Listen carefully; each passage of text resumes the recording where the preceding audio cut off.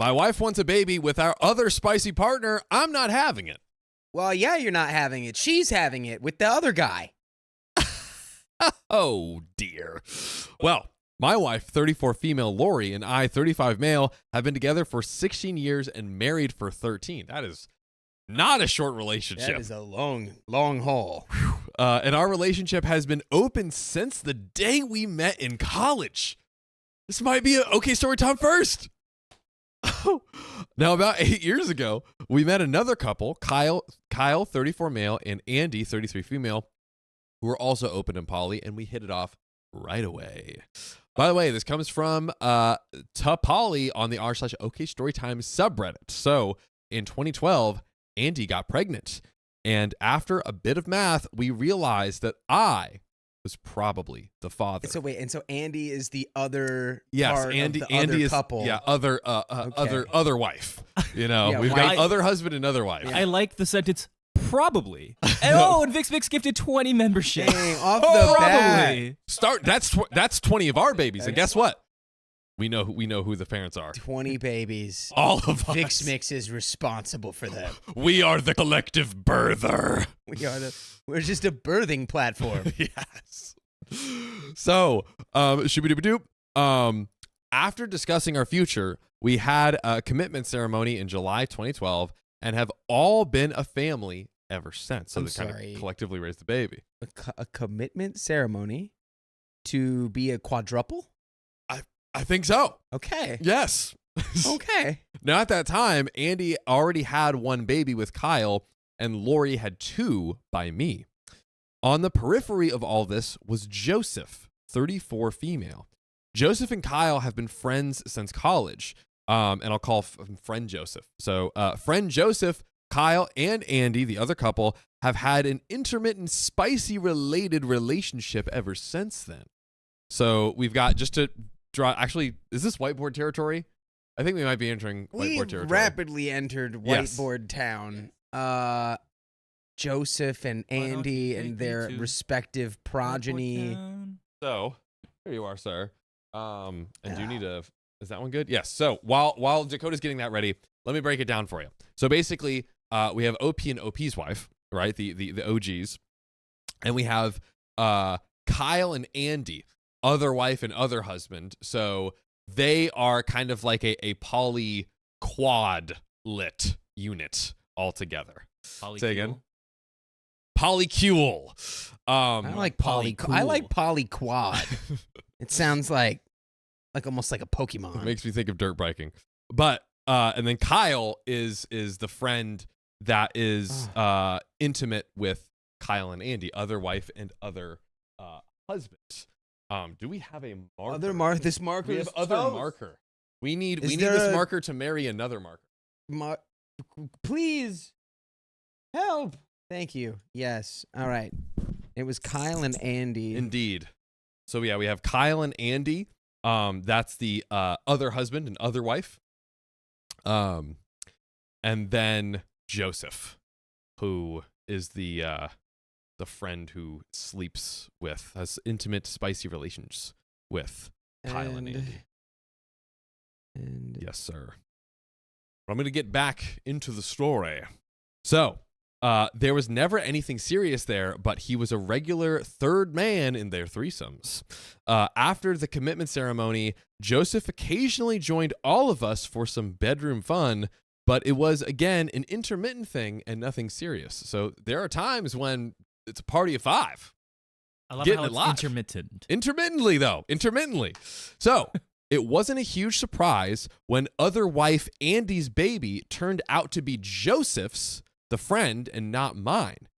It was still a surprise, but it wasn't a problem. Also, sorry. Let me make sure I get this right. wait, I think Andy is the yes, Andy is the other wife. Andy is the other wife because Lori is OP's wife. Okay, there we go. and he had baby. And he had a baby. I wrote this upside down. Okay. He crushed it. So, Really, the only ones that's bad is Joseph. Joseph looks pretty rough. So About a year after the baby was so it wasn't a huge surprise when other wife Andy's baby turned out to be friend Joseph's baby, not my baby. It was still a surprise, but it wasn't a problem. The baby was welcomed into our family, and friend Joseph became a more regular guest in our home. About a year after the baby was born, a few things happened that seriously changed things. As if we wanted more confusing details. Yeah, we haven't had any change so far. So first, both Andy and Lori, the wives, both got pregnant again. So we're pumping out 2 more of these things. Oh, do we know that the dad the guest star Joseph here, or is it could be guest star, could be main character? Are the babies getting like names and title characters in this show? That Sounds they've like somebody's created? gifting memberships. It's great. Oh, Yeah. This is literally gifting memberships right here. Gifted memberships to the Dude. to the quadruple family. IRL. As we later learn, Andy's baby was mine, so other wife Andy's baby was OP's. He's still here. Put an ICU in the comments if you see where this is going. Hold on. Uh-oh. We're lagging. We're frozen and chosen. All right, let's see how Can well you hear us? this Do we looks- need a reboot per se, or does it? that G is really backwards. Do we have a dude? God bless. I thought I was the worst at doing the whiteboard, Here we go. but and now I have a contemporary. Only when I'm doing it upside down, Right? Yes. Do we? Just because it's just the way it's happening. Do we have a solution, Sir Keon, for Lagville, USA? Looks like it's back. Looks like it's back. Is Ladies, yeah. Premiere still open on the computer? Keep letting us know if we're back, if it's glitchy, if it's choppy. I'm getting some choppy. I'm getting some back now. Please keep letting us know in the comments. Looks good now. So if you want to read that one last, Yes, sir. but I'll keep it. All right. Back to normal. Let us know. Keep Right. letting us know in the comments, and we shall investigate. But let me run it back a little bit there. So, he was hospitalized for nearly 2 months. Joseph was hospitalized for nearly 2 months, lost his job, lost his apartment, and needed a lot of help. We ended up moving him in as a temporary thing, quote unquote, to help him out. That was a year and a half ago. He's still here. Kyle is happy to have his old friend around all the time. And both women like him a lot. The spicy sleep is great between all of them, etc., etc. So, what, pray tell, might you ask, is the issue? Is it all the babies? There's a lot of babies. There is a lot of babies amongst multiple men. in a but 4 or 5-ish income household. I mean, hey, Maybe can handle the babies. What is that? A fink? I think. As a dink is a dual income, no kids, or this would be fifk because it's 5 income, 5 kids. Yeah, Or quad. 5 incomes, Quad. 4 kids. So 3 days ago, Lori was hinting that she needed to talk about something serious but didn't know how to broach it. After a bit of discussion, it came out. She wants to have 1 more baby. It was the babies. Cue the song by Daft Punk. Dude, you know what's funny? 1 more Time, baby. we're gonna birth them right now. Oh, yeah. You think after all these babies, they would start using, I don't know, contraception or just like be a little bit safer? They want them. I know they do, but it's like the fact that it's like They it's a want. mystery wheel. Whose baby is it? I mean, dude, that kind of makes it fun. But also, I love how this is being brought up as like, oh, this is an issue we need to address. I'm like, I'm pretty sure we have the solution. I'm pretty sure this is our strong suit here. This is a solvable problem. To be clear, OP's wife already has kids with OP. Yeah, at this point, I think we're up to 4 or 5 babies, and we want like a 5th or 6th. The quadruple. Yeah, amongst the quad. And then Joseph, I spelled your name so bad. It's okay, Joseph. Yeah, so and then now she needs 1 more. Joseph's genetics for her baby. That is what we're getting to. Okay. Spoiler alert. So she wants to have 1 more baby, and not just anybody's baby. She wants to have Joseph's baby specifically. She wants to go off the pill and have Kyle and me either abstain from having spicy sleep with her or use protection until Joseph gets her pregnant.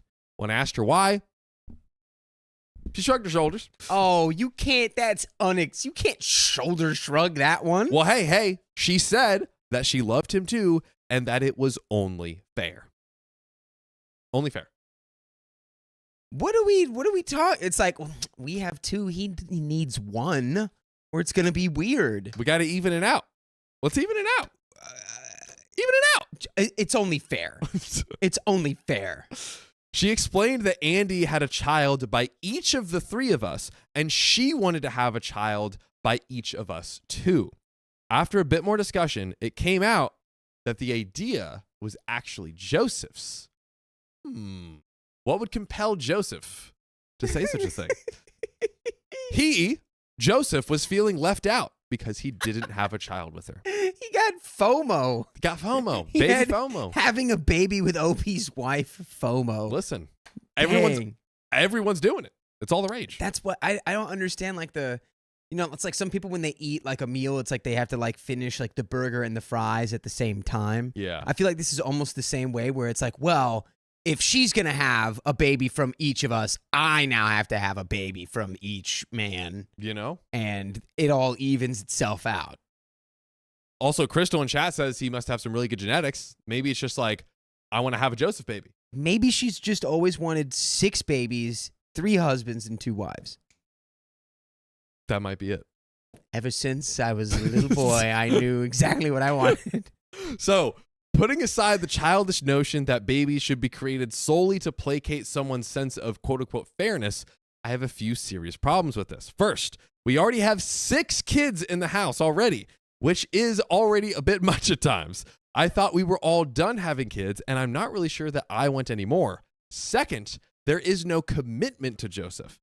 Where the rest of us have gone through a commitment ceremony to join ourselves together, he hasn't. But hasn't he, I don't know, joined his genetic material with like Andy's and made a baby with her? Listen, brother. That's kind of a commitment scenario. When we already have all of this stuff going on, I feel like we need Joseph locked in. We need Joseph. He's got to go through the ceremony. Yeah. To basically like a wedding, essentially, to lock it in. I just imagine them doing just like a secret handshake. That's all. They just go, all right, you're locked in. Butterfly. And by the way, that you're not legally required to pay us child support. Oh, no. But the biggest issue is also the simplest. I don't really like the guy. I never have. He's got this vibe and has always struck me as a bit untrustworthy. He honestly reminds me of a shady used car salesman. He also drinks too much, is a bit of a bigot, and has a personality that I find grating. Okay? I didn't object to him hanging around now and then because he was Kyle's friend, and I didn't have a problem with the spicy sleep because it was just spicy sleep. And I understood the history of their relationship, but now I'm wishing that I had. To be honest, I've long hoped that he'd meet someone who wasn't into polyamory just to get him out of our spicy sleep lives and relationship. When he moved in after the accident, I kept my mouth shut because they were just trying to be helpful, and the discussions about his long-term plans always alluded to the idea that he would be moving out again someday. When he really annoyed me, I'd tell myself that this was just temporary. Just temporary. That's actually such a really good like mentality to have, a this too shall pass mentality of just like, gotta just ride it out. Sometimes that's what you gotta do. I don't know if this is one of those times. But when you have a rogue Joseph trying to enter a 7th baby into the equation. Yeah, I think the most illuminating thing to me there was it was like I was just kind of hoping that he would like leave, right? Hoping, not communicating. Yes. I was just hoping someone would take him from our polyamory situation. It's like, you got to take your thoughts and put them out in the open. Communicate early and often before 7 babies. You got 2 wives and a husband. You need to communicate. We need to talk. So now I'm facing the possibility that this guy is going to be around forever. Now, Kyle and Andy love the idea and think that Lori having Joseph's baby is romantic. Now, Lori is looking to cement some kind of bond with him. I, on the other hand, seem to be getting angrier and angrier every time I see him, almost violently angry. I want to chase this guy out of our home and never let him in again. I want to give him the old 1-2 diddly-do square in his smug little face. I temporarily, quote unquote, tolerated someone that I disliked because I wanted to be generous and helpful and because he's the father of one of Andy's children. Now, I'm sorry. It's just like, I like how that was the last. It was just like, I just wanted to be helpful. And he's also the father of one of the kids that lives in my house. Yeah. It's like the footnote. It's like, oh, yeah. And also he like is the father of one of the 7 kids. Like, yeah. You know, it is what it is. How do you, sorry, but how do you explain this to the kids when they grow up? Like, you don't. So Listen, you have never mommy and then daddy and mommy and and then daddy and Joseph. Yeah. And they Is all that love each also other. daddy? I don't know. They love each other very much. And when mommy and daddy and Joseph get together, we have 7 babies. Yes. Does that make sense, kids? Does that make Does that make sense? Does that make siblings? sense? Is that friends? What the? And mommy and Where do we daddy go and with daddy. that? You know what? That's for. Let's figure out solutions now. Yes. So now, because I didn't want to be a wiener and co-sign a disabled man to homelessness, he's worked his way into our relationship and seems quite content to stay there forever. If this pregnancy happens, I know he'll never move out. How do I even begin to approach this? I don't really care if Joseph gets hurt in this, but every other solution seems to lead to the other people in my family being miserable, them being angry with me, or me living in silent misery. I can't see any way to resolve this that doesn't involve hurting those I love or hurting myself. Does anyone have any insights or suggestions? I don't want to lose this wonderful family that we've built, but every route I see seems to do harm. What would you do when every member of your family wants to include the new person in the family and you don't? We have relevant comments coming up. Mm-hmm. This might be Dakota and Keon and Sophia, the most conundrumist conundrum we have faced in 4 years of OK Storytime. You may think that, but I have a startlingly simple solution. I'm so scared. The floor is yours. Yeah, Are please. you ready? Are you ready? Look, No. Go. You just say dibs. Not this again. You just go, dibs. Sorry, I had dibs. And you talk to your husband and your wife, and you go, guys, I want him out. I have dibs on y'all. I had dibs. We did the On ceremony. y'all. I have dibs. Dibs on y'all is Dibs on y'all. crazy. Multi-dib. This is the first multi-dibs I've ever seen in my life. They if I'm being did honest. the dibmitment ceremony. They did. They dibbed each other. They dibmitment. They did the dibmitment. Okay. So breaking this down. Also, chat, please put your solutions below because I'd like to read them out before we get into the next part of the story. But I just want to point Sophia out. says veto. Sophia says Just says, veto. Just straight. But that's dibs. Yeah. That's what, we're on the same page. Okay. So basically, what I'm seeing here is I also want to flag how he was like, I was silent for so long and then I got angry, violently angry. It's like you are, by withholding and not communicating, you are like, kind of festering and kind of growing these feelings of anger, which could turn into something really bad.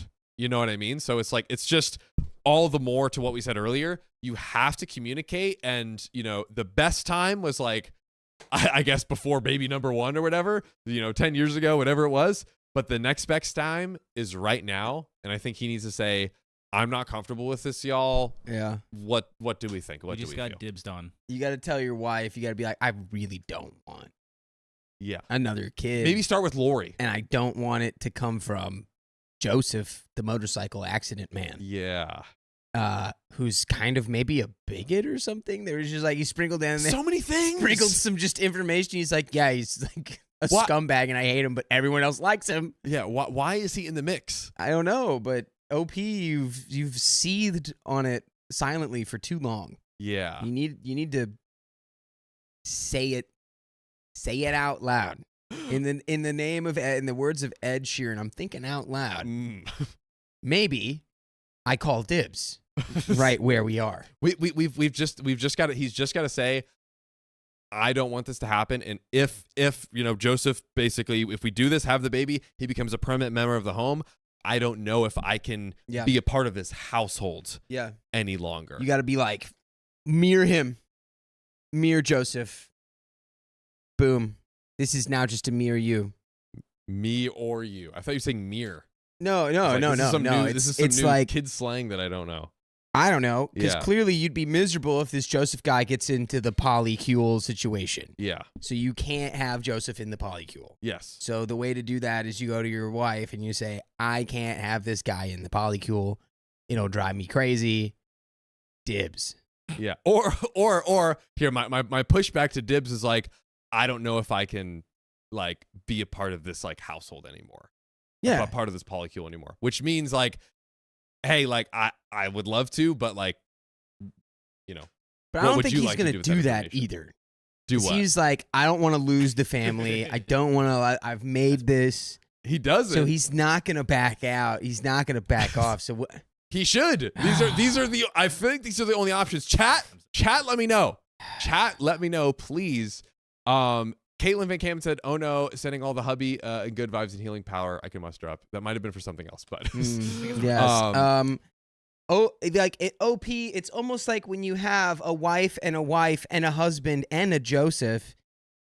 That's one too The many. order of magnitude in terms of confusion in your relationship Yes. goes wee. yes. Goes Talk. up.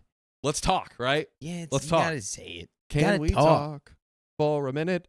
To the relevant commenters on this story. Thank you. I didn't realize until I read in your post that I really do hate the guy now. I know, I'm not sure when that happened. A few days ago, I just disliked him a lot. Since learning that he wants to have a baby with my wife, that dislike has been festering in a pool of anger and has grown into something quite a bit darker. The more I think about it, the angrier I get. The angrier I get at myself, at him, at the whole situation. You're right that I need to have this discussion and get these things out there. Yes, keeping it bottled up isn't healthy and it's making things a lot worse. I don't want to hate this guy. I don't want to hate anybody, but keeping it bottled up is eating me alive. So for my own mental health, I need to get this out there. So I think this was a relevant comment from none other than the OP himself. Do you agree?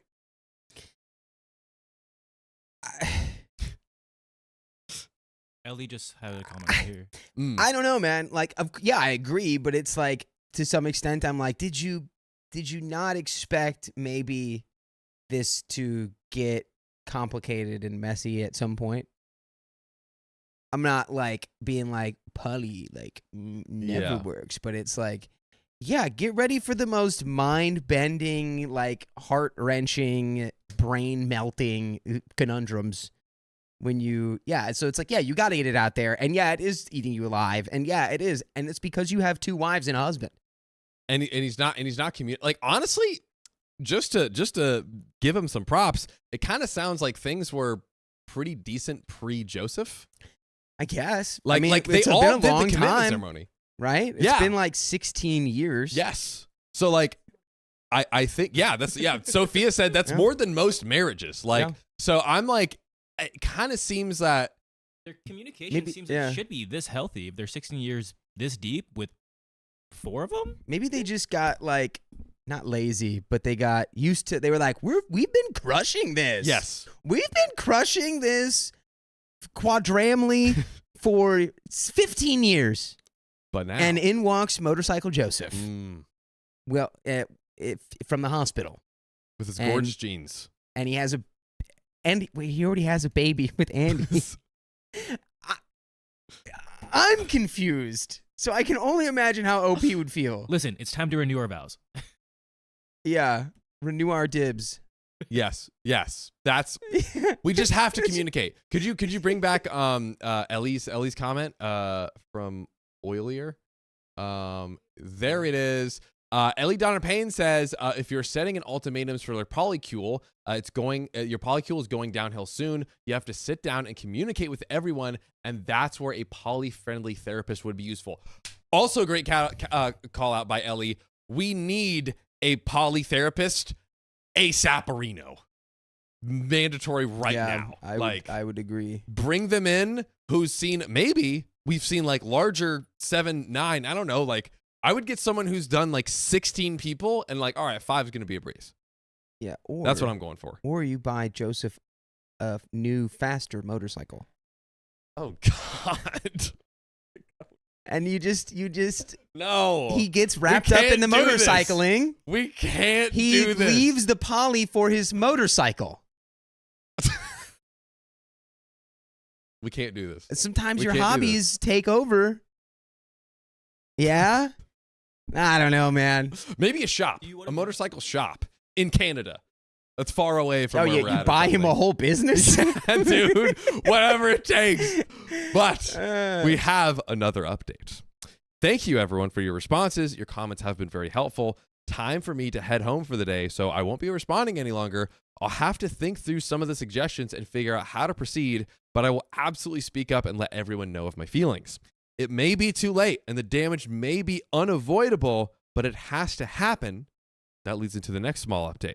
After I got home, I told Lori that we needed to talk and that we needed to seriously discuss some things before there was any more talk about babies. I told Andy and Kyle, the other wife and husband, that we needed to have a meeting in the morning to discuss Joseph, but didn't want to go into it tonight because he and the kids were already home.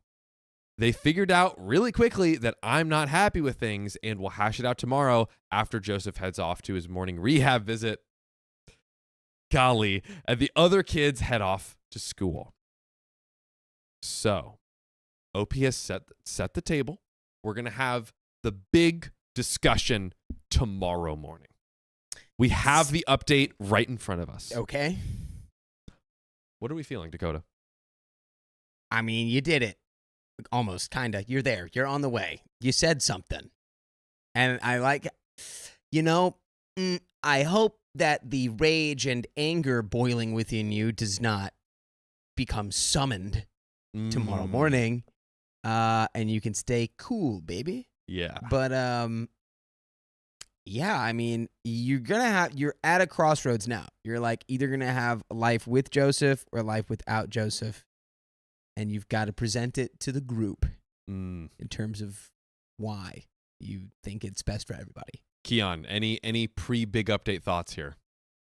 Honestly, my brain is still so confused, and I'm like, we're sending the kids to school. I'm like, what are parent-teacher conferences like? I'm very confused. I'm very worried about the kids because, like, obviously this is fun for the parents and what have you, but the kids, I'm just like, what? Yeah. What about the like? How does this affect the children? Like, yeah. I mean, I guess they'll almost always have at least one mom and at least one dad. Yeah. With all the people running Do around. they like Uncle Daddy Joseph? I don't know. But Uncle Daddy Joseph? Uncle Daddy Joseph. I don't know. Yeah. Maybe not. I don't know. They might not even have a real like relationship with him yet. Imagine being those kids though, where it's just like, I talked to mom and dad, so now I'm talking to other mom and other dad to see if we can go to the mall. One of them has to say yes. You can get anything you want. Yeah. You have 5 chances. Statistically, Statistically, it can work. anything's possible with. I feel like this is like an episode of Shark Tank. Like you just go, all right, sharks, here's my pitch. This is so much worse than So Sophia says it's a full house mommy, episode. Friends. Oh, but ladies and gentlemen, there's only one way to discover how we unravel this entanglement, and that is this next update. So I began by clearing the air about my feelings for Joseph. I reminded everyone that he and I have never gotten along and that I've always viewed his presence in our home as a temporary thing.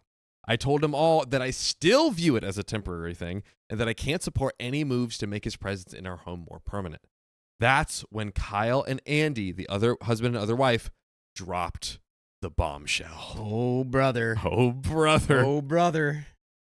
What is it? Start guessing now, chat. Joseph's getting married. It's outside. He has a whole other family. Dude, he has a whole other polycule of 5 kids and 5. Oh. Where they're consolidating cules. They're merging. It's a merger.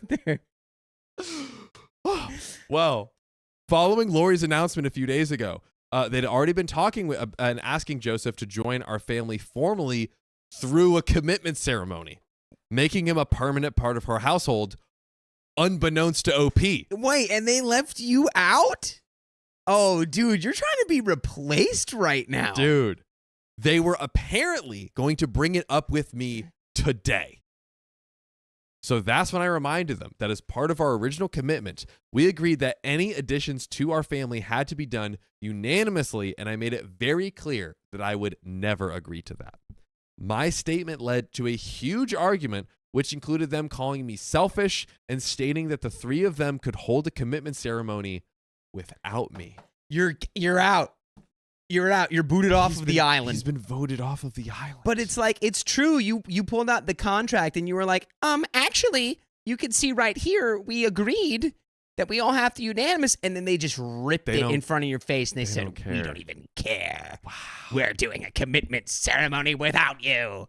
Which, as just like gut-wrenching as this is going to be for OP, it at least I feel like makes his path very clear.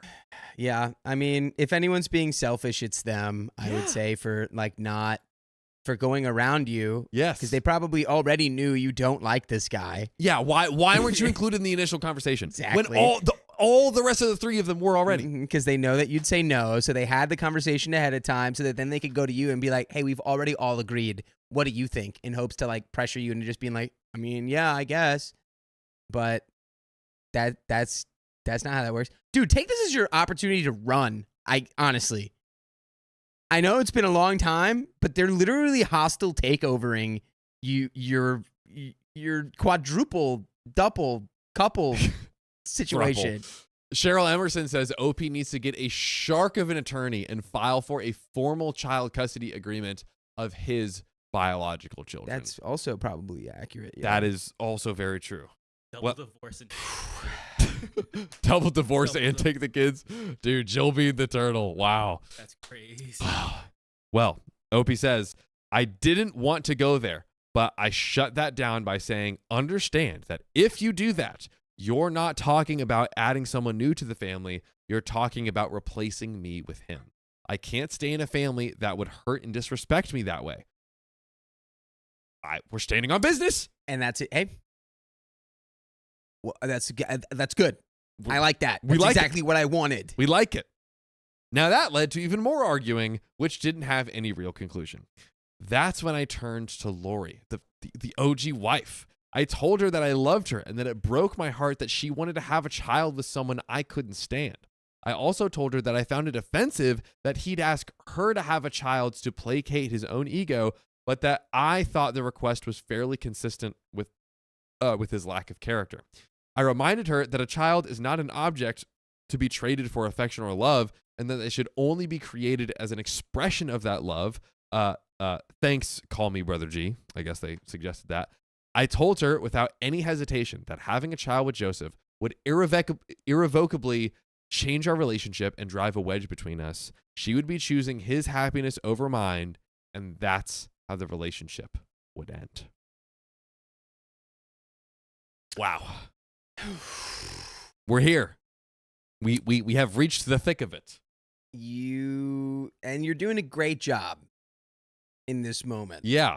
I think. He is standing clearly up for yourself. He is clearly stating what his wants and needs are, and like what he will do if she does choose to go forth. Yeah.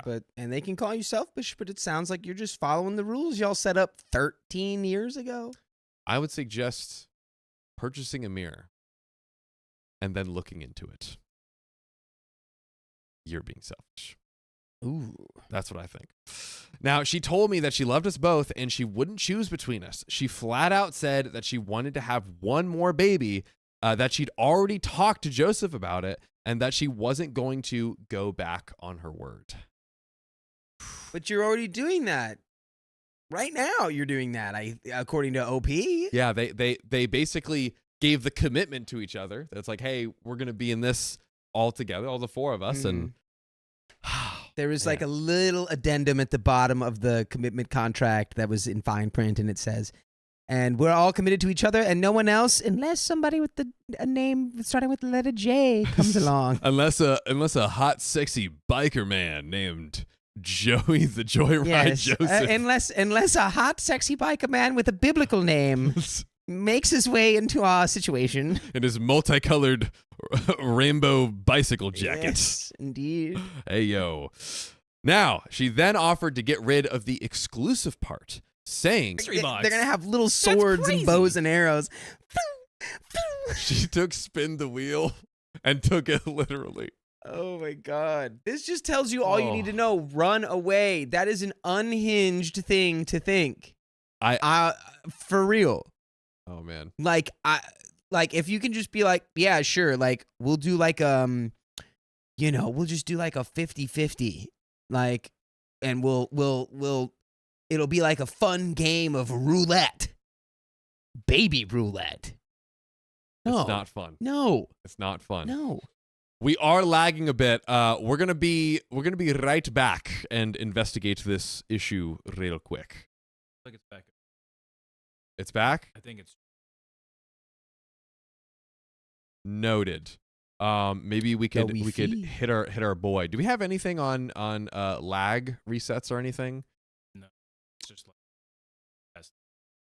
Gotcha. Let me make sure. Yeah, let's hit up our boy Riles real quick and see where he's at. Keep letting us know in the comments chat if it's back. We will rewind a bit there to make sure that we caught all of that. Yeah, keep letting us know. I've seen a few comments. I think that it's still laggy a bit, but most people are seeming to say that it's looking pretty good. So we're gonna wind it back. We'll get Riley in here to batten the hatches. So let's rewind a bit and then get back into it. Shooby-dooby-doo. I'll go back just to make sure, even further back, just to make sure we don't miss anything. So she flat out said that she wanted to have one more baby, that she'd already talked to Joseph about it, and that she wasn't going to go back on her word. She then offered to get rid of the exclusive part, saying that she was willing to go off the pill and have spicy sleep with the both of us, letting fate decide the baby's paternity. I told her this was unacceptable, reminded her that I'm her husband and family, and he's not. I said that in not making a decision, she was actually making a choice. Which, fair. Yeah, inaction is, in a way, an actionable decision to do nothing. Oftentimes when you don't pick a side, that communicates exactly which side you're on. So I told her that I'd be more than willing to have another child with her, but that having a child with Joseph would be the end of us. And then I went to work. The discussion didn't really change anything or lead to any firm decisions, but the information is now out there and everyone else knows where I stand. We'll see where everything goes from here. And we have that second update. We know we have the answer to where things will go. But Decoder, my goater, talk to me. I mean, what is there to say? You know, like when you have a situation like this, things are gonna get complicated at some point. I guess they didn't get too complicated until 6 children were born and a man moved into their living room. Yeah. That Andy then had a baby with. And now Lori's like, I kind of feel like I'm missing out on that Joseph baby train. Want to get in on the action.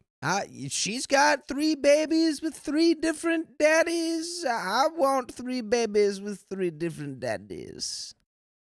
Fair is fair, bro. I'm just like, I want to go into the woods and live in a tent. If I'm OP, I'm like, I'm leaving town. I'm not coming back. Yeah. And when I do come back, I'll be taking custody of my children.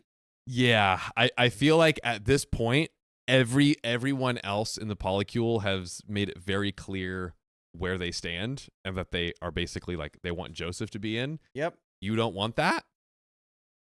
I think time to remove yourself from the situation, restart, hard reboot, hard refresh, and then, like you said, go back and get custody for the biochip. Maybe at the same time, you're carving out space for yourself and maybe moving out, and then also starting to work on that custody case for the kids. I guess one pro is like, dude, who needs to worry about 50-50 split when you got 5 parents? Like, Yeah, I mean, I guess Is it fourths now? all the kids will have plenty of attention Yeah. from their parents, I guess. Is that like a It's- I don't know. 13, Yeah, it's 13, crazy. 13, 13, 13? What's 100 divided by 5? Like, what's that percentage of custody? 20. 20. 20? So stupid. Yeah, 20% parent, 100%. What the hell's going on? What the what? Yeah.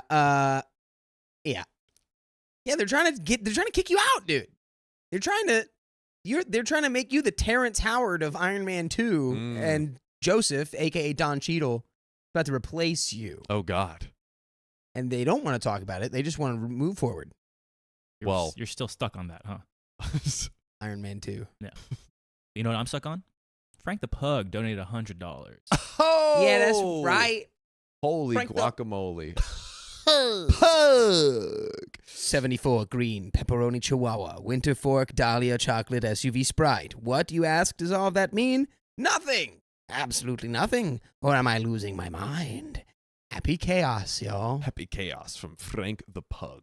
I'm sorry if I woke up any sleeper cells in the chat. Yeah. And just with like that with that hidden code. Someone's just at home like Activated. and they're gonna wake up in like a black site somewhere and interrogating a suspect. It's the sleeper cell of this family. They have like 15 children that have just awoken to rise and be an army. All the kids All the are the kids. sleepers. They just awoke all the kids to their sleeper cell code. Oh God. Well, Dang. ladies and gentlemen, let's get back to this sleeper cell and see what happens. Ladies and gentlemen, we've weaponized an entire family of children. Let's get back to the story. We've done it. So, in the day since my last update, a lot has happened. Some things genuinely surprised me, and it looks like my family will be changing a bit. However, things appear to have settled down. I should mention this will be my last update. That may or may not be true. I mentioned to Lori that I'd been discussing our situation on the Reddit Poly group, and she wanted to read it. After bawling her eyes out as she read through everything, she apologized to me for everything. Oh, so it just took a little public shaming? A little Reddit mob. A little Reddit mob public shaming, yeah? Avalanche. We spent the night together. No spicy sleep, just holding each other all night. I also imagine their bed is like the Seven Dwarves bed, where there's just like, it's just a bed that's like 40 feet long. The Charlie and the Chocolate Factory bed, Ugh. Sophia said. That's it. Well, that's just a normal bed. That's a big bed. Oh, God, it yeah. combines into a mega bed. The sleeping situation. Oh, God.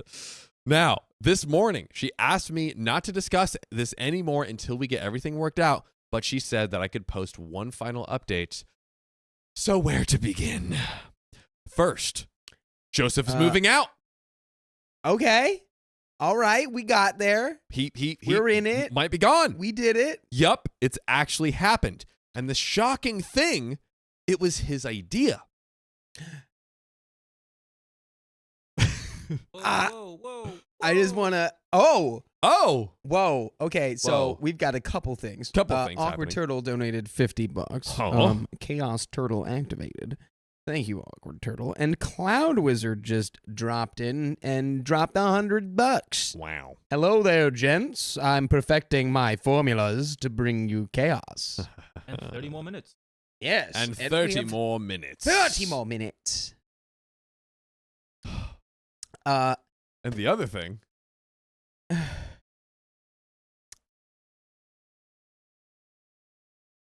Did somebody get him a new motorcycle though?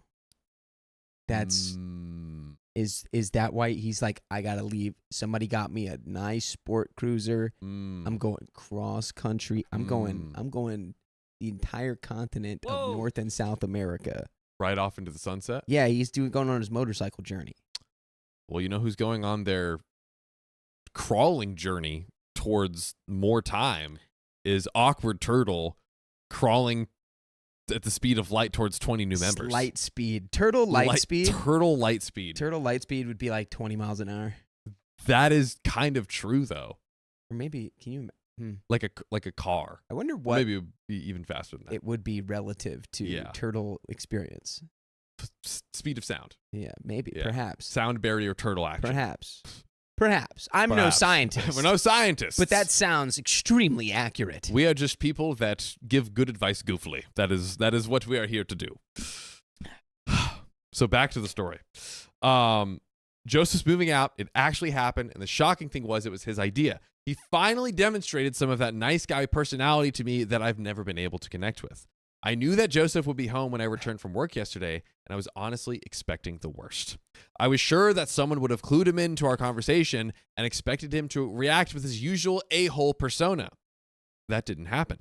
Instead, a few minutes after I came home, Joseph walked into my room, asked me to join him in the backyard for a conversation. I was expecting a fisticuffs, but got an apology instead.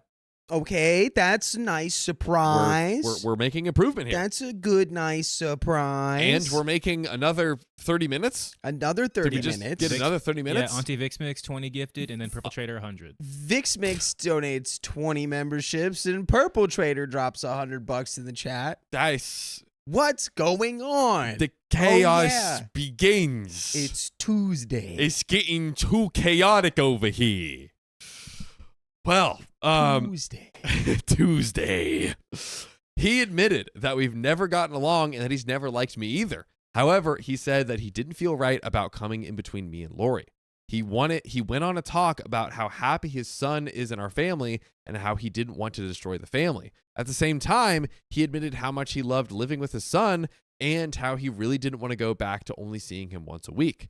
I had never thought about that. I'm sorry. You had never thought about that? You'd never thought about how he's like, I like my son that I live with now, that I had with one of your, well, I guess it's not really his wife. It's his buddy. It's the other wife. The other way. It's not his. How do you even say that? Look, I don't know. This is ridiculous. The further this story goes, the more ridiculous it gets in ways I wasn't anticipating. But you know what? Joseph's kind of having his, his arc over here. I mean, is it an arc, or could this have just happened at any point with a conversation? He literally goes like, yeah, I mean, I've always known you don't like me either. And I just decided, like, I don't want to blow up the kid's family. And I'm just trying to think, like, yeah, when we're in the bedroom, I just see you glaring at me, giving me this, like, the 1,000-mile death stare, Yeah. Yeah, he's like, every time I walk out of your wife's bedroom and I see you standing there in the hallway, it makes me uncomfortable. Sometimes they're all in there together. This is, you know what? Shout out to anyone who's made it through. Hey, you know what? Can someone send in a story of a successful, like, 5+ person polycule? Yes. And tell your success story, because Please. I want to know. I mean, yes. Inquiring minds would like to know. Is this technically a success And don't make it story, up. though? That, you know what? That might be where we're headed. It sounds like it. Yes. It sounds this successful. could be that. This could be that. But I think we were all wrong about Joseph. Sounds pretty chill. Joseph, but is he? We haven't seen anything other than OP being like, yeah, he's a bigot. And there might be so an far he's unreliable just like narrator. I don't know. Yeah, I just want to, like, live here with my kid, and I've enjoyed doing that. But I guess if it's gonna mess everything up, I'll leave. I could see it potentially being either way, where, like, OP sounds very angry, but then this I don't know. I think right now I'm gonna choose to go with OP's POV for the time being, but maybe we'll get some new information. In the end, he proposed a solution that I accepted. There's a nice apartment complex about 2 blocks from our house, and he wants to get an apartment there when he lands a job. He's pretty good at what he does and already has some job leads. Whew. So he anticipates that's going to happen soon. He can visit our house whenever he wants during the week. I'm at work anyways, and he can spend up to 2 nights a week at my house to be closer to his kid. If he does it right, that means he could still potentially see his son 7 days a week while I only have to deal with him for 2. Okay. We're working it out. It's a great solution that gives us both what we want. He's already told Lori that he doesn't want to have a baby with her. So now that is also off the table. He admitted that he wanted to have a baby with Lori, but didn't want to put her in the middle of a conflict over it. And then we had an adult soda together. And then we had an adult soda together. I'm sorry.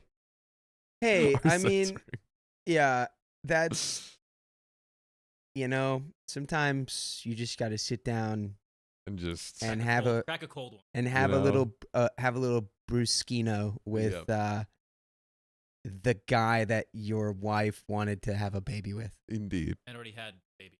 Because he's already said no now. He said no. Sometimes you got to do it. Sometimes you got to make it happen. You know what, though?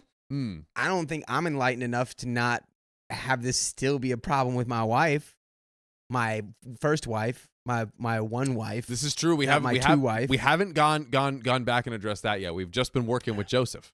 We've just been working with Joseph. By the way, Keon, did we get a visit from our new friends? We got a visit. We got a visit. Okay. Welcome Oh. everyone who is here from the wonderful AV7, our good friend. So we read the craziest stories on the internet around here. We give good advice goofily on the relationships that matter most to us. So I know you might be used to juicy court cases, but my God, do we have a juicy relationship story for you to fill you all in. Basically, we are dealing with a polycule, aka 5 people in one relationship. Yeah, and this is what it looks like That's right what now. it looks like. That's what it looks like. To put it simply, that's what it feels like. To put it simply, there is one out of the 5 that was kind of ruining the mojo between the group, Joseph. Yes. He wanted to have a kid with OP's wife. It was a whole mess. Now OP and Joseph are kind of reconciling and figuring out what we want to do. So buckle in. We are getting the solution with Joseph, but we have not figured out the solution with wife Lori yet. So let's dive back in. Oh, I'm gonna give Sophia the. Sophia's taking the whiteboard. board. She's taking over. So I didn't even complain when he handed me one of his piss water Coors Lights. Typically, Hey, put some respect on it, huh? leave Coors out of this. Leave them alone. All right. Totally not kidding. This guy really does fit certain stereotypes. My low opinion of the guy went up a notch. As for Lori, again, this is the author's wife, ladies and gentlemen. She was a tearful mess for most of the day.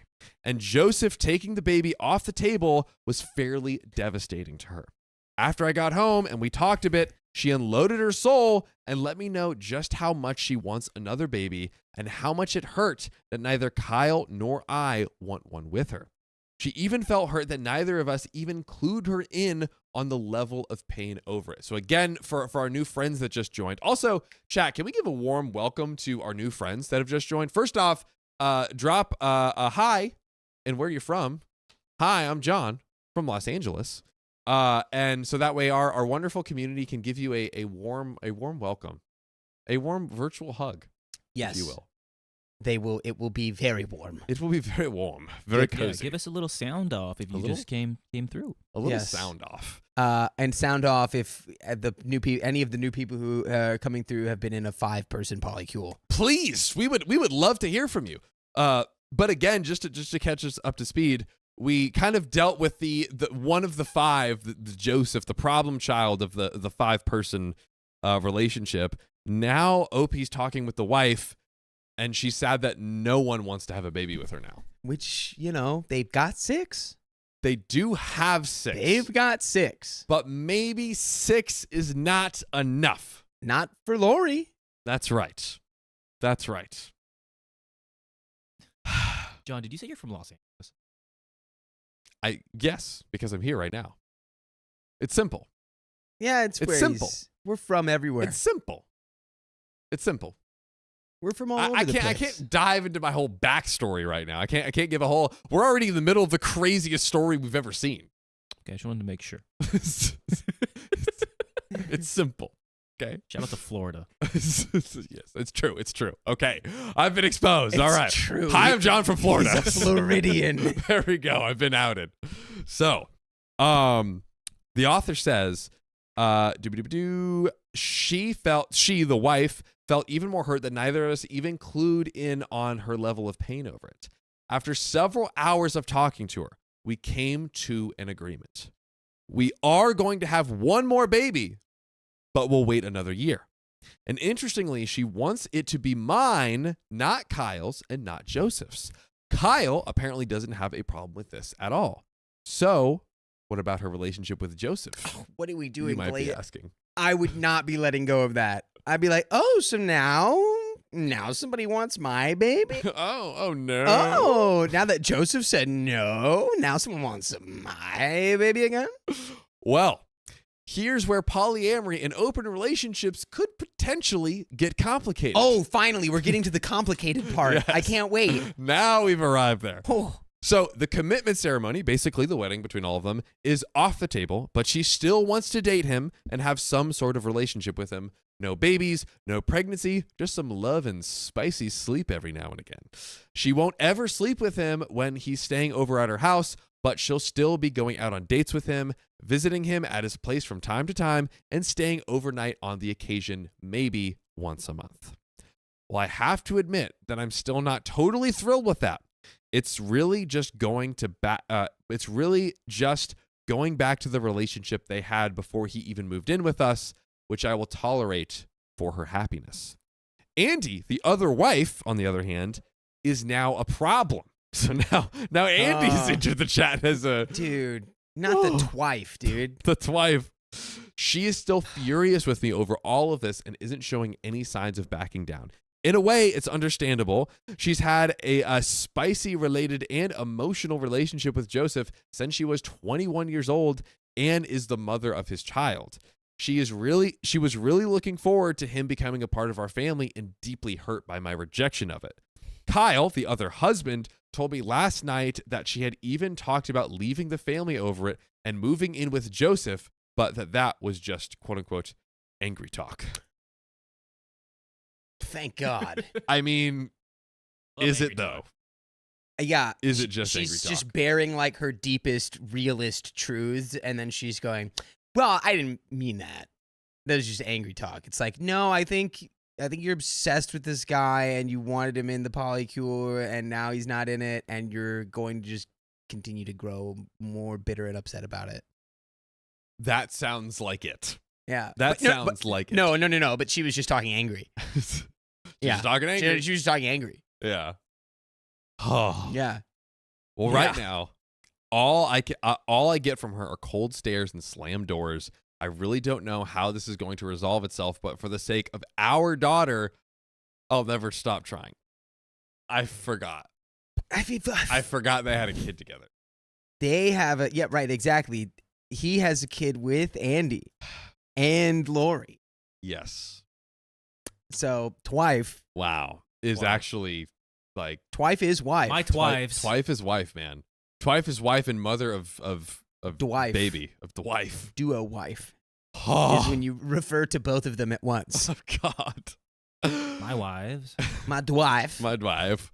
So now I put her in the middle of a fight between the fathers of two of her children, two men she loves, and she's furious at me for even forcing the choice. It may take some time for both of us to work through it. Again, though, they did this. They went behind your back. Yes. And tried to be like, get this guy into the group and basically strong arm you into saying yes. From all we can tell, it was them basically kind of plotting behind your back off to the side because all of them told each other. It wasn't just other wife and other husband. Right. You know. Twife and Twusband. Twife and Twusband. Now, Kyle's a bit of a different story. He admitted that he knew Joseph and I didn't get along and apologized to me for not talking to me sooner and making sure that I was okay with everything. Okay. He apparently blames himself for the arguing, thinking that it was his job to run interference since Joseph was originally his friend and I'm a life partner in his family. I told him not to worry about it because it was my fault that I didn't bring it up myself. Boom. Then, correct. Yes. I liked that exchange.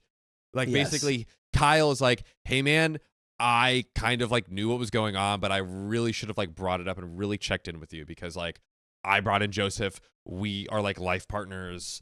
And he's like, you know what? I should have also brought it to the table because I was the one that was upset. Yeah. Yes. This is good communication. Correct. And W exchange. Really quickly too, Yes. for anyone who's just joining in, this is a 16-year-long dynamic that has been built since like college for all four of these people. Yeah. So just a little context on top of that. This isn't like it's like we're like 22, like figuring out like how things work. It's like they've been doing this for almost 2 decades.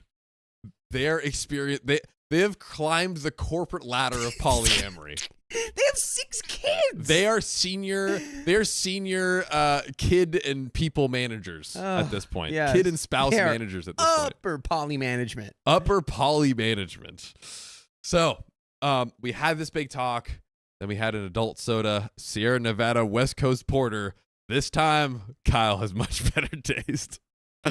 So with all that, I'm going to wrap this up like you should have before. Cha-ching. I'd like to thank all of you for your insights, your commentary, and for putting up with my venting. Posting here gave me a place to mentally work through some of these issues before I broached them with my family, and probably saved me from making some very ugly comments and choices.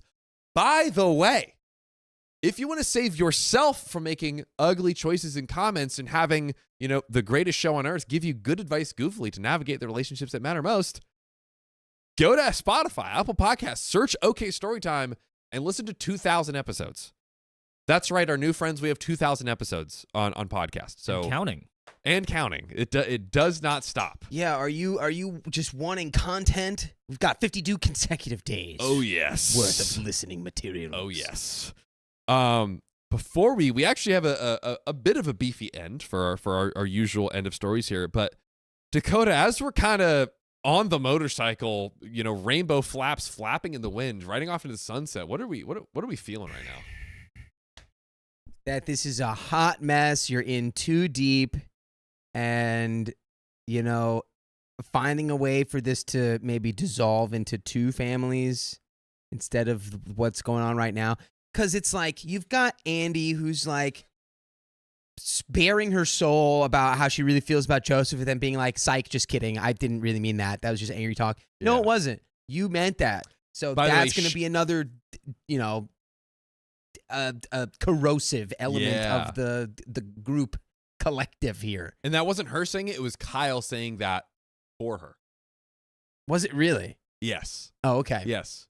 Also, shout out to Cynthia Dorenzo. AV7 sent me. Guys, welcome so much. We're so glad to have you here, growing our little family and our little collab. Welcome in. Why are your fist up? Because I did that one. I get it. You're a Mighty Morphin, but yeah. Oh God! I mean, like, they did it really well for almost. There was a lot of untangling. For a decade and a half. There was a lot of untangling that took place. I think, to your point, the one thing we haven't addressed is Andy, right? I think that also I just looked over at Sophia's insane masterpiece of a breakdown right now. She's literally summoning something crazy right now over there. Yeah, I think while we salute the insane amount of untangling, we have made a lot of progress. There still is one knot that is just bound up tightly that we need to. Yeah. Well, it's all just Joseph. Well, now I feel like it's Andy, because Andy's like mad at him. I feel like, but it all goes back. Yeah. Andy's mad about Joseph not being there. Yeah. Right. And then it's like his wife. This is true. And then Lori, his wife is like, I'm still gonna see him every day when you're at work, and then 2 days a week he'll sleep here, and I'll go on dates with him. And then OP's like, I mean, it low-key is driving me a little insane, but I'll make it work for her. It's like, you were literally telling us earlier in the story that you were just the thought of this Joseph guy like being in your house all the time was driving you to like legitimate rage and like uncontrollable anger. And it's like, that's not going to go away, buddy, just because now it's happening not in front of your eyes. Well, we do have a little bit left in the story. It is a good little chunk. Let's see what happens. Run away. I genuinely appreciated all of your responses, and I know that my wife, Lori, found many of your comments eye-opening and insightful as well. She loves the thought that we're a tribe. Because someone requested it, we may come back and do an Ask Me Anything at some point about the emotional and family dynamics of living in a large poly/tribal household, but we need to finish working through the current situation first. Much love to all. And OP on his feelings for Joseph after the fact now. OP says, this has raised my level of respect for him a bit, and I'm trying to move past the resentment this situation created. When Joseph and I were talking about not liking each other, we both agreed that if nothing else, we both needed to be respectful of each other for the sake of the kids and the other members of the family. I brought that up. He fully agreed. Neither of us seems to want any kind of open conflict or competition in the household, though when I asked him to talk to Andy, the other wife, last night, to get her to sit down and have a conversation with me, 2 days now without a word from her, is getting the silence treatment, his blunt response was, "You broke it, you fix it. You broke it, you fix it." Okay. I don't think he broke it. Again, they broke it by doing all of that behind OP's back. Yeah. And then OP was like, hey, remember the rules? How it has to be unanimous? I ain't voting yes. Yeah. And they all went, that's not fair and you're selfish. And I love Joseph so much. But that's not how the rules work. It's not how they go. There's rules. There's a rule. And the rule is don't marry Joseph and abandon everyone else. Yes. Oh, we have a delivery. We have a delivery. We have a delivery that is at the final, the 11th inning, the full, in all of its glory, entanglement that is OP's family. Please feast your eyes upon this. So Lopi has two babies. Yes. Lopi has two babies. Yep. And OP has a baby. Yep. Lyle has a baby. And then there's a Jandy baby. And also Joseph and Kyle are best buddies. And yeah, let me. There we go. Thank you, Sophia, for the breakdown.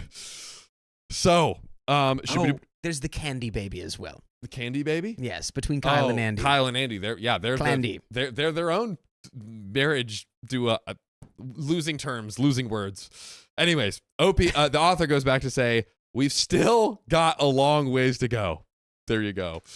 And on why Joseph did what he did in the end, I wouldn't say that I like him more, but I certainly have a bit more respect for him. He made it pretty clear that he was doing this for his son and that he was putting his son's needs before his own. I'm sorry, that's still like, I'm hung up on the fact that OP didn't think about that at all. And yeah, he has 6 kids in his house. Yes, that should have been. I think he didn't communicate so long. His anger festered for so long. He completely didn't even think that's an innocent child. You know, it just makes me like wonder, like, what are the kids even for? And it's like his wife is like, no, I have to have a baby from you and from Kyle and from Joseph so that I can have 3 babies. And it's like, what are they? They're like collectibles at this point. It's like. Which was OP's point, I think, about like, hey, we shouldn't treat babies like collectibles. Yeah. It should be because, we both love each other. And... yeah. Oh, man. So his kid has a happy, stable life, and he wants to keep it that way. When he realized that he couldn't have what he wanted without also screwing up his kid's life, Joseph put his child first. I have an enormous amount of respect for that decision. So we went from a bit of respect to enormous, apparently. Yeah, dude, this guy likes Joseph. Yeah. This guy's... He likes him. He's falling for him. He likes him. His Joseph's entire solution really revolves around his son. It keeps him involved with his son's life on a daily basis. It puts him just around the corner so his son can visit him constantly, and it reduces strife in his son's household, thus giving the kid stability. I understand where it's coming from too. I mentioned in the original discussion that he'd once liquidated his investments and retirement accounts to buy his sister and her kids a house after her husband walked out on them. Joseph is a deeply complicated man. Is he a bigot? Is he also, selling everything he owns to give his sister who loses her life a house? Wow. Complicated character. We've read precisely 0 examples of Joseph being a bigot. And we've read exactly 1 example of him selling his entire life to help his sister. Ladies and gentlemen, we need to poll this. Team Joseph, Team OP. Honestly, would the polycule Team be Joseph, better with Joseph in Team it OP. instead of OP? I'm doing Joe or OP. Joe or OP. vote in the chat below, 1 or 2. All of our new AV family. We do these votes. You can vote 1 for Joe, vote 2 for OP. Which team are you on? This was an Edward Jacob type situation we got going on right here. So, but back to the story. The guy Joseph came from a fairly broken, unstable home and wants better for his children. When his sisters was facing the same situation, he was saving her kids more than he was saving his sister. When his own kid was facing a self-destructed family, he pulled himself out of it to put the kids' well-being first. I don't know that Joseph and I will ever be friends, but my anger has largely faded, and I wouldn't say that I hate him. I have a lot more respect for him than I did before any of this happened, but I think we're too different to actually like each other. As I said in the original post, he openly admitted that the feeling is mutual. My only regret is letting my original wife, Lori, read the other thread and she saw the word hate there. I've never used that word in an actual conversation over the past week, but Lori did mention it to my other wife, Andy. Looking back, I think the hatred, a reaction to be stuck in the middle of a situation at the time, and I absolutely don't feel any hatred towards him now. Still, it's hard to unsay a word. And our word is that the story is over. Yeah, it's so hard, it's impossible to unsay a word. It's literally impossible. Once you've said it, it's said. It is said. And we are, might I just say, chat is almost 50-50 split. 44% for Joe, 56% on Team OP. A lot were saying 3, which was pretty much neither. It wasn't an option up there, but a lot I saw not like overbearingly the votes over here, but like there are a lot of people were saying 3. That's fair. You know what? Just some closing thoughts here. A lot was untangled. OP did grow and communicate. Joseph did a lot of communicating and navigating and trying to prioritize the son. We've still got some stuff to entangle, but I think they might be able to figure this out. Joseph did the right moves. He did. He literally was like, look, I'm just going to remove myself from this whole situation because I just want my son to not have a crazier life than he already has. Yeah. So, yeah, I'll get out of here instead of having a baby with your wife. And that's what he did. So, I don't know. I'm Team Joseph. Unless he's like a, horrible racist. Yeah. Which was kind of like dropped there at the beginning. Just it was like a little sprinkle, and then we never got any additional context whatsoever. Brought up where he's like, yeah, I hate the guy. He's a bigot. And then just like never explained any further. Yeah. But, yeah. Communicate when you have 2 wives and another husband and a Joseph in your situation. Yeah. You got to communicate. A whole lot of kids involved in that mix. Whole lot of babies. You got a football team. Football team. Speaking of got to do and it. A whiteboard. You got a whiteboard too. Dang. Decoder, is that the... We got... Wow. Oh, my Lord. Ladies and gentlemen, we have the donos of the stream. Oh, my good Lord. And my good man, Dakota. We've actually hit... Have we hit it? We've hit some of these. I'm taking off the ones that we've hit. Yes. But my good friend, could you start us off? Yes, Mogary. Mogary. You've been a member for 8 months. You're 1 month away from your baby month. Hello, OK gang. Time flies so fast when you're having fun. Ain't that the truth? Ain't that the truth? I wonder if the 13 years in that polycule flew by fast. One can only imagine. Been having a lot of fun. And Annabelle, thanks for gifting a membership and growing our babies. Sarah Wilcox, thanks for the $2. Sarah says Tuesday. Indeed it is. And Vix Mix, the auntie with the 20 gifted memberships, giving us a mystery wheel spin coming up soon. We've got so many coming up. So many. Big Mommy Panda, thanks for the $5. I'm sorry it's been so long since I've been to a live. Life has been busy. I'm also sad that I might have missed it if you guys read my story from the subreddit. I was the one who was hit by a truck. I hope you enjoyed the story, though. I don't think we did read that. I don't remember anyone being hit by a truck. However, I'm sure it would make a great read, first of all, and I'm glad that you're okay. Yes. Yeah. We pray you're doing good. My goodness. Take all the time to recover. Yeah, it's just crazy. Yeah. Mine was the one where I was hit by the truck. Yes. Okay. And Vamper 1466, thanks for the $10. Thank you for the membership. I usually stream while I'm working and didn't notice I was gifted a membership 3 days ago. Super grateful for chat for making my 10-hour days shorter. Vamper, we got you. Let's go. With that membership, you can join us Monday, Wednesday, and Friday. Yeah.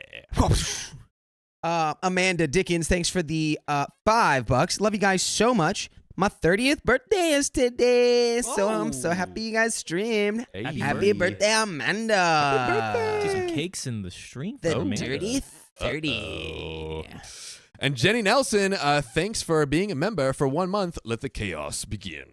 Zoe Carp, thanks for the $10. AV sent us over. Hey, Salute all my AV Focaroonies in the chat right now. And sorry, who was that from again? That was from Zoe Carp. Zoe Carp. Shout out to you. I've never seen that spelling before. It's Zoie, so it could be Zoe. Zoe. It could be Zoe. Zoe or Zoe. Ooh. Let us know in the chat. You Zoe. freaking rock. And then Sarah Wilcox, thanks for the $5. Thank you guys for the streams. I listen to you every morning at work. Shout out to you. Nice, dude. The daily listeners, check in. Checking in. Sound daily off. listeners. And again, from Zoe or Zoe Carp, welcome to the Nights. Welcome to the Nights. Is that our first AV transition over? Like this may be. Might have done it. You might the be AV the family. first to now we're starting a polycule. Of 1,000 people. 28 million person polycule. Let's see how we advantage. That's my goal. And then Natalie Noe, thanks for being a member for 11 months. These boys trying to figure out a real effed up polygamy mash. Yeah. Natalie, listen, it was tough, but gosh, diddly darn it if we didn't do our darndest. It was. I feel like we hit it. I think we did pretty good. Like we did it. I think we did pretty And good. again, whole thing could have been resolved if you just called dibs earlier. That's right. And Celtic Kit, thanks for being a member for 11 months. 11 months, but I know that I've been 11 months, but I know at this point I've been watching y'all for like 13 months. Yeah, get it straight, YouTube. And it's been great. Thank you so much for keeping me sane during my house rebuild. I got you. Oof, house rebuild will cause insanity. That'll do it. That's rough. Hey, somebody, thanks for the $5. This is our pack. We live together. How? This is my wolf. This is my poly wolf pack. Oh, God. I thought they were talking about chat. No, it's that. Yeah, wow. Gotta love it. Dakota, Christy says you're a cutie pie. Oh, thank you, Christy. Oh, Make no him blush. Look. Ooh, I'm seeing it. He's a cutie boy. Josephine, thanks for the 65 Swedish kroners. Take it one step further. Put the other wife's egg in OP's wife so she can have a baby with all 3 guys and the other wife. It's only fair. That's true. It's only fair. It's only fair. And if you refer back to the verbiage in the commitment contract, there's actually a subclause in there about egg transference. Wow. I would brush up on it. Please do that. Joseph. Golly. Ileana Pope, thanks for the $10. Hey, fam. Hubby is back in the hospital from complications from his arm surgery. I told y'all about it on the live. Okay.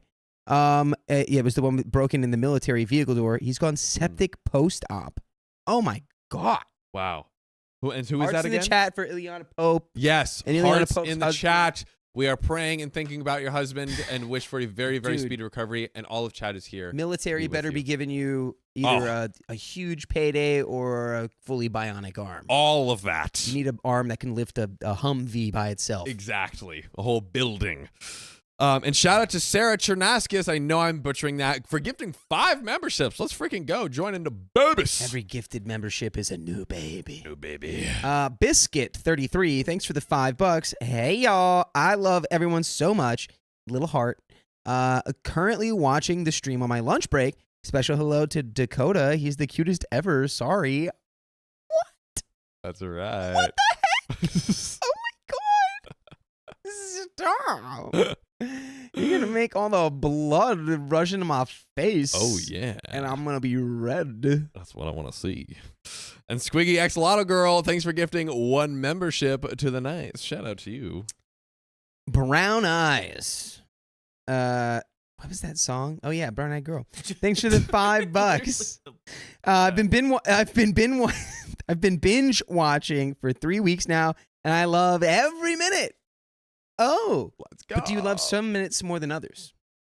Be honest. You can be honest. You can tell us. Tell us. We won't be mad. Tell us which minutes you really love the most. I will be furious. Who I will wants be to so spin angry.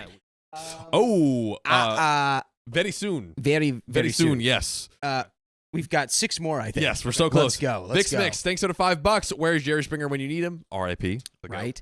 Frank the Pug. Oh, this was. Thank you again for the $100, Frank the Pug. This was Frank the Pug's sleeper cell instructions. There we go. 74 green pepperoni Chihuahua Winter Fork Dahlia chocolate SUV Sprite.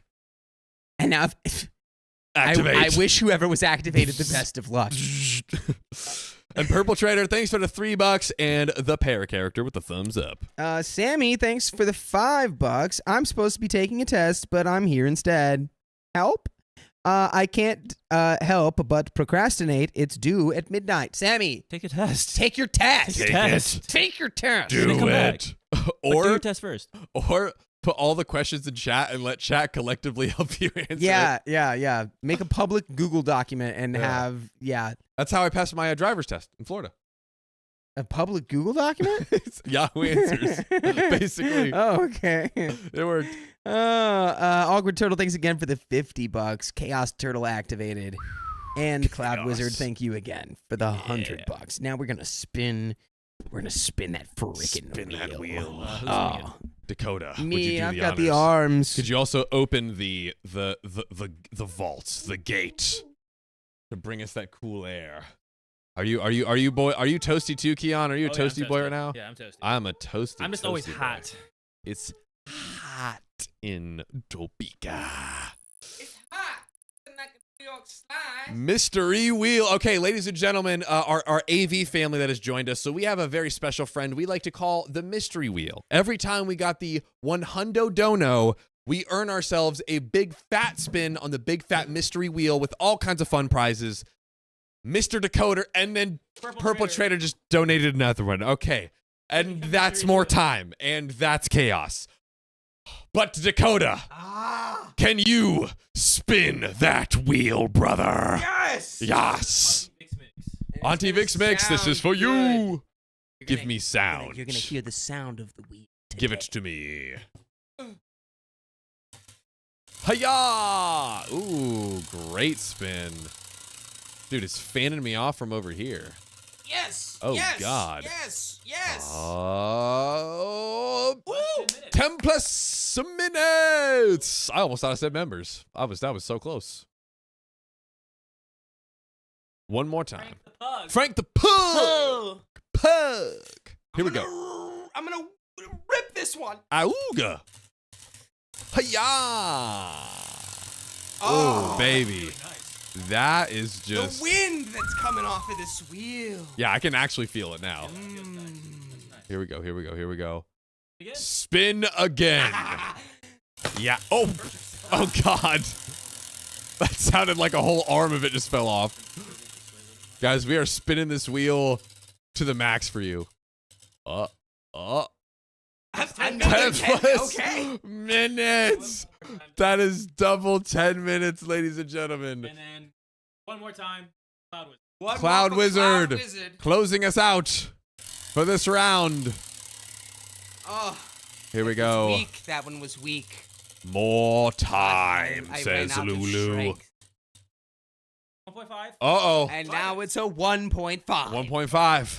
Okay, now I'm nervous again. Now I'm nervous again. Oh, brother. That's when the time on the bar it go uppy. It go up. 1.5 is on. 1.5 is on and Dakota's running to the bathroom, but Got 50 minutes. Forward. 50 minutes added to the stream. That's insanity. Almost as insane as a little birdie told me, Keon, that we had another little birdie carrying something to us all the way from Mystery City. Yes. It's mail time. Mail time. Mail time. Let me go. We just got a package, and I'm not gonna do any more of that song. Yeah. Here we go. I do not have opening utensils, but we are going to figure out. Need a scissor. Oh, we have scissors, and Awkward Turtle has donated 50 memberships. ladies. That's And that's 2, right? that's 2. That's 2 spins on the Mr. E wheel, ladies and gentlemen. So stay tuned for that coming up shortly. While I open up this here box of items for us. Hiya! Okay, that needs a cut. That needs a cutty boo. Hold on, ladies and gentlemen. Hold on, as we are getting to the goods here. Yes. Ooh. Oh, wow. Wow. Okay, ladies and gentlemen, I'm just gonna start showing some of these. So we got this. This, I believe, is in response to Sam was asking, like, oh, or Sam and Dakota, I think, it was like, oh, can we get some, like, fun, cool, like, foreign, Korean possibly snacks? Korean snacks. We've got Korean snacks. Those are And Korean. My goodness gracious, I don't even know what this is at all. Those are just boxes. They say non-frying on the side of It's it. just no fry. Some cookies of some sort. Are those the Oh, those are the little stick cookies. Oh, yes. Stickies? Oh, we got some banana chips. Oh, guys, it just. Oh my good lord! There is Pipiro. this, which looks good. Pipiro. I don't even know. There's these cute little pens. Oh, there's pens in there. Wow. We Wow. got the Korean care package. The Korean care package. Yeah. These look like little oh, honey. I think it's a honey, like a little honey, nugget A little braid honey nugget. type thing. A little honey bear. A little letter, which I'll get to in a second here. Some chocolate packets. I'm just gonna get a quick view of everything in here. Some jerky. Ooh. Korean jerky. Ooh. Oh, immediate yes. And then Korean barbecue snack bites. Fire grilled Go on your pork way. jerky. Oh, Riley just caught that. It was off camera. It was so great, and you guys Hey. missed it. Let me see if there's anything else. Oh, these pink little raspberry patty things. And was there anything else I missed? Oh, and then these kimchi crunchies. Very nice. Wow. So this is a insane care package. And by the way, I think this is one of 2 boxes from the same person. It's a yum. It's a yum. It's a yum. It's a yum. Ladies and gentlemen, It's pork jerky though. I'll eat it. here we go. So here is this beautiful card here. The outside says to OK family from Love to Eat.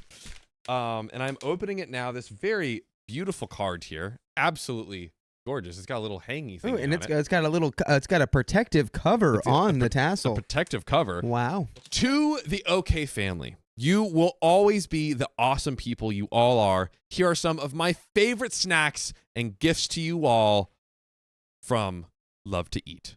Jamie. Wow. Thank you, Love to Eat. You're the Shout best. out to you. And then Love to eat. We love you. a cute Aw. stickers. Oh, what? Cute stickers. We got sticker packs. Dude, this is great.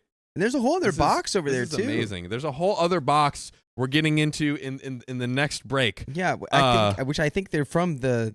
I think they are combined. The same person. So, but ladies and gentlemen, we don't have anyone going through a manic episode in any backgrounds of any studios whatsoever over here. We're not having any sort of random muscular convulsions. Riley's just crashing out. Don't worry about it. It's fine. Or crashing in. He's crashing in Because he's here. I just gotta say, Pinky to Slayer, thanks for the $5. Hey. Pinky said, y'all know all about the polycule. Just ask Dakota about his council of wives. And it's true, folks. If you check in with chat, there is a council. There is a council. They are my wives. Yes. They are the council of wives. Mhm. And if you'd like to join, you've already been accepted. Yes. You just have to formally submit your paperwork through the council. It's just a bureaucratic thing. Yeah. Just a little bit of red Mhm. tape. You know And what I mean? every once in a while, not like every day, someone goes in a volcano. Just Every once in a while. just a polite volcano sacrifice. Don't worry about it. Don't worry about All it. right? Keep the vibes cool. Yeah. Don't worry about the volcano sacrifice. It's for good reasons. That's what they always say. That's what they've always said. Yeah, bro. You're now. See, at first the council was like, "Oh yeah, it's fun." Now I'm getting some cult vibes, bro. Look, I don't know, dude. What's going on? All over I'm there? saying is everyone that's ever been sacrificed to a volcano because they were like, the world's going to end tomorrow. Guess what didn't happen? The world didn't end the next day because somebody ended up in that volcano. Oh, so it's a worthwhile sacrifice. Is basically what you're telling me. I'm basically ahead of my time. I'm basically cutting edge. They've been trying to do this for centuries. I've figured it out. They always try to get me to not say it.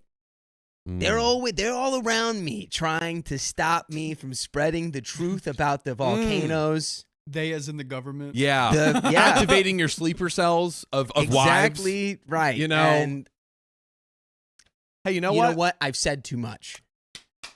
Thank you. I've said Thank too you much. for telling the truth about activating the sleeper cell of Dakota wives. Because, gosh darn it, if that's not the truth that needs to get out, It's true. I don't know what is. Yeah. I'm gonna be honest. I've put you all in great danger, though. Okay, hey, listen. They'll be coming for all I'm of you now. okay with it, brother. For the truth. Okay, I'm okay with it. All right. Well, as long as it's okay. Yes, but you know what else is? You know what's better than okay? The next story. Let's Oh go. yes. So, are we ready? Let's do it. Also, just again, quick shout out to all of our AV family that has joined the chat. We're almost at 800 on YouTube right now. I'm thinking that's from a lot of you guys. Heck yeah, dude. Again, this is the show where we give good advice goofily. We read stories that helps us navigate the relationships that matter most. We are so beyond thrilled that you are here, and big shout out to our good friend AV7 with her juicy legal dramas. We're about to get into a juicy relationship drama. Oh, yes, we are, ladies and gentlemen. Yes, sir. Okay. I helped my mother-in-law after her affair. Did I betray my husband's family? You just might have. Sources say perhaps. March 23rd, 2025. So this is a fresh one.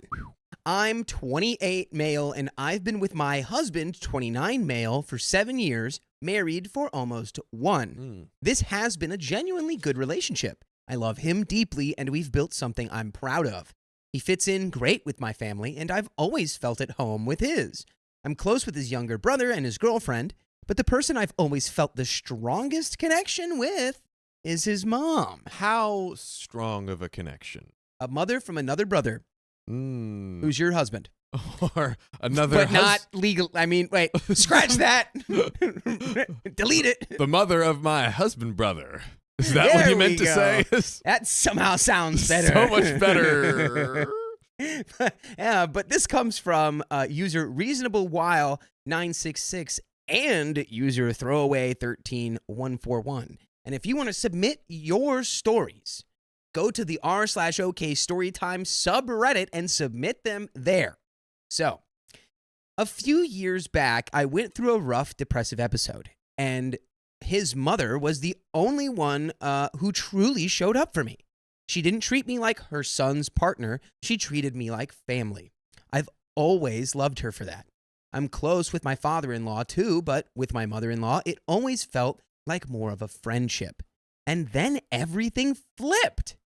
Just after Christmas, my father-in-law sat us all down and told us that she had been having an affair and that it wasn't the first time. Oh. Merry Christmas.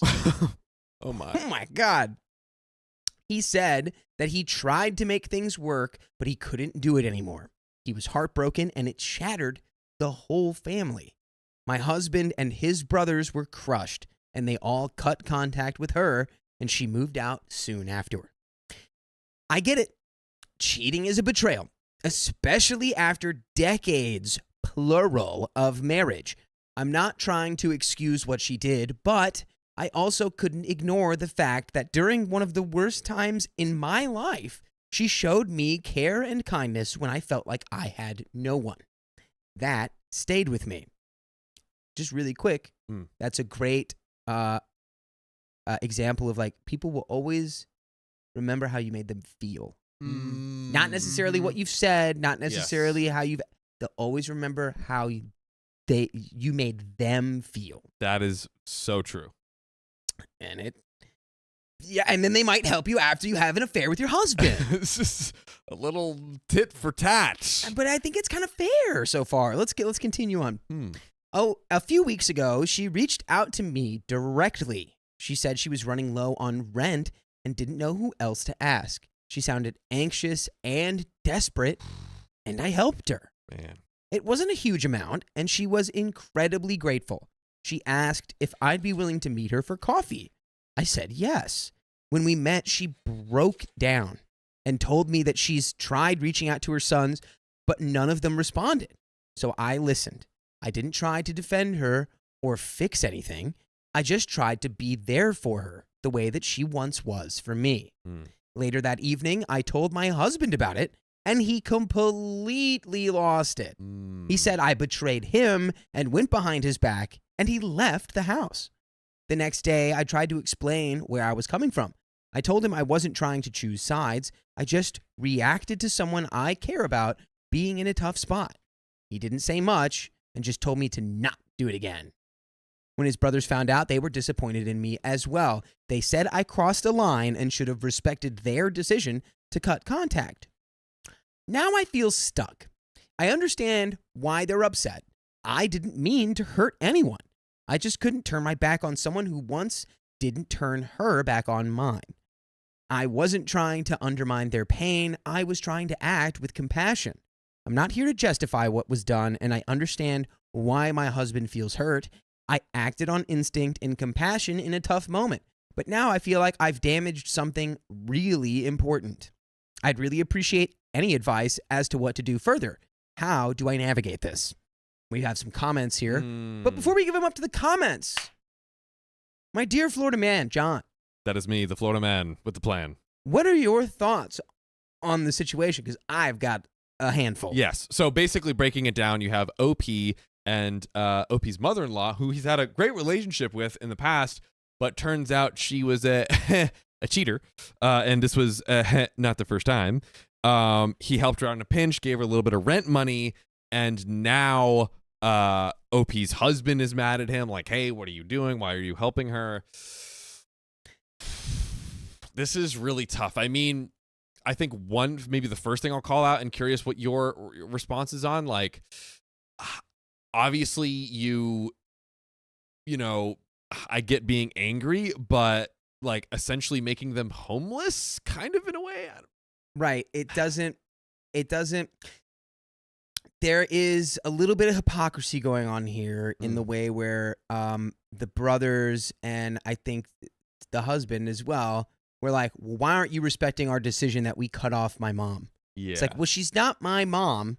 Yeah. And I didn't cut her off. So can you also respect my decision to not cut off your mother? Because her affair has literally nothing to do with me.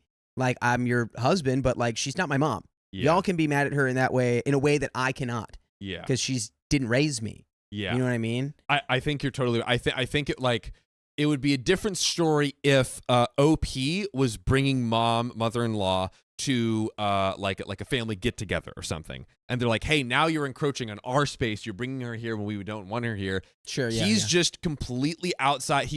There basically needs to be no interaction with mother-in-law and then her kids for him to help her with the rent money and stuff, right? So it just doesn't, it sounds like OP's been put just in an unfair position, because it's like, yeah, it makes sense if it's like, why are you helping my mom who cheated on my dad? It's like, well, it's because to me, she's not your mom who cheated on your dad. She's the woman who helped me at my lowest point ever. So that's why I'm helping her. Yeah. Because I'm not looking at it through the same lens as you. And like the ultimate point, which I think is kind of just like the negates everything out, cancels out everything else, is like, hey, look, you are no contact with her, but I am entitled to have the relationship I want with her, as long as I'm not infringing on your space. And it's not like they're even doing it in like a, well, I'm going to go like hang out and get like lunch and dinner with your mom. It's like, no, I helped her not be evicted and communicated with her. It's like, I'm not picking sides, and OP's not picking sides. Yes. OP's not being like, your mom was right. Like, she was in a a loveless man. It's like, no, that has nothing to do with my reasoning or Agreed. with OP's reasoning. Agreed. So let's get into these comments. Mm. Comment number 1. Where you went wrong is not talking to your husband first before meeting your mother-in-law. No matter if your decision was helping her out, no matter what he said, you should have still let him know first how you feel and why you feel that way. Going behind someone's back and asking sorry later is not how loving relationships work. But again, I don't know if I agree with that comment, because that makes it sound like you needed permission from your partner to even speak to their adulterous mother, which you don't. Yeah. I mean, yeah, I agree with that. I mean, would it have been good to just like let him know?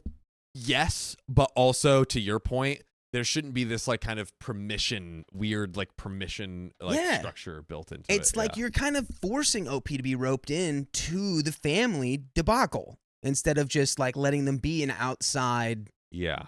I mean, they're not a spectator because they're married in, but it's like, it's just fundamentally different. Yeah. Anyway, comment number 2. Comment number 2. Probably should have talked to your husband first before going behind his back. I get you wanted to help, but he is your partner who is hurting, and you deceived him just like his mother. Was his mom married to... I mean, I guess there's a level of deception there.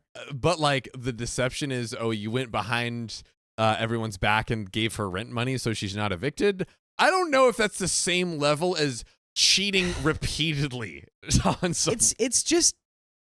Commenter simmered down. With all of the context of like the dynamic between OP and the mom, it's like if this was just coming out of nowhere and it's like the mom gets like outed for like having an affair and then she moves out and then all of a sudden out of nowhere OP is just like, I don't know, I just feel for her. Then I'd be like, yeah, that's whack. Why stop sympathizing with the adulterer here, who is your partner's mom? Yes. Right, but there's more to it, folks. More to it. Comment number 3. In this kind of situation, people choose sides, especially when it's fresh. You have to remember that cutting her out isn't just about them not wanting to see her. It's also about punishing her. That is part of why your husband's family is angry. I won't say whether punishing is right or wrong. Ostracism can be very complex. When people in your orbit initiate something like this, your chances are to participate or to not. If you're not participating, then likely to them you are undermining their punishment. I think to your husband, she's his mother. Your relationship with her exists through him. So if she is out of his life, he expects her to be out of your life too. I'm sure to you, helping her meant that your love for her was stronger than your disappointment in her actions. For people that were more hurt by her actions, it's just going to read like condoning. Unfortunately, we don't really get to choose how our actions impact others. Dang, that was eloquent AF. Kind of eloquent AF, though. Beyond that, you say you acted on instinct and compassion, but is that true? You make it sound like an involuntary action, that you took her call, met her for coffee, where she talked about her son's not responding, and gave her money, all without thinking about how everyone else would feel about it. I don't believe that. Is it weird that I believe that? That do you know what I mean? That it's like that this could be done, that you could be like, oh my God, person who lifted me from the absolute bottom of my barrel. Yeah. Like, yeah, you're going to be homeless because you can't pay rent. I will help you. Also, I think, and not to rabbit hole, but just to say it quickly, big fan of punishments that fit the crime. Divorcing her, having her like be like, hey, we need to basically separate ourselves from you. Essentially go some version of no contact. You hurt us so much. That is, I think, examples of punishments that fit the crime.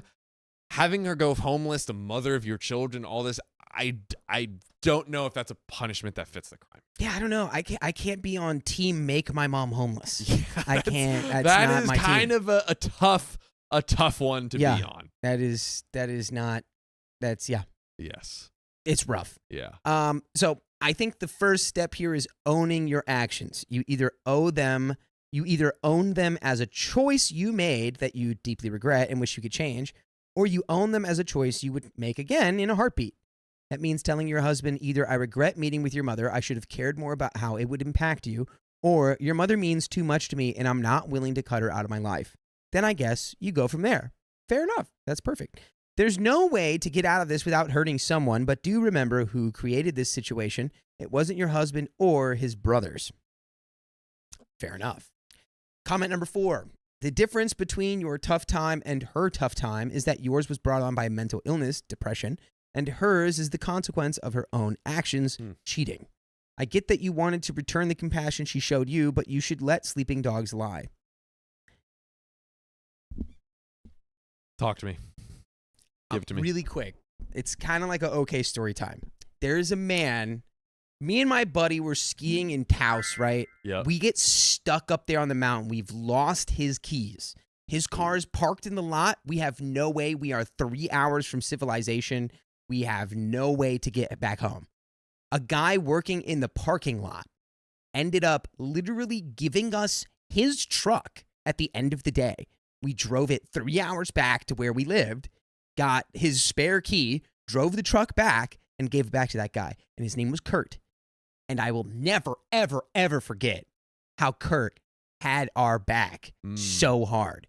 And so, like, for me, like, I know that is 2 very different situations than what's going on in the story. Right. But I will always remember how much Kurt helped me. So for OP's always going to remember how much the mother-in-law helped him in that moment. None of the stuff outside of that matters.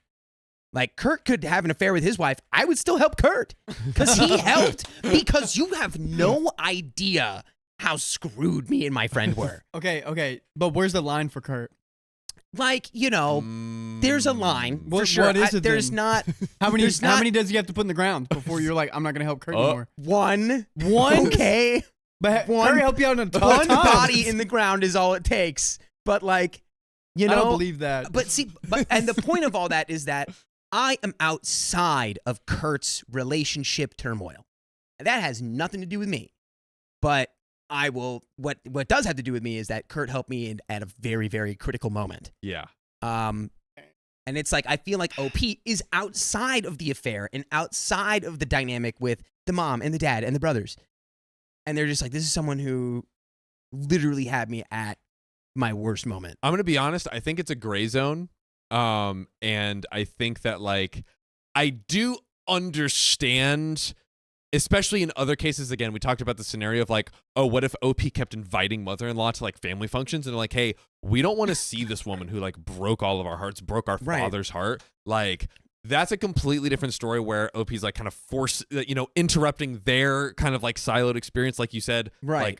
like bringing it inside instead of it being outside. She's like, he'd be hijacking the no contact. Yeah, the no contact, Right. exactly. So while I do think it is a gray zone, I just, like, you know, putting on our judge robes and, like, having to decide on the gray area, I just don't think it's a punishment that fits the crime. I just don't think that. Even though I understand, you know, OP could have just maybe communicated that was going to happen. Like, hey, look, I'm going to do this. This is why. I like your point of, like, not having, like, a permission thing. Yeah. Yeah. Yeah. It's completely outside. It's outside, not Orbit. inside. So that's pretty messed up what you did for Kurt. What? Kurt's in a bad situation. He needs your help to dispose of something. I'm You're not gonna help helping him with the bodies. Yeah. That's not hard line. Not doing that. Look, it's a bag. We don't have to ask what's in the bag. We know that there's a tag on the toe of it, but a toe. What's a toe? It's just a bag. Exactly. Just help him with the bag. Help Kurt out, man. Yes. Catch Kurt's trial on the AV7 channel. Hey. Coming soon. There we go. All right. So, update March 26th, 3 days later. I lost access to my previous account, so I'm posting it from here. I didn't expect my post to gain the kind of traction it did. I genuinely appreciate the advice many of you offered. Some responses were a bit nuclear, understandably, because Reddit. Yep. But I did take in a lot of perspectives that helped me reflect. I want to share some context that I didn't include in the original post, which I now realize was important. A few years ago, I went through a rough depressive episode. My husband and I were doing long distance at the time. He was working abroad. What's her name? And while he supported me as best he could, it was hard. His mom was the one who showed up in person. She dropped by often, made sure I was eating, even came with me to therapy a couple of times. Wow. It wasn't some grand gesture, but it mattered. That kind of consistency stays with you. So, when she reached out a few days ago, anxious and saying she didn't know who else to ask, I just reacted. I helped her with a bit of money from my personal account, nothing major, and I agreed to meet her for coffee. I didn't tell my husband before doing it, and that was where things really unraveled. He was blindsided. We've always been the kind of couple who talks through the hard stuff, and I acted completely on my own. I see now how that felt like betrayal to him. After a bit of space and some heavy conversations, we talked properly. He told me he'd spoken to his younger brother and finally got the full story about their last attempt to reach out to their mom. It wasn't just an argument, it was bad. She said things that were apparently cruel and deeply personal, the kind of stuff that cuts years deep. I hadn't known any of that. Neither of us had. Hearing it changed something for me. The woman I saw at coffee was warm, vulnerable, even a little lost, but that's not the woman his brother dealt with. And maybe both are real. Maybe she's unraveling. Maybe she's always been complicated. I honestly don't know. And I'm going to pause really quick to say both of them are real. Dustin Hoffman is an actor. Really quick, I promise this is relevant. Talks about how it's like, actors will be like, oh, I couldn't possibly play like the mean person or and it's like, why? And it's like, well, because I'm so nice. It's like, but you're not nice all the time.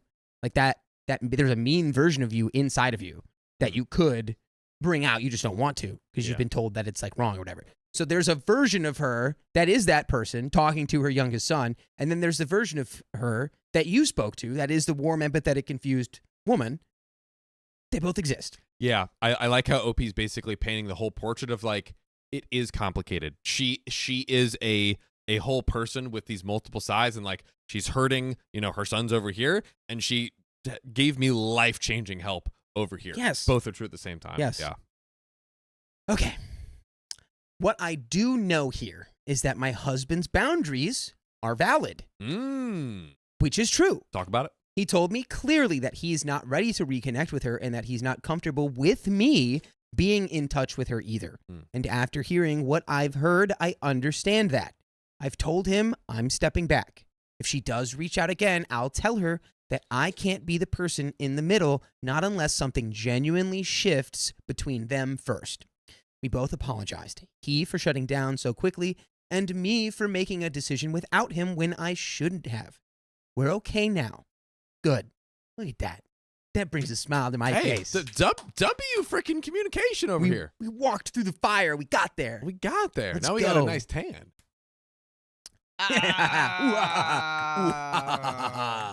Everyone cackle your cackliest laugh for that one.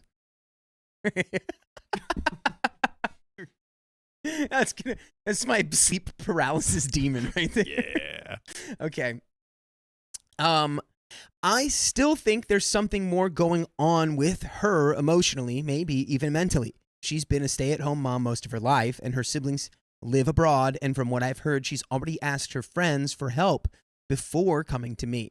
That doesn't excuse anything, but it does make me think about how lost she might be right now. Still, that's not something I can fix. Right now, my focus is on us. I can care about what his mom did for me in the past and still recognize that she has hurt people I love. This whole situation has been messy and a bit surreal. We didn't walk away from it with everything fixed, but we've come out of it with a better understanding of where we each stand. We handled it in the best way we could, and at the end of the day, we're still solid. And by the way, you can be so solid by solidly listening to full episodes with stories like this one. Oh, God. All you have to do is go to iHeartRadio or Apple Podcasts or Spotify or wherever you listen to podcasts and search OK Storytime.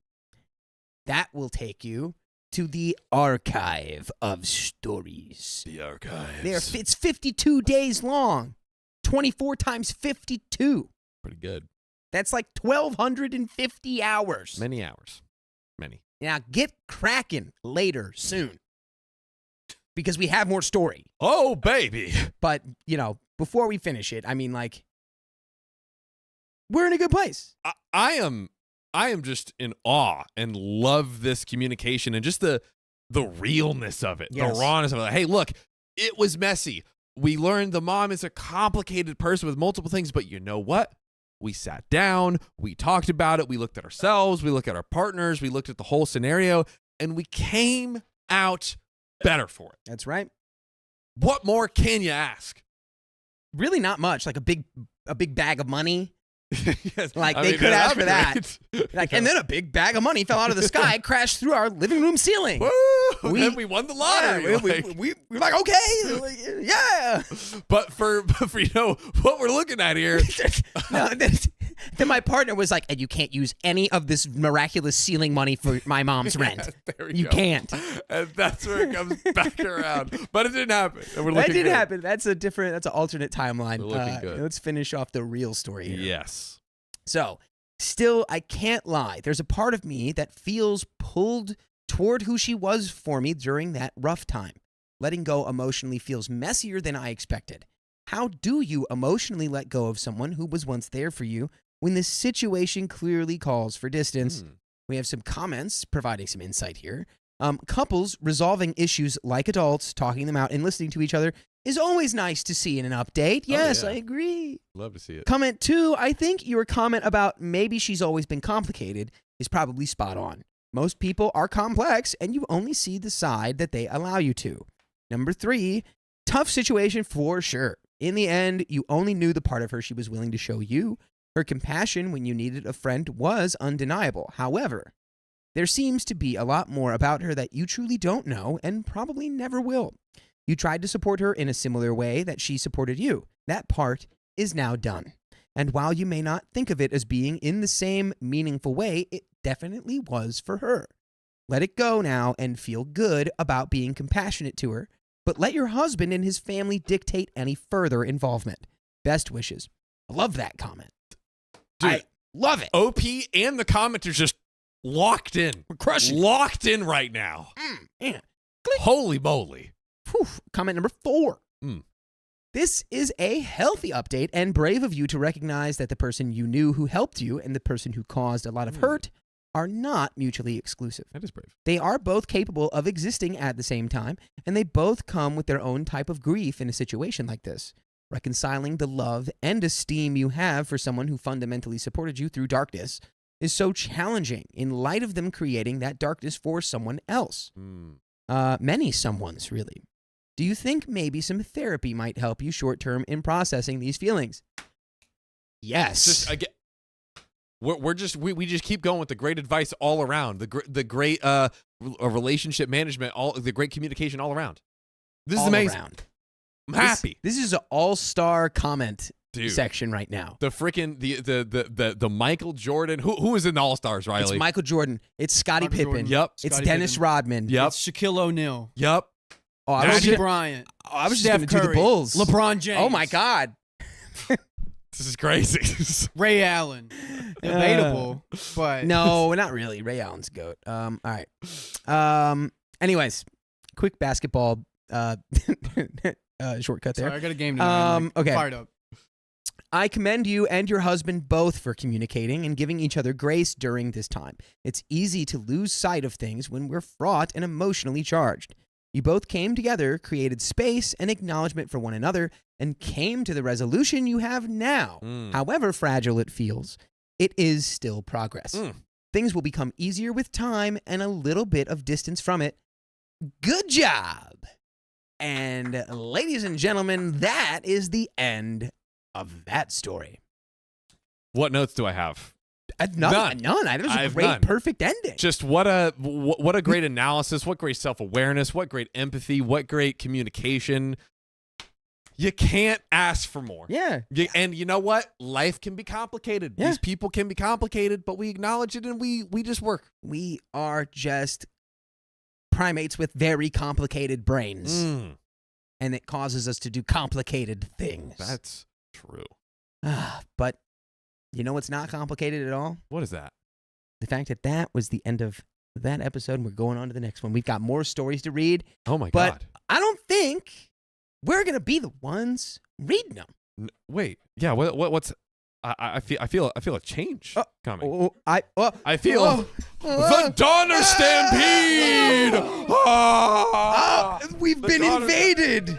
We've been invaded by the Donners. Hello, chat. How are you? Ooh, what's all this? Hello. What's all this Ooh, then? Did we get gifts? Did we get gifts? What's all this then? What is then there? Oh wait, is there the Korean snacks. Korean snacks? Maybe or maybe not the ones you're looking for. So exciting. What is that? Are those like pops? Is it? Who is it from? Stickers. Stickers. Thank you so much for the gifts, and I'm excited to get into this next story. Where is the phone? Sophia just threw it on the ground. But it's dono time before. Sophia, can you cue up that next story while I engage in dono time? So, also for the AV7 here. Hello, I'm Sam. And I'm Sophia. And we are the Donner siblings. And we are the Donner siblings. I was gonna do the and prepare for trouble. And make it double. To Team Rocket blasting off again. I feel like we did should their learn that. intro and outro, but yeah. what I always want to intro is Ileana Pope sent $20 due to sepsis after initial injury for my husband's arm injured in a military vehicle door. They decided amputation is necessary due to sepsis. Prayers and well wishes appreciated. He's devastated. Oh my goodness. Put a lot of hearts in the chat. A lot of hearts in the chat for Ileana Pope. So sorry he's going through that, but hopefully we can give you a little sunshine. Coffee donation from Mayaya. Thanks for the $5. Go off, Kings. The Kings have gone off somewhere else. VixMix, thanks for the $5. Auntie VixMix here, just welcoming all the new people in the chat. And I'm sorry to my other nephews, but John is the favorite because Florida. That's where I'm from. Love you all, though. Glad John's not here to read that. Yeah. That'll get to his head so quick. Yeah, dude. His head would get massive. It said His knees wouldn't be able to support it. So I'm still the favorite niece. Brown Eyes, thanks for the $5. Riley, thank you for being open about struggling with the reading and pushing through has made my youngest more confident in reading out loud in class. Oh, dude, that's awesome. Riley is keep it up. an Riley's a inspiration. role model. Let's keep it up. Keep it up, kid. Christy Cameron, thanks for the $5. Love you guys. Dakota, you're my fave. I love making you blush. So cute. And Jenna Lee Arasa, thanks for the $20. I love you guys. Yesterday was my birthday. Forgot to comment on the live yesterday. Keep it chaotic, my guys. Oh, we got more. Maya Jam Balaya, thanks for becoming a new Knights member. VixMix, thanks for another $2. You are all my nephews and nieces. Pinky DeSlayer, thanks for the $5. Dakota is in his own OK Storytime polycule. Just ask the Sister Wives Council in chat. Sister Wives, go off. Shout out if you're part of Dakota's polycule. Helen Fredrickson, thanks for being a member for 1 month. I followed you longer, but apparently 1 month as a member. Dakota, what do you look for in a partner? Not asking for me. I'm happily married. Usually he likes people that Matches vibe. Matches vibe. Matches freak. Well, actually, okay. He doesn't like people that are too similar to him, but he likes people that are somewhat similar, but like also are goofy. He likes the goofy vibes. Yeah. And then Insatia, thanks for the $50 tip. Holy moly, guacamole. Dakota, what do you look for in a woman?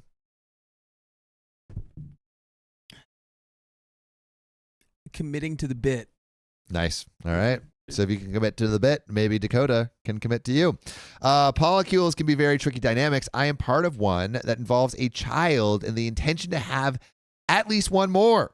Even naming the first child was onerous, but they are very much loved. And Sasia, thank you for the $50. And what was the kid's name?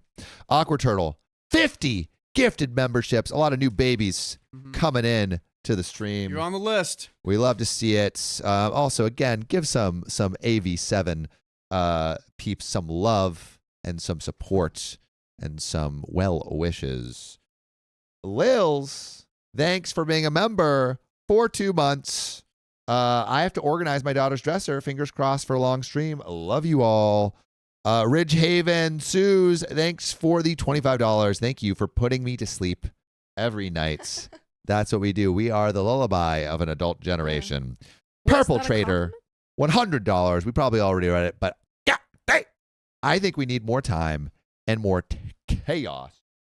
Also, if anyone from AV7 is still here, tell OK Storytime fam what AV7 is. Zoe Carp, thanks for the $10. Lol, it's like Zoe 101. And then Ellie Donner Payne, thanks for the $5. Dakota. Whoa, Christy. Cameron says, you're gorgeous, and she's not wrong. Are you prepared for our Council of Wives to grow even larger? And it just did. It just did. Asta Kristen, thanks for the $25. Love your show. Help me through many boring days at work. We want to help with that. Oh my God, we just got some new people in the chat. Stick around. We're finishing up our donos, but we got another story that will help you navigate the relationships that matter most coming up. Helen Frederickson, thank you for the gifted members. And oh my God, we got a huge dono from Purple Trader. Put the little devils in the chat. Thank you for the $120. We're committed to more time. You know the drill. The more you donate, the longer we stay. But we're just thankful you're just here and having a good day with us. Purple Trader, thanks for the $5. Pair character lifting up some weights. Keep it up. And finally, before we get back into this story, Vix Mix, thanks for the $5. Sophia, you are the only and best niece for me. Yes. Let's go, Sophia. Give me that next story. Let's get into it. Let's give the people what they want. All right. Are you ready for this next story? Yes. Yes? Let us get into it right after I read one more dono because they keep coming in. They won't Michelle stop Kumar, coming. thanks for being a member for 7 months. 2 months away from being a baby. Thank you all. Let's go. From an OK baby. Thank you. Oh, from another OK baby. Oh my goodness. Thank you for Ooh. being an amazing host and having the most supportive community. Let's go, OK 2 fam. wheel spins before we get into it. 2 wheel spins? Oh my. All right, Riley, Sophia, do you Yep, want to spin this is that for wheel? Turtle, Awkward Turtle, and Awkward Vix Turtle. Mix. We're All spinning that wheel. Spin that wheel. For everyone new here, the wheel spin causes a little bit more chaos. Show 'em, Riley. Chaos into our lives. Let's spin that wheel. Spin Spin that that wheel. wheel. Bah. All right. Thank you, Awkward Turtle, for that wheel spin. And it is 20 members. New babies Have we able ever to see. landed on the spin again? We have once. We have once. We got another one for Vix Mix. Whee. And spin that wheel. Oh. Spin that wheel. All right. And finally, we're spinning that wheel. So low. And Oh, 50 members. dang, 70 man. members. That is a big wheel spin. That's a whole lot of members. All right. That's a lot of new OK babies. Let's get into this next story. Are we Let's do ready it. for that? I'm Yep. so ready. All right. To Sammy. 4, 3, 2.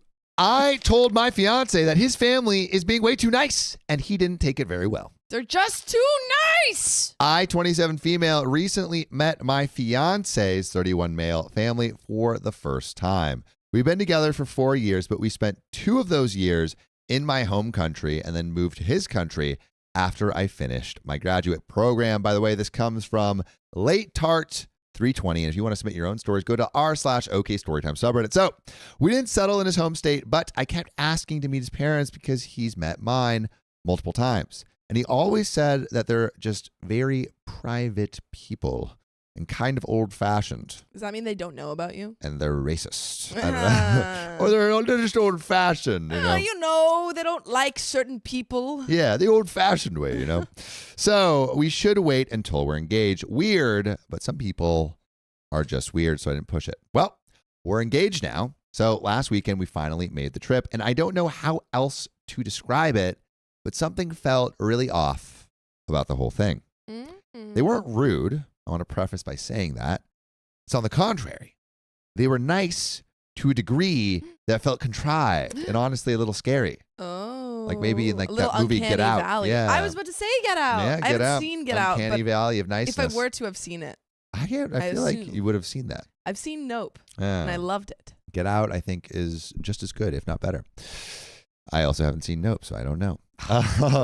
His mom kept hugging and touching me and holding my hand, asking, "What can I do for you? How can she make me more comfortable? That it's so nice to finally meet me." His dad barely said a word to me, and that juxtaposition was a lot. But I left feeling love bombed a little.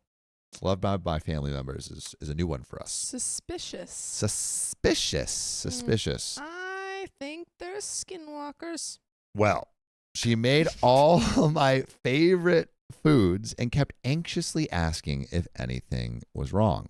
If she could refill my drink, she even offered me her shirt when I mentioned I thought it looked really nice. You're dealing with the Fae folk. Don't tell them your name. I thought maybe she was just anxious. His little sisters asked polite questions to me, but still it felt so surface level. His mom was dominating everything. It kind of felt like a job interview. Like, what are you looking for in a marriage? And have you heard much about our little town? With palpable relief when I said no, because I was not from the U.S. I wonder if they're like, Get Out-ish. Are they like trying to make her stay in this? They're like, you can stay forever. She's like, never oh no, leave. like I have to go. No, No, you can't leave. you can't leave. You've eaten of the food of our table. She asked about my past relationships and was very interested in why me and my past boyfriend broke up. I specifically remember her asking, "How hard did you fight for it?" That's a weird question. Yeah, and I bet she was like holding OP. OP's like, yeah, like we had to break up, and she like grabs her arm. She's like, how hard did you fight for it? You need to fight some Make me more. unbreakable now.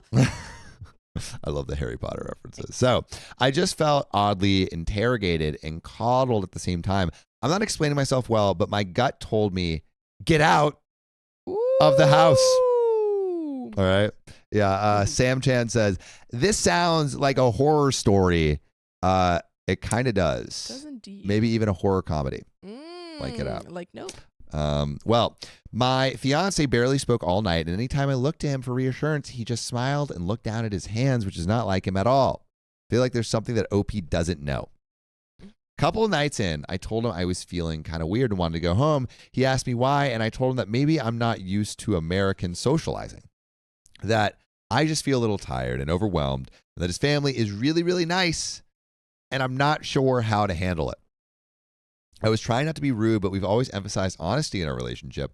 And I thought if this was a cultural thing, maybe we could talk about it and overcome it together. That is a great attitude to have, OP. Yeah. Well, he got really defensive, saying I was being dramatic, rude, and xenophobic. OP was? Yeah, OP.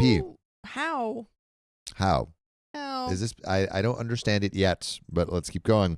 When his family had gone out of their way to make me feel welcome, I apologized and said I was grateful, that I just felt a little weird. And he said he was done talking about it. Okay, wow. Shut down. That was a super effective conversation. What are our conspiracy theories about what is going on right now? Chat, put it in there. But Sophia, what are you thinking? Well, I only have supernatural or fantastical ones. Okay. But if we were to ground my theories in reality, they would not exist. You're gonna have to come back to me. All right. I mean, I feel like it's got to be like some kind of racism thing. I feel like it's got to be racism, right? Yeah. I feel like what else could it be? Or so I saw someone saying trad wife stuff, where they're maybe trying to be like, oh, you got to come to our small town. You got to live inside, take care of the kids. Instantly, theory, he's trying to see how hard she's going to fight for him. Time for her to run, says SCZ9031. Well, yeah. Seems like this family has just really high standards, maybe, and they're like very involved in the rooting out process. Too involved. Well, I apologized and said I was grateful, that I just felt a little weird, and he said he was done talking about it. We drove home, and he won't talk about it anymore. Will hardly even talk to me. His mom, on the other hand, has been texting me nonstop since she met me, how happy she was to meet me, how beautiful I am, and how she hopes we won't wait too long to get married and have kids. Texting you nonstop? Nonstop.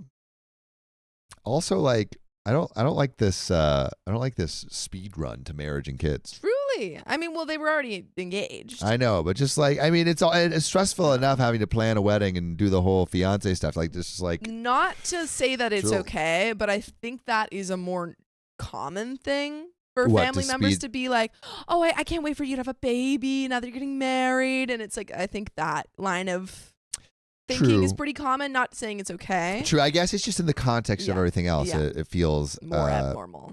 Yeah, it feels a little bit high pressure. Yeah.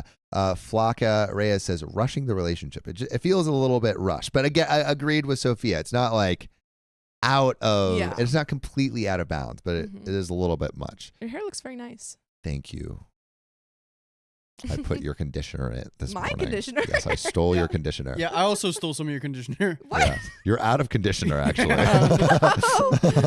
It's a good conditioner. It's great. I need a good conditioner. I have 2-in-1, and it's just not. That's stupid. Yeah. Sam is taking all of the advice I gave him 2 years ago now, Takes and he's 2 years for me to he's listen. giving credit to other people. Yeah. Well, I have more of the story. So I just feel so unsettled. My fiance thinks I am an ungrateful a-hole, and maybe I am. But am I? I just feel so out of sorts over this. Any advice, criticism, anything is welcome. There is an edit. There is an update. We got a lot more to this story. But Sophia, have your conspiracy theories developed? I think that, well, perhaps my advice has developed in that I think you need to like go back to your partner and say, hey, no, like this isn't over. I really would like to talk This about isn't this. over. This isn't over.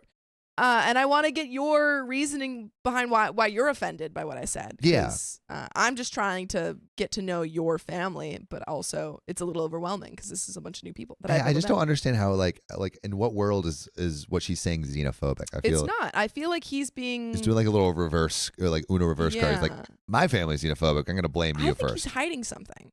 What are you hiding? I think he's being very defensive and he's hiding some. He's got some skeletons in the closet. Yeah.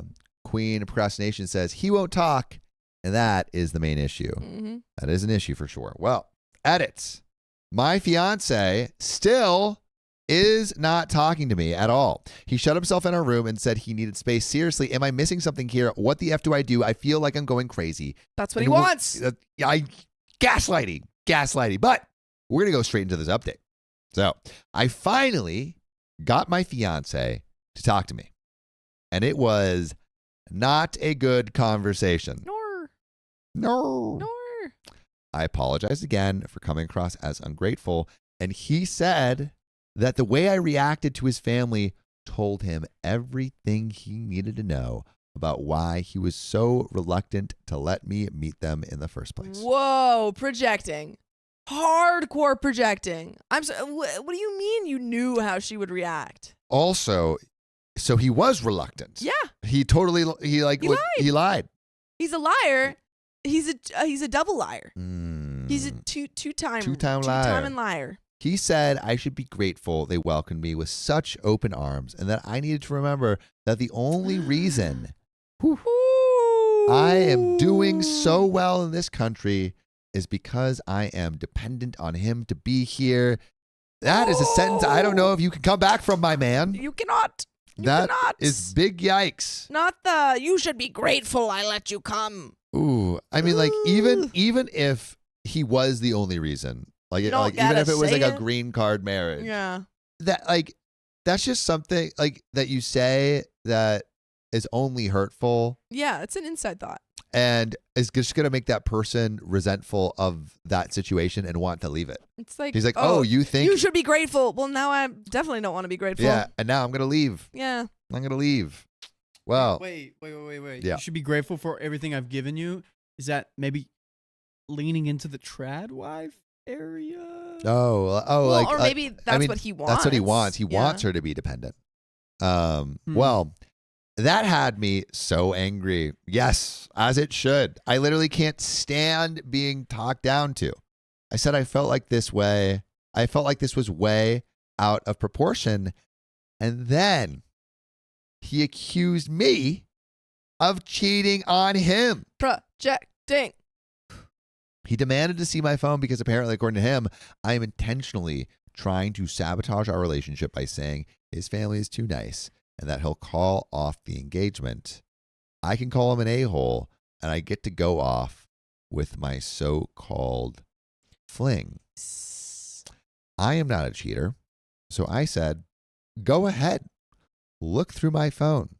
Again, I feel like what's going to happen here is say, like, go ahead, look through my phone, and then she's going to be like, and now I'm not going to be in this relationship anymore. You know, as soon as you can look through the phone, but just know that the relationship may be difficult to recover. I agree, though I do think that asking versus just snooping is different. I don't think that asking to look through the phone is necessarily it's not sure it's not as bad. I think snooping is always end of relationship or almost always. But I think like asking it's definitely like it definitely implies something. And definitely it's very implies hurtful. something. It's a little hurtful. It's a little hurtful. This is Ugg says this one gets weird, guys. Oh man. Oh man. All right. Let's see where it goes. So I'm not a cheater, so I said, go ahead, look at my phone. He scrolled through my text for a bit, my internet search history, my social media search history, my camera roll, and as expected, he found nothing. But he doubled down and said this was a serious problem for him and that he needs to reevaluate our entire relationship. He's been looking for a way to get out of the relationship because conspiracy theory, he's cheating. It's got to be something. Yeah. I needed space from Sam to tell you that theory. Well, I am so baffled. He has never blown up on me like this. I feel like I don't even recognize who I'm getting married to. What the F do I do? Am I actually this much of an a-hole?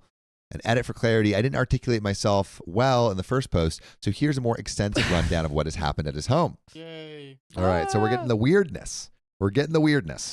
So his mom touched my hair and kept hugging me, dragging my arm. She even pinched my cheeks a couple of times. We also don't have confirmation of OP's, like where OP's from. Yeah. But depending on like OP's race, the touching of the hair, I mean, generally don't touch anyone's hair. Yeah. But, why like, are you touching even hair? Worse. All right. Weird. And kept hugging me, grabbing my arm. She even pinched my cheeks a couple of times. These could all be very normal things. I'm coming to understand this by reading the comments, but this, paired with everything else, just made me feel like more of a doll. She said I was more beautiful than I imagined multiple times, kept saying I was beautiful and perfect for her son. She grabbed my shirt because she said it looked so good on me and wanted to feel it. She insisted I sit down next to her and every so often kept saying she was so glad to finally meet me and that it feels like she's been waiting for me forever. Oh, no. This is really quick.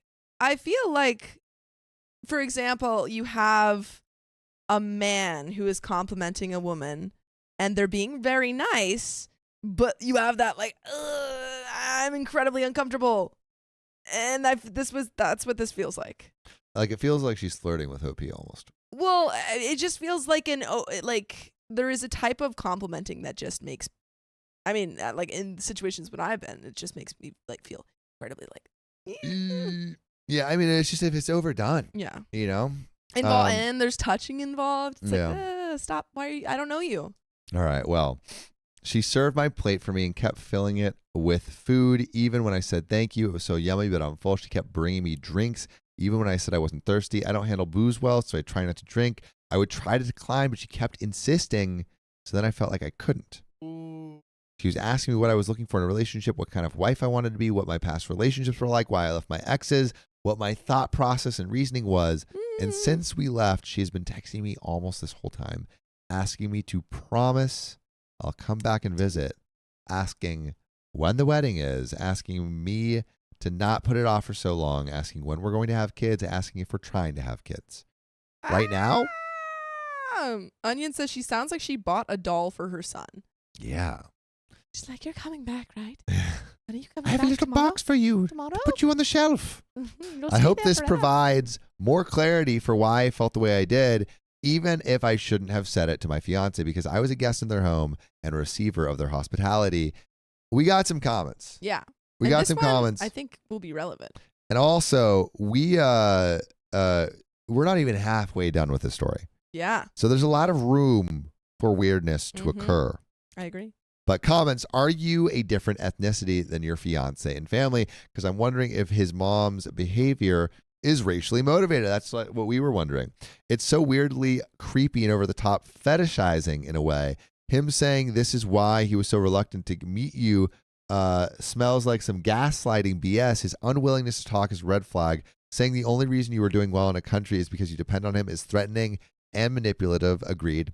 His cheating accusations make no sense at all and sounds like another control tactic. You should have been allowed to tell him your feelings without him blowing up and him responding in such an extreme way. Please give some serious thought on whether you want to marry a man like him. I would strongly encourage you to get the heck away from him. An OP response.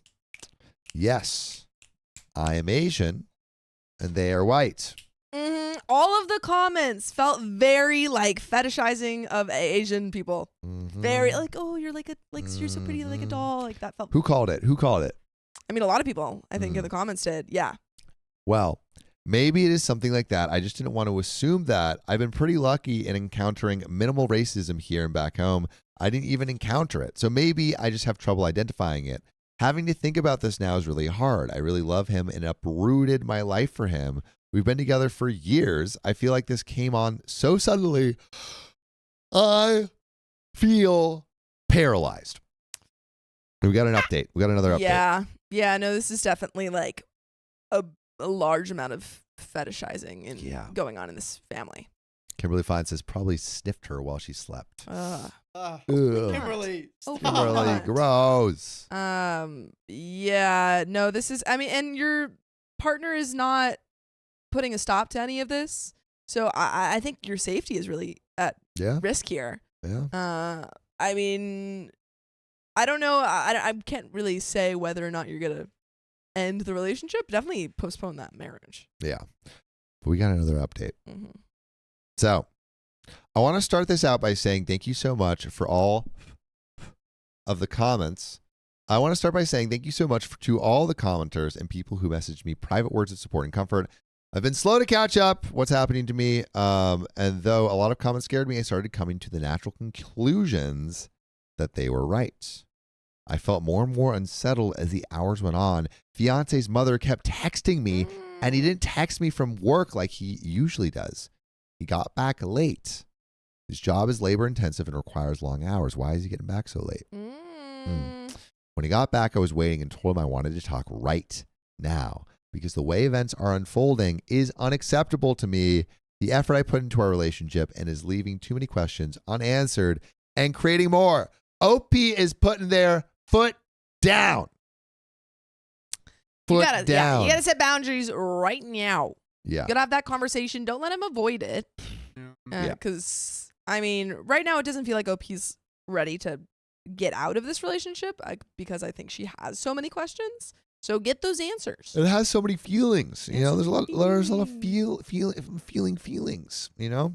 He instantly lit up and demanded to see my phone again. What the heck? What?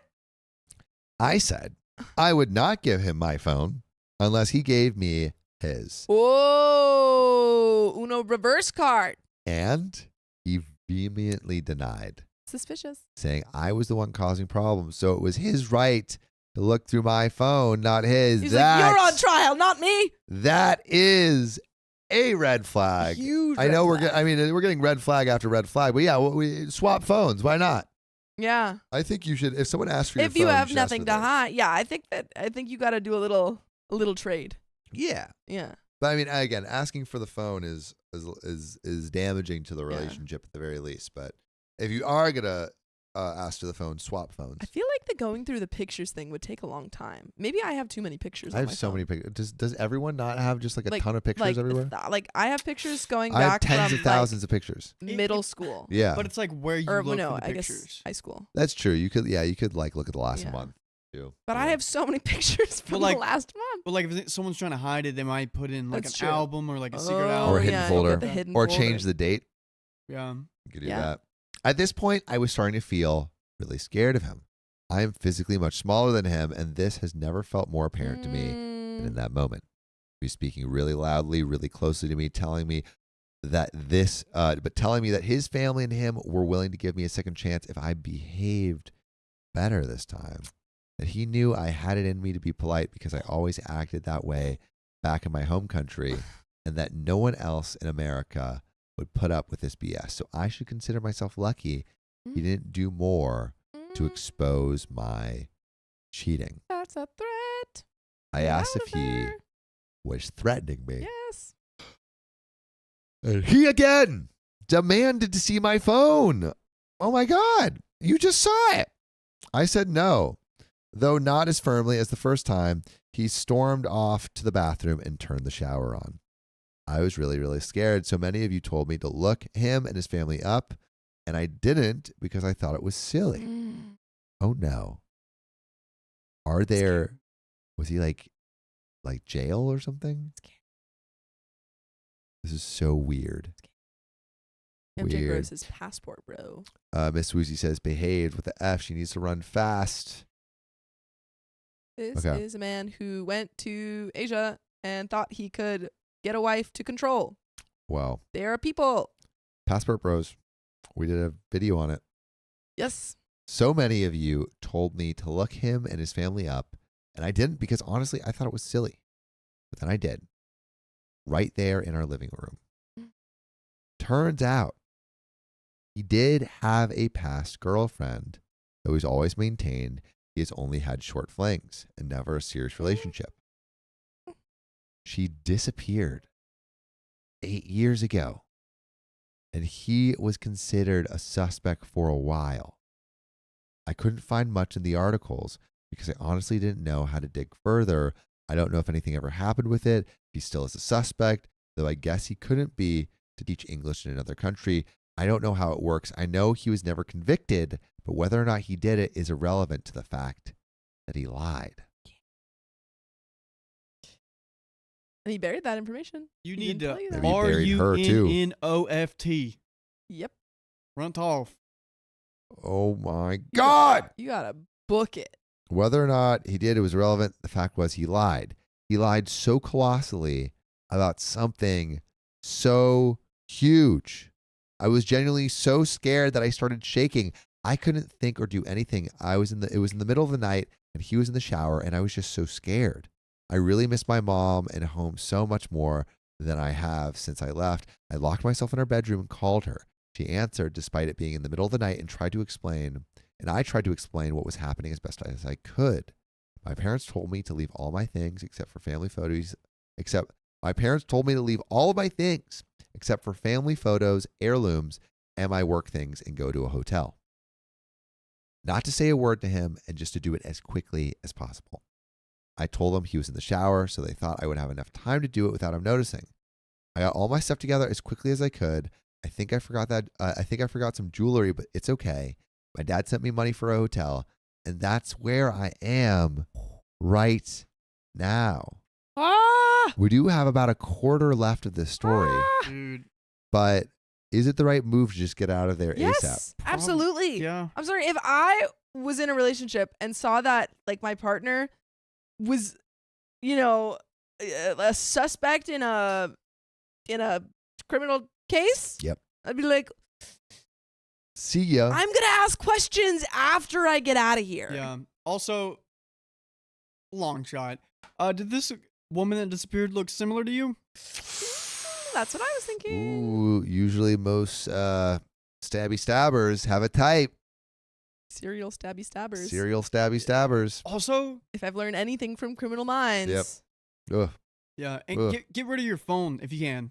Oh, yeah. Turn off your location Turn off services. Find My Friends. Just turn that. Get rid of the phone. I mean, I don't know Well, I how mean, crazy she they probably are. Would Probably need, needs it. Yeah, but like you should definitely turn off location services of everything. Well, you could turn the phone off, get rid of the phone, and like download an app to talk to everyone else. Sure. Yeah. I don't know. Just get rid of it. Just get rid of it. But we got more to this story. Also, can I get some go-go juice? Well, there should be an open one. I took an Uber about 2 hours away from the city on a separate account. That would be an expensive Uber. I made that night as I don't have a car here. My fiance started messaging me about 30 minutes into my drive asking what was going on. I sent him links to the articles I read and said I was feeling really scared and lied to, and that I thought our relationship was over. What? Oh, I got the feeling he would use her for her organs or something. I have no idea. OP just needs to get out of there. Oh my goodness. Well, if he thought I was cheating, clearly we don't trust each other. He called me so many times, kept saying I was a witch for accusing him of something he didn't do, for bringing up such a sore subject when he wasn't ready to talk about it. I mean, you're about to get married. You better be ready. I'm sorry. He You said have to be. He said he wished he never met me and that I should think long and hard about what I'm doing because I don't fully understand the consequences of being alone in America. That no one will want me like him, that he was doing me a favor. Yeah, right. That is Yeah, right. second threat of the night. Oh my God. I just ignored it. I was crying so hard. The Uber driver actually asked me if I was okay. At least someone's doing something right. Uber driver, 5 stars. I'd be like, thank you. Then his mom started calling and texting me. She said she knows it sounds scary, but her son is a good person and he had nothing to do with it. And that if we just get married and have kids, things will be really smooth. Oh my God. That would be even worse if she was like texting and calling me like, no, come back. Yeah, I know it seems Have kids scary, with him right now. But he had nothing to do with it. The police were wrong. They found no proof. No proof. And no proof means he didn't do it, right? No body, no crime. Those are the rules. Don't look in the closet. I just wanted to go home. Everything was clicking into place way too much. His parents' treatment of me, why he kept demanding to see my phone, why it took so long for me to go to his hometown and meet his family.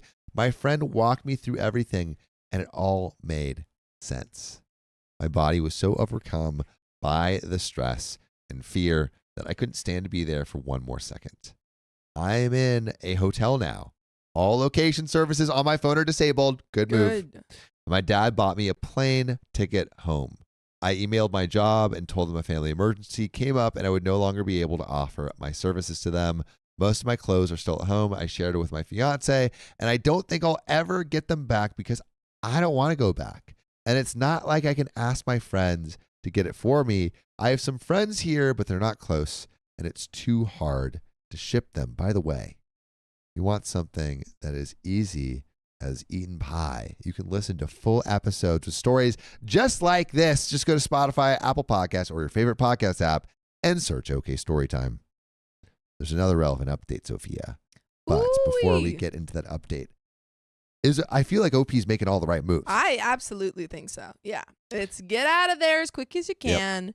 Call your parents. And thankfully, the parents are so supportive. Yeah. Like, I mean, and imagine also if you didn't have the funds to make sure that she's safe and everything. Yeah, because what if you? I mean, it doesn't like if she didn't have those parents. Like, so it sounds like she doesn't have close enough friends to lean on. Yeah. That would have been an even scarier situation. There are times when you have like these like marriages, you know, that we hear about with like the passport bros where they might not have the funds to like if she needs to get a flight back, like that might not have been possible, but it seems here she is able to like get to safety. Oh my God. But we got a little bit more to the story. So anyway, that's it. I sent him a text saying that the engagement is called off. There's a lot of other things to address, like the fact that we have shared accounts, he has my visa information, etc. I don't want to speculate over what happened with him and his past girlfriend because I don't know her. They never found her, and my heart breaks for her. He just lied about it for years and tried to do everything he could to keep it from me. I'm too scared to ever be comfortable in the relationship again, and I think it's time for me to go home. I think so too. Thank you so much again to everyone who sent me comforting words of support and kindness. I don't know if I would have come to the same conclusions if not for your comments. Hopefully next time we meet, I'll be back home with my family and friends. And that is where that crazy story ends. Oh my God. If you just came in, You should go back and check out this story. This is one of the craziest Yeah. ones we read. I'm glad that she left that. Everything turned out all right. Everything turned was out all right. fine. But I mean, if she stayed longer, Yeah. I mean, how if bad she would that have hadn't- been? If she hadn't posted the Reddit story, Yeah, I wonder if if she- she would have exact- looked any of this If she hadn't gotten this advice, she might have Yeah. been doomed. Yeah. My goodness. But Sophia, Wow. we got dono time coming up. We got more stories. If ever you're just coming here, thanks for coming in. Thanks We're for gonna get popping to by. we're gonna get to these stories in a sec. But Sophia, hit those donos. Sammy, thank you for the $5. Nice. My melody pen, Sophia. I'm playing Hello Kitty Island Adventures while watching now that I passed my test. Oh, congratulations on passing the test. Is this what you're talking about? I like. That's from us. That's also from us. Max, thank you for the $5. You guys are such a source of comfort to me. I recently was replaced at a job I loved. And I've been pretty depressed. You all help me not be so depressed by being a nice distraction. I'm so sorry about your job, but I'm glad that we can be here and you can be here with us. Put some hearts in the chat for Max. And Kristen Holzman, sorry. Thank you for becoming a new member. Appreciate you. And we have, if you don't mind. Here you go. Cute. Big Caucasian, thank you for the $5. Secret geriatric rats, rise up. Woo-hoo. I don't understand the context of that. Yeah, what is that? What does that mean? I don't know. But stand up. Stand up. If there's any definitely geriatric don't stand rats, down. stand up. Two things. Are we on S2 now? S2. We are We on are on S2. S2. I am. We have some wheel spins, and we actually have to open another package from. Ooh. Sophia, do you want to hit that next wheel spin while I get this story? Or do you want to do the package? You pick. Let's. both. All right, do package. Do package. Well, I guess if it's a 2-time, maybe we should do it now. Yeah, I'll do the wheel spin. do wheel Maybe I'll spin do the first and then do the spin. package. Then we have some members before the stream started, but we'll get that after you. Cool. Spin that wheel. Want to get a little bit closer so they hear it. They love hearing it, and let's see who's up. I think you leave it there so we don't have to. For Purple Trader. Purple Trader. That's 5 minutes. Plus 5 minutes. There we go. Purple Trader. Yes. Let's do 2 more. Who's the next one for? Purple Trader.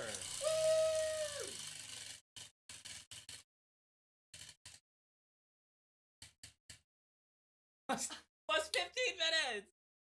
Do Oh one more my time God. For Awkward Turtle. Awkward Turtle. In 1.5 5 minutes. Oh my God. All right. What a wheel spin. The wheel spin. Package time. All right. Let's do the 1.5x for 5 minutes. It is on. And plus 15 minutes. All right, and I have the next story queued up. All right, get that thing. You need a scissor? I have scissor. Do you want me to help with that? Sam is strong. I am strong. I can stab things like While she's OP's opening- X. Oh my. While she's opening that, Sam, Yep. I want to read the. Oh, we got some These new are before the members. stream. Let me see if I can get. Are those? I think those. Yeah, these are before the stream. We had 16 members. Up 16 members. Whoa. Up to Samantha. Okay, let me welcome a new members that came into the chat. Chantel, Soganfry, Abby, Sayers, Call Me Goldfish, Cynthia Green, Hannah M, Lauren Pug, Jessica Schaus, Christy Pasco, Michelle Kaiser, Tiffany Allen, Megan Shaw, Samantha Barrientos, Annabelle. I think there was I think it was up to Samantha. and then was there one at the top that I can't read? Yeah, I'll get that for you. So this is What? From Love to Eat. okay. Love this is to also Eat. from Love to Eat. Tea. We got T. T. Snatched. I think this. Is that a It's for Dakota. Oh, is that an Oh. axolotl? It's for Dakota. Wait. Oh, it's like a. Is it? It's like a cloud. I don't know what it is, but it's cute. It looks like a little cloud. It's really cute. That's super cute. Okay, this one's for Dakota. And We Cynthia. love the plush toys because Those we are- could put it. This one's for Riley and Angie. It says Oh, that new was baby. cute. Oh, adorable. This And we got a like wheel spin, guys, too. Oh, this one's cute. Oh, it's a little flower. Aw. It's a little flower. Thank you so much. Oh, it's for me. Oh. She loves me. She loves me not. Look at that. All right. Well, good. should we get into this next story? Yeah, wait. Oh, it's magnetic. All right. Let's get into this next story, y'all. Goodies. Sam, do you mind getting these 4 as well? These are the other ones. Kylie Sword, Phoenix Dragon Rider, Laura Beard, and Mindful Worm Peasants. Welcome. And everyone. Chantel Soganfry. We already read that. But we're going to get into this next story, y'all. Sophia, can you? Yes, I'm going to read. But can you give me that juice? The juice. The juice. Thank you for the Yes. juice. Well, guys, we'll do the regular wheel spin after this story. Thank you. Thank you. I know. I see it. I love all the little I got crochet things. Yes. We love crochet things. If you want to crochet stuff and send it to us, we will eat that crap up. Look at wait, can you do big full screen? Look at this. Look. I guess you can't really see it. Full screen of I was going to say, but you can't really see it, but we got cute little stuff here. Well, maybe we can see. Well, I have tons of room on my side, but I don't know if you'll be able to see it. I'll put it right here. All right. Let's get in Woo! to this next story. More stuff out of that box. How much is There's that so much box? stuff in that There's a lot box. Oh my box. gosh. Wait, Sophia, show the contents of the box. I mean, like Look at that. there's a lot in the box. There's so so much many in the snacks. box. There's a Love lot. to eat. Is Love to Eat in the chat? I think I Love to saw eat. her. Where are you? I know she was in there. Sophia really likes chamomile tea. There's matcha Kit Kats. These are mine. Oh no, I think those are for me. What? Share them. Yeah, she said the matcha Kit Kats were for me. Doesn't have your name on it.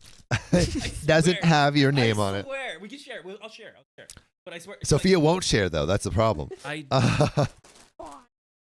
All right, let's get in. There's two. Everyone. It's okay. Only because there's Wait, two. what are the 2 different ones? There's a chocolate one and a regular matcha. Oh, can I have one? Can I have No. one?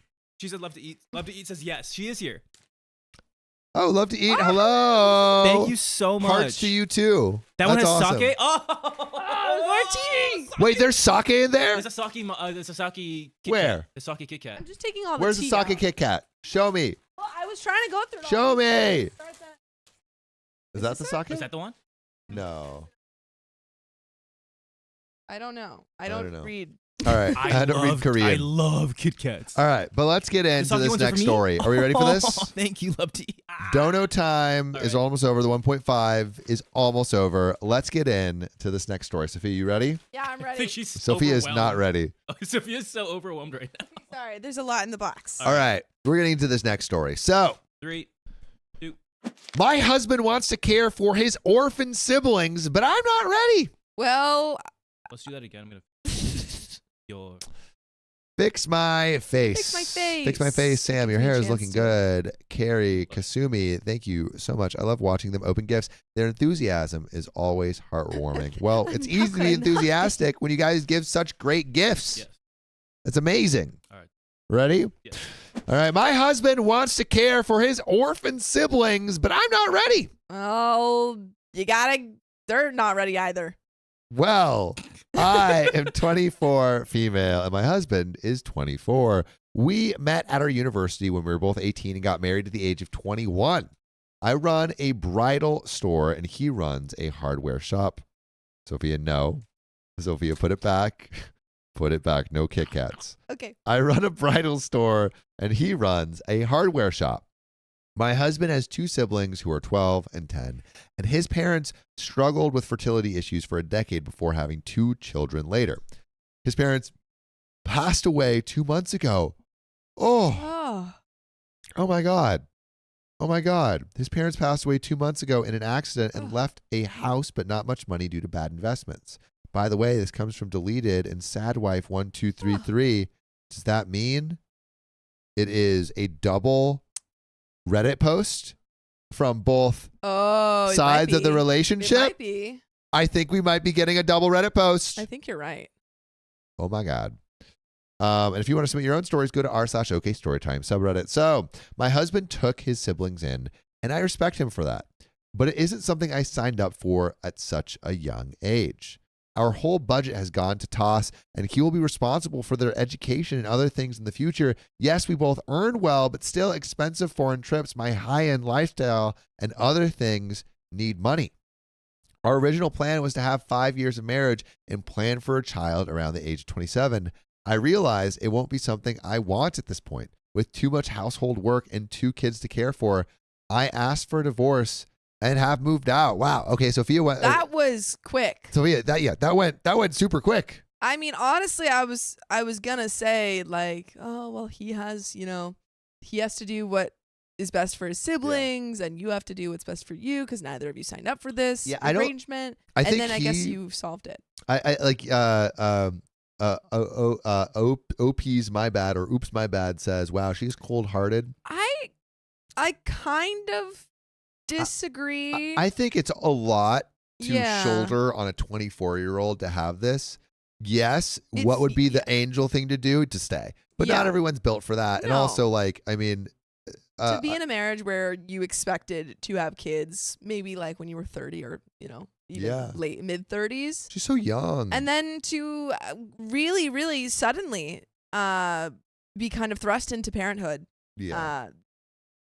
That is not something that everyone can handle. Yes. And, they're neither- young yeah. and the relationship probably wasn't that solid. Yeah, and the husband, I'm sure, like he's not in the wrong at all for taking in his siblings. No. Like, that is the move that he. And they're has to make. 24. Yes. Yeah. 24. Both are 24. 2 kids. Yeah. 24. Yeah. That's crazy. There aren't many assets as we were saving for a house. I will grant him an easy divorce. I love him, but I am selfish. And at 24, I don't want to do all this. Yeah. Hey, at least you're honest. Yeah. So would you do all that? I don't. Well, I want to be married. Huh? I wouldn't be married at 24. Well, let's say you're married at 24. Why did I get married at 24? I don't know, dude. I thought it You was a met the bad love of your idea, but you life. said you wanted I to. met the love of my life. You met the love of your now, life. and I married them at 24. You met the love of your life at 18, and now you're 24. Well, okay, so this is just completely retconning my life. Yeah. In a parallel dimension. Yep. I don't know what I would do. I cannot say what I would do in this situation. Well, it hurts. I don't want to do all this. I want to travel and live my life. It hurts, but this isn't something I want. I have moved out, and he is asking me to solve this. Solve what? I can't ask him to give away his siblings to other relatives or social care. I am not that horrible of a person, but I also don't want to be responsible for them. My parents and siblings are saying that hardships are part of life, and I should give my marriage a chance, which I think is also true. Yes. But it's not, I think OP knows what she's doing is selfish. But Yeah. I think that's okay. Yeah. Um, I think it feels maybe cold-hearted to people in chat because we are reading this in very suddenly. Like it does not seem like there was a lot of conversation, Yeah. or at least we're not hearing about a lot of conversation. I guess it's definitely she's not helping out this person that she says she loved. No. She's definitely not doing that. Yeah, like we're just not Yeah. getting any of the. Yeah. Well, maybe in their vows they discussion. said, "I will love you in health and good times." Yeah. They didn't mention the other I stuff. think it's, yeah. Health and good times. If everything's good, we're married. That's As it. soon as it Mhm. not, maybe not. Yeah. Well, my parents and siblings are saying that hardships are part of life and I should give my marriage a chance. I don't know. I know I will be very resentful if I force myself into this. Edits. I need to add that people are talking about my vows. What? Dude, how Nailed am it. I? Nailed it. I freaking, Yeah. I've read Reddit stories. Yeah. My vows and commitment were or are to him. If he had been in an accident and lost his limbs, I would have taken care of him because I was committed to him. I don't believe you. So please stop trying to equate me not taking responsibility for his siblings. I wasn't committed to his family. I was committed to him only.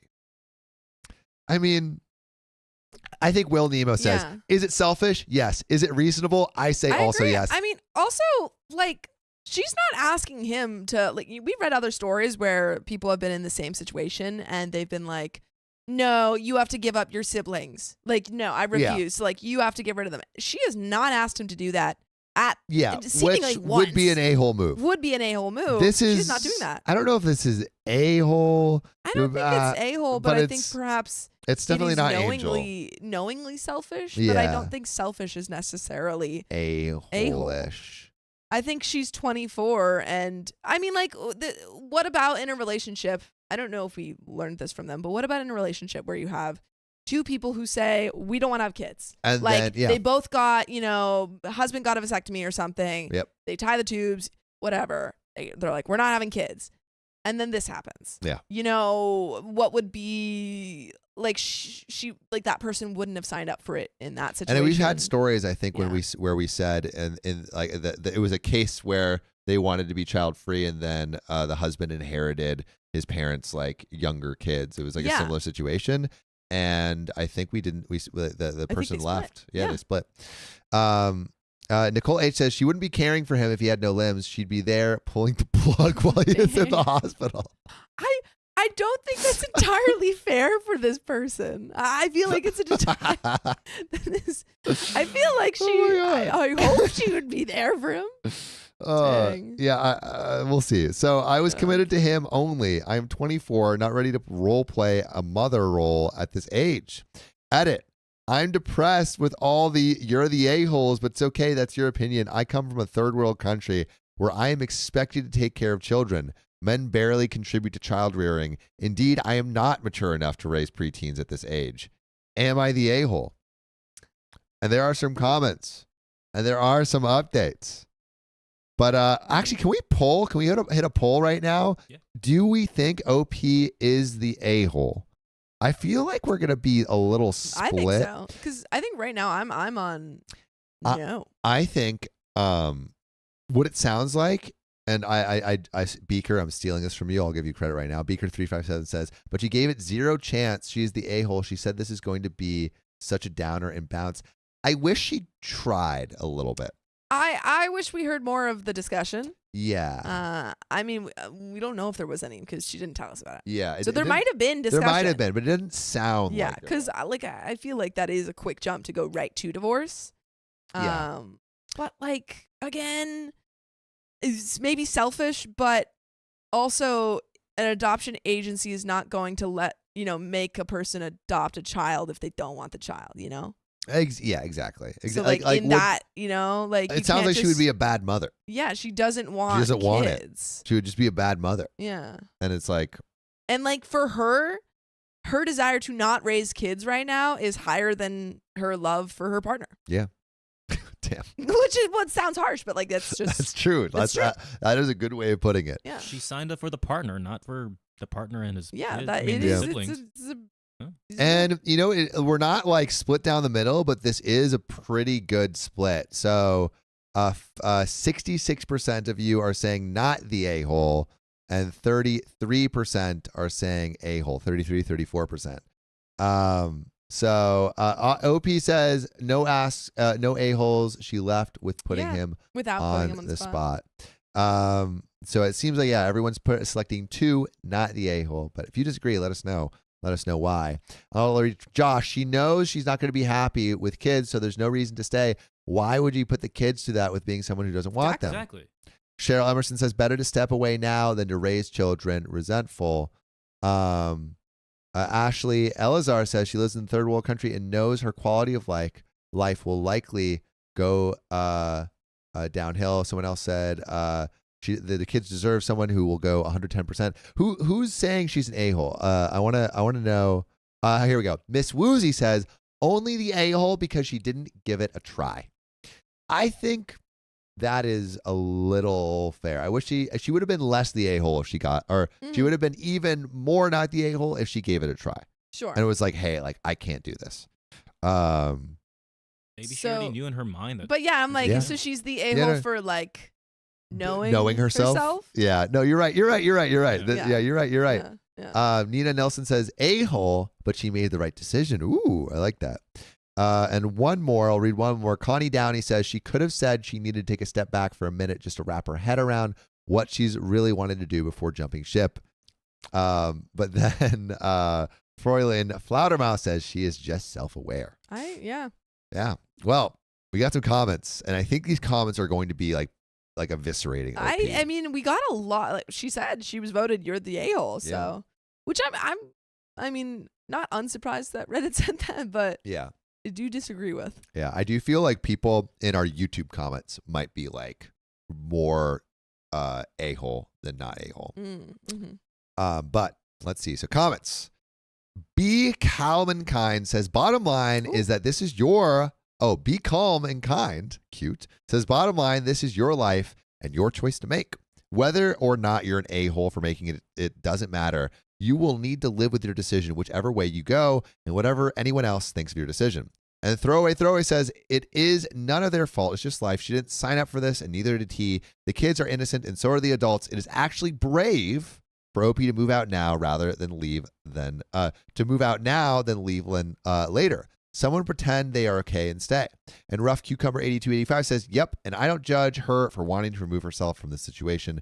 There are many questions here, and while we are hearing it from one side, we can only take her word, the facts of the case. 24 is rather young to have to take on teenage children. They can be difficult to deal with. One has to be quite compassionate to take on the care and well-being of others. I feel bad for the husband, as he is now has to take care of her for his siblings, but he also can't expect his wife to do the same.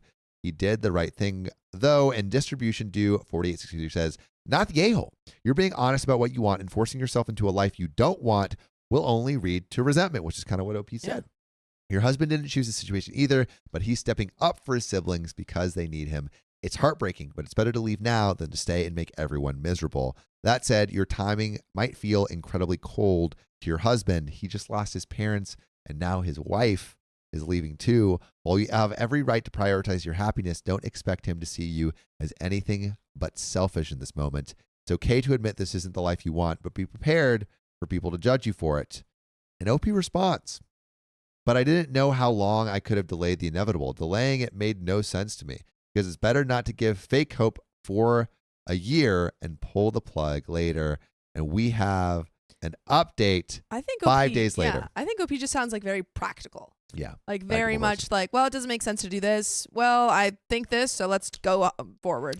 I think if I was thinking like, what is the least a-hole thing to do? It's like, hey, let me think about it. This is really hard. Yeah. I don't know if I can be here for this marriage, but I still want to support you as a friend. Yeah, which that would be the nicest. That would be the thing nicest thing to do. Yeah. I think, or like could she even say like, I don't want to be a mother, but I will support you. I think that. But I think it's hard to, yeah. I think my take on this is that she is not the a-hole for her decision, but perhaps the a-hole in her delivery. But we don't really. I mean, I don't think she actually has done the delivery part yet. It seems. I don't know. It's a little bit unclear if she's already told him this. Cindy Gallup says, I think cold is the word here, not necessarily. I agree. a-hole. Yeah, and it does seem like OP's again, like which is the delivery that pragmatic. Sophia is saying. Yeah. Well, 5 days later. So I had to delete my original ID because I got depressed by the comments. But later, I realized I am not going to lie to myself and can't please everyone. Also, I'll make some points clear in the comments. I didn't factor in cultural differences between Western and Asian expectations of marriage. I was called a gold digger. I make my own money and way more than him. No, I have nothing to dig here. Bridal stores are a multi-billion-dollar business in my country. I make good money. Also, I don't know how tough it is to open a business in the U.S. and the West, but I started my store during last year of college as attendance wasn't mandatory. It's easy to get a bank loan, and my father gave his empty shop to open it. My husband got a lease from his relative. We promoted our business through Insta ads, and it worked out.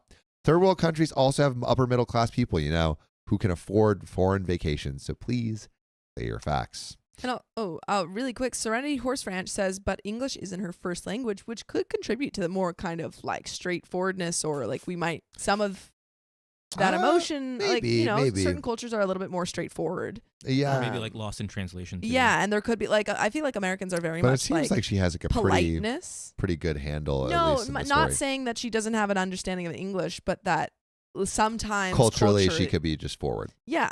Like America, I think, is very focused on like politeness. Like, we're gonna kind of dance around our feelings and around how we say certain things because we don't want to offend people. But she could be potentially from a culture that is like, well, this is what I think. This is, Yeah. Which I feel like, for example, like Germany, I feel like a lot of times Yeah. Germans can be very straightforward. Or Dutch people. Hmm. The Dutch are very And straightforward. they're not doing it to offend you, but they're like telling Really you what they straightforward to think. you. Oh, dude, one of my dad's friends. He'll You seem like some like that triggered you. dude. I mean, like he'll like if he's not interested in a conversation topic, he'll be like, "That's boring. What do you think, actually?" And I'm like, Yeah, and it's not to be like, for Americans that's like rude, but like I feel like in certain cultures it's just like "That's crazy. It is. That's Yeah. crazy." Yeah. Anyway, people call me names, and that's their perspective. I agree, but I would rather be true to myself. I am 24, and I am not ready for such a hard task at this age, raising preteens, paying for their schools, college, etc. And I would rather, and I would have to delay my own motherhood, which I want in 3 to 5 years when I am mentally prepared. People wish me to be infertile. Whew. I hope you grow up.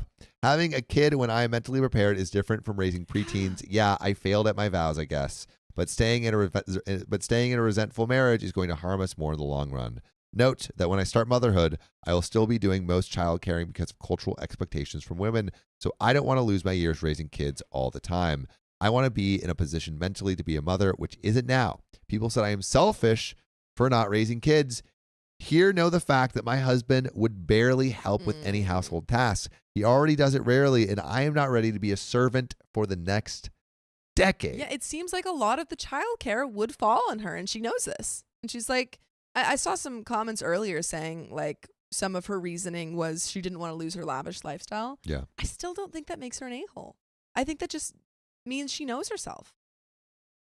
Yeah. Like I wouldn't want to lose the lifestyle I have right now. Yeah, I guess it's just It seems again, really it's just harsh. the delivery. Delivery yes, is I think rough. it's the delivery. Again, I think it's blunt, it's but a- I don't think the reasoning. To me, I don't think the reasoning I think Is a hole wrong. for delivery, not a hole for choice. It's like you should just. I think you should be a little bit more absolutely to a person helpful that you married. Yes. to a person that you married whose parents just passed away. Yes, absolutely. But I don't think that her decision Yeah. in itself is Um, wrong. Well, this is not what I want for myself. I know men in your countries do 50-50 chores, and that is a good thing. I wish I could stay the same. I wish I could say the same, but I will be responsible for their care while he will only contribute financially. Anyways, my ex and I met for a final discussion. He asked me to come back and take on motherly duties for his siblings. Oh, so he's like, yes, you need to do this. Yeah. I refused. I said, I understand he can't go back and leave his siblings in others' care. I won't make the divorce process tough for him. We started crying. He said he can't handle all the housework in his shop, though we have house help. He feels overwhelmed, and he said, I can do this better. I said, no, I'm not going to do that. He got angry and said then it is best we divorce, and he can remarry some poor, less educated woman who can help his household more than someone educated who can't even help. He called me some colorful names, Randy, equivalent of which. Randy, is that what is that? What language is that? I'm guessing yeah. Hindi. But This, yeah. I mean, we're seeing his true, thoughts and feelings. He Yeah. wanted OP to be the full caretaker or full-time caretaker. which now even less the a-hole. Yeah, absolutely. Yeah. I've been on this train from the beginning. Well, it pinched, but I didn't argue. And we started the divorce proceedings soon. I know it is tough for him, but I don't want to be a bitter mother figure. We have some savings, which we'll split. That's it. By the way, you should not split from us because you can listen to full episodes with stories just like this. Go to Spotify, Apple Podcasts, or your favorite podcast app and search OK Storytime. There's another relevant update. But dang, I feel like the a-hole meter went down just Yeah. there. I saw the future. Also, you were on the money. It was Hindi? Hindi or Urdu. But you were Let's on the money. Nice. freaking go. Yeah. No, I think that I stand by everything that I've said the whole time. Yeah. Stella Nicolette says, sounds like he saw value in her service and not in her as a person. Yeah. She knew what was coming. Yeah, Yeah. you knew it was going. And Kimberly Fine says it's Urdu Hindu for spicy worker. Ooh. And our Amelia Rosewood says she definitely chose right. Yeah. Yeah. Yikes, yikes, yikes. I'm glad you chose what you did, OP, even though Reddit flamed you. But again, you could have been better in your delivery. But now knowing what I know about him. I will say that we just got the delivery. Like that, the delivery, all Wasn't of the this. coldness, all of the I don't want to lose my laptop, that was just to Reddit. It seems like the delivery that she gave to her husband was what we just read, which didn't seem intensely cold. Perhaps could have been like more helpful in terms of like. Yeah.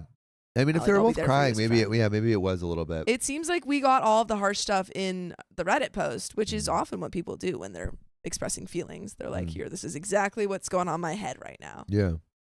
Reading like the unfiltered If thoughts. that's true, then I think Yeah. definitely not the a-hole. And Nina Nilsson says he's such an a-hole that whatever she said or did is not a-hole by comparison. And then we got a little bit more to this story, but wow, what a roller coaster. The whole process is mentally draining, and I'm going to take some break from dating again and find myself.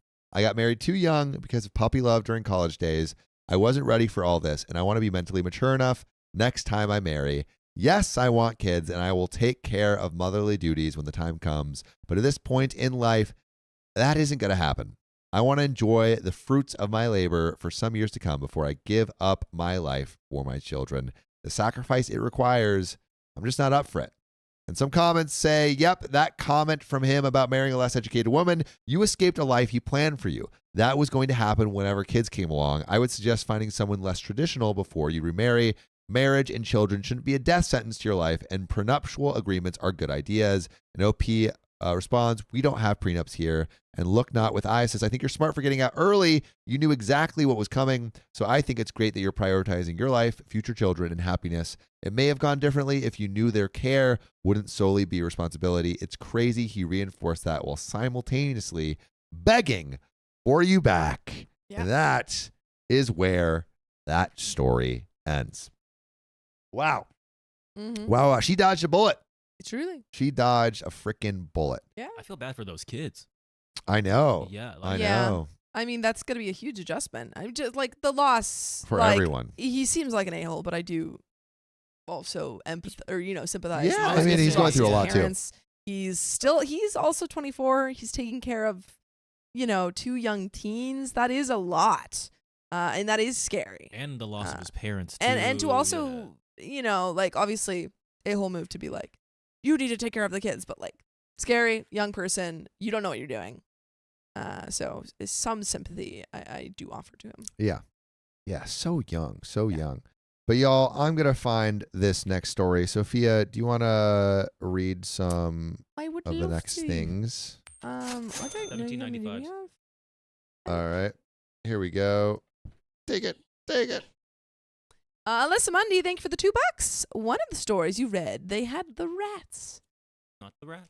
The rats. The rats. Today, What was the rats? or like in the past? Because I vaguely remember geriatric rats from a past I don't story. think we had any rat stories today. Geriatric I think we rats. I think that was a joke that we made in a past story.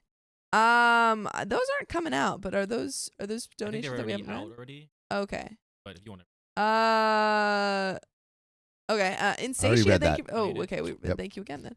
And we read that one? Perpetrator? Yes. Committed to more time. Thank you, $120. I read perpetrator. it. Again. Click that off. Click that off. Dang. We'll do. I was Click gonna it have- off. I was Click it gonna have, off. Sophia, spin that wheel. Oh, we got to spin that wheel for Spin Purple that Trader. wheel. We also spin the normal wheel. Oh, give me that like wheel, please. I hope All right, it's we're going to trivia. spin this little like wheel. Here we go. Huzzah. 3, 2, 1. Whee! Ooh. Spin That that wheel. Spin. And, oh, wow. That is spinning. That Trivia, is- trivia, that is a trivia, trivia. spin. Come on. No, it's trivia. 10 It's members. not trivia. He's 10 like, members. it's trivia. No, it's 10 It It's was 10 10 members. All right. 10 new little babies in the chat. And Sophia, do you want to spin that wheel? You don't have to move it, by the way. Spin that wheel. Oh, get it, Sophia. Get it. Get it. Hit it. Hit it. This Hit is it. for Awkward Turtle. Awkward turtle. And 1.25 for 5 minutes. We have purple. Awkward. And did we already do awkward turtle? Not this one, no. Okay. And 20 members. My goodness. My goodness. Supernova says, I've met a rude Dutch young man who decided it was fine to comment about my body. I chatted to them about some Dutch children's stories and suggested perhaps they should be a bit less outspoken. The Dutch people are very outspoken. This is true. All right. Are we ready to get into this next story? Just about. I'm going to put the 1.25 up, and then I'm going to... Put that 1.25 up. Guys, I've been on my habits recently. Sophia, I've for the past 5 days, I've woken up every day at 6:15 and then immediately ran. I'm doing a 7-day challenge with my cousin, and then it's gonna turn into a hopefully 100-year challenge. Wow. Yeah. Wow. It's been very great. More pens. I have a whole habit stack now that includes journaling during my morning poop. All right. Are you ready, Keon? Yes. Is Sophia reading? Sophia. Oh. Whoa. Give me a Squid Games thing. She also... Huh? My snacks? Where? They're somewhere in the box. But Whoa. Oh, these lollipops? You know the one that you were like talking Yes, about? I want, please. I've been, so is it in here? I have no idea. I think John said your snacks that Sam was looking for. Oh my God. If these are the snacks I was looking for, I Oh, think. face mask. I'm going Oh. to. Yoink. It's for me. They're in here? They might be. I'm not so sure. John said something about Sam Dude, snacks. I'm taking all the tea. It's got to be universal, but it is going on my shelf. I don't see those snacks. Okay. John said. I want those snacks. Are they I in the was other? so excited. Why would you lie to me, Keon? I didn't lie to you. I You just told lied the to truth. me. There's a mosquito right You here. lied to me. Hold on. You lied to me, I got it. Keon. So many ants. I'm very proud of you. Got it. There's ants on the toilet paper. That's like what? There was ants on the phone. There's There's ants ants on on the my phone. There's phone. ants in my pants. We've been having Ants. an ant problem in the I studio. sent a thing to buy. So what is the thing to buy? Is It's it this powder. But Ugh. you can also buy diatomaceous earth. Sam? What a great idea of when to journal. I mean, weird but effective. It is. Okay, something I was thinking about actually before I get into this next story, while like Keon it's is getting on me. everything queued up. I think journaling during a morning poop is one of the best times to journal because you shouldn't be like looking at your Yeah. phone first thing in the morning or getting on a call first thing because it's like too many, or even reading a book. It's like too many things like coming into your head, and it could change your mental state. And if you just wake up, go to the bathroom and sit with a journal Yeah, but and people just don't like suss out your sit thoughts. on the toilet for 30 minutes like you. All right. First of all, it is 5 to 10 minutes. 5 to 30. And maybe they should start doing it. Oh, John said it maybe. I said maybe. John, you John, you hyped it up. literally See? lied to me. See? Don't I blame was me. so Don't blame ridiculously me. excited See, you can't shoot the for messenger. my snacks. I'm sorry. See, Sam, you can't And shoot the John messenger. lied to me. Yeah. I think what we should Genius. do, pitch, we get a bunch more containers and we start putting the snacks in there so that they don't get ants in them. The ants will find it. Anyway, Fee, thanks for the $5. My partner's dad had to go to the hospice this week. Thank you guys for giving Oh. me some joy while helping him and his family through this whole thing. Fee, I'm so sorry about that. And Hearts in I'm the- glad that we could give you some joy. Hearts in the chat Yeah. for Fee. Thomas said poop journal. And Congrats. Poop for- you can't go poop from for- hearts in the chat for Fee to saying poop journal right away, Keon. Poop journal. You have Hearts to- in the you have chat to- for Fee. you have to Anyway, I'm going to get transition that. to Are you reading? this next story, yeah. These are Unless you freaking want to read. Do you want to read? Yeah, you gonna read everything? Yeah, mister? read away. Jeez. Read away. Also to the new babies in the that are just came in. Ah, what the frick? Is We it an got ant? another story. All right, Sophia, read. There's read, so read, much read. clutter. Sophia, read. What is this? Sophia. All right, I'm gonna read. Okay. What is on that? I don't know. All right. All right. Sophia is that? distracted. Ew, what is that? I don't I don't know. Don't put it on the ground. I'm not. All right. Well, Ready? I'm considering having a baby with my friend, but it's complicated. That sounds complicated. I know this sounds crazy, but please read the whole post. I am a widow. I lost my husband a little over 3 years ago. It's a really long story for another post, but we had been trying to have a baby together before he passed. That is sad. By the way, this comes from Small Shops, and if you want to submit your own stories, go to the r/OK Storytime subreddit. So, my best friend, who I'll call Chris, was my husband's best friend. We were good friends. Oh wow. Okay. Good friends. I put I see you in there. If How you good a see friends. what's going. This is the passed away husband's friend that OP is close to. But I mean, we see what's coming, right? I see it a mile away. Chris Ayo, that's what's coming. All right. Anyway, we were good friends when my husband was still there, but we bonded a lot after his passing. Chris is also a widow. Come on. Well, 2 widows. 2 widows in a Really, they pod. got 2. 2 widows Two sitting widows. in a tree, not with their significant others, That's sad. but just each other. Wow. That Way to is a turn really that- sad. Way to Sorry, turn sorry. that- That was a really Yikes. sad nursery rhyme. Yikes. Anyway, but we bonded a lot after his passing. Chris is also a widow, although his wife passed away before I knew him. Having been through what I was going through and also losing his best friend, we really leaned on each other the last few years for love and support. We are best friends now, and I don't know what I would do without them. I mean, ICU, right? Are we still in ICU? Is anyone not ICUing them? We're all seeing. Is everyone seeing the you that I see? Well, I feel like a huge part of my life is empty. I feel a visceral need to have a baby. I know I sound crazy. When I lost my husband, it also felt like I lost the life we didn't get to have together, like I lost the baby we were trying for and the family we could have been. Oh, I want nothing more in life than to be a mother. It's always something I wanted for myself, something I've always looked forward to. I know there's a big child-free lifestyle community here on Reddit, so this may be difficult to relate for some, but it's what I want for myself. I'm educated. I'm very successful in my career. I'm financially stable. I'm ready for the next chapter in my life. I know I could just go to the baby juice bank or adopt and raise a baby myself, but I would really prefer my child to have a father. The old-fashioned way. I grew up with the most amazing dad, and I don't want to purposely bring a child into the world without a father that will love him like my dad loved me. I know I could wait around until I meet the right guy, but that isn't something I'm certain is in the cards for me. And maybe the right guy was Right your in front of you. husband's best friend all along. Yeah, maybe the right guy was your husband's right-hand guy. Sure. Well, last week, Chris and I got together, had a few drinks. Ooh. I see yous in the chat. Put some I see yous. Ooh. And I opened up to him about how badly I wanted to be a parent She's like, And he- I want to be a parent so bad. right now. Put a baby in me, Chris. I'd honestly be a parent with anybody. Yeah. Honestly, the person across the table The from first Yeah. male I see, Mm-hmm. parent. No protection, no problems. It will solve a problem, actually. You know, he would have wanted this. Well, yeah. He's looking down right now, getting cuckolded in the corner, loving it.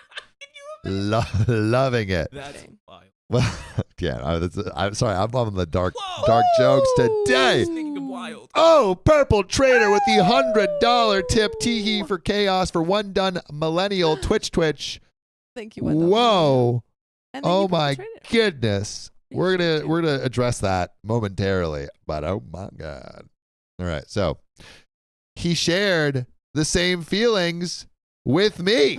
So Chris, Oh man. Oh man. it's gonna get hot and bothered. Ooh-wee. It was so nice to talk with someone who I can really relate to, and he feels the exact same way as I do, like he is missing a huge part of his life.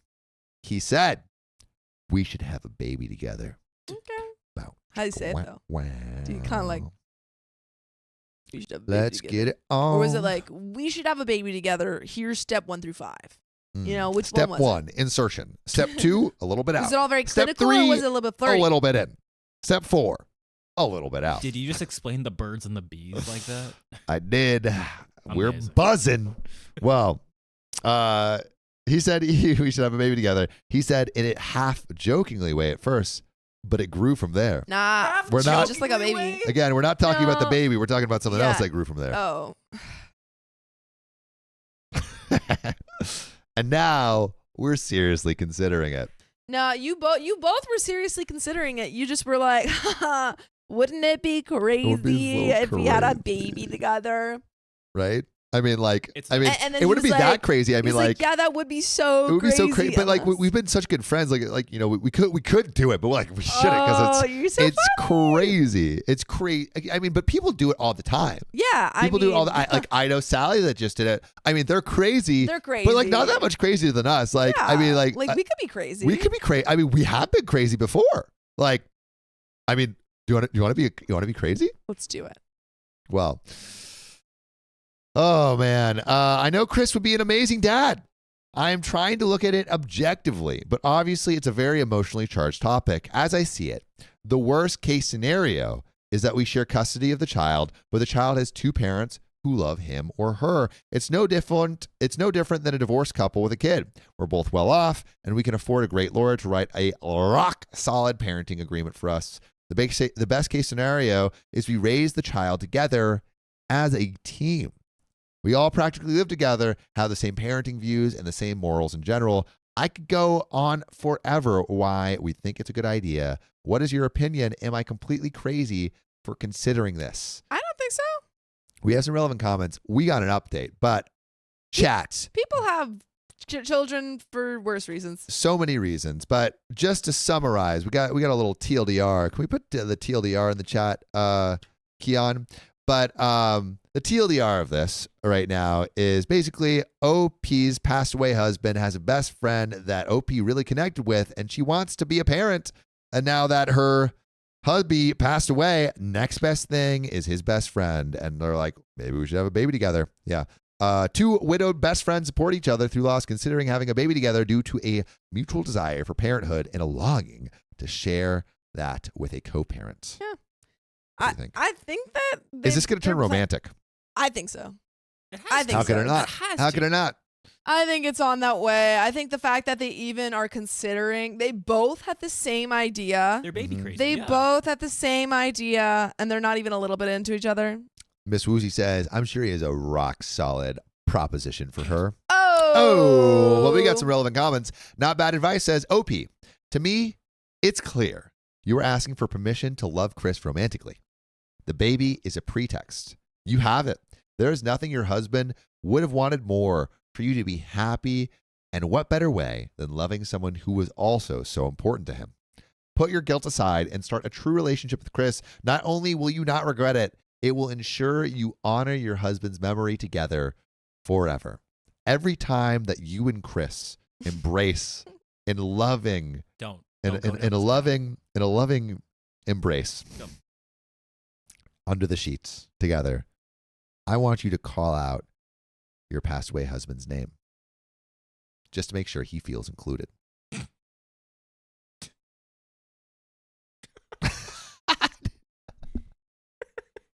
Just try to picture that. You say his name. Yeah, Actually, I dude. guess it's Say his name together. It can be a That's fun little thing, wild. a little bonding thing.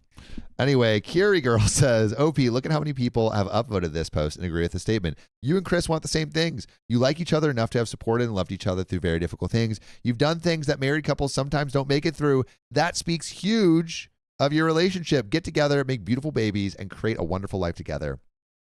We love that. We love that. There we go.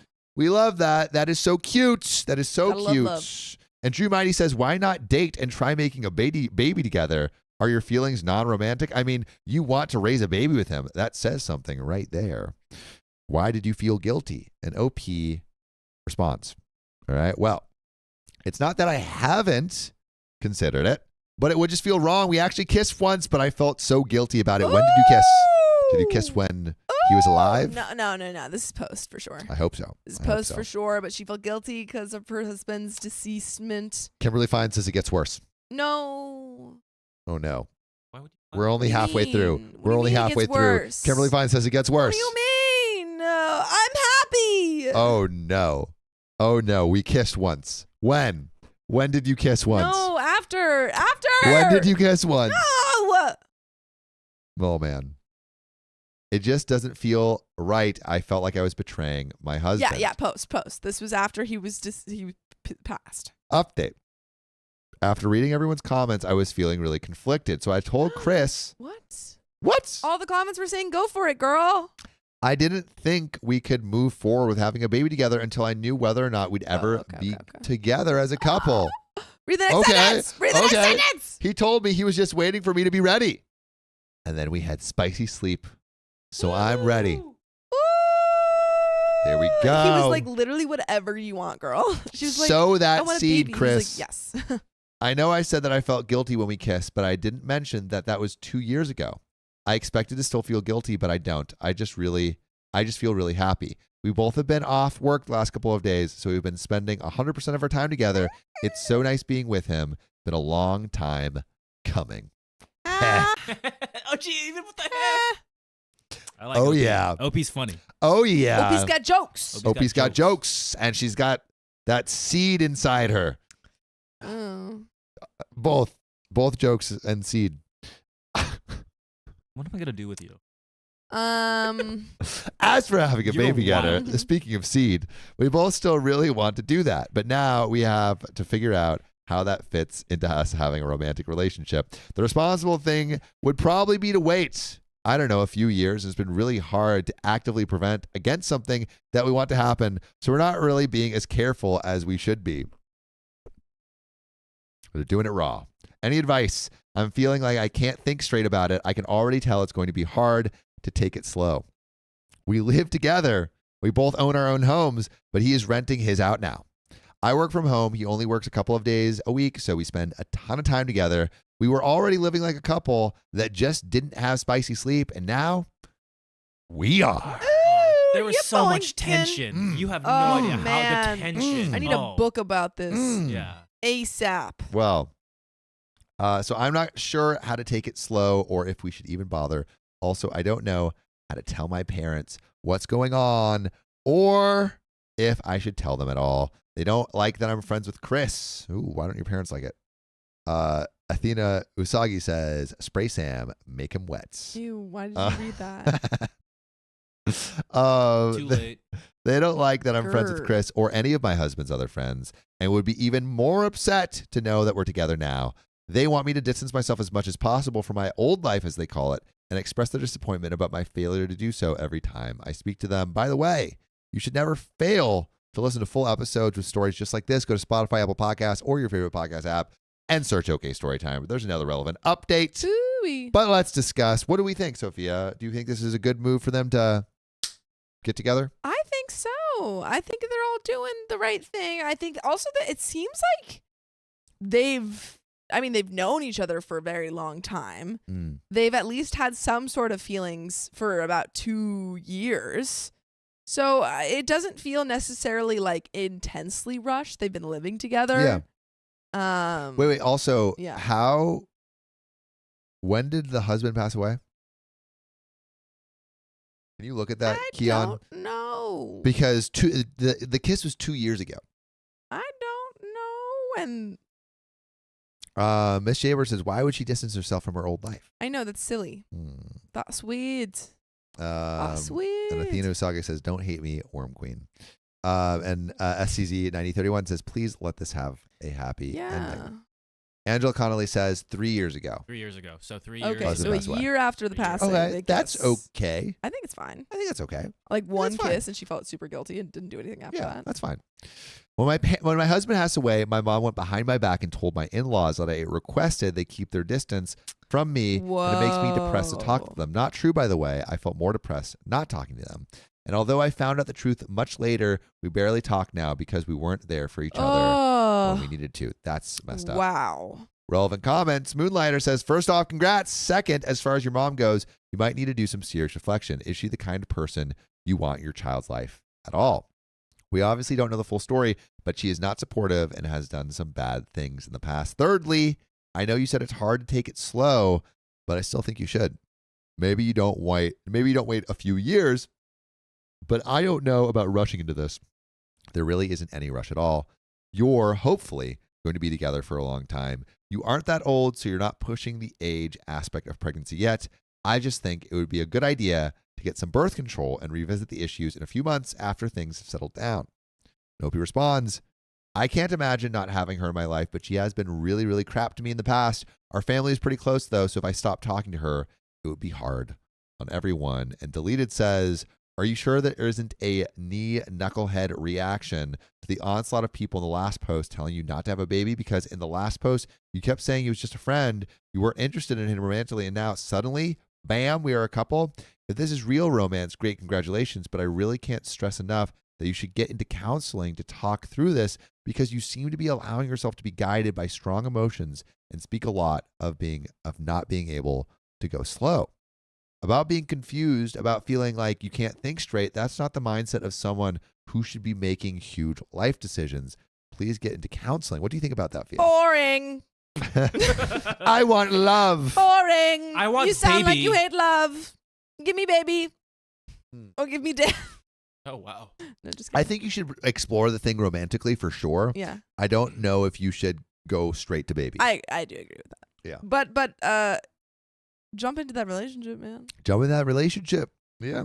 I mean, Yeah. like do the relationship for a year, see how you feel, and then Yeah. later. And OP responds, "Hi, you accidentally posted 4 times. It's not a knee knucklehead reaction. People were asking me why we weren't together, and I didn't really have an answer for them. I knew that I didn't want to have a kid with him if I wasn't completely certain I didn't have feelings for him, because that would be a recipe for disaster.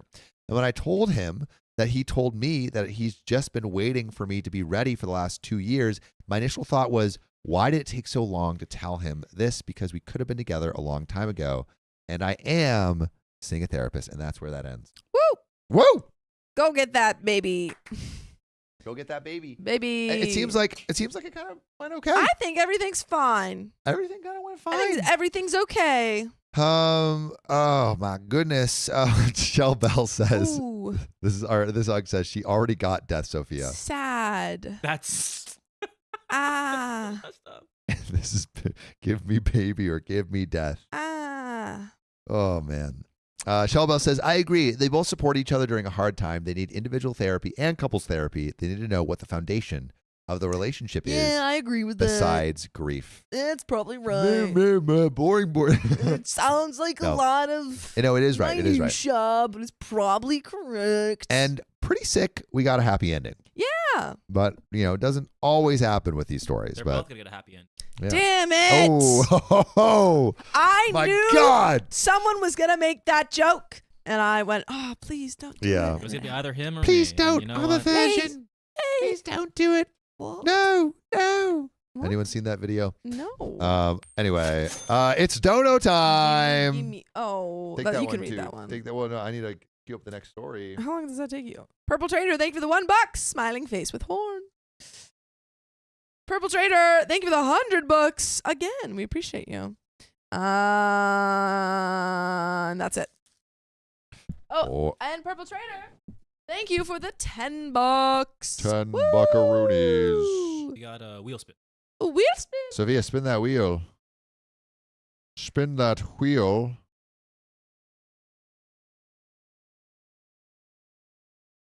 This is for purple.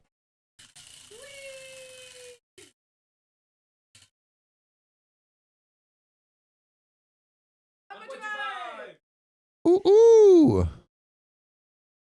Ooh. Ooh, baby. Keon, it is $17.95, correct? Yes, sir. S2. Yes, sir. S2.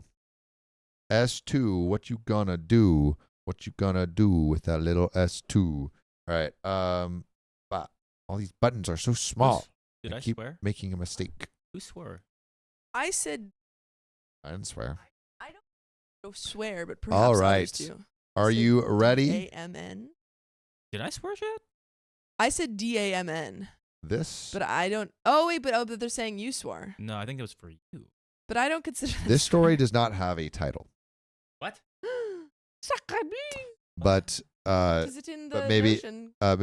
we don't necessarily need the title in here as long as we have the title in It's general, probably and I the could version. read it on the screen. I'll put it. Pull it up. Bailey Bug. Okay, love you guys so much, but I'm turning on the Lorax so my child Freaking love lets the me Lorax. read. Oh, that's what she's giving you. All right, my best friend complained constantly. All right, Wait. hit me with it.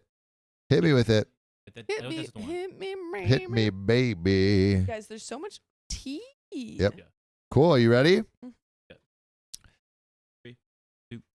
My best friend complained constantly at my wedding, so I'm kicking her out. If you're complaining about my wedding, you're not gonna see it.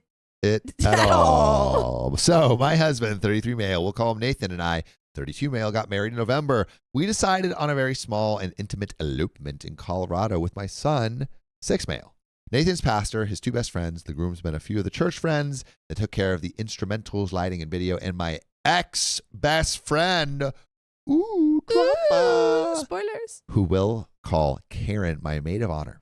What a dramatic fall from grace. Maid of honor to ex-best friend. Truly the Lucifer of maid of Yes. honors. How far you have fallen, my Yes. dear. From Grace. By the way, this comes from Little Bo Ganja. If you want to submit your own stories, go to r/OK Storytime subreddit. Oh So yeah, why am I not reading? you'll read the next one. I booked a beautiful Airbnb cabin for our stay. It had a stunning master bedroom and enough guest beds for the bridal party to stay free of charge. Ooh. Nathan paid for the entire Airbnb by himself since I paid for my dress and plane tickets for myself and my son. Nathan also paid for the food that they stocked the Airbnb with before we got there. Now, Karen. Karen and I have been best friends for nearly 18 years. Karen is a self-absorbed person. Karen is also very much dependent on the green. And I'm fairly sure she's undiagnosed bipolar or something, because the way this woman could go from 0 to 100 witch mode is both shocking and appalling. Why are you friends? Well, they aren't anymore. I know, but why were you friends to begin with? I feel like she had this like moment where she was like, "Oh, I understand now. I She's understand been that- awful this whole time." The Matrix has finally been revealed. Whoa. Oh! Purple Trader with the $100 tip, giving us I'll hit 30 y'all more with minutes. it one more time. 30 more Thank you very minutes. Wow, wow, wow. Another, wow, wee wow. Wow, wow, wow, wow, wee, wow. Wow, Very wow, nice. wubsy. Also, Very someone's. nice. Did you see that comment? What? Someone's watching us on their flight. On their flight. How? On their flight Yeah. home with Wi-Fi. Okay, story time. Coming to a Delta's flight near you. Cheryl Muriante, I'm watching you from my flight back home. I That's can't believe cool. And the you're Wi-Fi's allowed me to see you. commenting. I'm That's shocked. crazy. That's pretty cool, dude. We're in the air. Mile Yeah. High Club. Oh. Ooh. I don't think we. That is what it is. I don't. And Okay. We're basically entering their ear holes. So we're entering an orifice in the air, if you really think about it. Did we both All right, just I'm sigh? sorry. Did we both just sigh at the same time? Also, I'm glad that CC later also knows what Wow Wow Wubsy is. That's wow, wow, whoopsie. It was like a computer game. Anyway, we need to go I into remember. the story. So, her husband gets the brunt of it, and I feel so bad for him. We have stayed friends with her for that long because I'm a recovering people pleaser, and I knew I was the only friend she had left. So I felt bad and stayed in contact, hanging out only when she asked, which became much less frequent over the years. Truthfully, I wasn't even going to invite her to be part of my wedding, but at one point, her children's birthday parties about 2 months prior, she asked me when was the next time I was going to Colorado, where my husband lives, because we were doing LDR. We live together now. What's LDR? Long distance relationship. This is when I spilled the beans about the wedding, and then she said she was coming with me because she needed a vacation away. I was not thrilled, but figured at least I'd have someone to stand on my side now. But you want that one? You want that person? You want that person to be your maid of honor? Don't like? That's crazy. That's like a sacred position in the. Yeah. You don't got anyone else? Sorry. Sorry. Sorry. I should mention when we texted about it afterwards, I asked her if there was anything in particular you'd like to do or go see, since it would be her first time in Colorado. She responded saying she didn't care that we could do anything I wanted since it was my wedding weekend, that it should be all about me and Nathan, and that she'd be fine to just hang out in the Airbnb and watch my son if we wanted to go do stuff on our own or something that she didn't want to do, like go hiking. She made up all these different excuses as to why she couldn't hike and gave me some serious attitude when I tried suggesting solutions and ways for her to join us on the hike to make it more comfortable for her. So I don't Opie's think trying she to likes include hiking. her, and she's like, no. Hiking stinks. Hiking stinks. I don't like it. I don't like it at all. Literally nothing strenuous at all. And I offered her ample clothing for warmth. Again, Why are you trying to include someone who's so obviously the worst. yeah, exactly, the worst? Why are we trying to include a Lucifer? I was simply trying to make sure she felt included, but I was met with, "Are you stupid?" types of responses with major attitude. Remember this for later. So I think I'm we're going to get remembering some. it. Yeah. I can't forget it. Anyways, a week prior to the trip, Karen asked me to have Nathan get her little green puff vape for when we get off the airplane, because she said, the moment I get in the car, I need it because my anxiety will be through the roof after dealing with the airport. I mentioned it to Nathan a few times over the week, but his busy schedule didn't allow him time to go to the dispensary, which was 40 plus minutes out of the way. Karen was livid. And there would be no, Karen was livid that there would be no substances ready for her. Nathan assured her we would stop on the way to the Airbnb and she could pick up whatever she wanted. Again, this is Colorado. It's not like there's we're slacking for dispensaries. No. What Karen failed to mention until we pulled up to the dispensary was that her driver's license was expired, so she tried to go in and was even more pissed when the woman at the desk turned her away. She got back in the car and screamed at me that this is why he needed to get the vape before I got here, as if this was our fault and our problem. So we're already off. Just tell her to leave. Great start. Why? Why is she still she here? here? Nathan went into the dispensary and accidentally got the wrong thing, so I went in with him second time and tried to get the arrow cartridge she was talking about. I must have misunderstood or got my wires crossed when she was screaming like a banshee about not having the vape pen ready for her when she got off the plane, because I thought she said she had her arrow battery in her bag, but apparently it was at home and this dispensary did not have batteries in stock. She became even more irate, so Nathan went back in one final time to get her a different disposable vape. Third time's the charm, I guess. Wow, she is on her stuff. I think that's what you call addiction. As we drove to the grocery store, I mean, some people need it for anxiety and stuff, so it couldn't be just she addiction. sounds awful, though. But she does sound awful regardless. Yeah. As we drove to the grocery store for snacks, I took a deep breath, hoping since the beast had her substance and was about to get a Snickers bar, she would finally calm down. Yeah. And the only reason I'm saying addiction is because she's screaming at people. Yeah. Like, there are definitely different ways of reacting. One dumb millennial says, should I send you guys boba so you can make your own bubble milk tea? Can you send that in the mail? Yeah, it's like little tapioca. Yeah. That would be cool. That'd be really cool. It takes a little bit of time, but it's very easy. That'd be really cool. Miss Silvertair says, fake part of the score. You can't fly in the U.S. with expired license ID. If you have a passport, you can fly without. Point. You can fly with a passport. Well, couldn't she have shown her passport at the dispensary? I don't know, man. Maybe she forgot it. Well, we go inside and I'm just browsing, chilling, and picking out my snacks when she starts to become visibly annoyed with how long I'm taking.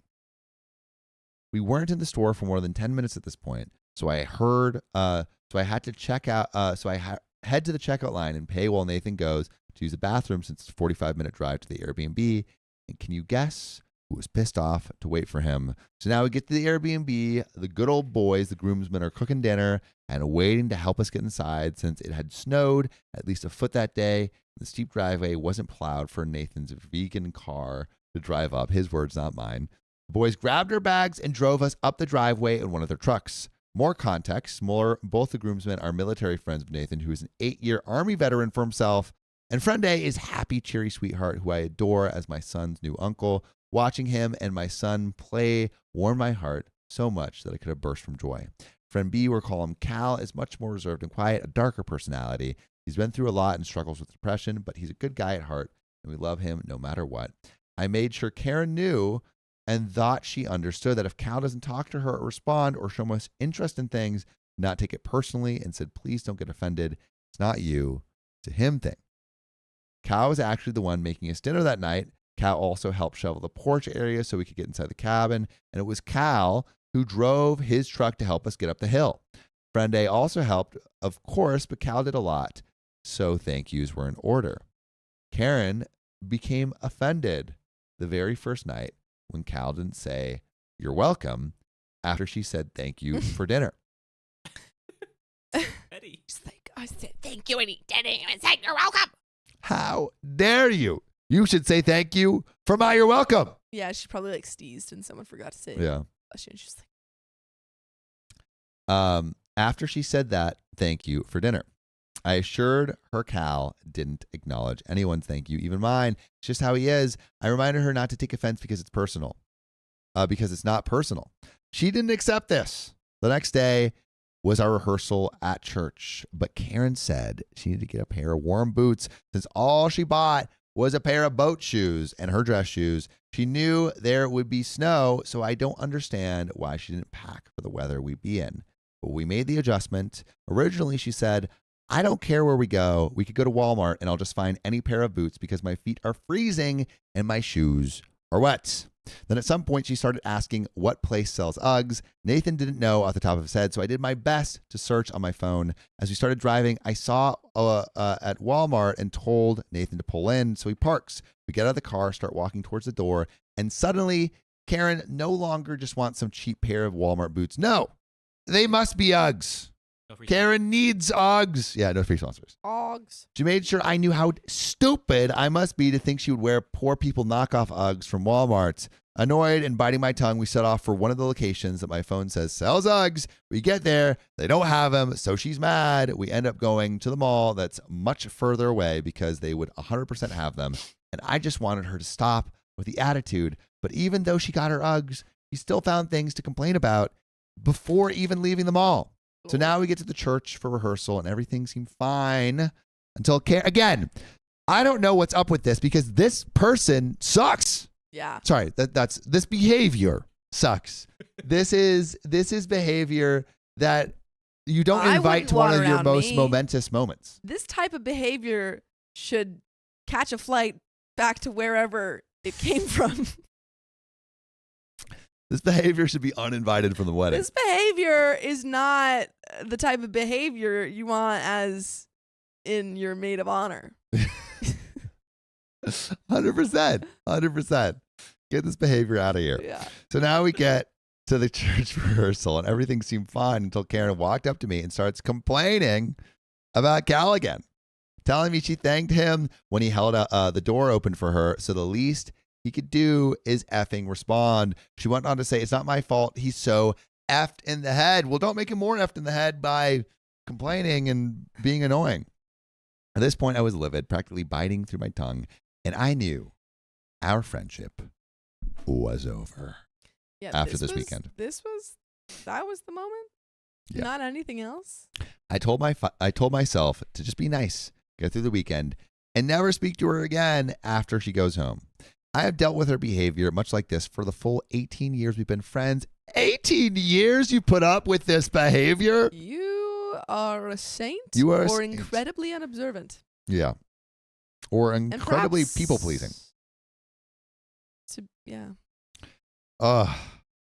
Why can't they just leave Karen at home, says Katie. Not? Agreed. I don't know. I don't understand. Also, Nicole H says, Uggs are not snow boots. I think that's also true. I also thought that. That was weird. I was also thinking that. Uggs are not like water resistant. Maybe they're water resistant, but not waterproof. They're supposed to be like surfing boots, though, actually. It caused many fights, but I had always found a way to forgive her. Like I said, I am a recovering people pleaser. I have been working hard to stand up for myself and be a less self-absorbed person because the behaviors out of my life are the root. And that night, a switch just flipped in me. And I no longer cared to make her happy anymore. I just wanted to enjoy my wedding weekend and be done with her. The next day was my wedding. We were getting ready in the church bathroom, and I gave her a corsage that matched my bouquet. I noticed she still had her Apple Watch on her other wrist as she was finished getting ready, so I simply said as nicely as possible, "Oh, don't forget to take that off before we go out," pointing to her watch. Her response was instantly nasty, 0 to 100, saying, "I'm not taking this off. I have 3 kids at home. There's no way I'm going to be this far from them with no contact. You might as well have thought I slapped her across the face and told her to leave her phone at the Airbnb for the whole day, not just a tech-free 30-minute wedding ceremony." She's like, don't have a phone at the wedding for 30 minutes. She's like, how dare you? Yeah. What if one of my kids is choking? Yeah. What if one of my Me kids when is Sam told me drowning? to put my phone on the phone box. Yeah, how are you doing? Good. Fine. Fine. What if I have to check on my children? Sophia, I saw Sophia. You know, like when you're like in the toilet and you forgot your phone, and so you start reading like the back of labels on like the soap dispenser.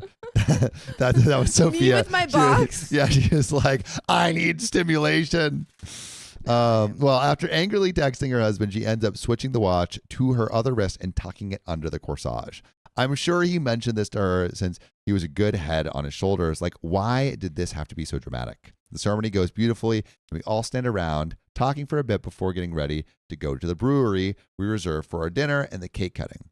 I told them I needed to pin up the train of my dress before we go, so I go into the big stall to take off my dress and pin up the train since only I knew how to do it. And meanwhile, Karen went into the other stalls to take off her dress and put on some jeans and a sweatshirt. I honestly would not have cared if she wanted to wear that to her little reception. But when I came out, she saw I was still in my dress and she flipped out, screaming at me, asking why I was still wearing my wedding dress and claiming that I told her I was changing into something else. I told her I never said that and stated I told both her and my son separately, but in front of her as I entered the stall, that I was just pinning up my train so it wasn't dragging on the floor while we go eat dinner.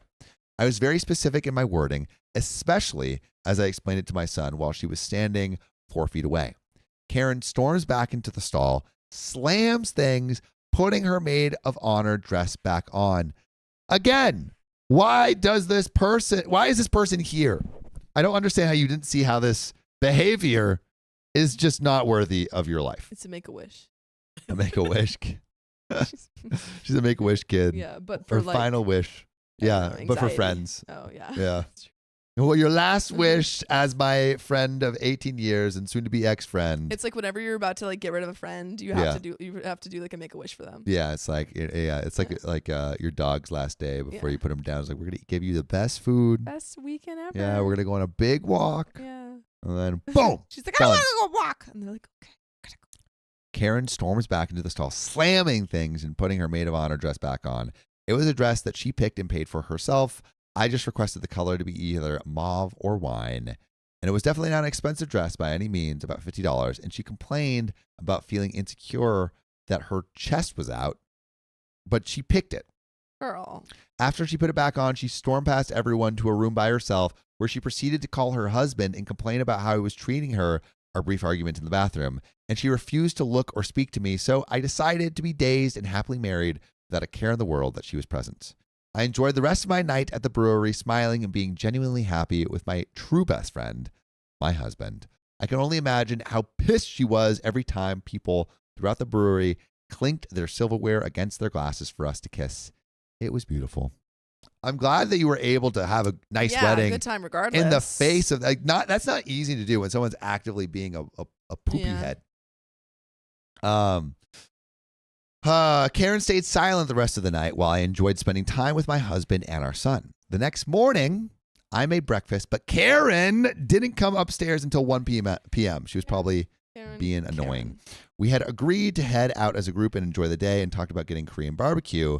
And now, me trying to be a good friend, realized she hadn't eaten all day and was likely famished. Can't she just find a way to eat herself?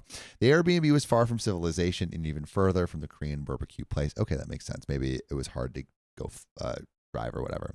I don't know. Where we were planning to go was an hour 45 away, so about 20 minutes into our drive, I saw the pub that was next to the grocery store, which she said she needed to go to get more snacks and stuff. So I told Nathan, hey, pull in here. We can grab a quick bite for lunch, hit the grocery store, and then head into town, thinking we could have Korean barbecue for dinner. I was thinking of her trying to get food in her system and the things that she needed from the grocery store. Plus, my son was also hungry, actively asking for food as well.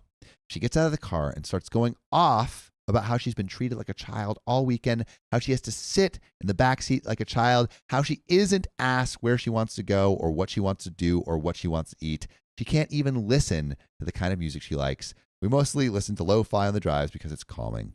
We often do this, not just in particular this weekend. Plus, who doesn't like lo-fi? I mean, lo-fi is fine. Yeah. It's definitely not hype. No.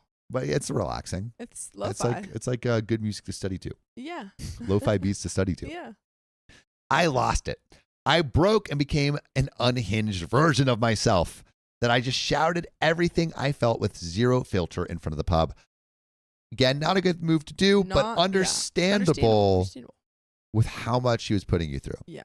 I stopped, passed away. Oh, I stopped, passed away, stared at her in disbelief and said, "Are you effing kidding me? I am done. I was literally trying to feed you so you wouldn't become a nasty witch, but here we are. What do you want to sit next to my husband in the front seat? You want to hold his hand too? And you can't listen to the music you like? You literally have both effing headphones in your ears listening to your own effing music off your phone. Get your butt back in the effing car. We're going back to the Airbnb so you can pack up your crap, and we're taking you to the effing airport so you can go home because I am done." Ooh, you poked the bear and you got the claws. OP went off. Dang, Again, man. Not a great move, Justified a-hole here. but justified a-hole. Justified I a-hole. mean, this Karen was terrible. Asking Also, for, but like OP, the planning of this all, like you gotta know Well, this person is it seems like terrible. someone was saying, as a reminder, Karen did kind of force herself onto this trip. And OP and Yeah. like the people pleasing But nature was like, okay. I say guess no. Yeah, Say no. And you also, gotta say no. TLDR, can we put the TLDR in the chat for people? Keon, I'm sure it's quite the show for people all around. While I yelled all of this at her, she started calling her husband saying, "See, this is what I've been dealing with. You hear how she's talking to me? It took everything in me not to knock her the F out. I was so enraged. She wouldn't respond to me and eventually got back in the car after we did. She just sat in the phone mostly in silence. My husband and I talked about how crappy and ungrateful she was being the whole weekend, while my son joined in from the back seat saying, "Yeah, you're going to the airport." I was half proud he was defending me and half mortified that he had to endure this ridiculous incident. For the record, he's perfectly healthy, fine, and happy. I never yell like that in front of him. We get back to the Airbnb and she hides in her room until the Uber pulls up 2 hours later. I'm happy to say we had the best time after she left. It was like a breath of fresh air, it was like a breath of fresh air filled the cabin. It was just our little family enjoying the most beautiful time together. It may have been more dramatic than I expected my wedding weekend to be, but I'm glad he's no longer in my life. So after she left, I went downstairs to check things out and make sure she didn't damage anything. No way she damaged stuff. She thought putting all the clean towels in the shower and soaking them would upset me. Oh no, the towels are wet. That is Well, what would we so do? petty. Honey, it was literally right next to the washing machine. By the way, you can listen to full episodes with stories just like this. Go to Spotify, Apple Podcasts, or your favorite podcast app and search OK Storytime. There's a little bit more to the story, and I'm just going to bulldoze right through it. So she also rolled up her dress and threw it in the bathroom trash can and left the chain to the necklace I gave her as a maid of honor gift on top of the trash. With a pendant missing to show, she clearly flushed it down the toilet like she really thought I cared about a $35 pendant. I'd pay more to get rid of her all over again, but that's just me being cynical at this point. So yeah, we closed on our new home 2 days after Christmas, and we're now living our best life happily ever after with none of the drama. Am I the a-hole? You know, you shouldn't have invited her in the first place. You were too nice in the beginning. She pushed you to the edge. Yes. Should you yell at people? No, it's an a-hole move. Should you yell in front of your kid? No, a-hole move. But do we understand? Yes, I think justified a-hole is where we're going to leave it. Woo! But wow, what a story. Yeah, man. Yeah, very not Figured it good. out. Figured it out, but why did we have to wait so long? Why did we have to wait so long? But yeah, that is our Karen story. That is our Karen story. But we got some donos to read before we get into this next story, And what's the next episode? which I will read. Purple Trader, thank you for the $100 tip. Are we on this wheel spin yet? Not a lot for purple. Probably not this one. Just hit y'all one more time. I believe yes. I sang that. So I think we did do that. Not this one. I don't think we did. I don't think we did this wheel spin yet. Bless you. Purple Trader, Thank you. thank you for the $100 wheel spin. You will do your wheel spin very soon. Harriet Spaghetti has been a member for 6 months. No, Sam, sometimes we can be alone with our thoughts. And Michelle D, thank you for being a member for 6 months. It's the Donner Duo, 6 months officially with one and only subscription. Thank you for us being your one and only subscription. Y'all keep me sane on the crazy days. Thank you for everything you do. Anytime, anywhere, we will be there. And while Sophia's pulling up this next story, I'm going to go over and spin that wheel for Purple Trader's $100 dono. Mount Avs girl, yes, we have done the like wheel spin. Yes, it was 10 members. But here we go. Let me go over this. Yes. Jane Doe said, Sophia, you had me so intrigued by School Spirits, I binged the entire 2 seasons. Hell yeah. All right, let's spin that wheel. For Purple Trader. Woo! Spinning that wheel. Spin that wheel. Spin it well. Less In 10 minutes. 10 minutes. Woot woot. Woot woot. Woot woot. Woot woot. Also, a fun, fact, I guess, about Uggs, because we spoke so much about them. When I have Uggs, and I feel like in America it's very common to wear Uggs outside and as just like a comfortable true. shoe and stuff. It is very but in common. Australia, which is where Uggs originated from, it's like you would never wear Uggs outside. Like They this is do not, feel like an inside shoe. no, I remember I brought my or I had Uggs or something, and all of my family members in Australia were like, "Why are you wearing your slippers outside?" And I was like, "What?" Oh my god. Yeah, I think I had them with me, and they're like, "Why are you wearing this outside?" I was like, But, "These are my shoes." Speaking of people coming in from the outside, we have some new people in the stream. Woo! 815 people Man, oh on YouTube. man. Welcome, new people. We're about to Welcome. launch into a story about new the story. relationships that matter most. We got some drama. We got some tea for you. got some We got intrigue. some good advice, goofily, to share with you. So stick around. And Sophia, read that next story. Also, I'm Mhm. Sam. Hello. And that's Keon right over This there. is- Hi. You're All all right. so beautiful, and I want to give you forehead kisses. All right. If that's okay. Yep. Mwah. Aw, Also, welcome consensual the new forehead people. kisses. And if it's not okay, Uh, I'm sorry. Deflect that. And if you're new here, say hi. The chat is very welcoming, and we love new people. So let's get into it. All right, Fia. Ready? Let's get into it. My sister-in-law lied to her in-laws about our family. I couldn't stay silent. Speak your truth, girl. I am 25 female and have an older sister, Kate, 30 female. She and I were never close due to our age difference and because she hated that our dad married my mom and had me after divorcing her mother. By the way, this comes from OK Client 3075. And if you want to submit your own stories, go to r/OK Storytime subreddit. So, Kate claims dad told her he never loved her mother and that my mom was his true love.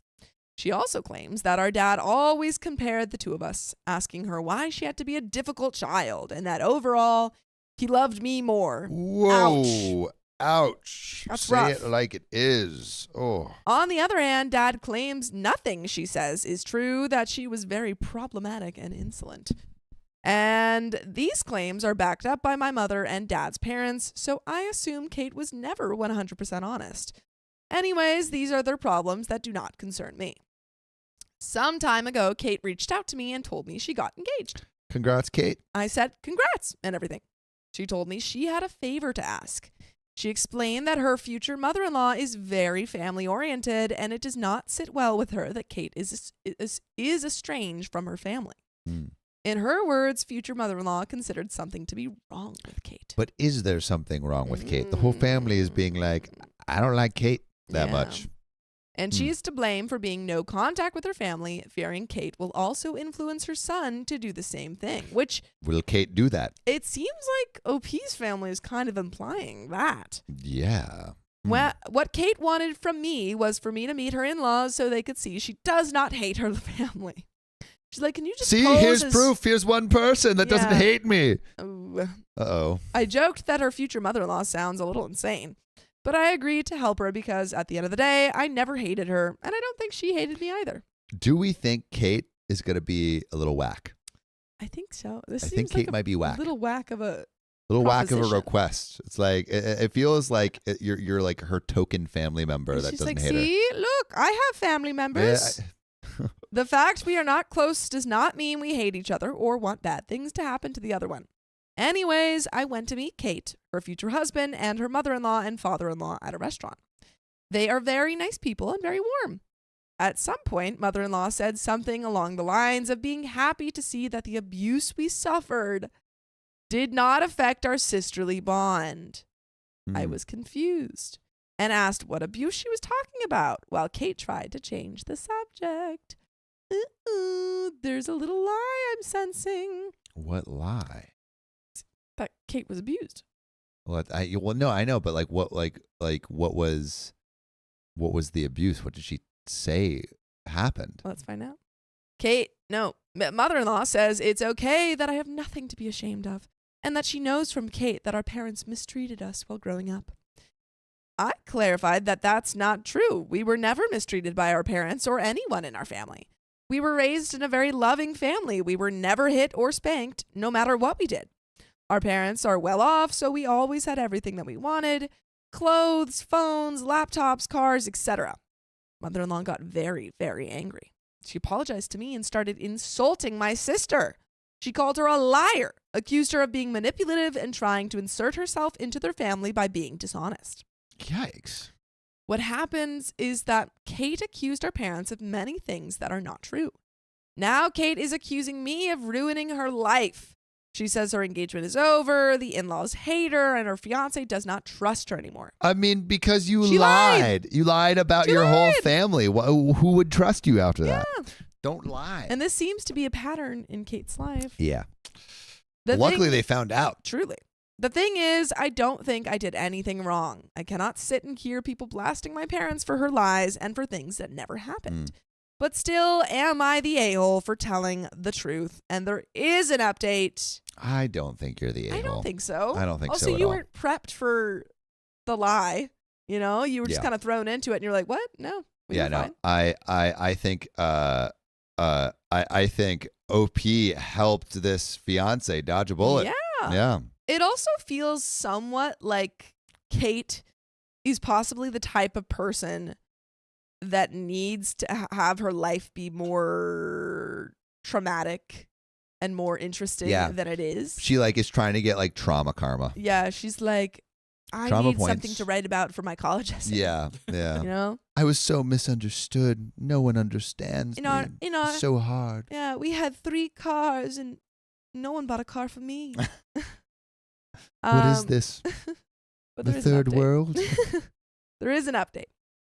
So a lot has happened during these last days that generated even more drama. But before I get into that, I want to express a big thank you to those who commented and provided their feedback. After reading your comments, some things started making more sense, and honestly, it brought a lot of perspective on things that I missed. Also, I got really mad reading every little comment from those who projected their own messy family life over my family.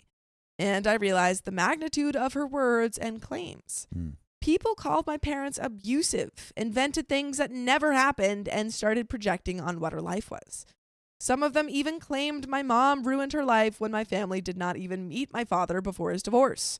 So it was a shock to me to see that strangers who somehow hear her stories may as well believe everything that she says without even doubting a word or even add their own drama into the picture to feed her fantasy. The major thing that happened was that one day her ex-fiance reached out to me via Facebook. He apologized for how things went during the meeting with his parents and asked me if I was willing to meet with him to have a chat because he wanted to check my version of things that Kate told him. And I'm sure those are not going to match up at all. No. He's going to be like, okay, so she says that she was abandoned when she was 2. He's like, no. No. He's like, okay. She says that she was sent to a boarding school in the military. She like, what? Said that she was sent to a little house on top of a hill where there was water behind it, and there was a mysterious count that kept chasing her around. She's like, no, that's the plot of Nosferatu. Dang. She said that she went to a little snake man who had a bunch of reptiles in his greenhouse. And then accounting again Oh, came over and that's tried to steal him series away. of unfortunate events. It's like, dang, how does she keep getting me? I explained that I do not want to do this behind her back because I don't think it was fair. But if he can manage to convince her for the three of us to have a conversation, I'm all in. I also told him there are a lot of things I need to confront her about, and I would feel more comfortable with a witness there. For 2 days, I heard nothing from them. And yesterday, the big conversation happened. We scheduled a call around evening because everyone felt more comfortable like this. I will say from the start that I had nothing to do with convincing my sister to attend the talk. This was her decision after discussing it with her ex. Based on what I understood, she agreed to it, hoping that in the end, her fiancé would take her back. There's no way. There's no way. I mean, this guy is just going to realize how deep the lies are. Yeah. I mean, she's really hoping he doesn't ask the right questions, I guess. Unfortunately, I will admit her ex and I kind of ganged up on her because both of us had many questions, and she was the one to provide answers. Some answers that I got from her. Why did she lie about being mistreated by my parents? She claimed she did not specifically mention me as being mistreated, but admitted she did not correct her mother-in-law when she understood something else. So she knew her mother-in-law was living with the assumption our parents mistreated both of us, but did not correct her in any way. When her fiancé asked why, she said she felt by not correcting her, the mother-in-law will stop considering her the problem, knowing that there were two of us in the same situation. She still claimed she was mistreated by my parents. When I asked her to provide some clear examples, she first said, "You know very well what happened." But me and my fiancé insisted. Some of the things she mentioned were, when she was a teenager, she was oftentimes punished while I was not, which was a clear indication I was loved more, and this is abuse.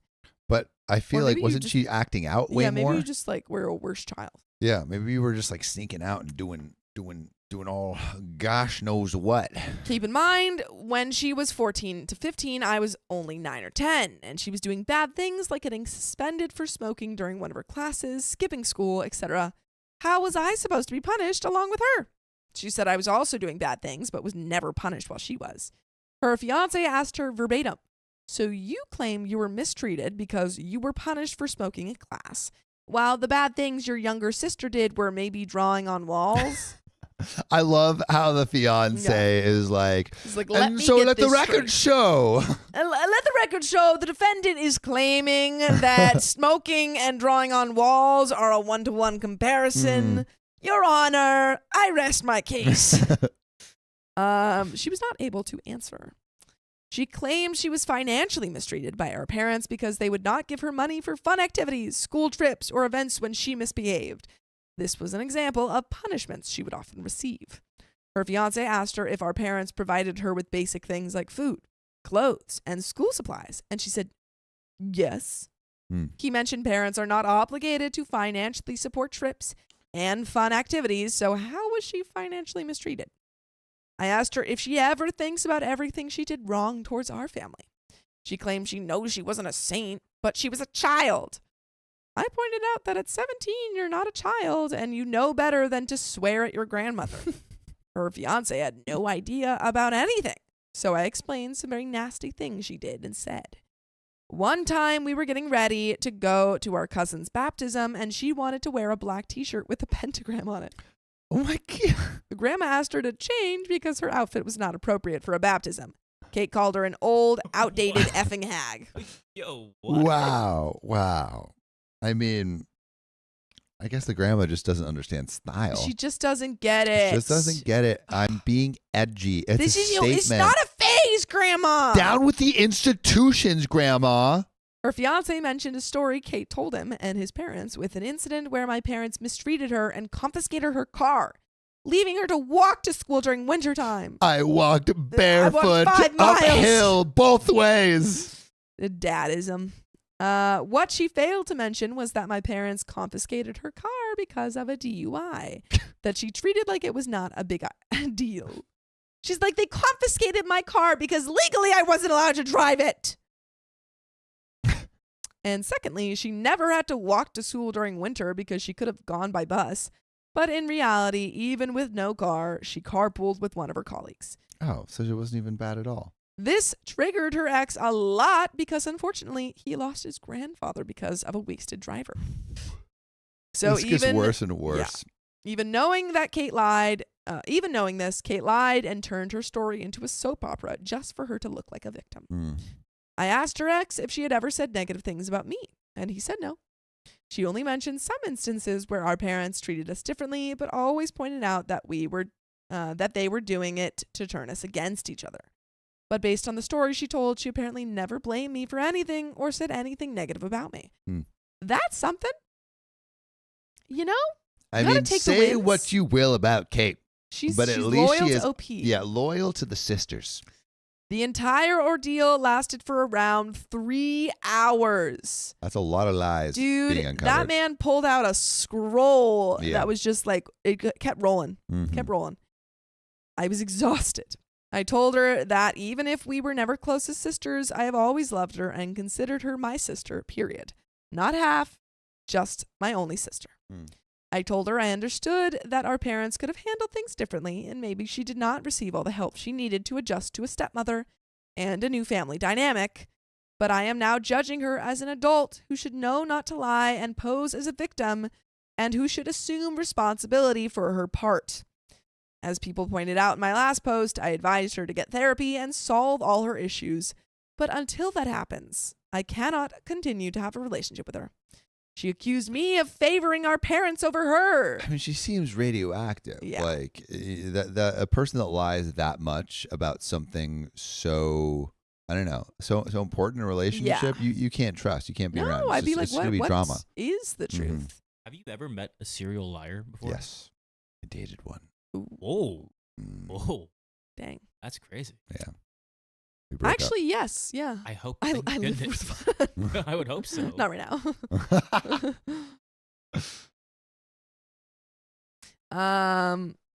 She accused me of favoring our parents over her, but I told her I favored the truth over lies and she should be ashamed of herself.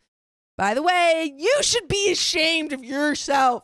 If you're not going to listen to full episodes of stories just like this one, you can go to Spotify, Apple Podcasts, or iHeartRadio. Just search up OK Look Storytime. at that. And there Bravo, is, thank you. I bravo. came up with that yesterday and I'm I incredibly saw proud. her do it, and her mind And I went, was like, "Wow." Bah! Yeah, exactly. Dune soundtrack. Um, Oh, you. Yeah. wah!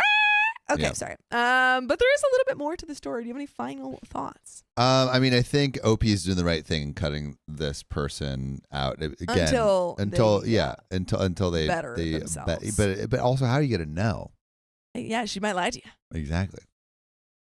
Yeah, tricky. Well, Job let's says see. sometimes they start believing their own lies. Mm-hmm. Slyly Tove says, what happened to her mom? I think her mom is still around. I think, but she, like, the stepmom came into the picture and then she was like, "Meow, meow." Yeah. I believe. I could be wrong about that. I don't quite remember.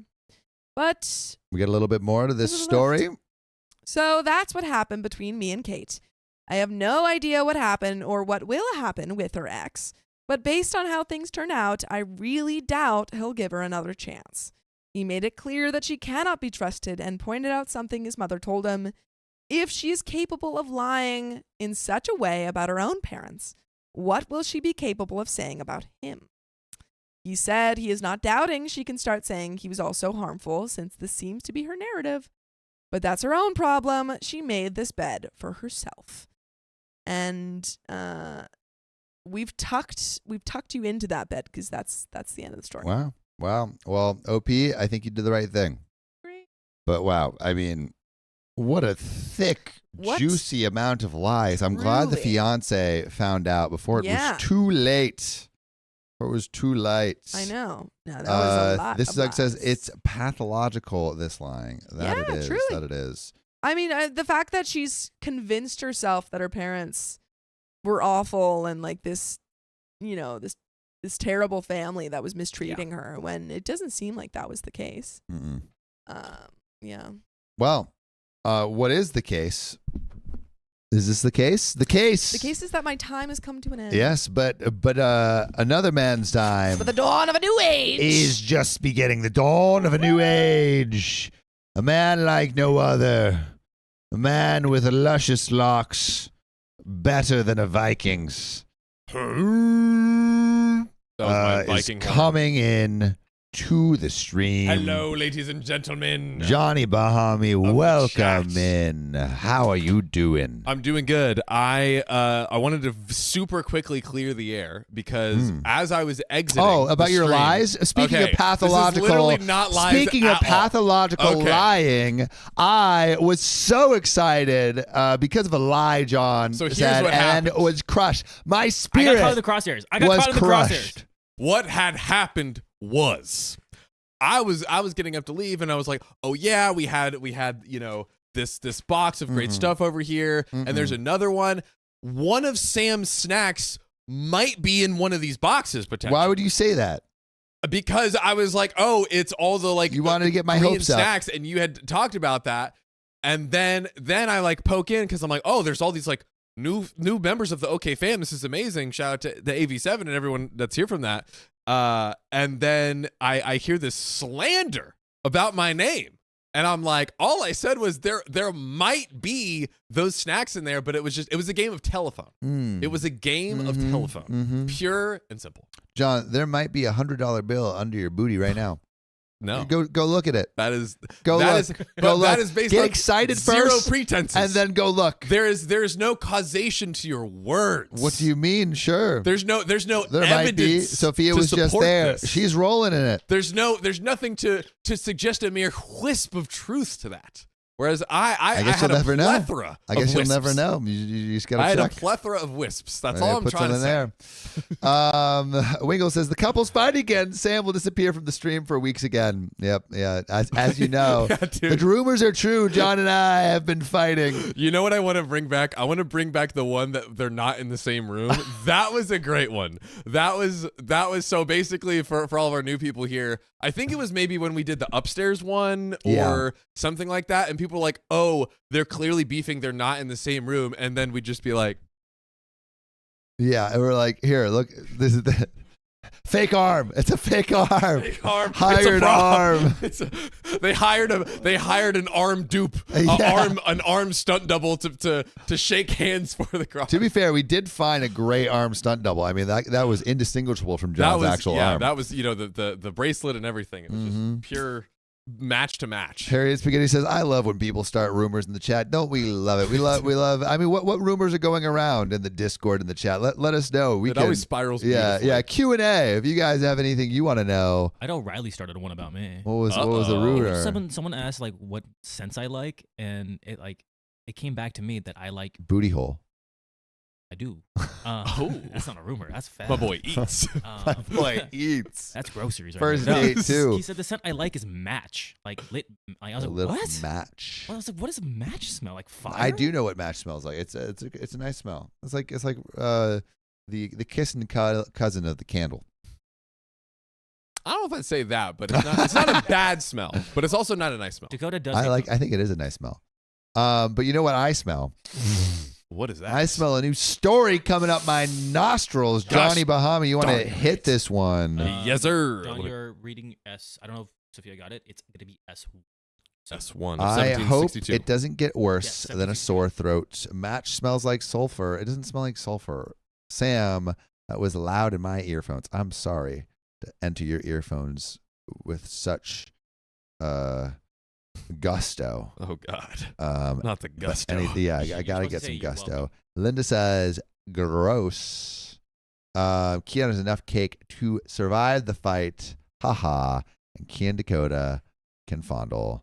All of Sam's golden rules. Conspiracy theory. Yeah, what are your OK Storytime conspiracy theories? Wait, can we go back to your compulsive liar? Yeah, what? Like, what was the craziest lie they said? Like one, Oh, yeah. she cheated on me, but what? Okay. Well, that's the biggest was a one. fun little. Here's one. Hmm. Oh, babe, I know. I was a couple years younger than her. She was in college, and she had just joined the sailing team, which Red flag. Red flag. A giant know, I just red said that. flag on a sailboat. And she came back and she was like, hey, like, like, nice to see you. And I'm like, nice to see you too. And she was wearing like a turtleneck. Oh, And I see you. and I'm like, huh, that's weird. And then she never wears turtleneecks. But I'm like, hey, like, you know, people come back, they explore themselves through sailing. Maybe it was a sailing You thing. distinguish like. Well, I see a little bruising Mm. beneath the turtleneck, you know?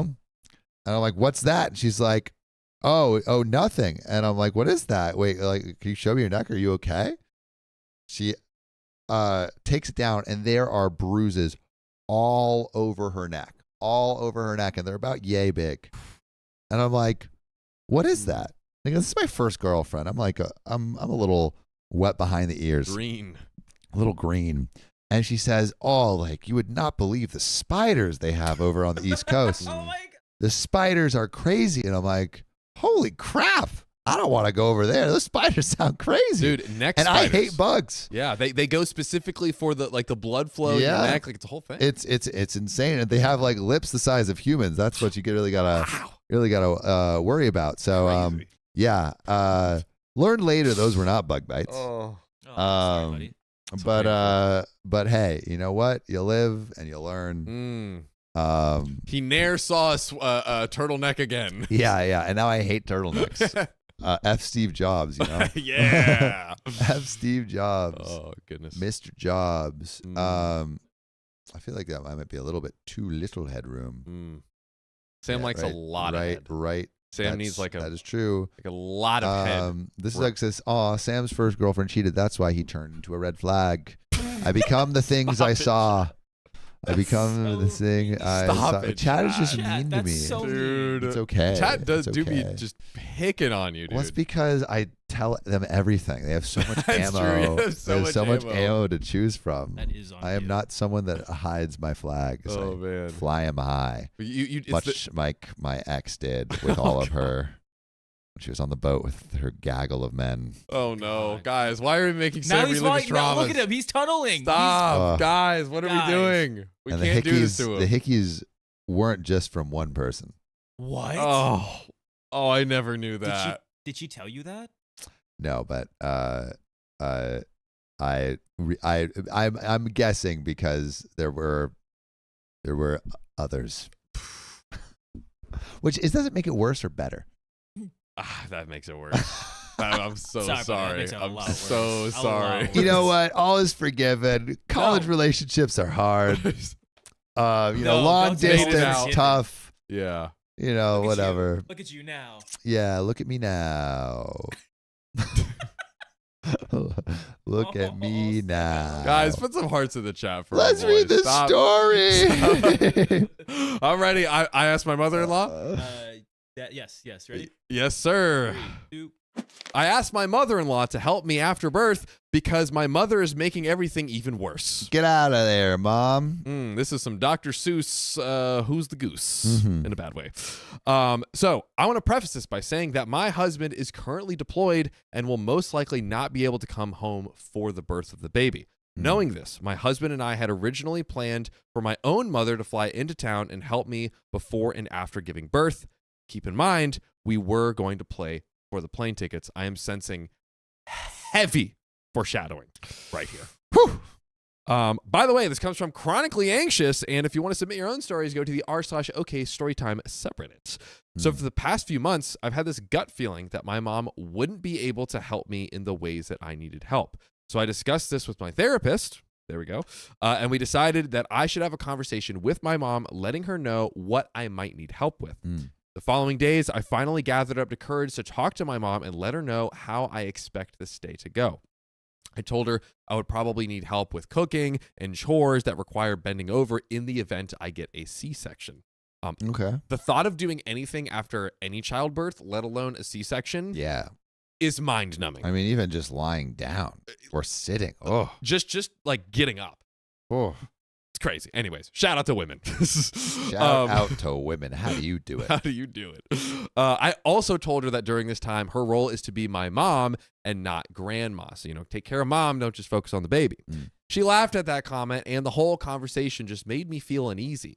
The feeling was solidified when my sister called me the next day, and she informed me that my mom was complaining about how I had a bunch of rules for when she visits.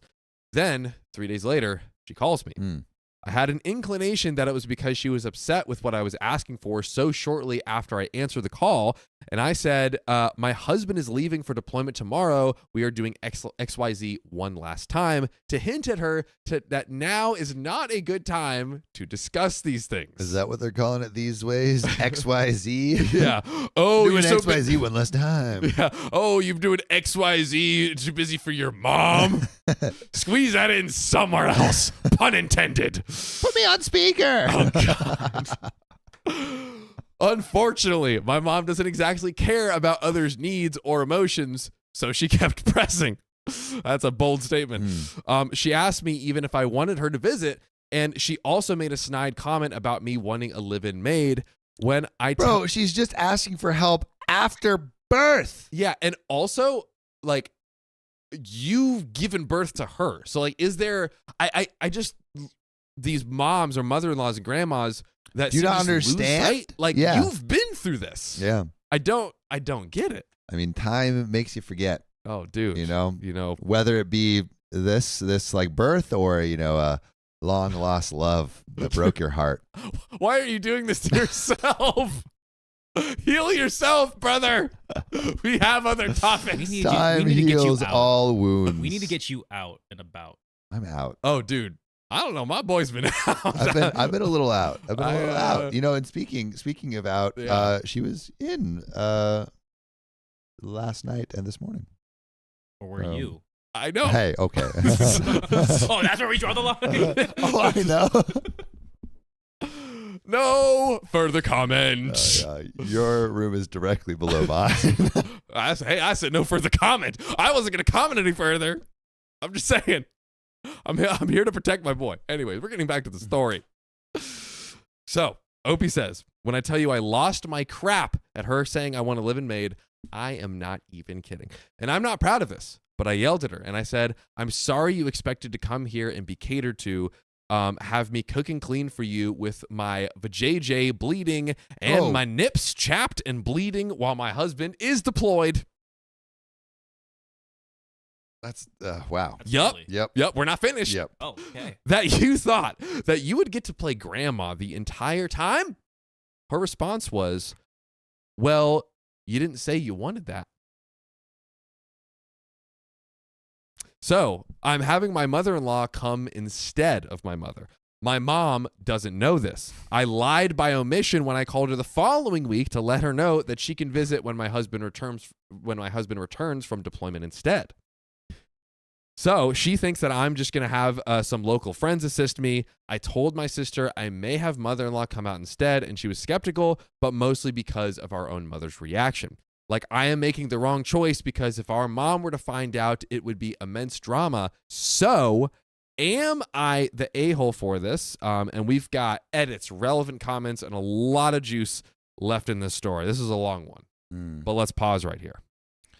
I mean, I think it's the most important thing for OP to be happy, safe, and comfortable.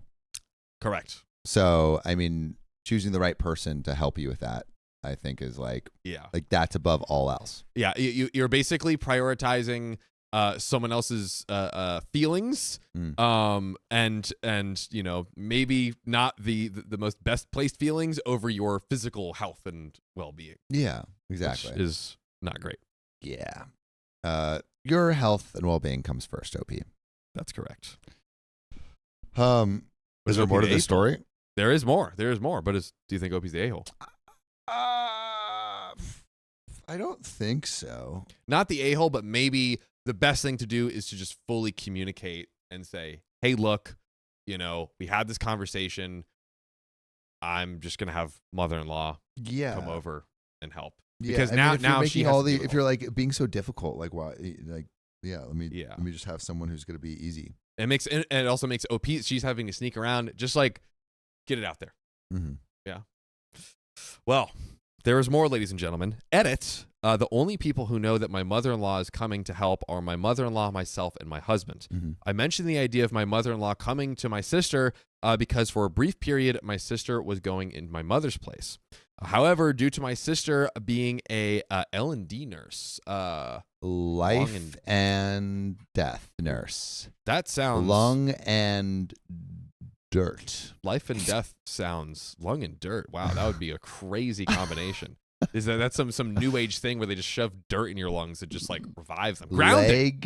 Leg and Labor and delivery. Shout out to Cornery for that very well timed, so I can cut Sam off on that one. The stream stays up. We're not getting taken down. So thanks, chat. thanks, chat. However, due to my sister being a labor and delivery nurse in a different state, the likelihood of her being able to be here when I go into labor was slim to none. Dude, that's so tragic when your sister is literally a labor and delivery nurse but can't be at your. I know. That would be so It's like, do your job. You're fired. As my sister.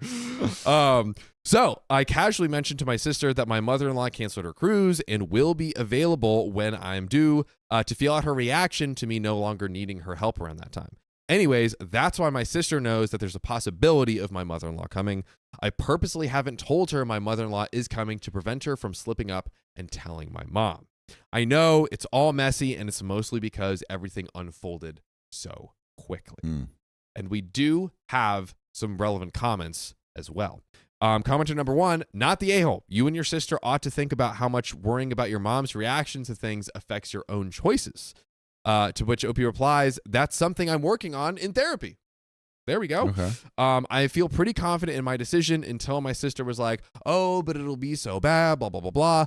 That's when I started having some mixed feelings about it. Commenter number 2, maybe I'm wrong, but I don't see a problem with asking your mom to be a quote-unquote live-in maid. I did it for my daughter this past summer when she had surgery for some touch-up work after having 4 kids and a hysterectomy. That's a lot. That's a lot. That's a rough combo. I did whatever she needed and made sure that she had lots of ready-to-bake meals in her freezer for when I left. OP replies to that, the only issue was the context and tone in which she said it. It was super accusatory, and she said I was speaking to her like I was interviewing her for a job, despite me saying I was serious because I was asking for help for something that's just hard for me to do. Which to just quickly address, yeah, I feel like also shout out to OP for, working on that in therapy. And yeah, I feel like it's a pretty reasonable thing. And I think it's like, it's almost that her mom wasn't hearing the, like I need help. You know what I mean? It's kind of a vulnerable thing to ask for. And it's crazy that, like, again, given the context yes of, hey, I'm about to go into labor with someone who has had that experience. Yes. Not realizing that you need to step in and help and not be so demanding. Yeah. It's just baffling to me. Yeah. That you would forget that it's like a regular thing to ask for help in this situation. That's what I would think. But, I do not have a birthing canal. You do not. What you do can not I say? Yet. My bad. Hey, there's still time, ladies and gentlemen. There's still time. I've already got this. Modern medicine is a crazy thing. So look out. Put a baby in John. Boys, Coming to a show near you. We have King Fred in the chat. King Frederick. Yo, Just it's some been a hearts- sec. in Love the to see chat you, King for them. Fred. Hearts I know in they're having the chat. some health issues, so Yes. We're glad you're here. Hearts in the chat. We love you, King Frederick, and we're glad you're here with us. Getting back to the story. So OP responds to a comment about being passive aggressive. OP says, no, the passive aggressive means that I'm frustrated because I've mentioned countless times that I'm trying to figure out how I want to reframe my relationship with my mother and establish better boundaries for the sake of me and for the sake of my child. Yet you're just incessantly commenting about how I should have done X, Y, and Z while stating that I need to quote unquote be an adult when things have already happened and I'm already low contact. That is also new information. Low contact with the mother as of now. So go ahead, spam the comments. I'm not responding anymore. And some additional information from OP after reading comments in the original post. OP says, thanks everyone. Logically, I know I'm not the a-hole, but I just needed some validation from people not involved to help that sink in. I don't know if that makes sense to y'all or not. I know I still have a lot of growing to do, and I know that I have to work on my boundaries with my mom and my desire to overshare with my sister. I'm not perfect, and I am working on it. Literally, these are my current goals and objectives for therapy. But thank you to anyone who takes the time to read my post and provide their insight. I appreciate it. And we have the big update 6 days later, potentially post-delivery. Ooh. Potentially. Ooh, so we'll get to see how like all of this help played out. Or Yes. lack of help, rather. Yes.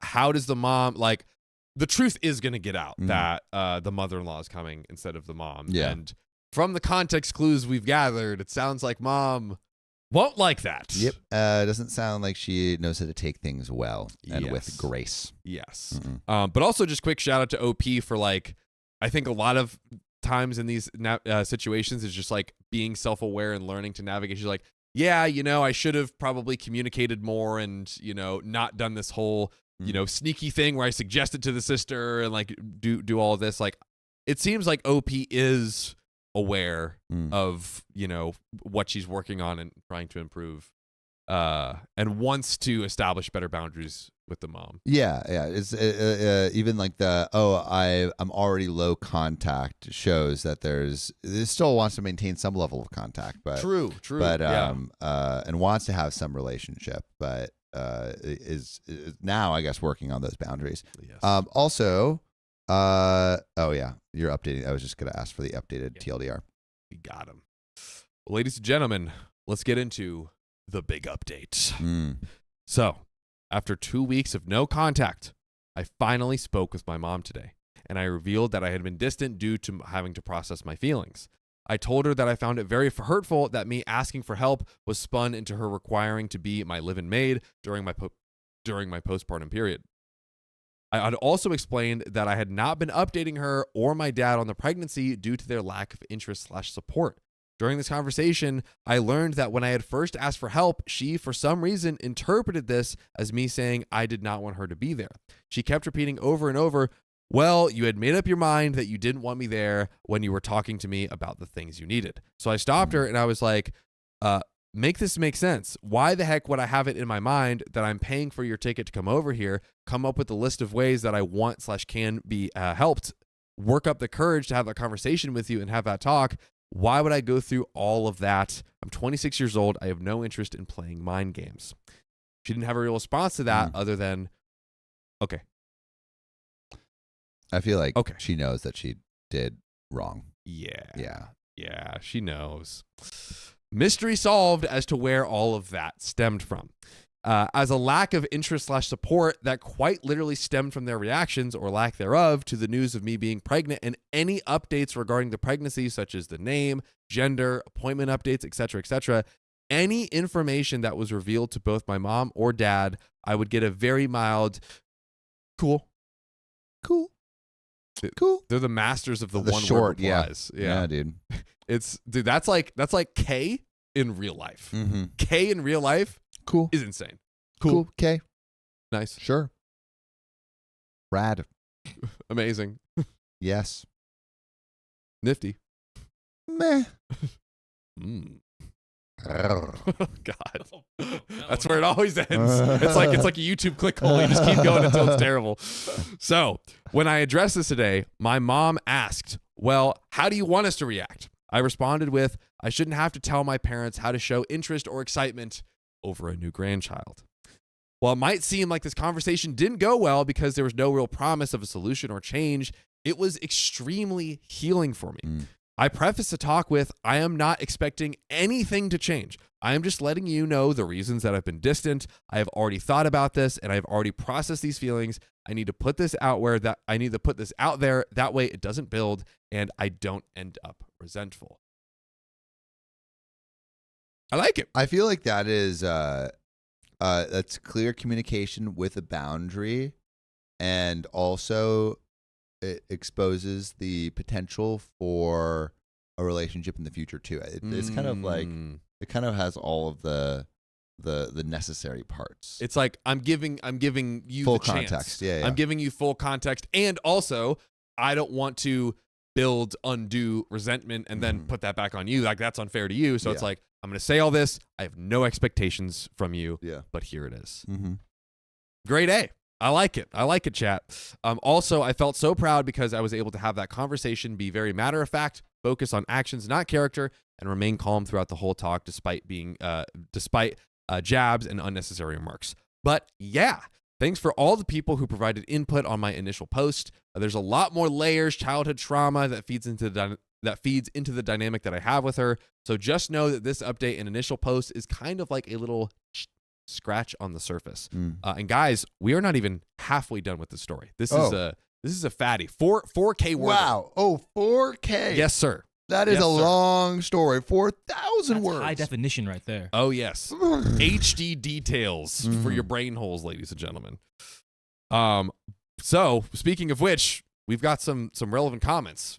Dive right into. Yeah, let's hit those relevant comments. So, commenter number 1 says, your mother is spinning things to suit her narrative. It's not logical and not something you should think about. If your mother-in-law can help you, take her help. I'd say your parents aren't ones to rely on in this new chapter of your life. Yeah, that's a good point. Like, can you rely on her to be the one that, gives you this postnatal care?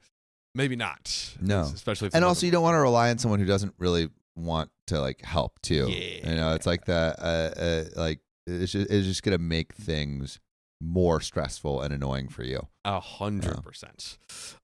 Have they always been like this? Has your mom always spun things to change the narrative? I hope you have a speedy recovery and congrats on becoming a new mom.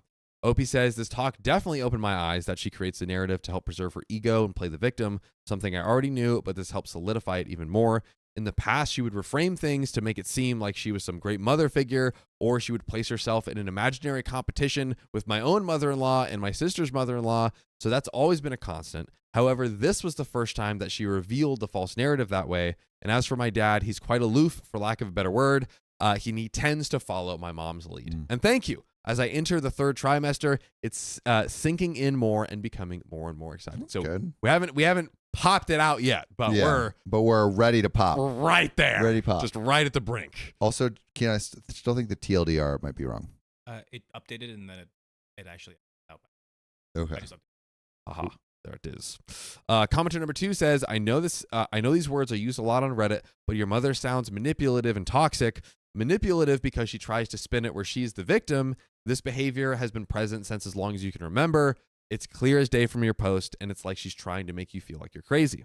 Opie responds with, she definitely was trying to make me feel crazy. She also claimed that I was ignoring her and avoiding her for months, which I also had to correct. I had to explain that I started distancing myself mid-September, but I still responded to her and answered her calls.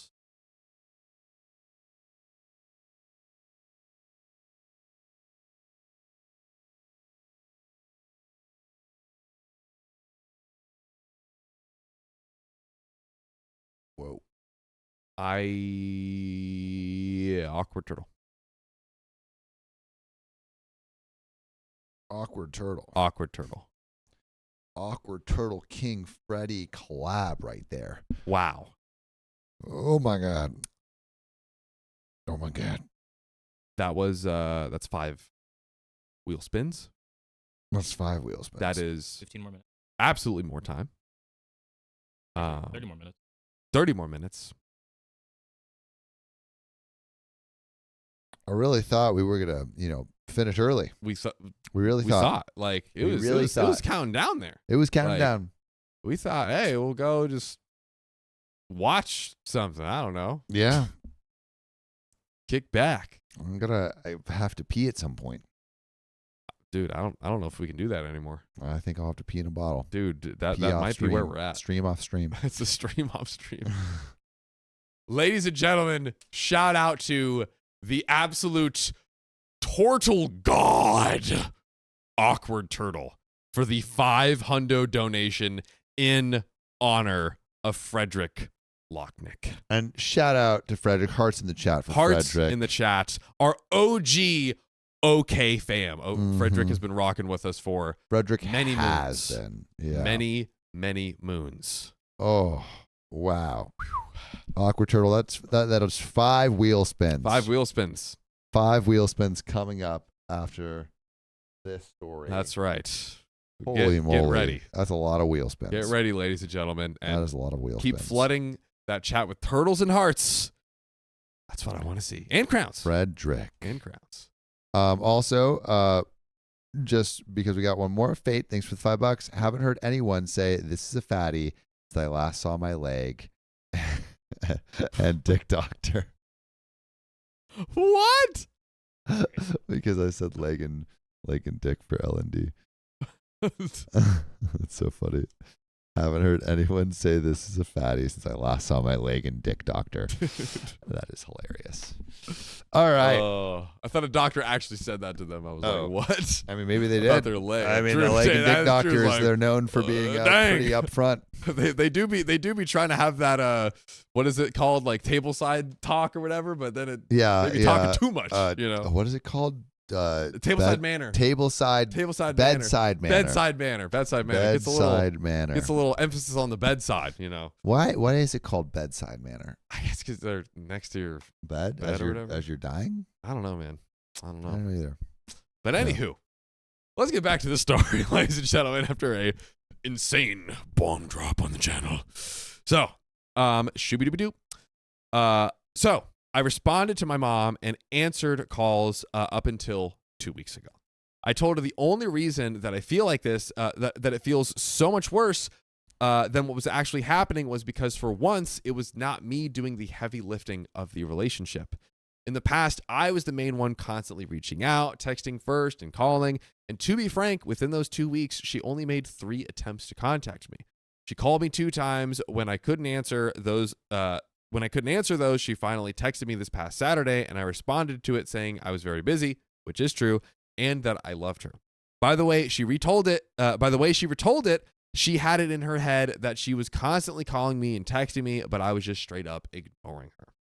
And OP clarifies some details on the mother calling in to fly in to help her at home. OP says, when I found out when I was pregnant, we knew my husband would be deployed when I was due. So early in my pregnancy, I spoke with my mom and asked her if she would be able to come and help. She agreed to come and we offered to pay for the ticket. Then last month, I called her to have a conversation that was focusing on what ways I needed help since I had not really had a talk with her about that. And I just made those comments in passing.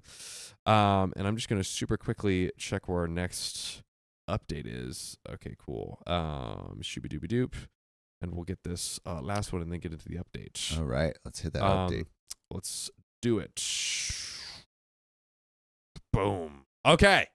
Update 5 months later. Oh, I love when we have a saga that just spans multiple months. Dude.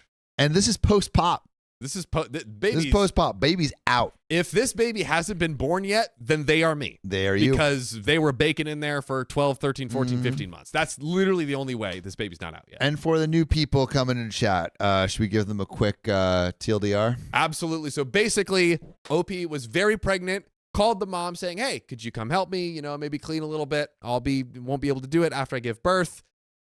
Mom was not about that. She gets upset. No, I will not help you. I'm not your servant. That's right. So OP ends up getting the mother-in-law in and, didn't want to upset the mother at first, then finally realized, hey, we need to communicate. She called her. She let her know what was up. She was upset again. And now they've basically been in this Cold War, not talking, kind of very, very low to no contact. But now we are 5 months removed from this whole kerfuffle about, her asking her to, help and getting the mother-in-law in. So now we're going to see, is OP fully no contact? What happened when the baby was actually born? Yeah. Has the mother-in-law seen the baby in 5 months? These are the questions. Wait, the mother-in-law or mother? The mom, sorry. Yeah. Has the mother seen the baby? Has the mom seen the baby? Yeah, yeah. We don't know, except we do. Oh, yeah, we do. Let's get into that update. So, this is an update I didn't think would actually happen, but here we are. Here we are. Just a warning, I am raging internally, so this might not be written well. More ICUs in the chat. Oh, no. First and foremost, the birth. It went well. Good. It was All right. great. Hey, that's a win. That's That's a win. huge Let's have the W. drama Biggest happen win. outside the hospital. Biggest Absolutely. Yeah. What is that quote from The Office? Like, I love maternity wards because things can go so right or so wrong. Oh, God. It's like a horror movie Oh, God. sometimes. Truly. Oh, drunken moms with the $100 tip on Ko-Fi. My goodness, yippee. Yippee. Y'all are going crazy. Yippee! Is this? This might just not be on my shift, but is this Drunken Moth's first wheel spin dono? I've seen Drunken Moths before, right? We've seen Dude, Drunken Moths before. I haven't. Drunken I Moth feel is like out I've here. seen maybe first wheel spin, but I don't think so. Drunken Moth's just Drunken Moths, crushing I think the it's game. been around. Yip, I've yippee seen Drunken indeed. Moths. I like Drunken that. Moths. I've seen you in chat before. People are Yippee. throwing it out there. Drinks with a butterfly. It's kind of Oh God. Oh, that's Ooh, great. hey. That's great. Dude, chat, you're Chat, the you are goat with- so quick with it. so quick with it. Beer with I never would've thought butterflies of that. is so good. I never would have thought of that, dude. Oh, That's so great. I love that. Drunken chat. Moths, put some moths in the chat. Glug, glug, And glug. some beer. Speaking of, it's almost that time. What time is it? It is. I feel like it's almost that time. I could get behind that. that time. That time. That time. We to be a moth. to be a moth. To be a moth. To be a moth, but the first word. Yeah. Hey, we can do that. We can do that all night long. We might. 5 o'clock We could be somewhere. convinced. Oh God. Only if you guys want us to. It's 5 o'clock somewhere and 8 o'clock maybe Right here. Yeah, we do need a clock without the phones now. Like, Yeah. that is kind of helpful. I don't know, but I feel like it's like Vegas, like don't look at how long it's been. that's True, sometimes true. the best feeling, but also sometimes the worst. Yeah. Yeah. I kind of like that feeling. I like Mm. coming into this room and then it Like being it's light out, Vegas. and then I go out and then it's midnight. And I'm like, Mm. where did the time go? Yeah. You like coming into lots of rooms. I'm sorry. I'm sorry. Too soon, John. I'm sorry it's too soon. Too soon. I have to wait at least 24 hours. I should call her. Oh, God. Oh, baby. Don't tell chat that. They're going to get real excited. Oh, but let's get back to this story, ladies and gentlemen. So, just a warning, I'm raging internally, so this might not be written well. First and foremost, the birth went well. My mother-in-law was incredibly helpful and supportive. The months leading up to me giving birth, the relationship I had with my mother was very surface level. I did not reach out as frequently. Things got a bit tense about a week prior to me giving birth due to other familial issues. My mother did not call or text me the 2 weeks leading up to my due date. However, the icing on the cake was my father asking if I was having a boy or a girl. Mm. My husband and I told both of them already last summer, and the distance led me to telling them that I had my son the next afternoon. Mm. Dude. Yep. It's like, you got to wait. You got snail mail now. You got snail don't mail. Got that Amazon Prime same day delivery. Yep. Or next day delivery. Next day. Yeah. Literally. You get at least a couple days later. Oh, God. Maybe even more. Now, that decision brought me a lot of peace. Fast forward to 2 weeks ago, I called my mother to chat, not about anything serious, just a quick check-in. The phone call threw me off because she apologized to me. Hmm. Apologies. She said, I miss you. Our relationship is different, and I don't know how to fix it because I feel like I don't have the opportunity to. I should have handled that talk a lot differently, and I want to come and help you. Are we seeing some growth? Whoa. What was that? Zoom in on that. Somebody please clip that. Somebody please, for the love of God, clip it. We're seeing growth, and we love to see it. Dude, we are seeing lots of growth. Massive amounts. We're just seeing hope pour through the vessels of faith. Just And some familial girthy relationships. hope blossom Oh, into the God. story. Unfurl. So, OP says, I don't know if it was my postpartum hormones, but against my better judgment, I offered to have her come over for 6 days. I think honestly, I'm not mad. I feel like OP did the right thing by coming by having the mother come by having the mother come. Yeah. I think it's good to give it a chance. Yeah, give it a chance, and I think OP seems to have a level head on his shoulders and like where this is a good chance. A good chance to try. Lock phone screen method, right? We push him away, and then we're like, hey, are you better? Oh, nope. Whoop. Hey, are you better? Oh, nope. Whoop. And then just keep. And then pushing. finally, all right, you're good. You're good. Let's try it again. Whoop. Let's try it again. So, honestly, my first red flag should have been her not fighting back and saying that she would pay her own way. But oh well. I figured this visit would benefit me in the sense that I could at least try to be less resentful, and I could at least say that I tried. She arrived Sunday night. Not the most hopeful, but let's see what happens. She arrived Saturday night, and the first full day was Sunday. I spent a lot of that day feeling agitated because the second I would lay my son down in his bassinet, go do something, she would pick him up. It became quite clear to me that my decision to have my mother-in-law come and help me was the correct one. That evening, I told her that she cannot pick up my son every single time he cries because once she leaves, I physically am not able to do that for him. I told her that I'm essentially a single parent until the foreseeable future because remember, her husband is still deployed. Yep. She sheepishly apologized and said she wasn't thinking about after she wasn't going to be there, which I think is fair. But this stay has been a crap show. So maybe she hasn't grown. Oh. I didn't trust her watching him alone for long periods of time because I caught her starting to fall asleep on the couch while holding my baby literally 30 minutes after she told me I could go nap. Yeah, because if you're napping, she can catch some shut-eye without looking at the baby. Oh, She man. can slack on her job. This seems like falling asleep while holding a baby seems like not the best recipe for success. Yeah, you don't want that. I mean, you're going to dent the baby's fragile head, you know? Truly. Those heads have a soft spot. That's what happened to me. I became a cone. You had a cone head? Feel. But isn't that everyone's head like that? Oh, extra cone. Oh, yeah. Cone. No, it is. That is a lot of cone. Wow. Yes. So You my are head totally was right. squeezed into a cone because of my watermelon-sized cranium. Wow. Yeah, It was that is unfortunate. Whoa. Dang. Okay. Wow. Cone. There we go. Cone It's a head. cone. Yeah. It's a cone, ladies and gentlemen. Also, Why do you Nina think Nilsson, Sammy boy, did you respond to the voice note, girl? I've been busy.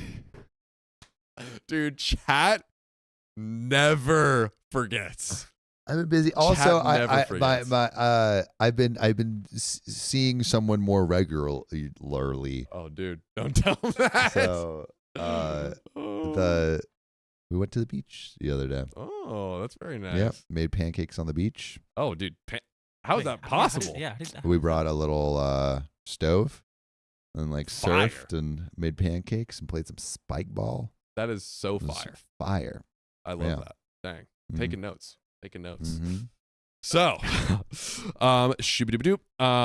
Thank God I was in the kitchen prepping dinner and I caught it, her holding the baby while sleeping. She did not offer to make meals. She made a comment about eating dinner at 8 p.m. because she isn't used to it like me.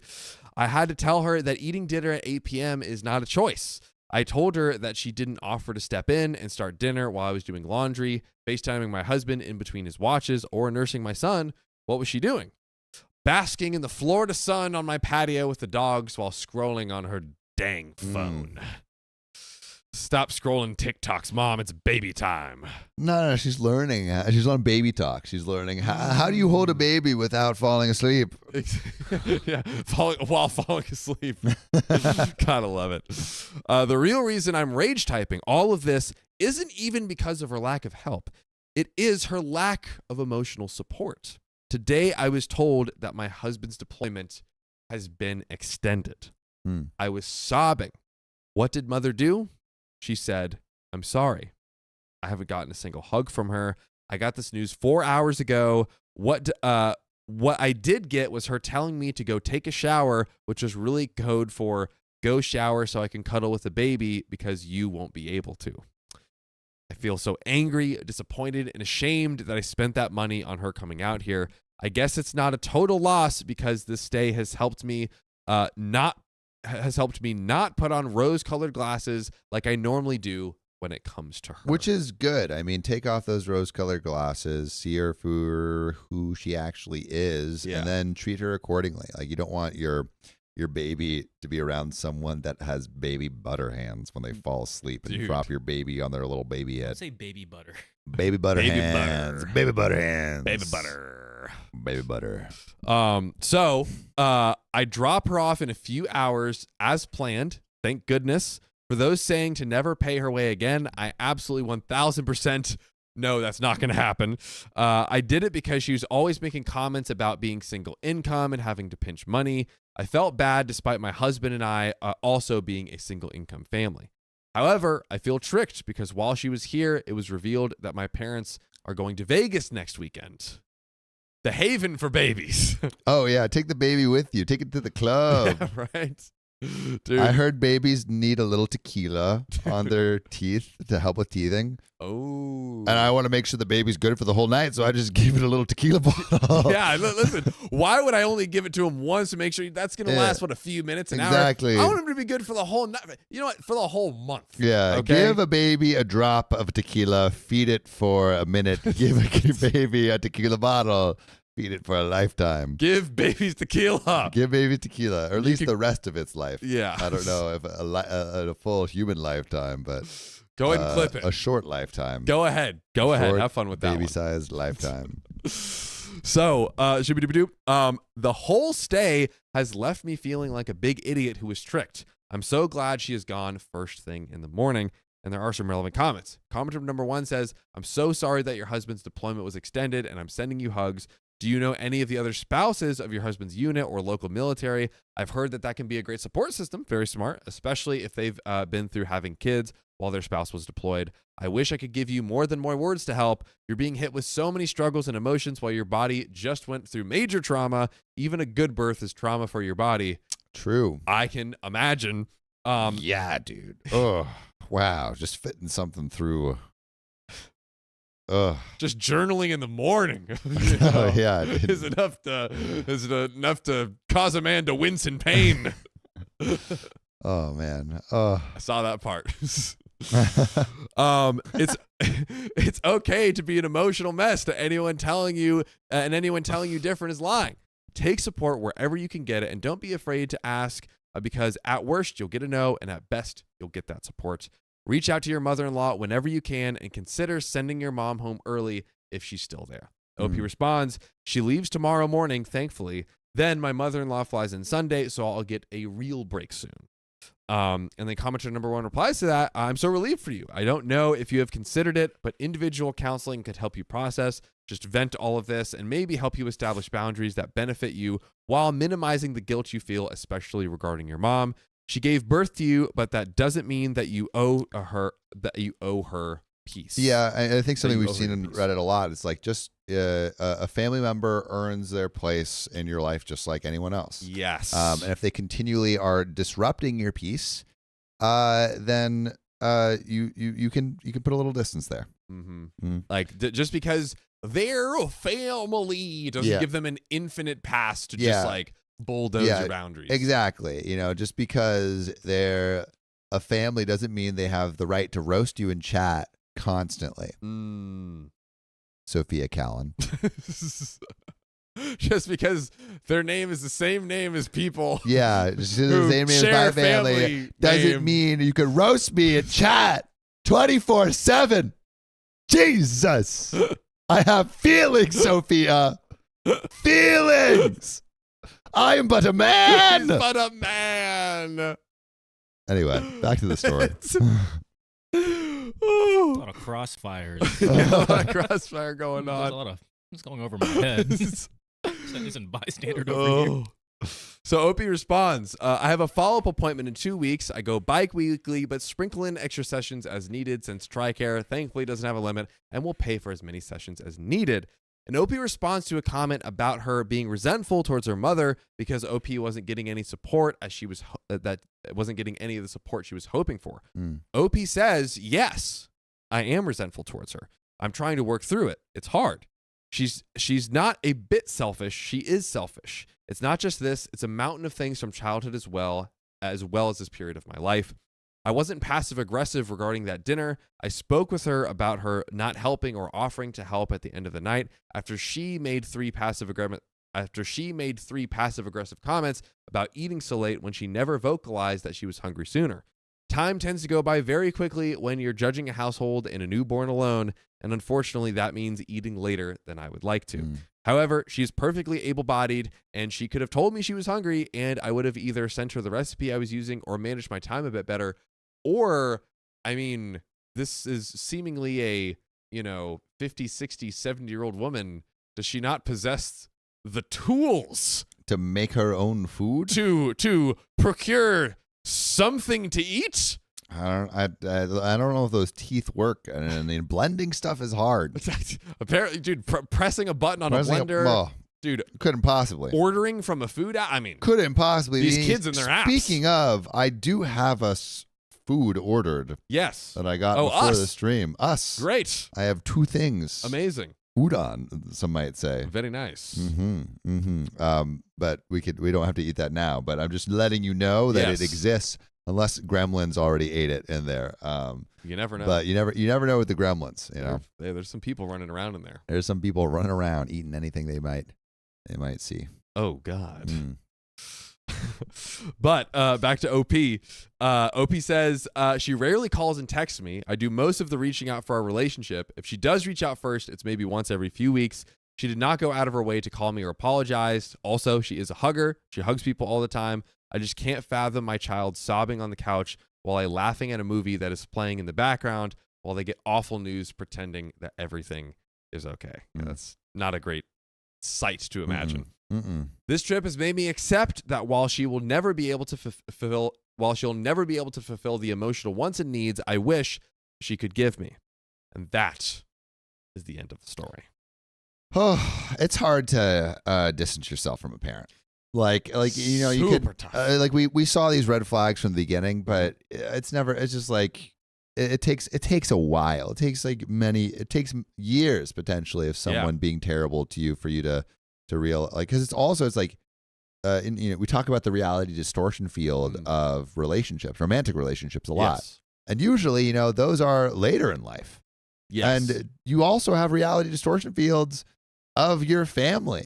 Like they can just as easily say, oh, like, this is the love you deserve and this is the love you should expect. And it takes maybe someone showing you differently to understand that you are in the reality distortion field and this is not what you need to accept. And so I think that's why it can take so long and be so painful to eventually put up those boundaries, because you didn't even know you needed those boundaries in the first place. Yeah, and it's such a delicate balancing act, because it's like, I feel like I can see OP trying to be empathetic and trying to, especially in the beginning of the story, but it's like at the end of the day, you don't want to just let someone run over your boundaries. So yeah, it's a hard balancing act, especially coming from a place where they weren't there to begin with. Exactly. But I think OP, made the right decision and has made a bunch of good decisions. Indeed, Amundo. Indeed, my deed. But John, we have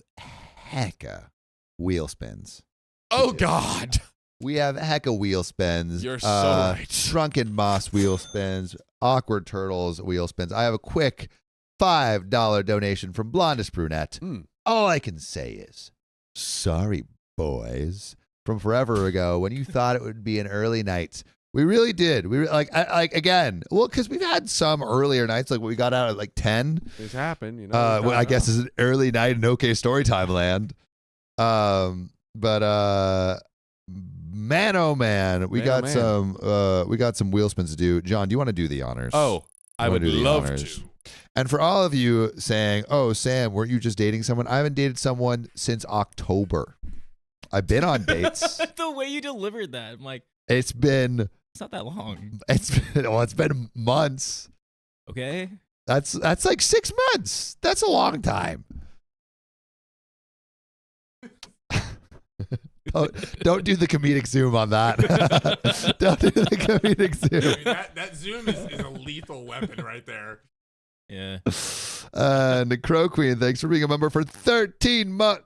Lucky 13. I'm so happy to see OG crew together. We're happy to be here with you. But we got 5 spins for Turtle. 5 for spins. You ready? So crazy. Are we going to do all 5 spins? Want to just do 3? You want to do all 5? You want to do 6? Because we have 6 technically. What do you want to do? Let's do 3. We can't do all 5. Let's do 3. What do you, John? Dealer's choice. Let's do 3. All right, John's gonna do 3. Here we go, ladies and gentlemen. The Mr. E wheel spin. This is for Turtle, but also for Fred. Hey, Turtle and Yep. Yeah. Cats561780 says, wheel spins forever. Thanks for the 2 bucks. Members. More 50 babies. members. On the first of 6. All right. John. Oh my Go God. ahead. Get those members into Next a one. little bit. Here we go. Wow, that was big. Wow. Also, Wingle says German girl in Colombia. I just was flirting. That wasn't anything. 1.5 for 5 minutes. All right, 1.5 Ooh, for ooh, 5. ooh, ooh, ooh. Number 3. Yes, get it. Get it. Spin again. Sophia was just asking, have we ever used the spin again? Mr. E. Woodchuck said, oh, plus 5 minutes. All right. That's Bam, 3. boom, We'll do another 3 bam. after the story. This is Ugg says, I have a screenshot of the gang as SpongeBob cast on my laptop. That's insane. Is it your laptop background? Because that would make me so happy. That is amazing. That would be awesome. That's incredible. That would be, that would get my goat. All right. That would shoot my shot. True. Shoot your That shot. would Don't- gargle my What are gag- these adjectives? gaggle. Adjectives and verbs you're using. Wingle says, I can't keep up with Sam flirting. I'm a flirt. I'm a flirter. I'm He a is. flirter too. I'm- See Yeah. that? well, okay. First of all, if you think I'm a flirter, look, that man over there That's true. in his prime before he was locked down. Listen. God dang! God I don't know dang how- was it's he just- flirting? It does- He was flirting up a storm. You just would, come oh man. No. You know, no. you know what Keon does? This is what he does. He would just says, he's like he would give like, oh, like nice to meet you, and then every girl says, wow, your hands are so soft, and he's like, feel them, feel them, and then his next move is you know I can crack every knuckle. No, I don't do that. and I don't can think- crack no, and I can crack your knuckles, No, no. and then he goes, I can also crack your toes too, No, I'm like. and it these goes into a hands- foot massage. and we got Man, 50 oh gift man. memberships. They don't even stand a chance. What the heck? That wasn't us. That wasn't wasn't us. us. That wasn't us. That was not us. That was Awkward Turtle. That wasn't even us. Awkward Turtle, 50 gifted memberships On the multiplier. on the multiplier. On the multiplier, bro. I like how you're like, that wasn't us. That was not us. That wasn't because I was like, oh, man. I was like, that wasn't us. Awkward Turtle. My That is goodness. 2 more That's- wheel spins. My goodness. 50. Oh, holy moly. Golly, boys and girls. That is I really, again, more I- time. It's always when you think it's always when you think it's- it's not. it's like, oh wow, look, like you see it's like it's less than 15 minutes, 10 minutes, you're like, oh dude, like we might sleep tonight. Yeah, we're going to sleep. We're going to sleep. It's crazy. We're not going to be up until the wee hours of the morning. Oh my But, goodness. but no. But no. But no. But no. We're up. But no. Here we are. But no's. Hmm. Oh God. I was also saying with my soft hands, I do have soft hands. I do give like good. Dude, Chad massages. even can't reach out and get it. Why are you Dude. doing this? Why are you doing this? Why Stop tempt them flirting with something they Chad. can't have? Yeah, dude. Come over, Chad. Yeah, come over. Oh I'll dude, show you how it don't, works. don't even do that. Yeah. They will. Don't- They will come. There's just not hear even a lotion. It's stampede Ali- in the it's just gorge. Natural. Natural. Ali says, don't hate on Keon's lotion game. Dude, it's Only strong. one hand is actually soft. Joke's on you. It's the left one. Got him. Man's A ambidextrous. fellow lefty. All right, my brother. Oh, do holy you want moly. Your, do you want your udon? Ooh. I also have to use the rest. Should we pause time and go? If someone wants to grab it quick, I can go grab it quick. If Yeah, I'm here. Okay, John. someone says John. they'll tell Carly. Carly Oh! knows. Purple Trader? Another 100? Oh, why did I And hit it's that 1.5. And Why it's did I hit that 1.5 times. This is my fault. They're taking this is it- my fault. John, what are you doing? We're gonna be I here did this to forever. I was the one that spin that. I already added the 15 minutes. so it's Also, gonna happen. can I say something that's even more disgusting right now? Please. Can I say something that's even more disgusting? We're gonna Can I get to have these the wheel 15 spins. I have a challenge with my cousin right now that I have to wake up at 6:15 every day, no matter what. Yes. So if I stay up till 12, and that means I'm not in bed till I have to wake up at 6:15. Dude, you're gonna run to bed. Just sprint. I'm gonna go straight to the bathroom. Go sprint. Oh my God. Yeah. Also, can you get an adult beverage? Or 2. Yeah, 2 Or adult 3. beverages, ideally in glass. Oh man. We're here. We're here. We're here, ladies. That's hour 42. An hour 42 on the board. Precious Tater says no one is. Oh my. Fuck! Wow, dude, did you hear that? It was like someone yelled. Yeah, dude, that was Someone our yelled. neighbor. Our neighbor just Yeah, got really dude. frustrated Wow. for some strangely timed reason. Hey, right you there. really shouldn't say those words. How Awkward is this Turtle has gifted 50 happening? memberships. How? Awkward Turtle. Awkward Turtle. I don't Awkward Turtle. get it.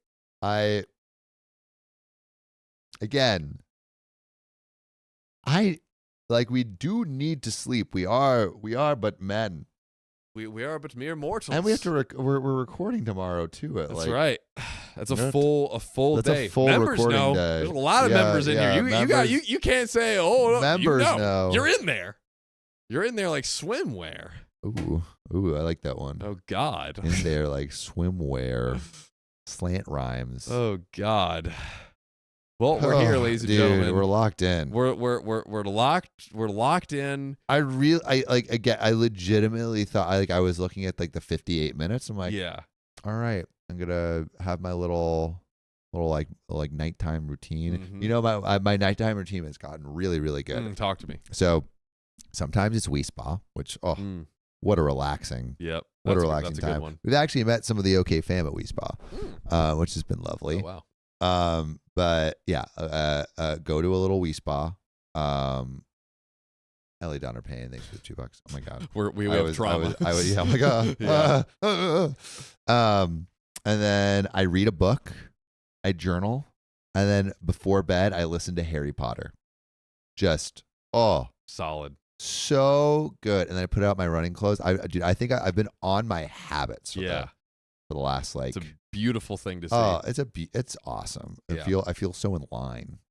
How's your morning routine been going? Good. So I have this new thing where if I don't wake up on time, I donate to a charity that I don't like, and then if I'm late, Is it the Bank of Sam? it's not the Bank of Sam, but if I'm late, that's the Bank of Sam. No. Is there? Do we owe anything to the Bank of Sam? I have two. I have one that was sent, and then two that I owe. Where? That I'm check your Venmo. It's sent to my Venmo. Check actually? your Venmo, bro. I haven't checked. Dude, it's on there. The No first way. one is there. Let's freaking Late. go. That's what Let's it says. freaking go. Dude, your net worth has just been rising. Passive income, dude. I've been putting cones on every street now. yeah, dude.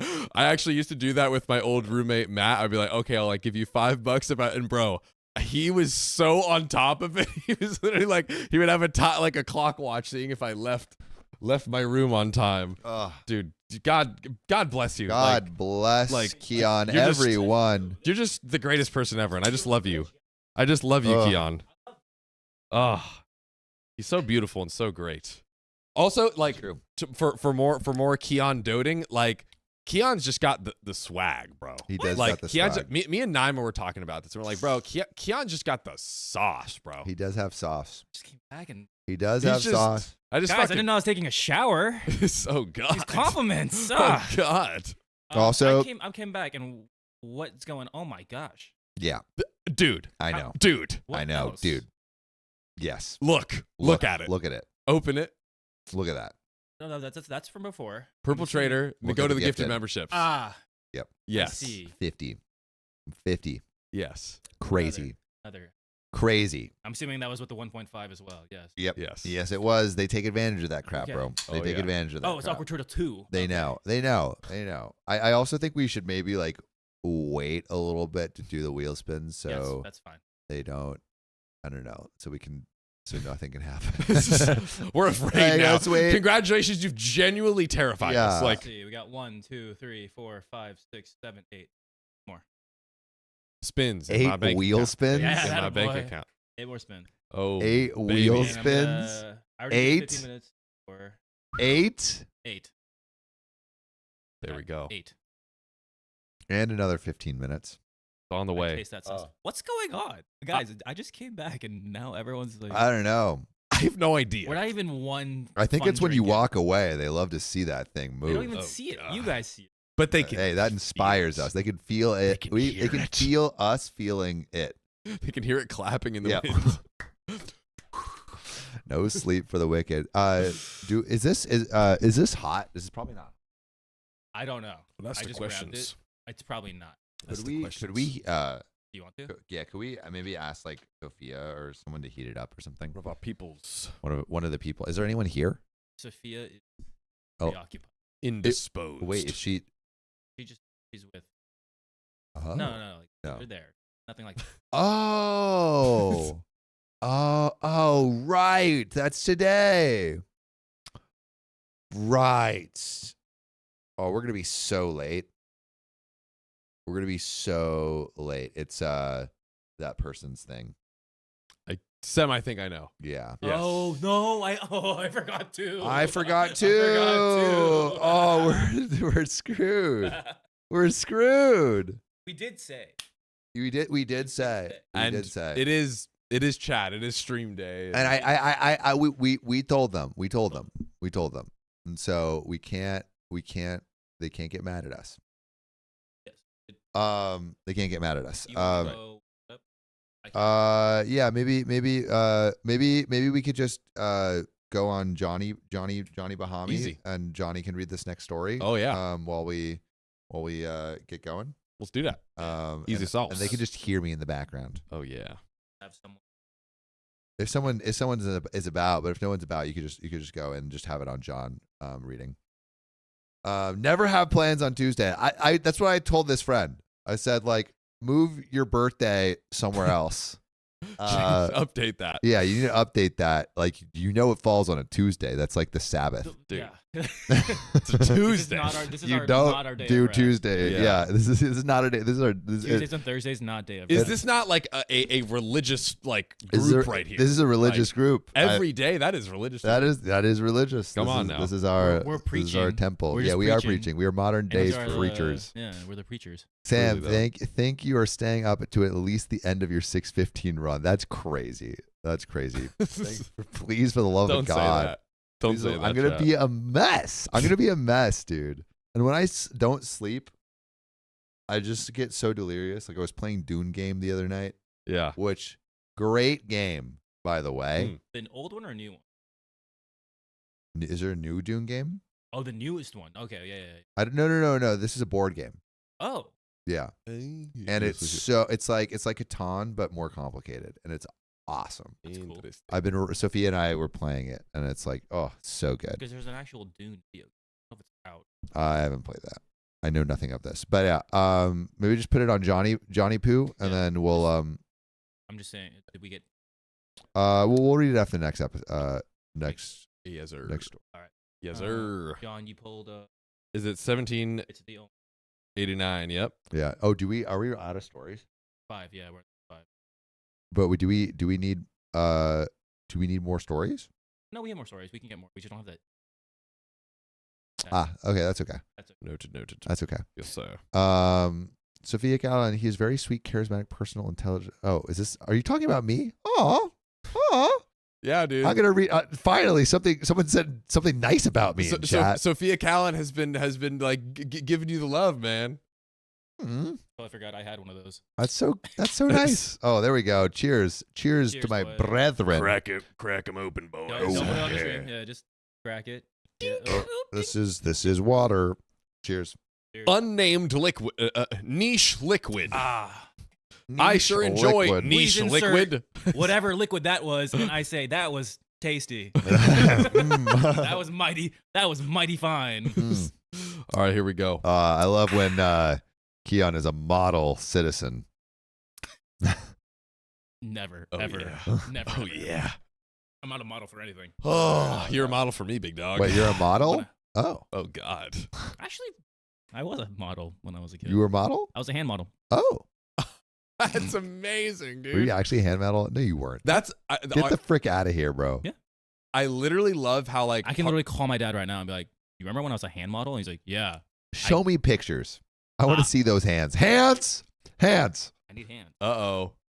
Why do you think they're so soft? That's crazy. Mm. I want to see. Please. I think when I was a kid, it was like for like I don't know if it was for Jello or for something. It was something like You were part of the Dude. Jello empire? it was like for like a magazine. Yeah. That's amazing. Can we somehow find this? Please. They're my Oh. hands. There's not me. It's my hands. But I would still still- want to see it, like, bro. you're like, oh yeah, yeah. I would love to see that Jello hands. I can ask my parents if they know they have That would be it. amazing. That would be like, chat. Would you not Whoa. They're love literally to see that? baby hands, pretty much. I want to see them. I want to see it. I guess I I want want to to see it too. frame it and put it Yeah. on. It would be cool to like put pictures on the curtains. I don't know That how would we be would do fun. that, but There is a way. There Where probably there's a is a will. way. The amount of crazy stories I have. Casey Leaf said I modeled nude for college figure drawing class. What's a Oh, dear. magazine? Yeah, exactly. What's a magazine? Send your drawings.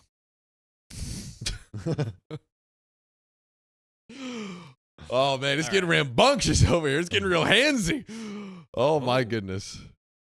Pansy. All right. But ladies and gentlemen, we got a next story All right. queued up. Queued up. Let's hit it. Let's hit it. It is right Oh, over V, here. Yes, he's tickling it with his toes. There you go. Wow, dude. Dude, you can. Wow, dude, he's lifting it. There you go. That's some powerful towage right there. Bye, Keon. Impressive. Bye. Toodaloo. Bye, boys. Huh? I just ordered for both of us. It's not the same, but Yep. it's- Whatever you want. It's both good. All right. All right, boys and girls. Here we go. My sister-in-law made offensive jokes, so I called her out. As you should. That's right. Call her out. So, to give a bit of background, I, 30 female, moved to the UK nearly 7 years ago from the US. I was able to get a UK passport from my father, who immigrated to the US where he met my mother. She actually fled to the US from South America. After university, I decided to live and travel throughout Asia and the Middle East for a few years, teaching English in poor and sometimes dangerous areas before I finally made the decision to go back to my roots and move to Europe for good.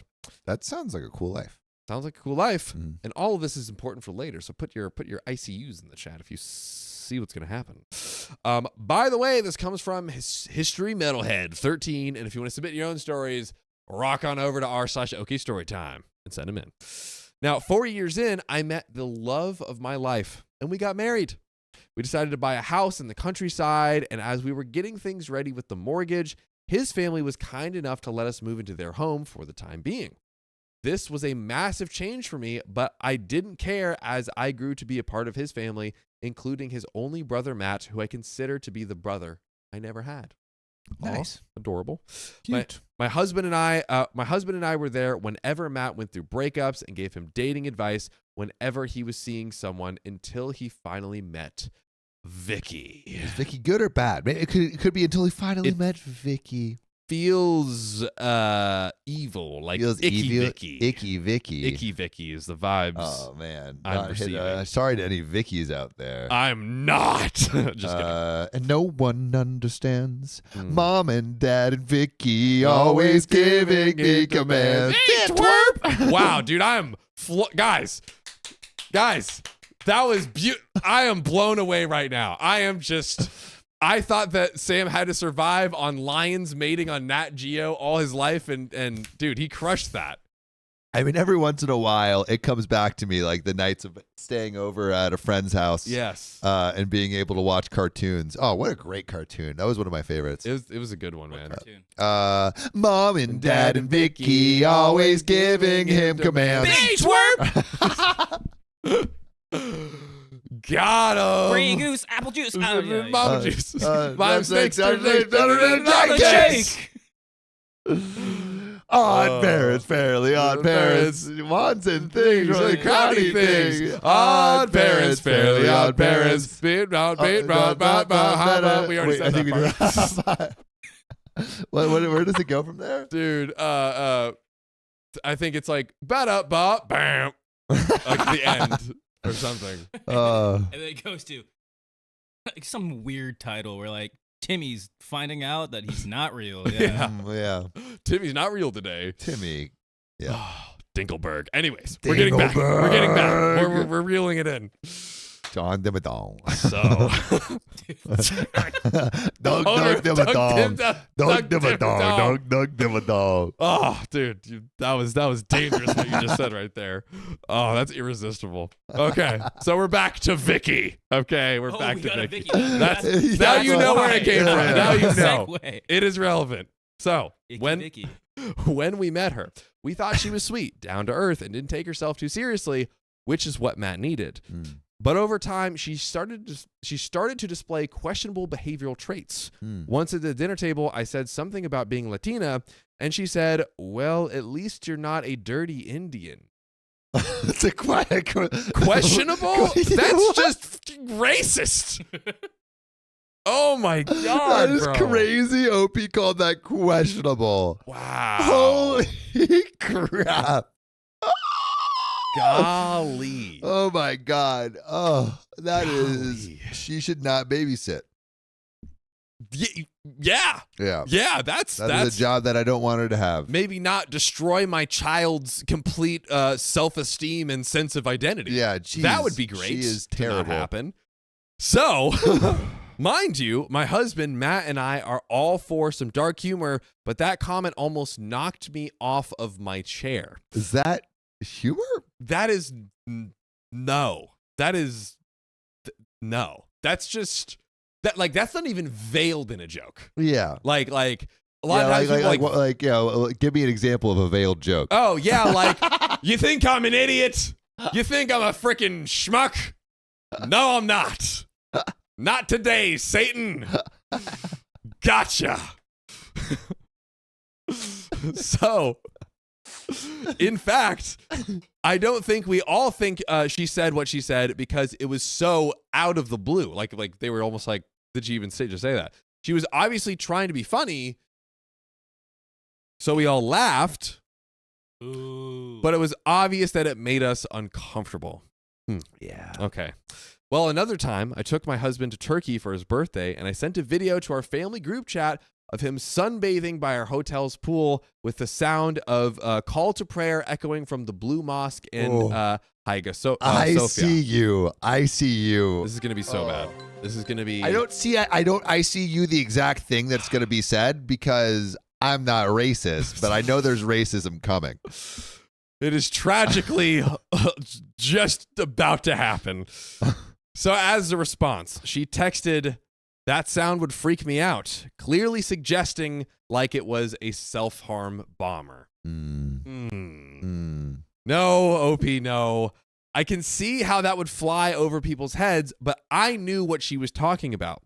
But I get it. She has never been to the Middle East, so as someone who has lived there, I took the time to educate her on what that call to prayer is and how it's actually beautiful. All right, go again. I think in the context of the last comment, I would like it feels a little racially charged, but that comment in isolation could potentially not be. It's like, oh, that would freak me out, not knowing what it was.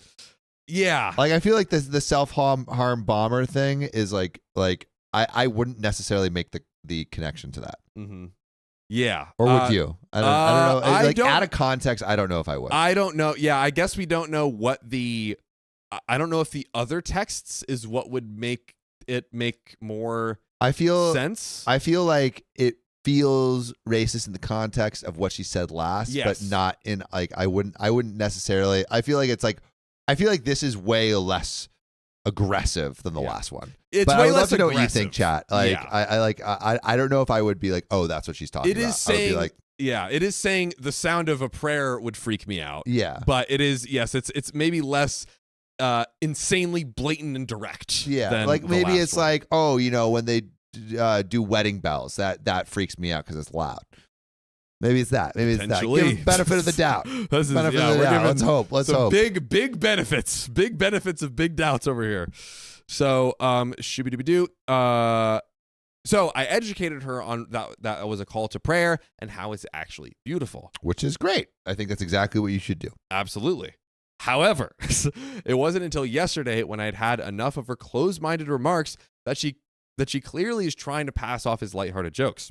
As I mentioned, the family has a group chat where we send memes and jokes to each other. More ICUs in the chat. As you can imagine, Vicky sometimes doesn't know how to read the room and sends inappropriate memes to the family. Yesterday, she sent a meme that was a picture of a huge group of immigrants on an inflatable raft in the middle of the ocean with a caption that said, "Where's Jaws when you need him?" Oh my God. Like, dude. I mean, Opie's saying like, oh, she's trying to pass it off as a joke, but like, that's just like saying the thing. Opie's just saying the thing right there. It's crazy to share it anywhere, but in a family group chat, dude. Wow. Also, like in a family group chat of people who, some of which are immigrants. Are immigrants. Literally. People of color, literally. Like the joke is, I wish these people were alive. That's Yes. a joke? That's Yeah. a joke. Yeah. That's a joke. To my family members who are literally in this same category. So funny. Wow. You're a Wow. regular King of comedian. Comedy. King of economies. King of economies. Raking it in on your racist Hey, immigrants are the ideology. backbone of this economy. If Talk you have about it. Jaws, how are you gonna have America? There we go. Have you ever heard of got it. Ellis Island? If Jaws ate up all of those boats, where would we be? Not in a great place. Not in a great place. There it is. I wouldn't be here. My grandparents came from Poland to here to make bread, There we go. both actual bread and money. Oh, yeah, baby. Mm-hmm. And they succeeded. And they succeeded in Let's at go. least making the bread. Yes. You choose to define which one that is. So, Opie says to that, my husband thought it was too much, and so did his mom. I, on the other hand, was like, hell to the absolute and definite F no. Thank God. Stand up for yourself, Opie. Yes. I was this close to going on the group chat and calling her out for the bigot she was in front of everyone, but my husband stopped me. So I decided to spare the drama and DM her. I told her that was an effed up joke, especially considering she knows that both of my parents are immigrants in which my mom had to flee her own country.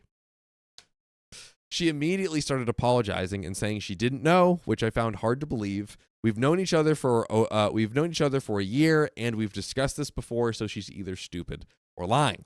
She immediately deleted the meme off of the chat, along with the gif of her giggling about it as a response to my mother-in-law reacting with the shocked face emoji. This Dude, group chat is cursed. golly. Also, it's like, sorry, I didn't know you would be offended by my racism. I'll make sure not to be racist in front of you anymore. Yeah, that's 100% what it's giving. That's 100% what it's giving. Well, this morning, she sent me a long paragraph about how she is upset, that she upset me, and that she loves me, and that I'm like a sister to her. Mhm. I appreciate her apologizing at all, but it really gives me the ick to associate with anyone who thinks it's funny about wishing death upon a certain type of people. Is she that close-minded, or is she that desperate for attention that she's trying to get it in the wrong way? I completely understand that she doesn't come from the same background as me or have the opportunities to travel like I did. Therefore, it's natural to be ignorant, and I don't want to have a fallout with Matt. And this has nothing to do with politics or anything like that. It's just a cruel thing to say, and it's just a cruel thing to say, and that it's just a cruel thing to say, and there is such a thing as a bad joke.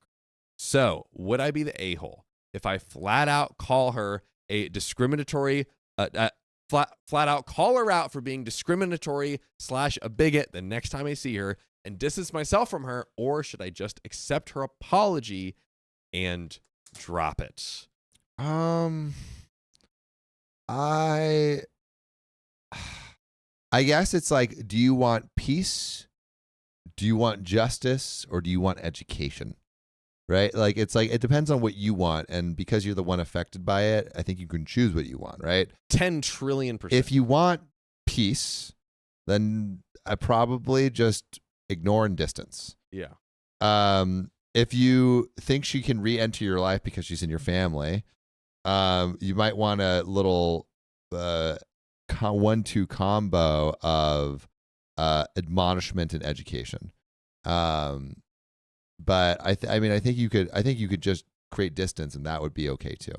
Yeah. But yeah, I'm curious what you think, because it's like obviously it's not her job to educate someone racist, but if if the racist person isn't going to do it, and you have to be in close proximity, like either you're going to have to just be like, all right, this person's going to be racist, or you have to try to educate them. I don't know. It's like, I think you just have to choose what you want. But I think it's okay to just distance as well. Yeah. I think also like the partner, if OP wants to basically confront her with this, talk to the partner and be like, listen, because this is the would-be, they're not, I don't think they're married yet, but this is, I believe, like the would-be sister-in-law, right? That's true. Maybe So- it's kind of like the partner's job to put this person in their place. Yeah. Yes. That's a good point. Yeah, the partner should be, this is like, the sister, hey, this is the sister-in-law of your brother, essentially.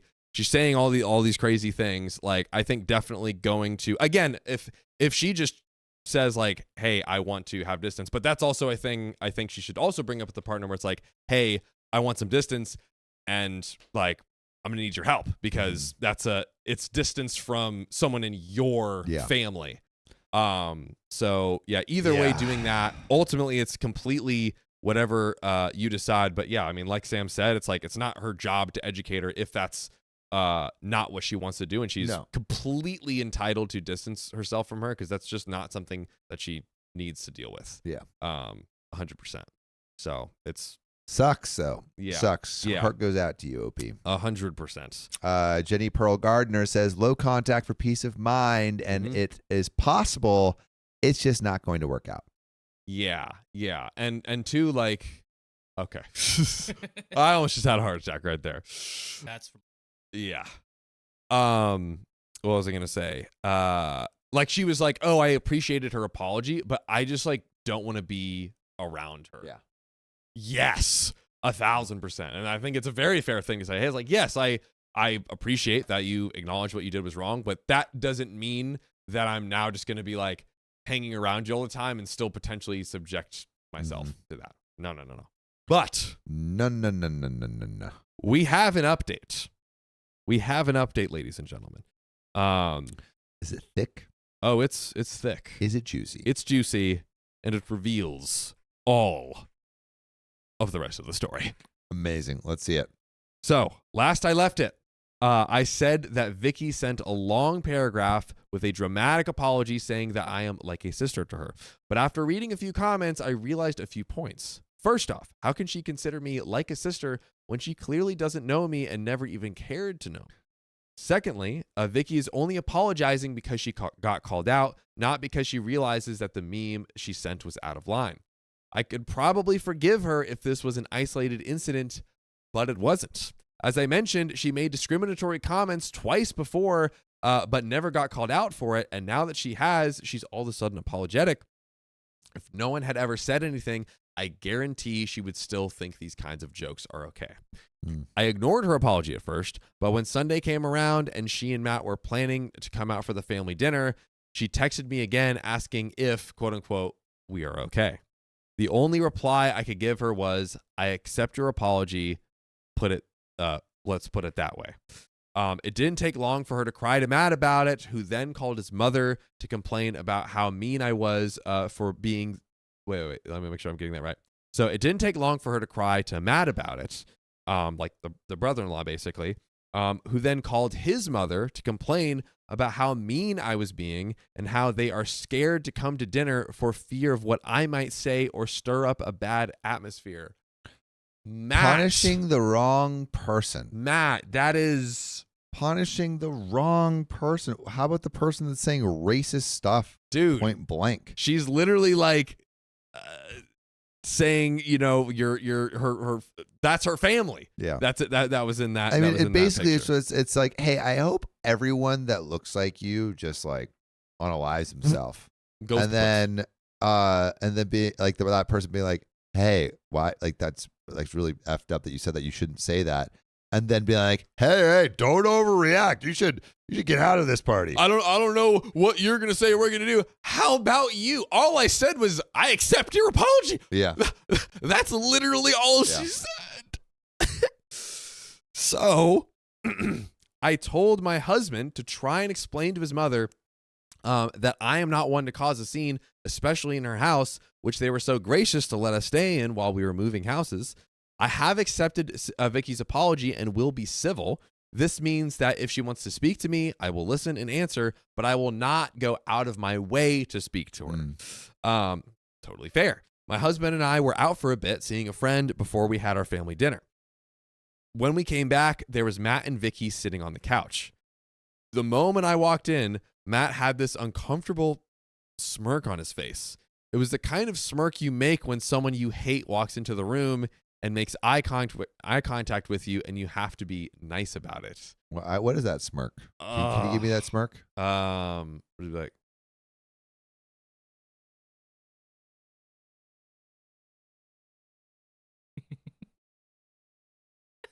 Yeah, like that.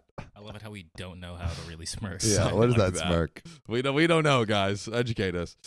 But Vicky gave me a hi in the voice of a mouse. Hi. Hi. Hey. Hi. That's a danger zone for Sam. In the voice of a mouse, and immediately started having a staring contest with the floor, which was fine considering I made zero eye contact with her throughout the whole evening. When we were at the table, I was chatty and made it seem like I was unbothered, while Vicky was across the table, acting all quiet and sad, making the situation awkward. Eventually, she texted Matt under the table saying that she wanted to leave once dinner was finished. Mom and Dad knew the reason why Vicky and Matt left so quickly, and they became upset. They had to go at my husband about why I can't let it go and how I was the one who made Vicky uncomfortable with the way I did not speak, let alone look at her once the entire time. Let me just break this down real quick. OP accepts her apology, but is just not going out of her way to be buddy-buddy with her. Matt and Vicky show up. They're not interacting. They're being avoidant. They're not talking with her. OP's still chatting, interacting, not making a point to interact with her because she had that meme of a shark eating what would be literally her whole family. And then the parents say, why is she making a situation and making everyone uncomfortable? Again, blaming the wrong person. OP is doing nothing. It is literally all Vicky. Vicky, Literally Vicky. Vicky, dude. We called it. We freaking Yeah. called it. So I defended myself to my husband, saying that she and Matt were the ones who made it awkward from the second I walked into the room. Not to mention, if Vicky truly wanted to square things away, she should have pulled me aside to talk instead of thinking that things were going to be easily settled through a text message. By the way, you can listen to full episodes with stories just like this. Go to Spotify, Apple Podcasts, your favorite podcast app, search OK Storytime, and we have a little bit left of the story. We're diving right in. Oh, let's do it. I always found her to be the type who constantly plays the victim, but now I feel like she's trying to rope the family into thinking that I am the a-hole just because I refuse to let a stupid joke, quote unquote, that was a mistake, quote unquote, to post, slide, and play nice for the sake of the family. The thing is, this was like, it wasn't just one joke. It was the constant barrage of this kind of humor. Yeah. I want to meet Vicky, like personally. Yeah. Yeah. Because could you just imagine, like I can see Dude, that. can you imagine her Instagram explore page? Oh, God. It's not the average male explore page. It is. It is something very, very different from that. It is not. Dude, Huh. I have to say, I'm not interested in. I have to clear my explore page every once in a while. You're like not interested. Not interested. I do not like boobies. Not me. Not me. I'm a man of culture. Interesting fact. Watch. Keep watching. Yep. Keep watching. That's what I do. That's what I do. I train my algorithm to Train that algo, baby. show me fun facts and videos of crocodiles. Oh, Sam's a butt man. chomp Confirmed. chomp. It is true. Oh yeah. Now we know why we know what he's tapping interested in on the other side of the coin. Me. Oh God. My explore page is I'll show you later. We will see. Stay tuned. Now, After a couple of these bad boys, yeah. Ooh. oh God, then it gets real crazy.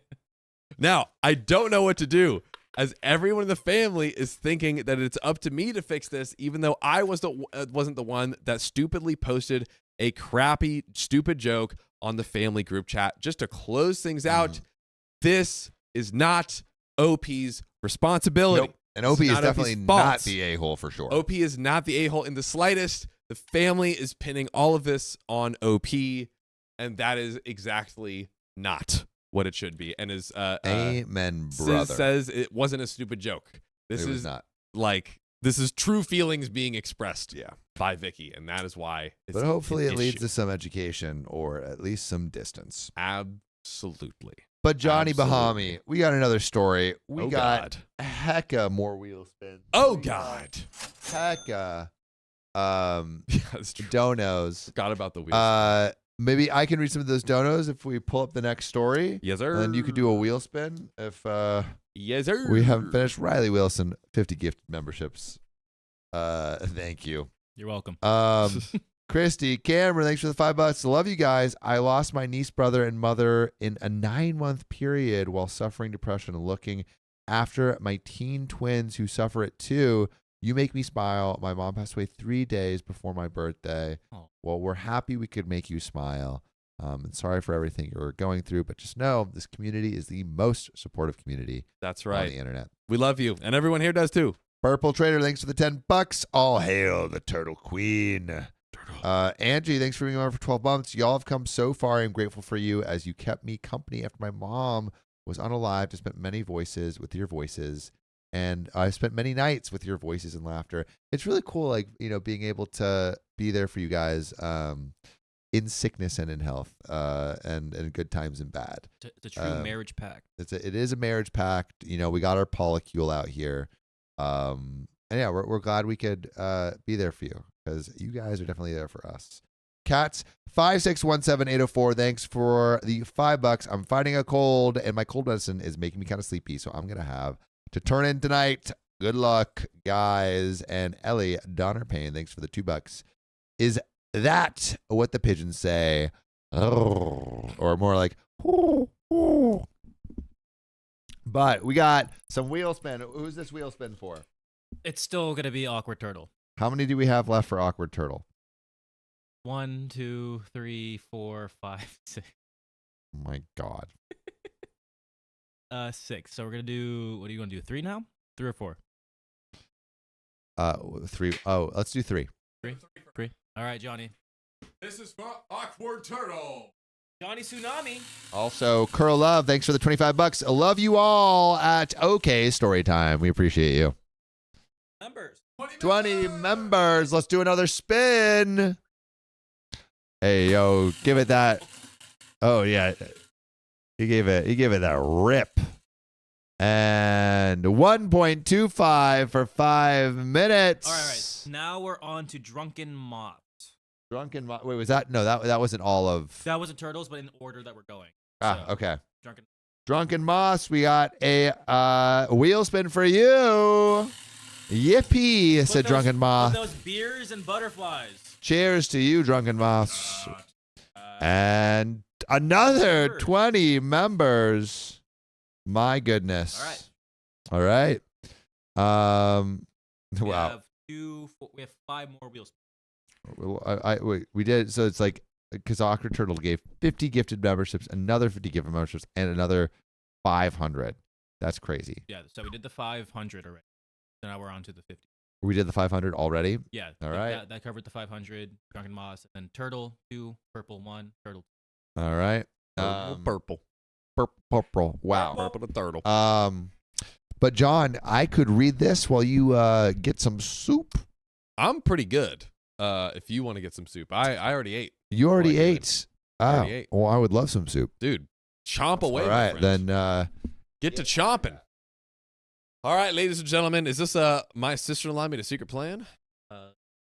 Yes. Haha. Yes. Secret. Very secret. Shh, don't tell anybody. It's a secret. Secret tunnel. Secret tunnel. tunnel. Secret tunnel. All righty, ladies and gentlemen, let's dive right in. I was gonna say, don't we need them for the intro? Not today. It's just your boy. I'll do it. Here we go. But Let's go. All right, 3. Sam. That. Got you, baby. Oh, I wasn't ready. I wasn't ready. It's okay, John. It's okay, John. I love you. I need a county. 3, 2. My sister-in-law made a secret plan to steal my wedding. Secret sister. Secret. She's the worst. This is so true. So, I, 30 female, have been with my husband, 36 male. We'll call him Jared, for 14 years, married for 10. That's some time. Our 10-year wedding anniversary was in September of last year, but in January of 2024, we decided to renew our vows since we didn't get to have a big wedding. By the way, this comes from No Persimmon 354, and if you want to submit your own stories, go to the r/OK Storytime subreddit. So Jared and I got married pretty quickly because I was going through court to get my ex's paternal rights terminated. It took 3 years to finalize because, as we all know, courts be taken forever. But the reason I was terminating his paternal rights, well, I'll leave that up for your imagination. Courts don't just terminate parental rights unless there's a legitimate reason for the best interest of the child. So we can guess it was nothing good. So anyways, my husband has been in my son's life since my son was 2 weeks old, so he's been there since day one. Well, technically, he's been there since day 14, but, I won't. Yeah, Sam, tell him. Yeah, tell him, Sam. We don't have technicalities, guys. Yeah, no technicalities. So the courts said we had to be married for 2 years before we could even. After the court was done, Jared asked what the process would be to adopt my son. Adorable. The court said that we had to be married for 2 years before we could even start the adoption process. So my husband went out, got a ring, and still got down on one knee to ask me to marry him. And that is adorable. I love it. Then he whisked me away to get married with my mom and his mom as a witness. He didn't want to make the process any longer than it needed to be. I love Jared for that. And at the time, our daughter we share together was 1. Whew. My son was 4. Whoa. Heidi is not hiding. Yo. Heidi ho. There Heidi goes with 20 gifted memberships and on a multiplier, no less. I didn't even realize that till just now. And all the real ones in the chat, no. 20 gifted memberships. That's another wheel spin. Also random, but shout out to anyone who's still here from the AV7 gang. Please sound off in the chat, and also thank you, chat, for welcoming our new friends. So appreciate you. Thanks. Hello. Hi. You're all beautiful. Hello. Especially you. Ooh, dude, careful with that, Keon. That's a dangerous weapon right there. Oh God. Oh no. It's too much heat to handle. So, now back to the story. OP wrote that. Thanks for the segue. I am a Halloween freak. Anything and everything Halloween is my absolute spirit animal. So Jared told me that we are going to renew our vows on October 31st of 2024, and I couldn't have been more excited. This man, Jared's a real one. He knows what you want. Bro, he's a real one. I started making phone calls to family members, friends, and everyone in between. My mother-in-law, Mary, is a big help with our family. I'm closer to her than to my own mother, so it wasn't a hard decision to ask if she could help. Late night stream. I started ordering my dress, which of course was black. You can't have a Halloween wedding in white. That's so emo. And I love it. Fire. Besides, my favorite color is black. I put the down payment on the venue, vendors, catering. Of course, our food was going to be Halloween themed. We were having chicken, pork, or steak, all put out on plates, decorated to look like some sort of ghost, monster, mummy, etc. We are just... That's so cute. Dude, this is great. I'm here for this. I know someone is taking notes right now in the chat if she's here. Uh-oh. Yeah, she's taking notes. It was decorated with Nightmare Before Christmas with Jack and Sally at the altar. Dude, how does this keep getting better? I love it. I don't understand. It just keeps getting better. I already know this is like probably her favorite story. Oh, dude, yeah, this is great. I was just absolutely loving every minute of it. So here's where we get to my future sister-in-law, Amy, wanting to get married on the same day. Boo. Boo. Boo. You stink. Literally and figuratively. Boo. Yeah. I see what you did there. She started telling Mary that she wanted to get married to Jared's brother, Justin, on Halloween as well, but she just hadn't told anyone yet. She said she was upset I stole her day.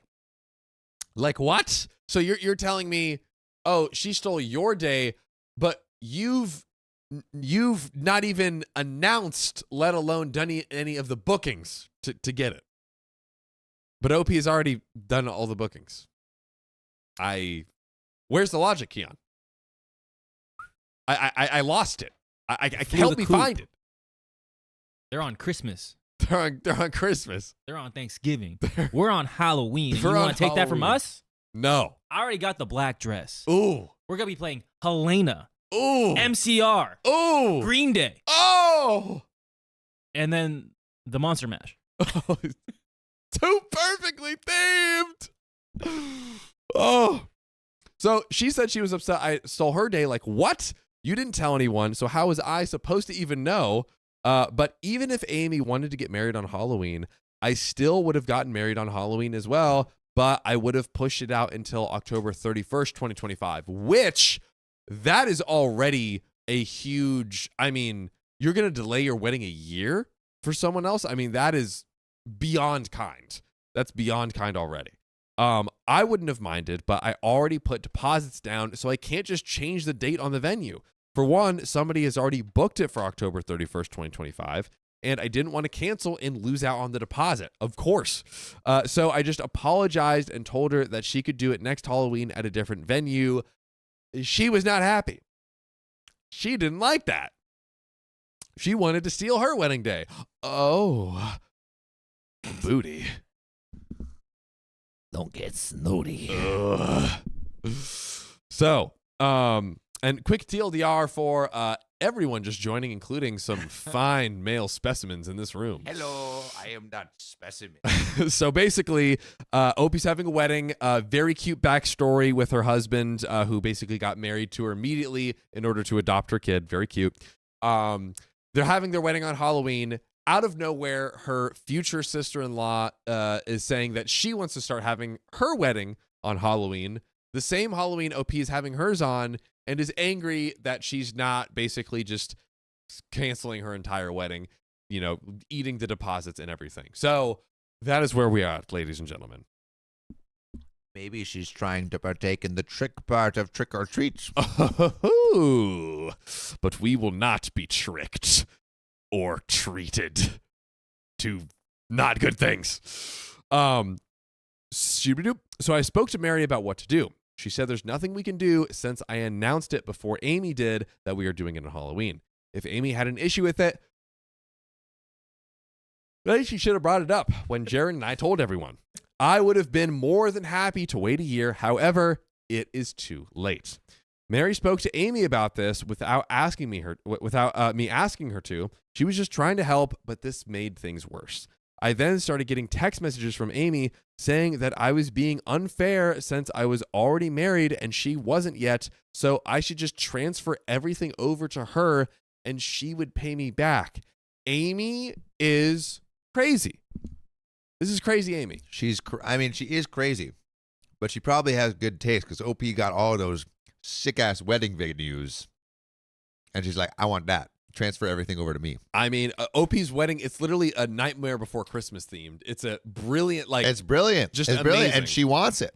She wants it. She saw that and was like, yes, please. Yeah, just give me everything. She wasn't like, no, she wasn't like 2 of those. She was like, 1 of those, yours, mine. Yeah, she said, when I was a little girl, I always dreamed of your wedding. completely stealing everything about your wedding and making you move it to the next year. Yeah. My God. What is marriage without a little conquering? You know? What is marriage without stealing something and making someone unhappy? Because John, that your happiness comes from other people's unhappiness. It's like in Monsters Inc., where they're like their whole town runs off Scream. You know, like you need to fuel the town. I mean, listen, OP right now. If I was OP, I would be fueling the entire planet with my. Yes, you would. My exclamation. And John, sometimes it's the clean energy we need. Oh God. They do it with laughter at the end. Yeah, but like that was later. In the beginning. That was in the beginning. That was before in the beginning. the. Everyone knows laughter is figured it 5 times as powerful as Scream, but Scream is more easily produced because it's easier to be scary than to be funny. Wow. And there isn't a life lesson there. I don't know. I don't know what it is. And I'm not gonna find it, but it's there. But it's there, ladies and gentlemen. Soup. It's in this good soup. He's got to slurp it down. Also, and we're gonna get right back to the story, but just again to call out, OP was literally willing to move it a year back if she had known before all of this went down. So OP's already so reasonable. It's insane. We're getting back to it. She also told me that I need to stop talking to Mary as much so she can get close with her too.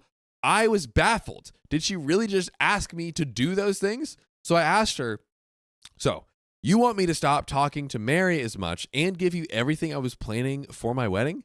Amy said, yes. I declined. Well, at least she's straightforward. At least she's honest. I told Amy it's a 14-year friendship that I've gained with Mary, and I was not changing that for her. I also said no to transferring everything from the wedding over to her. Amy then suggested we both get married at the same time since it was already ready to go. Ooh. Married at the same time. I mean, it's just cost effective. It only makes sense. Ooh. I am lost Captain. for words. I can't hear you. Aye, Captain. Oh, who wants to steal your wedding right now?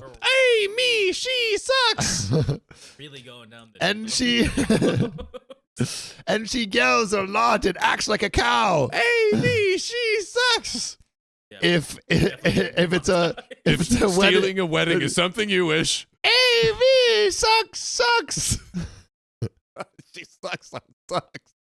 something. She smells like a fish. Amy sucks. That would work so well. Amy, she sucks. Amy, she sucks. Amy, she sucks. Don't let her steal your wedding. We're really on a roll tonight. This is you guys' fault. The time, it's late. It's late. It's late night stream. You know how it goes. I don't even gotta say it. So I told Amy that she is not going to get married at the same time and same place in front of my family that she's never met. She just said that she will just invite some of her family as well, so it would make it less awkward. I again declined. Amy took it well, or so I thought. Yeah. Or Sure. so I thought. mean, she should take it while she's asking for ridiculousness. Dude, I didn't hear any more about it for months. If only I knew what she had planned. And I need every single person in this chat to type ICU with their sweet little fingers Right now, instantaneously. I want to see so many ICUs that I don't see anything else. I want to see your. All I see is IC. Just a stream. Use. We see you. like this. I want so many ICUs that we see use. That's how I'm Put it reading in. Put it in. Come on. I want this whole chat Give it to me. to be ICUs. Give it to ICUs. me. Put it in. Put it in. I don't want to see It's not anything there yet. else. It's not there yet. It's not there yet. Put I see yous in the chat. If I see anything else but I see yous, I will freaking lose it. Say please. Yes. Say No. please. Say I please. see yous. I see yous. Just I see yous. Nothing else. So, Where's the blind one when you need? the day of my wedding, everything was great. Things were going down without a hitch. Bridesmaids were getting ready. It was just so beautiful. Then Justin came to knock on my bridal door to thank me. Thank me? Thank me for what? He said that Amy told him not to say anything, but that her and I were planning to surprise Jared, and his brother will be getting married the same day, the same time, and it would be special. I feel like this is a special situation for sure. Okay. Ladies and gentlemen, I'm going to do something real quick. Yep. The mic will be away. Okay? Yep. But, okay. It's going to be away, okay? Yep. I told him, absolutely not. You tell him. Absolutely not. You tell him, John. Absolutely not. I told him everything. Justin was embarrassed and apologized. He said some of her family were already showing up to the wedding. So she invited other people to her wedding. It's just so bad. It's just so bad. I hadn't put in my budget for this many more mouths to feed. I was freaking out. But then I had the best idea. Ooh. Wow. Where's this sudden inspiration coming from? Hit me with it because I do not see you. I don't I either. do not know where this is going. I called Amy to my bridal room, told her how sorry I was, and I was being super unfair. Lock in. I told her I spoke to the venue, and they agreed to do a double wedding, but it would have to wait until after my wedding and reception. I said to inform her family to leave until then. Okay, basically, let's get her out of the way from the duration of my wedding. Then we can deal with whatever happens. Probably the venue's like, hey, we're closed. So again, you didn't pay for anything, so get on out of here. Honestly, kind of smart. Yeah, it's like what is it like? You can fight with war, but it's fight with honey. That's not it. I'm mixing parables. But you win a war with I think through it's pleasure. Is not it war. is it you can catch a lot of flies with honey, but you catch more honeys being fly. It's the war one. I'm sorry, guys. I'm mixing up all of my analogies. But Amy was so excited. I then went to the venue, explained what was about to happen, but they told me not to worry, as this isn't the first time something like this has happened. God, I can only imagine. We should honestly have a wedding venue expert or something on the show. That would be potentially interesting. I mean, I won't say no. Oh, we have I'm an good. I'm hour fine. left. I will take another one. Wait, like the Topeka, like a mango There's topo- strawberry. Yeah, Oh, yeah. I'll take one. Wait, I think we only have buds. Buds. Oh no, I will Buds. not. I will Wait, not. I will not stoop No to the buds. low of bud. Taking everyone drink orders. Everyone put in the comments what drink you want. Bud. Sure. Okay. Also, we have Mo? we have Mo. Mo or sap. Ooh, do we have whatever? Yeah, I know we have Stella. I don't know if we have. Oh, we do, but dude. it's not. Stella. I would rather have a room temp Stella than a ice cold Bud. Okay. No. No. Right? Am I crazy? No, you're 100% on it. Or anything flavored. Yes, sir. Late night stream, ladies and gentlemen. This is where we're at. Ellie Donner Payne says, "Do you have an hour left? Do you really though, or is it an illusion until the last 5 seconds?" Don't break a reality. That was like that really got me. I don't know why. I don't know. We don't know. It's anyone. Time is not even a construct. It is just a fluid thing. Oh God. Ew. Oh God. Why do your eyes? That man's eating those nudes. Dude, we haven't done No, don't do crazy that, don't do thumbnail that, don't do that, faces don't in do a that to the while. mic. They don't like that. Oh God. Oh, all right, boys and girls, let's get back to the story. Why do I know that? So, away from the mic. chat, you tell us. You tell us, chat. Yeah, Chad. Did you hear inside Sam's mouth right there? Did you hear it? Did you hear it? So, they. God. See, we can still hear it. Oh Sam, God. if we can hear it, they can hear it. See, why, Sam? They can hear. Anyways. So, Opie says, shoo-ba-doo-ba-doo. The venue said this isn't the first time something like this has happened. They will have the doors locked, and no one will let her in when she arrives. Plus, Justin already knew this is what I told Amy. He agreed to tell Amy that they will not be getting married on that day at that venue before chaos comes down like the wrath. I did feel bad for her family, but they all live in the same state as us, so thankfully they didn't spend a fortune to get out to the venue. They all just went out, ate dinner, and enjoyed themselves, so nothing crazy. They weren't even mad at me at the end. They were mad at Amy for deceiving them, as they should be. By the way, you can listen to full episodes with stories just like this. Just go to Spotify, Apple Podcasts, your favorite podcast app, and search OK Storytime to listen to our whole catalog. We have so many stories. Sam is dying, literally, to give you the best content on earth. 2,000 episodes worth, so go check that out. Seriously, listen to our pod. It's actually great. But I'm going to get into the finale of this story. Let's get it. Anyways, I had the most amazing wedding. We drank, we enjoyed ourselves, danced, ate, and Jared and I, we were so happy. The next day, I got a bunch of text messages from Amy apologizing to me about how she acted. Amy, I already know Justin told her to make things right or he wasn't going to marry her. Ooh, yeah, because she tricked Justin as well. So that's a whole thing there too. So should we do arm model, elbow model. Damn, it's not good. Keon was a hand model when he was a child. And we're gonna get pictures of it. What? No. This is a I'll try and find them. 2000. Oh, actually, can we put this in a cup with ice? So, oh yeah, he doesn't have to double fist it. Yeah, to chat. Oh, guys, what is this stream devolving in? This is a late night stream.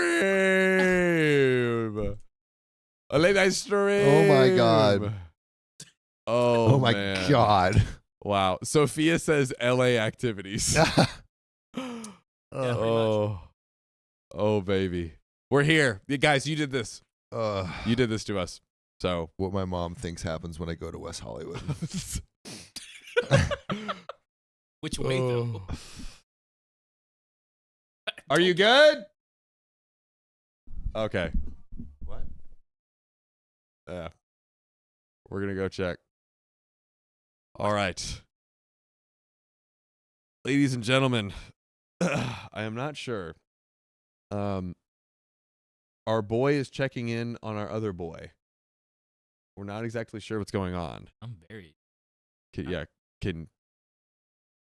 I cannot hear. Sam just went in to check. We are seeing. I think we're getting. Okay, he was doing a bit, ladies and gentlemen. We were potentially terrified, but not anymore. Anywho, so Chat's going crazy. Chat is going crazy. Deep throat that ball. So Opie says, I don't want them to split. The couple, Amy and Justin.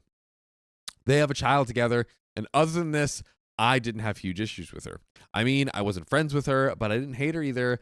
I now know they have a venue somewhere else, and they are getting married this next Halloween.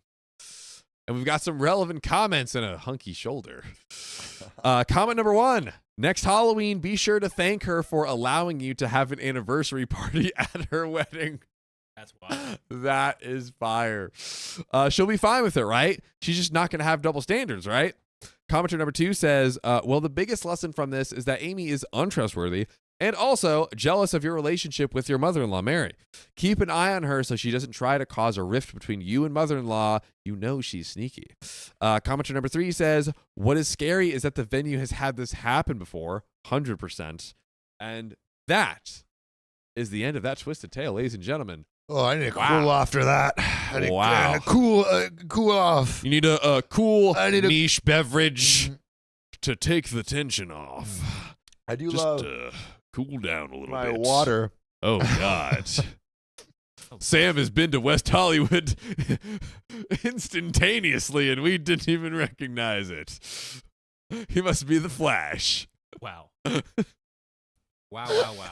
Wowie, wow, wowzers. Wow. Wow, wubsy. Well, ladies and gentlemen, that was the end of that story. This has been a hectic past stream. few minutes. Hectic stream in general. Hectic stream. Absolutely insane. Insanity. But we've got wheel spins, we've got donos, we've We got got wheel spins and donos. I can hit a wheel spin. Yeah, hit a wheel spin, brother. Yeah, let me who do we got next? Who do we got next, Keon? Looks like it's gonna be Turtle. Turtle.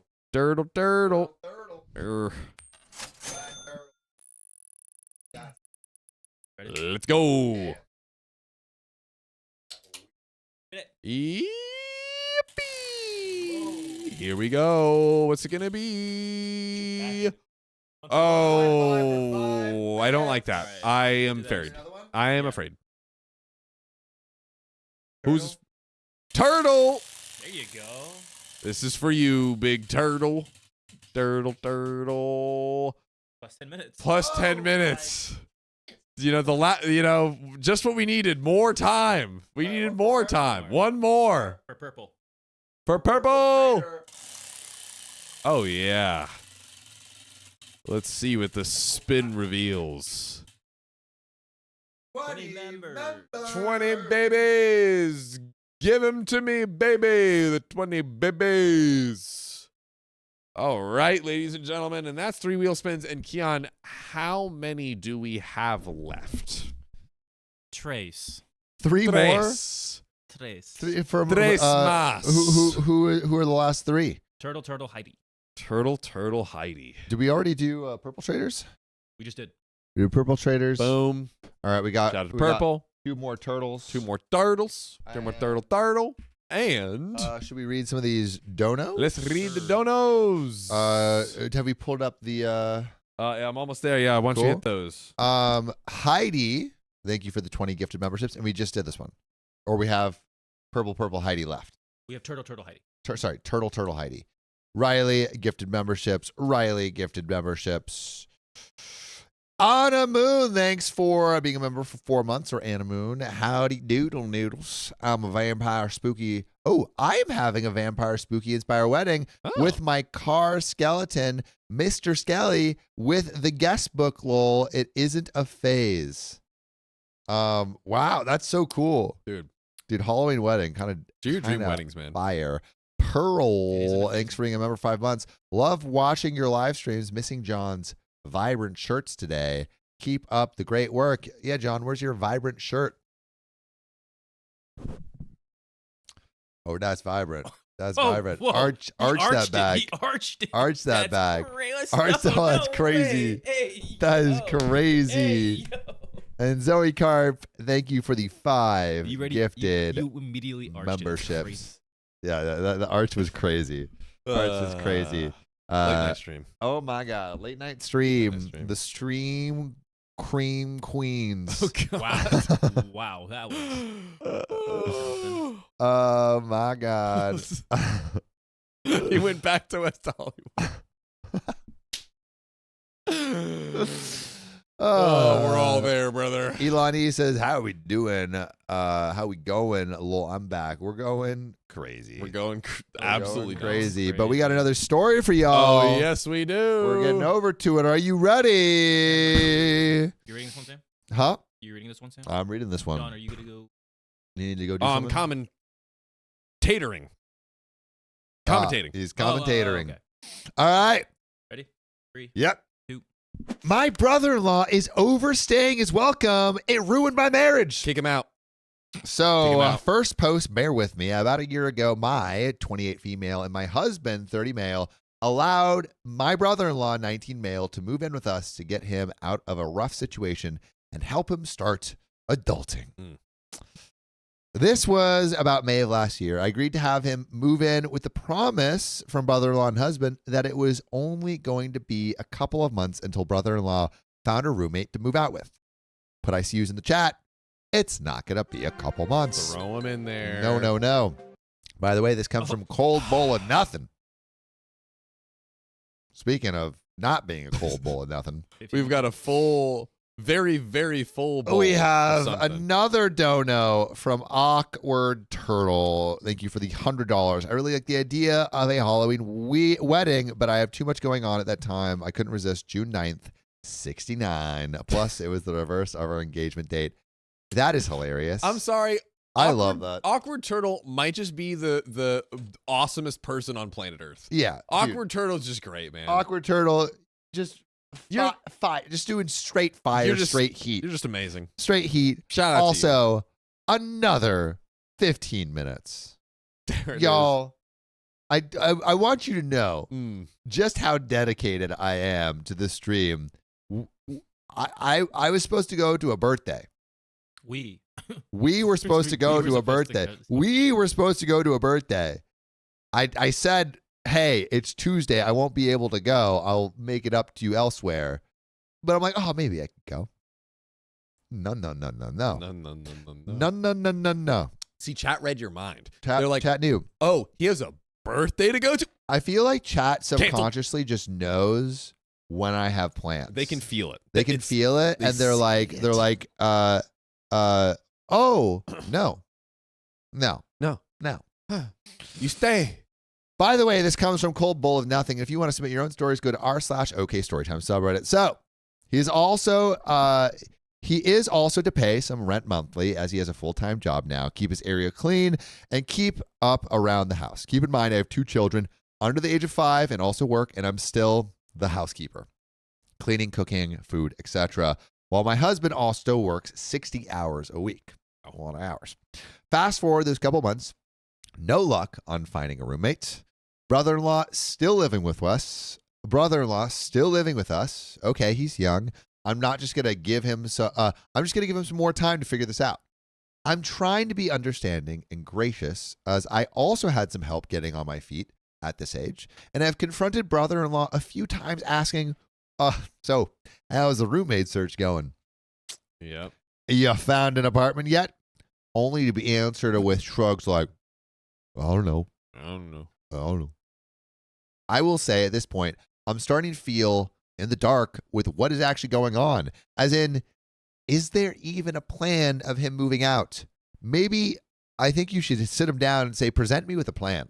If you want to keep living here, I want to see your plan of how Yes. you're going to not be living here. Yes. Because right now it seems like your plan is to keep living here, which was not my plan when you said your plan was to move out.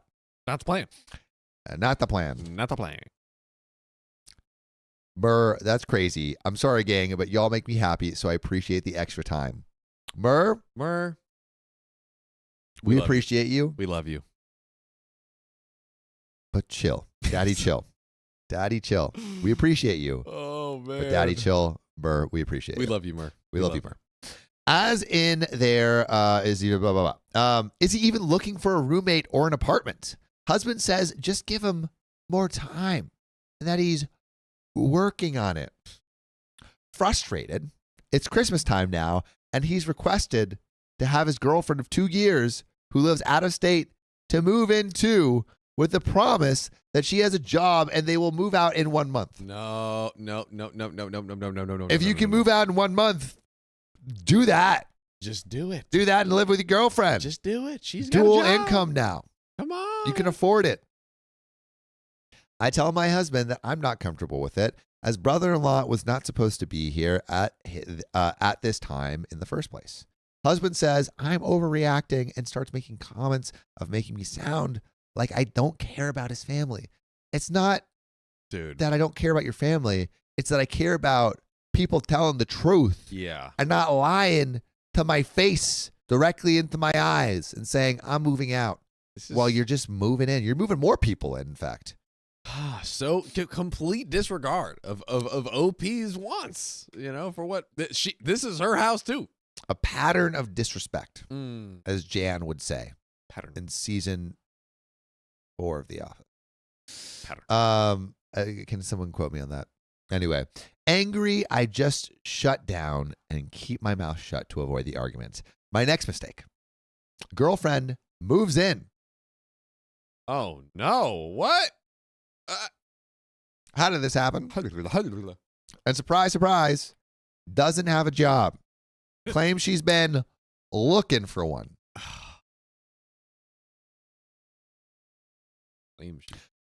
To be fair, it's hard finding a job as a young person these days. Not as easy as it was. True. So, some sympathy goes out to those to finding a job. I'm sure some of you might know it's hard. It's hard finding a job, especially as the ladder's being cut off at the bottom. You need like 30 years of experience to wait tables at Red Lobster these days. It's insane. But not in my house. Not in my house. You're not doing that in my house. You're not over here. Not today, not tomorrow, and not forever. Yeah, I don't know. Sign up for the Army. They'll take anyone. Hey, dude, I heard someone who was a cream donor, and bro was just running it back to back to back. Donate your cream. You're Donate your young. cream, man. You're spry. You know what? What they pay? I keep getting ads for this, dude. They pay. It's like you could do like $2,000 a month. Dude, I just don't want You say if you in the do what you future, love, yeah. you'd never work a day in your life. In the future, you get a lot of kids coming to you, and you're like, Nah, hey, daddy. This guy's spitting facts though. Just if you do what you love, you never work a day in your life. That's incredible. That is incredible, ladies and gentlemen. Well, anyway, there's other things, guys. Anyway, Don't cream like that. And she's been looking for 3 months now since living under my roof. Fast forward Someone said cream. to now. Rent is not being paid anymore. The cleaning of their own areas have stopped. Oh no. It's full anarchy, mutiny. Yep. And there has been absolutely no trying to find a way to move out of my home. I've quit asking brother-in-law questions to keep myself from being furious and directed the questions towards my husband. Mm-hmm. At this point, I'm done trusting that my husband has any plan or control in this whole situation, which is driving me insane. Yeah. Anytime I bring it up to my husband, I'm met with hostility and accusations of just wanting to throw his family out on the street. It's been so many more months than we've said. Dude, so many more. And I shouldn't be upset with this because I agreed to it. Agreed to what? We agree. It's like. She agreed to originally letting the brother-in-law in, and then I guess was somehow coerced into letting the girlfriend move in. It's like your friend like, hey, dude, can you spot me $5? And then you're like, yeah, sure. And then you find your bank account cleared, and you're like, what the heck? Who stole my money? It's like, oh, no, I took it. And you're like, you said you only wanted $5. I'm like, oh, but you said I could have your money. It's like, I know. I said you could have $5, not the whole bank account. This is that. This is that. Come on, give them an inch, and they'll take a mile. And an inch is already a lot. An inch is a lot. That is a lot. It is a lot. Huge amount already. Every inch matters. That's big. Ladies and gentlemen. Damn it. These are things that I've learned in my day. Back in my day. Agreed to what? Yes, I agreed to brother-in-law moving in for a couple months. Yes, I graciously gave him extra time to figure things out. At this point, I no longer feel comfortable in my own home, and every day, me and my husband argue about it, which always turns into very ugly outcomes. We don't even sleep in the same bed anymore. The brother-in-law is sleeping in that bed now. I'm annoyed that I've been conned into taking on 2 grown adults while trying to raise my own family.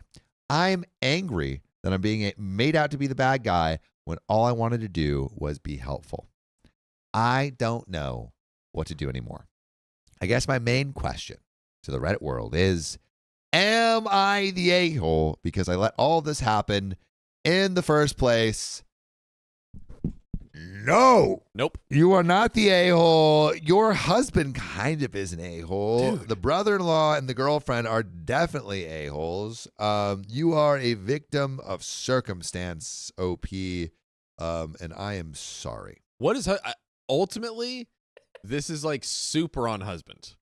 Super on husband. Super on husband because I mean, it's his brother. it's his brother. He was the one that kind of like allowed it to happen. This is not an excuse at all in the slightest. His cousin, the brother-in-law. He is 19, so he is young. He's That's young. not an excuse to do what he's doing, Yeah. but it's ultimately on the husband to now fix the problem because he Yeah. started it. Yeah, He no, started. agreed. There it is. But sounds like he's not stepping in. I feel like it feels like we're trending towards the big D. Honestly, bro, and the irony is they haven't had the big D in a Haven't while. had I a big bet. D in a while. With everyone running around throwing I mean, trash all over we the place. we got a schism in the marriage. We got a schism and no scrotum. No scrotum. Nope. No scrot. No genitalia being revealed scrot. or used for that matter. Yeah. I'm not. If there's not communication that happens soon, I feel like we're a little doomed. I would say so. we're a little And doomed. honestly, if husband continues to act like this, maybe doomed for the better. Potentially doomed for the better. It's upstairs That's all I'm saying. in one of the boxes. That's all I'm saying, chat. It's. I'll help after this story. Great. I've never. The time will come Am soon. I the a-hole because I let all this happen? No. Top comments. It is your fault. What? You allowed yourself to get into this situation because you have no spine, no backbone, and you're allowing yourself to be treated like a welcome mat. You need an adult meeting with the 4 of you. You need a timeline of when these adults are leaving your home. If your husband doesn't support this, you need a timeline of when you're removing yourself and your children from this environment. You need to follow through. You're not the a-hole, though. This is like a-hole to self, but Okay. OP responds. I mean, Thank you for your honesty. yeah. Uh-huh. I do feel it's my fault for allowing it to go this far without any real action on my part. I guess this is a learning opportunity for me to not internalize my feelings until it's too late. Commenter 2 says, not the a-hole. Well, that sounds like a terrible situation.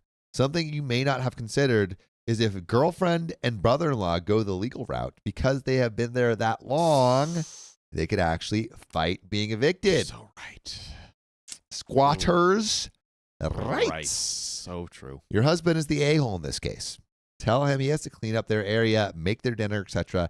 Any food they eat should come out of his spending money. In Compter 3, you have a husband problem. Get into marriage counseling. Find alternate housing for you and the kid now. If counseling doesn't work, take your kids and visit family or friends for a couple weeks and let him sort it out with his brother. And then tell him the condition that you will return home is when they are gone, or you won't return and you can divorce. And another commenter says, not the a-hole. You effectively were a doormat for your scheming, conniving husband. Either take the kids and split or throw your husband and freeloaders out. If you don't, you'll be in the exact same position 10 years from now. There's an update the next day. Wow. Update the next day. This went from kind of 0 to 1,000, if I Yeah. do say so. Yeah, I mean, obviously these comments are being harsh. I do feel it is a little bit on the husband to help, but at a certain point, OP has to take it in their own hands and be like, hey, I'm not going to accept this anymore. Even if the husband doesn't help, I'm going to dip. It is. You could say it's like the husband's fault, maybe, but ultimately OP has the responsibility or the ability to Responsibility to herself and her kids. is yourself. Yep. But we got an update the next day. Oh, First, I would like to say thank you all for the different perspectives. Most of all, the responses said I should just punt all 3 of them out and say good riddance. I will say some of the responses gave me a good little laugh in this extremely frustrating situation, so thank you for that too. Taking everything into consideration, I gave my husband an ultimatum last night, and I'm sticking to it. They need to be gone by June 1st with all rent paid according to how I had laid it out, or else I'm moving out with the kids into an apartment. I'm also not cooking for them, just enough for me and the kids. All laundry detergents, toiletries will be kept in my closet, and internet passwords will be changed. Now, before I get 2 months is too much time for them. Hear me out. I think 2 months is a good amount of time. yeah. This is also fair. time for me to get my ducks in a row should I actually be moving out, which in theory I'll know by mid-May if they aren't moving out, if they don't have anything lined up by then. I really do doubt my husband is wanting this to actually happen, me and the kids moving out, but I wouldn't put it past him thinking that I'm bluffing. All in all, I would hope it doesn't have to come to that point. I'm happy to learn though, after sketching a quick budget, that I would be able to support me and both my children with my own income if worse came to worse. Thanks again. We have some relevant comments. We got some updates. But yeah, what do we think about this? I think that OP is making a smart decision. I think that OP is figuring out, okay, can we, am I able to financially support my family? Basically being like, hey guys, you can't just freeload and essentially face no consequences. Yeah, I like this plan. Also knowing that squatters' rights might be a thing. It's like, hey, let me just make it not easy and ideal to just stay here and continue mooching. Yeah, and you want to give young kids, especially family, time to get on their feet, but too much time can coddle someone into never gaining the scale of independence. Yeah, and I think we're doing a disservice, not only to yourself and your family, but to these kids. They're just suckling on the teat, never knowing how to fend for themselves. Yeah, and I will say it really does suck for OP because it's what you're saying, you want to give them a chance to be able to learn and figure it out. They're 19, they're just starting life. Unfortunately, OP has to, deal with this 60 more days, which is not fun at all, but it at least kind of hits that equilibrium where it's okay, there is an end in sight. Yeah. For OP. But we have some relevant comments. Let's get into it. What did OP's husband say after she told him? OP responds, he was surprisingly not as hostile as he usually has been. I say not as because there was no yelling or swearing. He pretty much said I was overreacting and crazy to think that would need to happen in the first place since they'll be out by then. If you could see my eye roll right now, shaking my head. And another commenter says, yeah, he doesn't believe you have any intention of actually leaving. I will let him know if you leave, there will be no reconciling and you will divorce and demand the house to be sold. So one way or another, they will be moving out. I feel like that maybe is a little bit too vindictive. But let me know, Chad, what you think. OP responds, I do see what you're saying because I thought about how to go about selling the house if I leave. I will be honest and say that at this exact moment, I'm not looking for divorce. I'm willing to give him the opportunity to at least salvage the mess he created. I think that's a good move. Unfortunately, it might just take me a stepping out to realize where he messed up. On the other hand, if it does turn to divorce, at least I'll already have me and the kids established in a new place. And another commenter says, based on how your husband has dealt with the situation, I hope he is not calling your bluff, but be ready. Good luck. And commenter 3 says, I think your husband thinks you're bluffing and he'll try and con you again. He might say they'll move out and then guilt you for another 2 months. And then sometime in May, he'll tell you that they need just a little more time. Be prepared for more bargaining and guilt tripping. Do not negotiate with them. I wish you luck. I hope your husband chooses well, not the a-hole. Finally, not the a-hole. Before the update, I suggest 2 other things to help motivate your husband and show him how serious you are. Get an attorney to prepare a legal separation document. In this document, make sure you have sole discretion for making moves for your new children. And moving out is not just living in an apartment. It also means you have to be responsible in case your kids are sick. The second thing is to prepare a demand letter for the back rent. Both these documents are intended to show your husband that his lack of action is the reason your marriage is failing. He needs to understand how serious this is, and it is not an empty threat. You're already sleeping in separate rooms. I can't imagine how dumb he is and why he's not treating you/your children as more important than his brother and girlfriend. Truly. His priorities are all screwed up. Good luck. And another edit. Do this now. Don't wait until June. The objective is to avoid moving out, so this will motivate your husband. But meanwhile, keep looking for a new apartment just in case. And actually, that is the end of this story. I do think it is important to communicate that OP is serious. Yeah. I don't think it is necessarily a good idea to go straight to divorce. I think you move out and then that's a big step back, obviously. Yeah. And you can continue taking steps back if things aren't moving in the direction that you need. But it just feels like there's been no movement in the husband to help. Zero. Yeah, it's Zero. like I like the general idea of like finding something like, I don't know, a lease agreement that, or like, oh, I've been accepted into this apartment, an accepted apartment application, something like that, to at least hopefully get it through to him that like, hey, I am not enjoying this. I am serious about like wanting to do these things. Here is the warning. Yeah. As clear as it can be. But yeah, bro's just not getting it. He's not getting it. I mean, it's like also, maybe this might be important to establish a paper trail in the event of divorce. So Very true. I think you can, I guess, just like getting all the, I think you can say like, hey, I'm really serious. Like I think the only thing that needs to change is don't surprise him with this.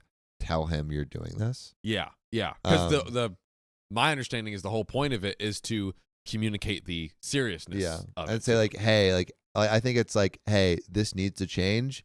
If I don't see any movement on this, I'm going to be drafting these papers. Mm-hmm. If I don't see them moving out, if I don't see them I'm going to be drafting this other paper. If they're not moving out by this time, I'm getting into another apartment. Yeah. Let's keep up in the ante, baby. Yeah. But yikes. Yike-a-mundo. Not a good situation. Not at You know, all. it is a good situation. The fact that we're going into this next story, we got some donos, we got some wheel spins. Yes, sir. I'm gonna go ahead and use the little Sam's. What is the next one? 1780. Yes, sir. Get on out of here, boy. Hit that. Which story? That's one. Yeah. Cool.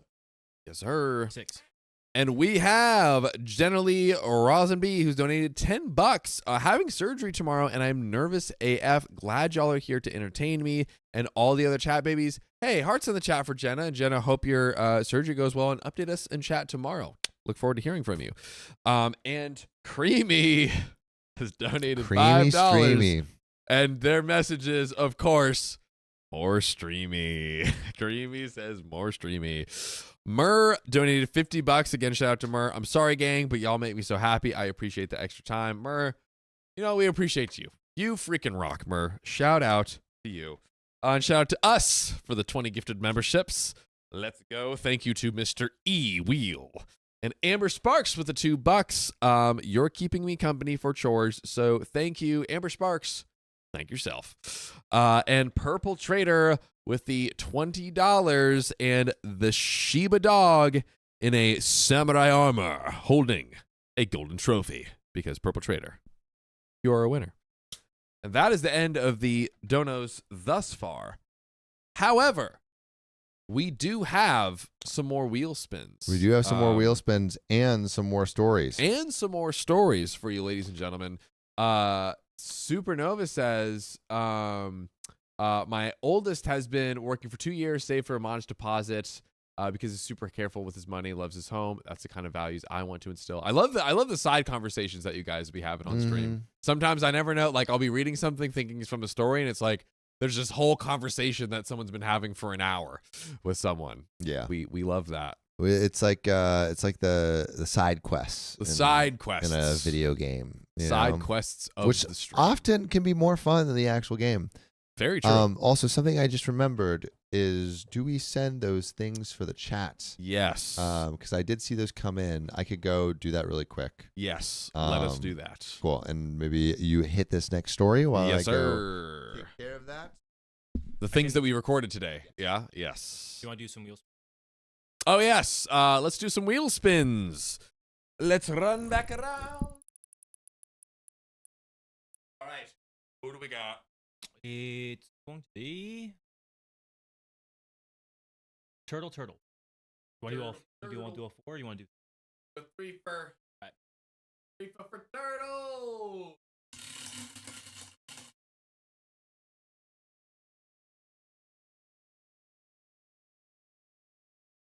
$10 minutes? 10. That's like Gold 10 for minutes chat. is gold. All right. It's All going to be right. for Turtle again. One more.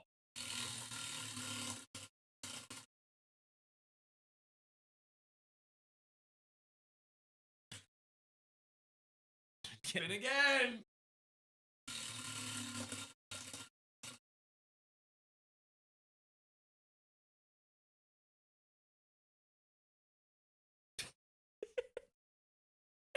Ah. What's wrong with me? That's 1 more minute. What's wrong with me? First. Let's do one more for Heidi. One more for Heidi Vincent. Let's go.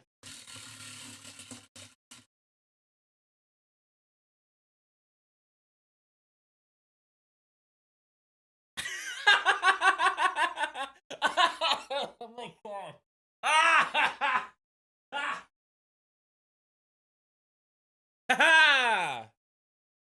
That's wild. Just do one more spin then. 10 minutes? Yeah, do one more spin. Was last one. This is the last All one. right. Might as last well. One, last one. Might as guys. well. Might as well, John. Who's this for? This is for Turtle. For Turtle. Don't be 10 minutes. Don't. Okay. Okay. 1.25. I'm afraid, but I'll take it for now. We'll do that. Okay. Oh right. Wow, that is. What are the odds? Oh. That's crazy. Oh my God. Hey, you guys didn't hear anything. You guys heard literally nothing. I didn't say a peep. I didn't say a peep from a peephole. John, that's 25. It's 25 more minutes. 4, Dude. 5, 6, 7, 8. I did that. I did that, guys. You know. No. You're welcome. I'm sorry to the people in this room, mainly me and Keon and Sam upstairs. But ladies and gentlemen, we have so much more, clearly. Because we have this next story right here, and it's going to be incredible. My brother Keon, are we ready? Just making sure and double checking with you. Yes, sir. Just give me a thumbs up with these that we these. That yes, Purple Trader, we got the 20. Yep. Yes, I believe. Purple Trader, thanks for the 20, just in case. And I think this one, That one's new. We can do that after. yes. That one. There we go. Booyah. We are Very good. pretty much caught up, ladies and gentlemen. All right, shall we get into this next story? Got My brother, yes. This is gonna be OG way because OG Way. We got you, baby. got it. Let's do it. My brother refuses to act like an adult, so I forced him to be one. Wah, wah. I will force you No, to be my brother. no, please don't do that. Oh, God. I already am. My brothers are all pigs. Good. We had a very traditional house where girls cleaned and washed the dishes from the time we were old enough to walk and stand on chairs. What kind of opening is that? This That's is a crazy opening. crazy cold open, dog. And my brothers never did anything. By the way, this comes from Throwaway Hand Shot First. And if you want to submit your own stories, go to r/OK Storytime. Now, as adults, they cannot even turn on a washer. I very much resent how I felt like I had to raise my own father and how holidays and weekends were always spent with my brothers and dads laying around while we did all the cleaning.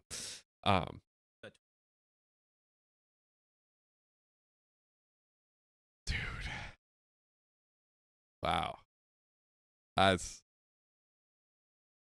Guys, I'm like legitimately just. There's a Jekko. Oh, John. Oh, Jekko. Hold on, we're on the case. I will whisper so the Jekko is not too loud. I will whisper so it's not too loud. Shout out Talk to to me, everyone. John. Yes, sir. I'm talking to you. Do you get the Jekko and the echo where you don't get respecto? I don't hear you, Jekko. Ladies and gentlemen, let us know if we're still getting Jekko at all. This is Ugg is still getting Jekko. Should we run the Jekko removal procedure for safety for our people? Chat. Chat. Yes. There we go. Keep letting us know. Keep flooding in the comments. There's a slight delay. But okay, we got one that's okay now. All right, keep letting us know. Okay. Cool beans. A sweet sauce. I will keep reading. Keep letting us know. Thanks, chat. Toby continues. Even at Christmas, they got to play with their toys and went into the kitchen. And we went into the kitchen. This is whack. I do not care about excuses like, I was never taught. We're all adults now, and they can YouTube and Google what they don't know. I learned how to patch walls, change tire, change oil, etc. All the gendered stuff I was never taught, so I don't see why he can't learn as well. My brother got put out by his girlfriend after they had their first kid because he does not help with anything. Since staying with me, I have forced him to do stuff. When he first moved in, my house went from my tidy, clean utopia to a disgusting mess. He would spit sunflower seeds on the floor. This guy's a baseball player. That triggered my past right there. That made me think of high school right there. I just had some flashbacks. He hid his food in dirty laundries around the house. He would spit chewed gum behind the coffee machine, feet from the trash can, hide snack food everywhere, smoke on the toilet, put cigs out on my floor, which is a slap in the face as I asked him to not smoke inside because I don't smoke, period. He would leave his dirty clothes everywhere, even on the living room floor, etc. Even when he ordered food for himself, he would eat at the table, then leave it for me to put away for him. Anytime he took anything out of the fridge, he would leave it on the table and often leave the fridge opened. I am not joking. I found maggots 3 times from his mess. I don't think this is a child anymore. This is, ladies and gentlemen, is like the garbage. Your brother is just the garbage man. This is bananas. This is foul. Like I feel like you almost have to, like, for instance, the gum behind the coffee machine, right? That's like a habit that you have to build. Like it feels so easy and instinctual to just like walk to the trash like right over there. It's like I know when kids do it, like a literal child will pick his nose and like put it on like the wall, or like, put it on like something without like just like get a tissue or something like that. Yeah. That's literally the habit right now. This is exactly what's happening. Yeah, everyone in chat, wild IA, queen procrastination, they're saying he's a child. Yeah, Millie's saying eviction. Not even a child, yeah. Caitlin Cresswell is saying he's the trash man, and I think she means in the way of he is a literal man of trash, not the man who takes the trash away. It's like I'm not a businessman, I'm a businessman. Anyways. So, I lost it, and I told him to change his behavior completely or to get out. Well, he started doing stuff, but as badly as he could, weaponizing competence. He would put bowls in the dishwasher so they would be filled with nasty water, mop with the same water for days on end, leaving it smelling of rot, do his laundry by putting it in the washer, leaving it for me to finish, and putting food away by throwing it all over the fridge, spilling food everywhere. What's the brother? Oh man, how old is he? Are they early 30s.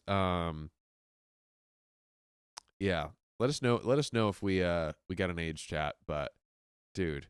Stormkitten13 says even my 6-year-old is better than this guy. He's literally throwing food in the fridge. That's just psychotic behavior. Psychotic behavior. My God. The best was when he put syrup away upside down on the top shelf with no lid on, coating my entire fridge in syrup that took hours to clean. Then he would say, "I am trying. You are just being a bee." No way. Ain't no way. Him on the curb immediately. I'm sorry. I'm sorry, guys, no but he has to be doing that on purpose. yeah, this is so on purpose.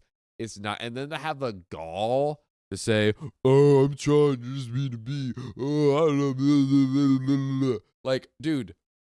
Again, it takes extra effort to put it's not natural to put a syrup bottle upside down. Like, the easiest thing to do is to put it the right way. It's harder to put it. It's harder to put it upside. How do you even balance it? The only time I would be like, okay, that makes sense, is because if there's no syrup left and like you're trying to get the last bits ready. Yes, that's it. But with then you have the lid on. You have you're doing that without the lid. He's lid off. It's coming out already. He's lid off. Like, how do you do that? Where you're like, what's coming out? Bro. That's not my mess. I didn't do that. Oh God, he's a Neanderthal, bro. A evil Neanderthal at that. I lost my temper, and I know I couldn't leave him on the street, so I divided the house. The cabinet doors all have locks from the previous owners, so I got him dishes from Goodwill and forbade him from using any of my dishes. That's not happening. He is eating off of his filthy dishes now. I made it very clear that anything left on the floors, clothing, etc., gets a 1-day grace period, and then it will be thrown away. There we go. Now we're talking. Bro, let's bring that to like a 6-hour grace period. Like, we run it down. Dude. The same goes for the few dishes he has, as he would leave them in the sink until they started to grow mold. I started locking my bathroom door, and he has to use the one in the basement, which I refuse to clean. If his clothes are on the washer for more than 8 hours and I need to use it, I dump them wet on his bed. Here we go. Any trash he leaves lying around goes on his bed. If he orders food and gets up and he leaves his leftovers, I leave them to rot and then throw them away. Though twice the idiot left food out overnight and came out and started angrily eating it while glaring at me. Both times the idiot got food sickness. Shocked. Dude. Wow. Color me shocked. Dude. Oh, I'm so mad at you. You didn't take my to-go box and put it in the fridge for me. Okay, I do be sometimes leaving those out. But still, okay? Don't make her do it. Golly. Okay. So he destroyed my fridge again, putting juice upside down with the lid barely on. What is it with the what? How do you do that? I don't know how this is physically like, at that point you're just dumping it. Like, it's not. It's literally. You're just. I'm so confused. Boom. I just place it. I'm sorry. No, you have to, like. I'm trying to think here. Like you. The strategy to do that. You're putting too much effort to do that. It's so much effort when, like, the whole thing is you're lazy, right? You don't do your dishes. You don't, like, pick up after you take your pants off. You just leave them where they're at. Do the easiest thing and just put it where all the weight and the formation is to hold it up easily. That doesn't make any sense. I'm trying to fathom how he does that, because once you go like this, it's coming out. It's all gone in a second. So it's like, you know what, Keon? At that point, why not just, like, pour it in there? Because you're already pouring it, right? Pour it in there and then just throw it on the ground. Like, why not do that? I guess pour it on the ground. I guess in his twisted logic, he's like, oh no, I put it away. Does he just, like, throw it in there? Oh God. Just like. I really want to know if he's balancing it or if it's like, yeah. I really want to know. I want to see a video of him, like, trying to, like, Jenga this. Yeah, please, someone find a picture. It probably doesn't exist, but so I mopped it up with towels, dumped the towels and all my ruined food on his bed. Good. Then put a lock on the fridge. Good. He hates me and says I'm terrorizing him. I say I was forced to mother him as a child, but was never given the parental control to actually teach him how life works. Since my brothers used my childhood to treat me like I was a maid, I will no longer parent them. My view is some lessons have to be learned painfully. I will not gentle parent a grown man who cannot close a fridge door. Am I the a-hole? And there are some comments. Oh, I'm going to read this one real quick and then we'll talk about it. Ages, whose house is it? Why haven't you punted him out already? OP, this is downvoted for some reason, says, I am 30. He is 33. Shocked. He is 33. This is my house. I guess my family is family. Just got beat into my head a lot. So that's why. That's why.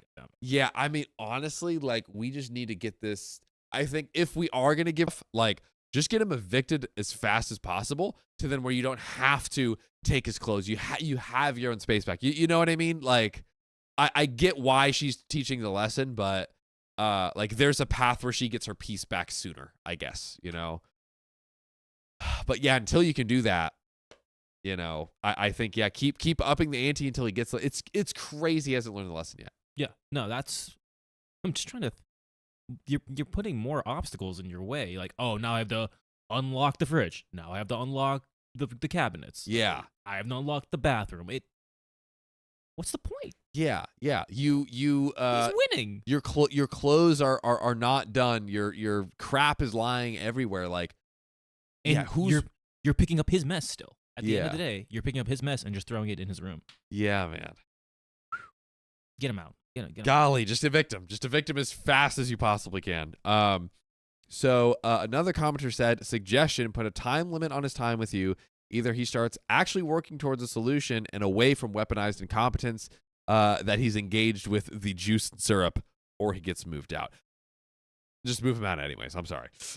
Is he paying for rent or food, utilities? I assume that you'd be fine without any of his additions towards these because you seemed okay before you invited him to disturb your peace. OP says he isn't paying anything because he lost his job during the vid, and he says that he cannot find work. I was letting that go because I was making really good money and didn't need any of it from him, but he needs to contribute something, and he is not. I think I will figure out a timeline and tell him that he has to do better or go. I am sure he can find some other woman to raise him. That is his usual move when his girlfriend puts him out. Why she puts up with it, I don't know, but I can't say anything because I do too. And there is an update literally later that day. My God. You have walked in on a doozy juicy story. So basically, OP and her brother, she's 30, he's 33. Yep. The way she was raised, basically, all of the girls did all of the housework, and all the boys did like literally nothing. I'm talking like traditional household. Drop Well, actually, your- not that traditional. I mean, they didn't do like garbage cans or yard work. It seemed like they just did like nothing. Yeah, Oh, not nothing, even the nothing. gendered stuff, right? Ugh. So brother loses his job because of the vid. OP's like, I have extra money. I have a house. You can stay with me. He, what does he do? He dumps syrup and juice bottles. He puts them upside down without a lid. He dumped Without juice the lid. bottles? Yeah, upside down without the lid. Is Yes, that is like on purpose or because he's incompetent? Who It's does that? For sure on purpose. It's on purpose. There's no way because The- like we were talking about it, and we're like, you have to really put effort into doing that. Yeah. Without it getting all over Maybe yourself. he doesn't know which way the juice bottles go. Have you ever thought mean, about that? Bro is a caveman, but he puts gum behind the coffee machine. He just he'll Well, take where his else are you supposed to put it? he'll take his clothes off, leave it where it's at. He'll leave food out. He expects her to put his food back in, and he'll get angry at her for Does not he- putting the food in, eat the food and get sick. Like, it's crazy. Yes. The man Yes. is wild. Yes. Okay. Wow. So that's what we're stepping into. Built different. We are hoping, so far she's basically been kind of getting back at him, you know, like, taking the wet clothes, putting it on his bed, but we haven't moved towards eviction yet. Oh, but we're close, right? We got to be close. I think she's fine. At first she was kind of like trying to teach him a lesson, but now I think she's really like, oh, wait a second, I can like not have to like get back at him and have my peace back. I think we were just getting to that realization of that as a path, and we have an update of later that day. Oh, Oh, this is gonna be a juice fest. Yeah. It's not spilled. It's about to Upside Spill. Spill it with a T. Later that day, I could not believe my eyes when I opened up Reddit and saw the number of notifications. Wow. So just to update everyone, things came to a head today.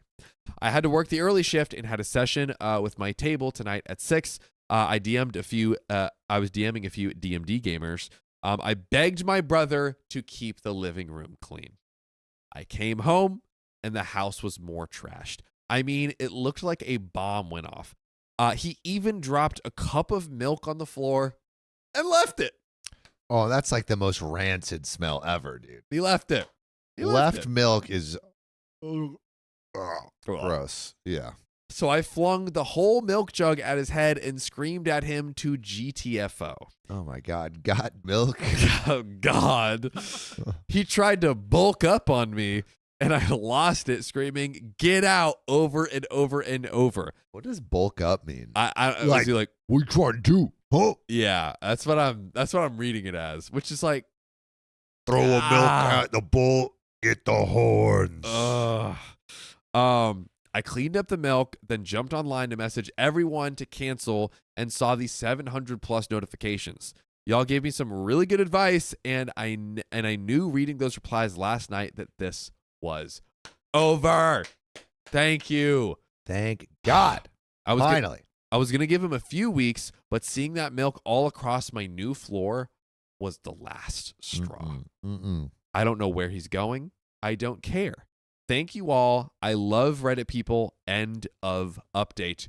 Quick gut check. Do we agree? I mean, everyone has, like, should we throw milk at people? No.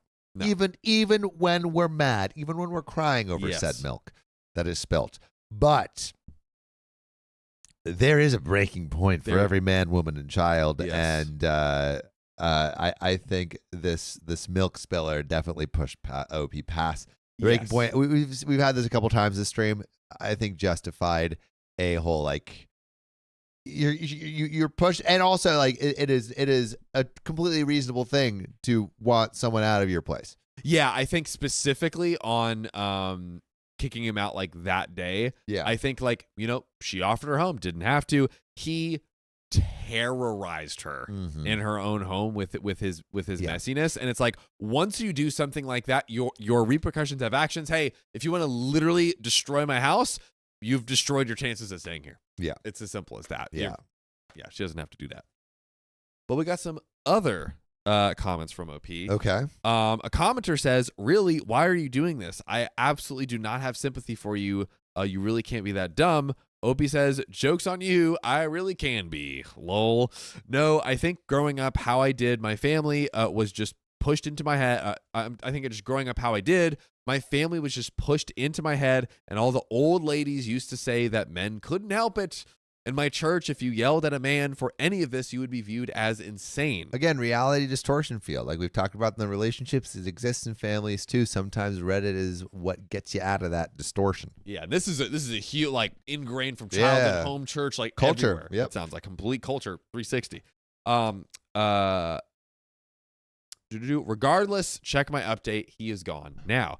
Commenter says, it seems like he actively hates her, right? It's the syrup in the fridge that would have sent me over the edge. What a pain in the butt to clean. Absolutely. Took her hours. Opie said, "It was horrific to clean because I was gone for 3 days, and by the time I got back, it was like molasses. I ended up having to shove all of the fridge drawers in my bathtub and scrub them all. I was bawling. I was so upset." Oh, God. At that point, it's just get a new fridge. Yeah. But dude, fridges are, I mean, you can fridges are expensive, but that's got to be some toxic waste that you got to deal with. Yeah. Also, John, is it true that you added 25 minutes? What are you doing? 25 minutes is crazy. I said a bad word in the background. It's technically 26 minutes. 26 minutes? What? Are we still doing that? Is that true? Oh my gosh. 26 minutes. I'm so sorry, guys. God, why are you calling me out, chat? Come on. Oh my Dude, God. let me live. We're Let going to me be here live, forever, chat. John. I know. I was sad. It was these. These did this. Hands. If only it could be a hand model. If only I have perfect hands like Keon. I see what you did there. But commenter responds, I would be willing to bet so much money that he listens to Andrew Tate and Joe Rogan and thinks that men and women should stick to strict gender roles, which men are always conveniently exempt from holding up their part of. Your brother is a piece of crap. Opie says he adores Ben Shapiro and Tate, but thinks that Joe Rogan is a little bee that needs to pick a side. He's also super into Nick Fuentes too, or however you say his name. Who's Nick Fuentes? That's a new one.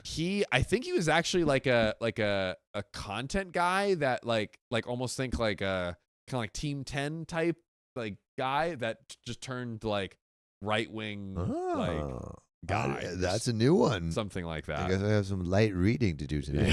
Some research. A little bedtime a ritual. new channel to subscribe to, Sam says. Collab. But his favorite one is the guy that got in trouble for screaming at his pregnant wife. I can't remember his name. That's his favorite? Wait. I don't know who that is. Is it Charlie Kirk? Oh, I feel like I remember hearing that. Yeah. It's a Fox News guy. Or It's a Fox News is guy. it Fox News or maybe I know is it there was like Bill O'Reilly. they or are getting like that Tucker Carlson. Tucker Carlson. Yeah. Is it Tucker Carlson? I think it's Tucker Carlson. Yeah. Anyways, yeah. we think Our we got audience it. would love us to collab with all those people, Oh, right? Yes. But they're begging us to. They're begging us. Another commenter said she was conditioned as a young child to accept crappy behavior from men. Even putting in this boundary is likely a big step for her. Great point. Of course, I hope she takes from this thread that he's abhorrent and she doesn't need to accept this behavior, though I get why she thinks that she can't just punch him out, even though she can and she should. Opie says this is 100% it. In my church, if you complain about men not cleaning, people would think you're insane. I posted this 10,000% thinking that I would get roasted for being a bee. Lol. And the commenter responds, I'm so sorry. Honestly, that sounds like a really toxic culture. I would try to find a more left-leaning church, but I understand that might not be possible in your area. Opie says I left the church in the area. I'm way lived up now, lol. And when he called me needing a place to go, I think I regressed a lot mentally. And that makes sense. But we have another update. Oh. 4 days later. Wow. We had the same day turnaround kick out. Now we're 4 days. Who knows what could happen in 4 days? About to be crazy. Let's get into it. It's gonna be crazy. It could infect me. Nope. There we go. I held it in. Hello. Hold in your yawns. Oh, God.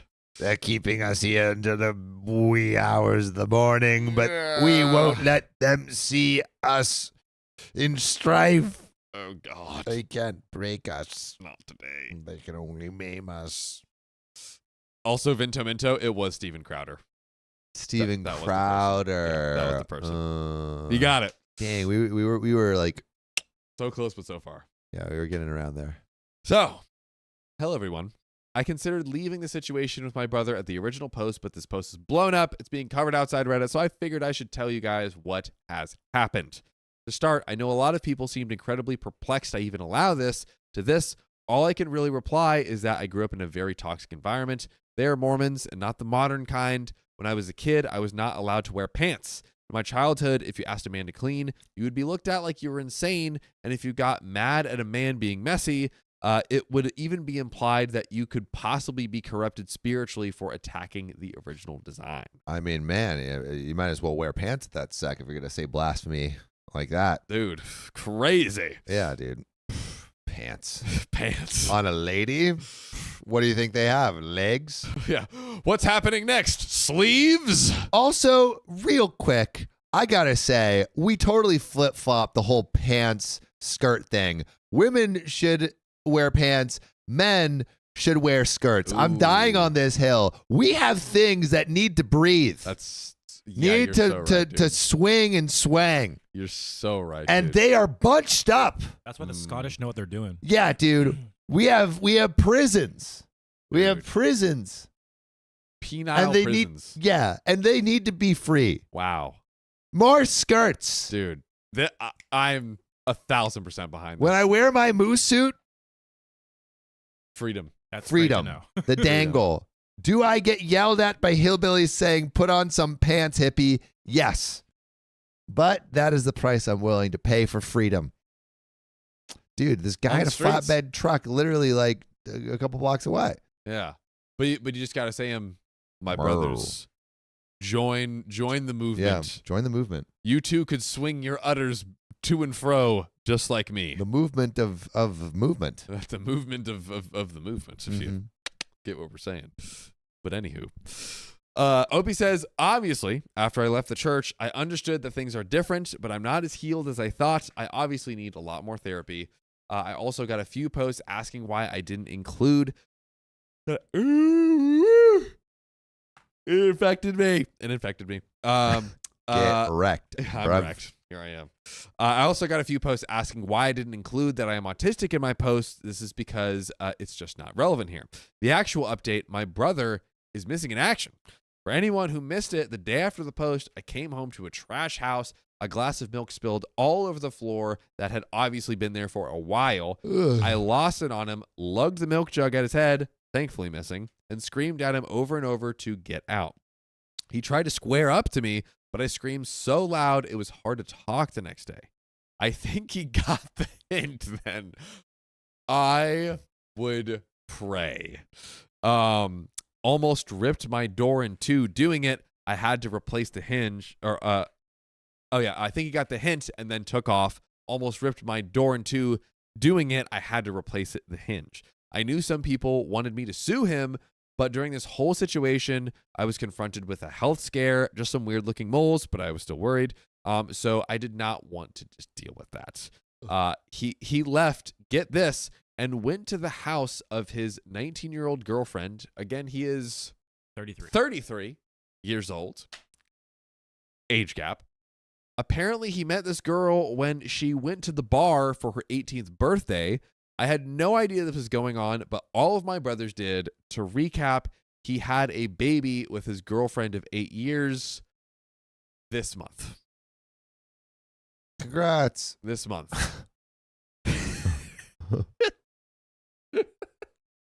I was gonna say, if his hygiene is like that, Bro. oh, Man. Oh. He can't even Oh. touch. Dude, him just being in the same room as the baby, it's just going to get like riddled with whatever. he probably doesn't even clean disease. himself. He probably showers Yeah. once a week. Dude, yeah. He He's probably, like, he probably puts the soap or like the shampoo upside down. nah, bro, you know what he I does? feel He's like, babe, I'm stinky. Bathe me. babe. Change my diaper, Scrub babe. it. Change my hey, don't do son. Man, do me first. Yeah. I feel like he wants like a free range diaperless baby, just like pooping around the house, you know? He wants to be naked. Yeah, just like use the bathroom wherever he's standing. Yeah. And just have just a woman just waiting on him hand and foot. He wants to Hansel and Gretel his wife by leaving crumbs of disgustingness around so she can follow him to Bro. wherever he is. Really, he just wants to be loved, and he's leaving his little trail to be found. No. No. No. And then editor's note, this girlfriend of 8 years is different than the 19-year-old girlfriend currently. I told them all. Thank God. Thank God. At least That we was don't have that. That was actually a very needed Oh my clarification. God. That's Thank insane. God. I'm just trying to think, like, someone actually is it like with him? Like, he's so gross and foul It's insane. It's that he's got two? preying on the younger. I wonder how old 8 years ago his girlfriend was. Just saying. 11. Oh God, that's not what I was saying. Quick That's maths. not what I was saying. Quick maths. Oh God. So I told them all to F off when my mom messaged me crying because no one knows where your brother is. He just left with some girl. I told her I do not care. I did, call me crazy, message the girl to tell her he is bad news, but she called me a crazy punt and blocked me. Hmm. So there you go. Classy. I also messaged the girl's mom, who seems worried, but basically said she cannot do anything because her daughter is of legal age. I guess they took off and skipped town and will not tell anyone where they are. Outside of worry for this girl, I don't really care. I am too busy chilling with my ex and my wonderful niece. I am going to take care of my health and focus on my life. Woo. Good. That is a win. Thank God. I'm checking. Oh my God, we have another update. We have so Oh my God. much. We have so much time left. Guys. We have so much story left. Guys. What? I'm just blown away by this. And then by the time left and anyways. So this next update is 8 days later. 12 days from the original John, post. I'm not gonna Yes. lie. Yeah, tell me. If you made me take a quiz on this story right now, I would. Give me a TLDR right now. I literally want to hear it. I want you to give it to me. All right. Here we go. I'll give you a little. Here we go. No cheat sheet. No cheat sheet. I'm doing this for the kicks and giggles. Is it about eviction? Kind of, yes. Oh, all right. No, wait, I remember.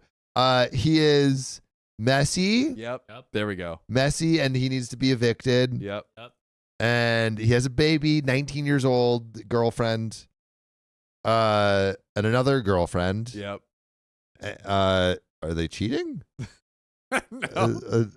I think he's. Is it X? I think the baby mama I think is long separated from what we can And gather. OP is married but Mormon. I actually don't know if Opie's married. Or she was married to him, or to ex. Not Why to are the they brother. Oh, this is her brother. This is her brother. He's trying. And she's he's Mormon, trying, he's right? I remember that. I remember it. Yes. Okay, all right. I'm with it. Yep. Is that enough? Have I Give struggled me enough? one more closing nugget just to torture you. And OP is done with it. Yes. Not gonna take this brother who has a baby and a 19-year-old girlfriend who's really messy staying in her house anymore. And so she's putting down the law, even though her brother squared up to her and was trying to intimidate. But you know what? OP doesn't take intimidation. OP doesn't take no crap. You know what she does? She battens down her hatches, takes the spear, and sticks it in front of anyone that comes in her way. And that is... Hey, you know what? You know, we lost you in the first half there, but you came I around. honestly- you came around. We're really proud of you. When I started, I didn't even know what the topic was. I was honestly guessing with eviction. But as soon as I said eviction, it's like, you know when you like are talking about a dream and you're like, oh, what did you dream about? Yeah. And you're like, I think there was blue. And then that's how it starts. And then it's like- and then you build. Yeah, that's what it was like. That was beautiful. Thank you for indulging Thanks us. for torturing Chad, I hope you me. enjoyed that. Thanks for Snaps for torturing. Sam right That there. was really pure good. entertainment, ladies and gentlemen. All right, on to this update now. 8 days later, guys. If this all happened in the previous 8 or 6 or whatever days, I do not know what is going to happen next. Okay, so to catch you up, my brother's a pig. He destroyed my home. This led to me figure out my whole family kind of stinks, and he ended up leaving with his barely legal girlfriend, leaving his newborn baby and his ex, whom he was cheating on. He was cheating on him. Okay, there you go. There you go, Sam. Who knew? Me knew. Yeah, he did. Well, after all of this, I have not talked to anyone in my family at all, but kept in contact with his ex and have been spending a lot of time with the baby. I never liked his ex. She was with him for a reason. I think the only reason they His big lasted. schlong? Like, what was the reason? Oh God! I think the reason was they were both kind of like made for each other. You know what I mean? Like both cuckoo like for Cocoa Puffs. I see. A Yeah. little crazy. I think the only reason they lasted for years instead of my brother's usual couple of weeks or months before the girl runs screaming is because she is, in a lot of ways, like him. 2 peas in a pod. There it is. 2 cloths cut from the same larger cloth. 2 Girls. 1 cup. 2 girls in a cup. And they spilled that cup and it's all over the floor and he's not gonna clean it. Ooh. Yep. What's in the cup? Milk. Ooh. Milk. Ugh. Now, even knowing all that, I kept in contact like a dummy because I felt so awful over the kid being left, the baby. I secretly think they're doomed because of their goofy parents. I know how horrible it is to think that. I wanted to be a positive force in the new baby's life. Well, my brother found out somehow that I've been around the kid and somehow got my new number, which totally perplexes me because no one in my family has it. Contained. He called me and cried that he doesn't want me around the kid because I will never do to this child what I did to him. And that left me confused because when he left, he declared his ex must have cheated and the child wasn't his. They clearly are. So why is he saying his child? And I have never done anything to him. There you go. I was made to be his mom, which is crazy because he's older, but never even given the authority to correct him. So I spent my life chasing after him, cleaning up his mistakes, whilst he tormented me and treated me so horribly. I ended up literally medically diagnosed with PTSD. I asked him what I did to him, and he said I always judged him, and even when he was a kid, I looked at him with judgment. But you're so judgeable. Dude, yeah, why you have so many judgeable... You allege to store juice and syrup upside down without a cap. That should be judged. You know, what are we supposed to do with that? We're supposed to judge. That's what we're supposed to do. We say, hey, don't do that. Don't do that because you're Are you a silly syrup Billy? everywhere. And I don't want to use language like that, but yeah, that's a little bit much, Sam. Honestly, that's yeah, you know, that's crazy. but you're really pushing me to my edge. You're cutting me to my quick. You're edging Sam. You're gooning me like Oh, no God. other. You know, if I was judging it, it'd be an easy. Cut it. Cut it. The price is way too high. We need to cut it. So I hung up on him right there because, lol, I judged him. No, duh. I could fill books and books with all the bad choices he has made and all of the horrible things that he's also done to others.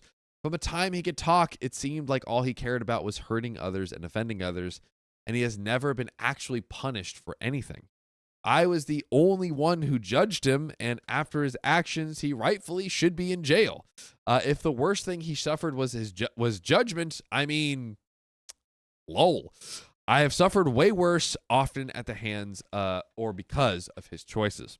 It's true. The cold truth is, if it wasn't for my judgment and care, he would have gone from an OD. He would be gone from an OD about 1 billion times. Yeah, over. dude. The judgment kept him on the straight and Dude, narrow. Come on. You're welcome. I saved your life. Saved you. What else do you want? I think you owe me. You owe me a life debt. Dude, he owes You her are some syrup. mine. Come on. Come on.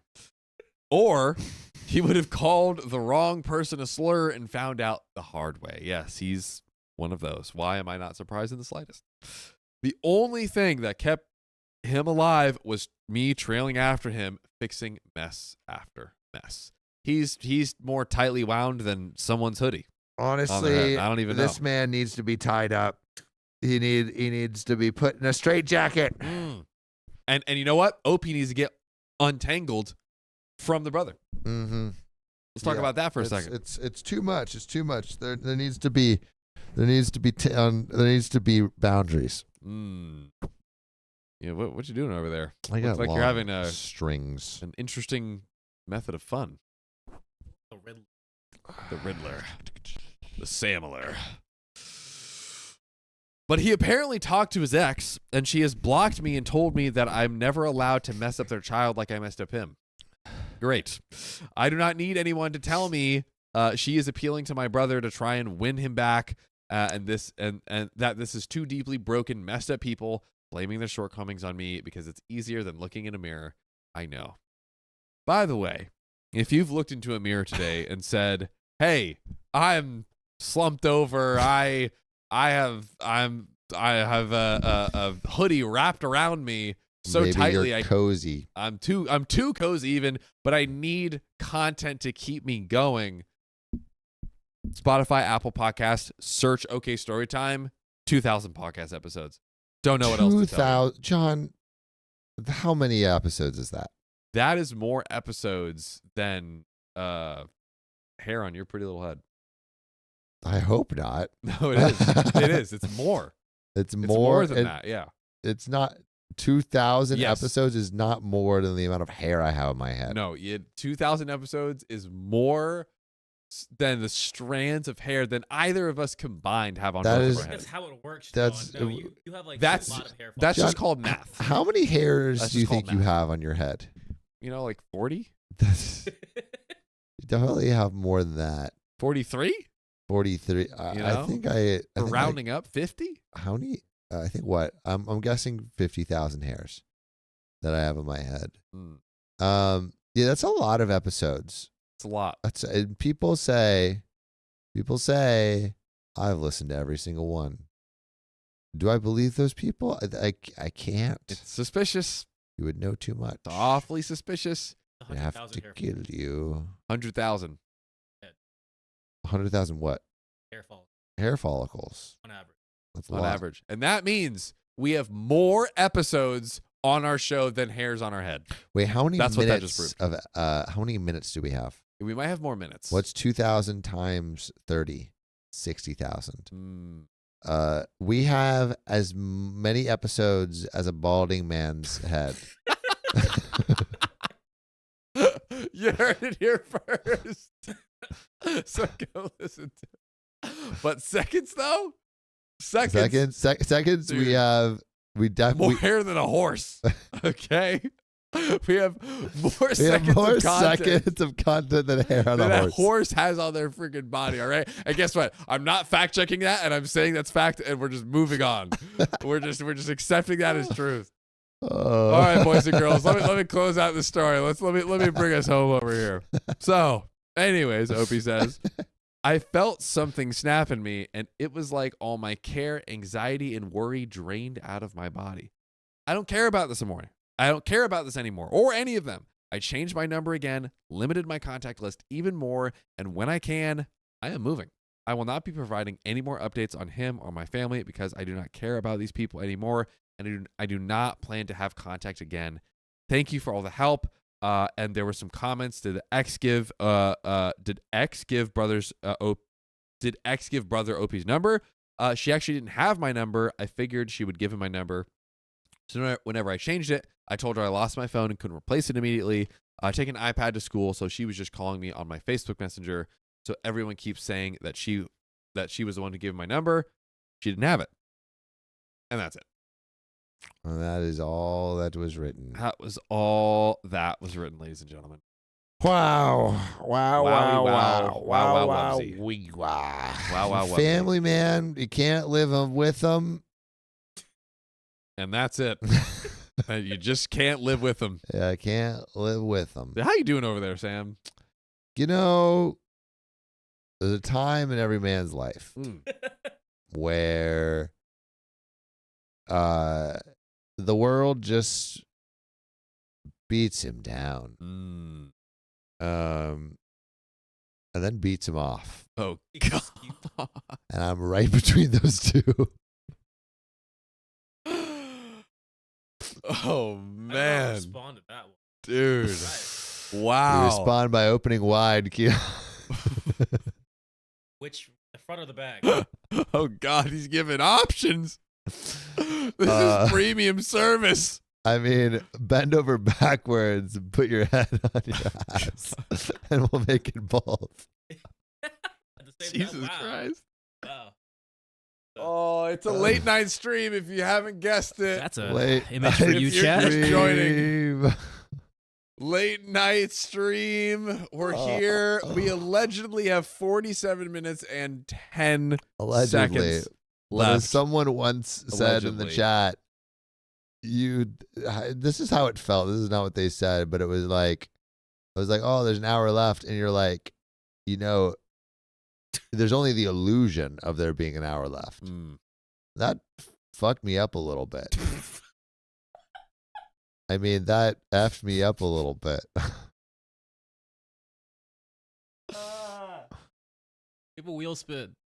We do. John, do you want to spin that wheel how while many? I find this next? Just one. Just Okay, one? okay. All right. I'm going to make my fingers do good today. That was crazy. That was crazy. That was crazy. Dono time. Do we still have wheel spins? John, We you do ready? have wheel. Oh, no. God, Now he's awake. Sam's not going to make it. All right. It should Wheel- be all right. S2. S2. Wait, what S2? 1780. 1780. Put your bets in. Will Sam be able to open the story? I will. All right, ladies and Maybe. gentlemen. Who is this for? Turtle. Turtle. Turtle. For you. Turtle. Turtle.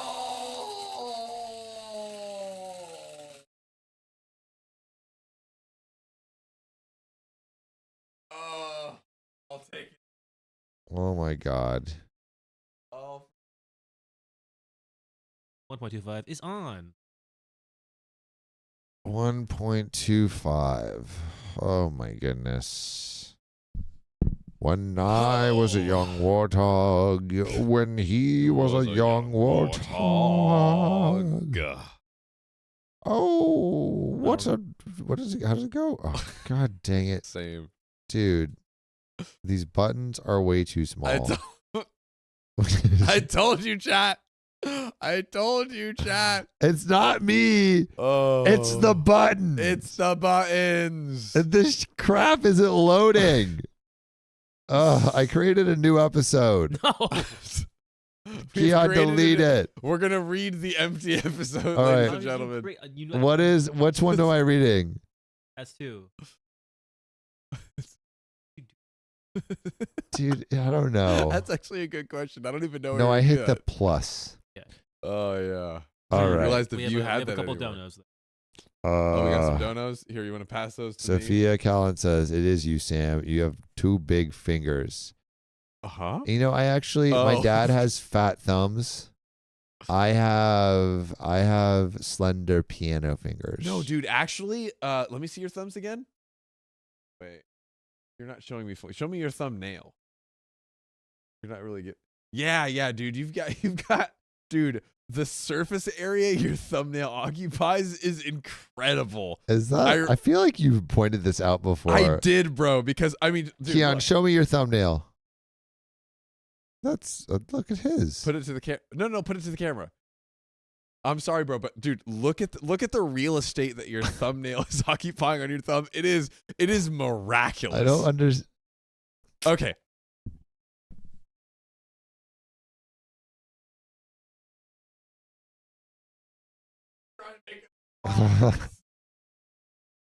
I know what he's doing. All right, we got another story. All right, we got Before we another get into story. that, we got some donos. Here we go. Here we go. Guess what? Crystal Beans. Thanks for the $5. Wishing you best with your surgery tomorrow, Jenna. Jenna, I hope you have a surgery. And Ellie Donner. I hope you have a surgery. I hope you have a surgery. Jenna, we hope you have a surgery. We hope you That's have what we're hoping we hope you for. have a successful surgery. We hope it's successful and it is a surgery and that you do have it. Yeah. Ladies and gentlemen. All of that. Ellie Donner Payne Donner donated $7.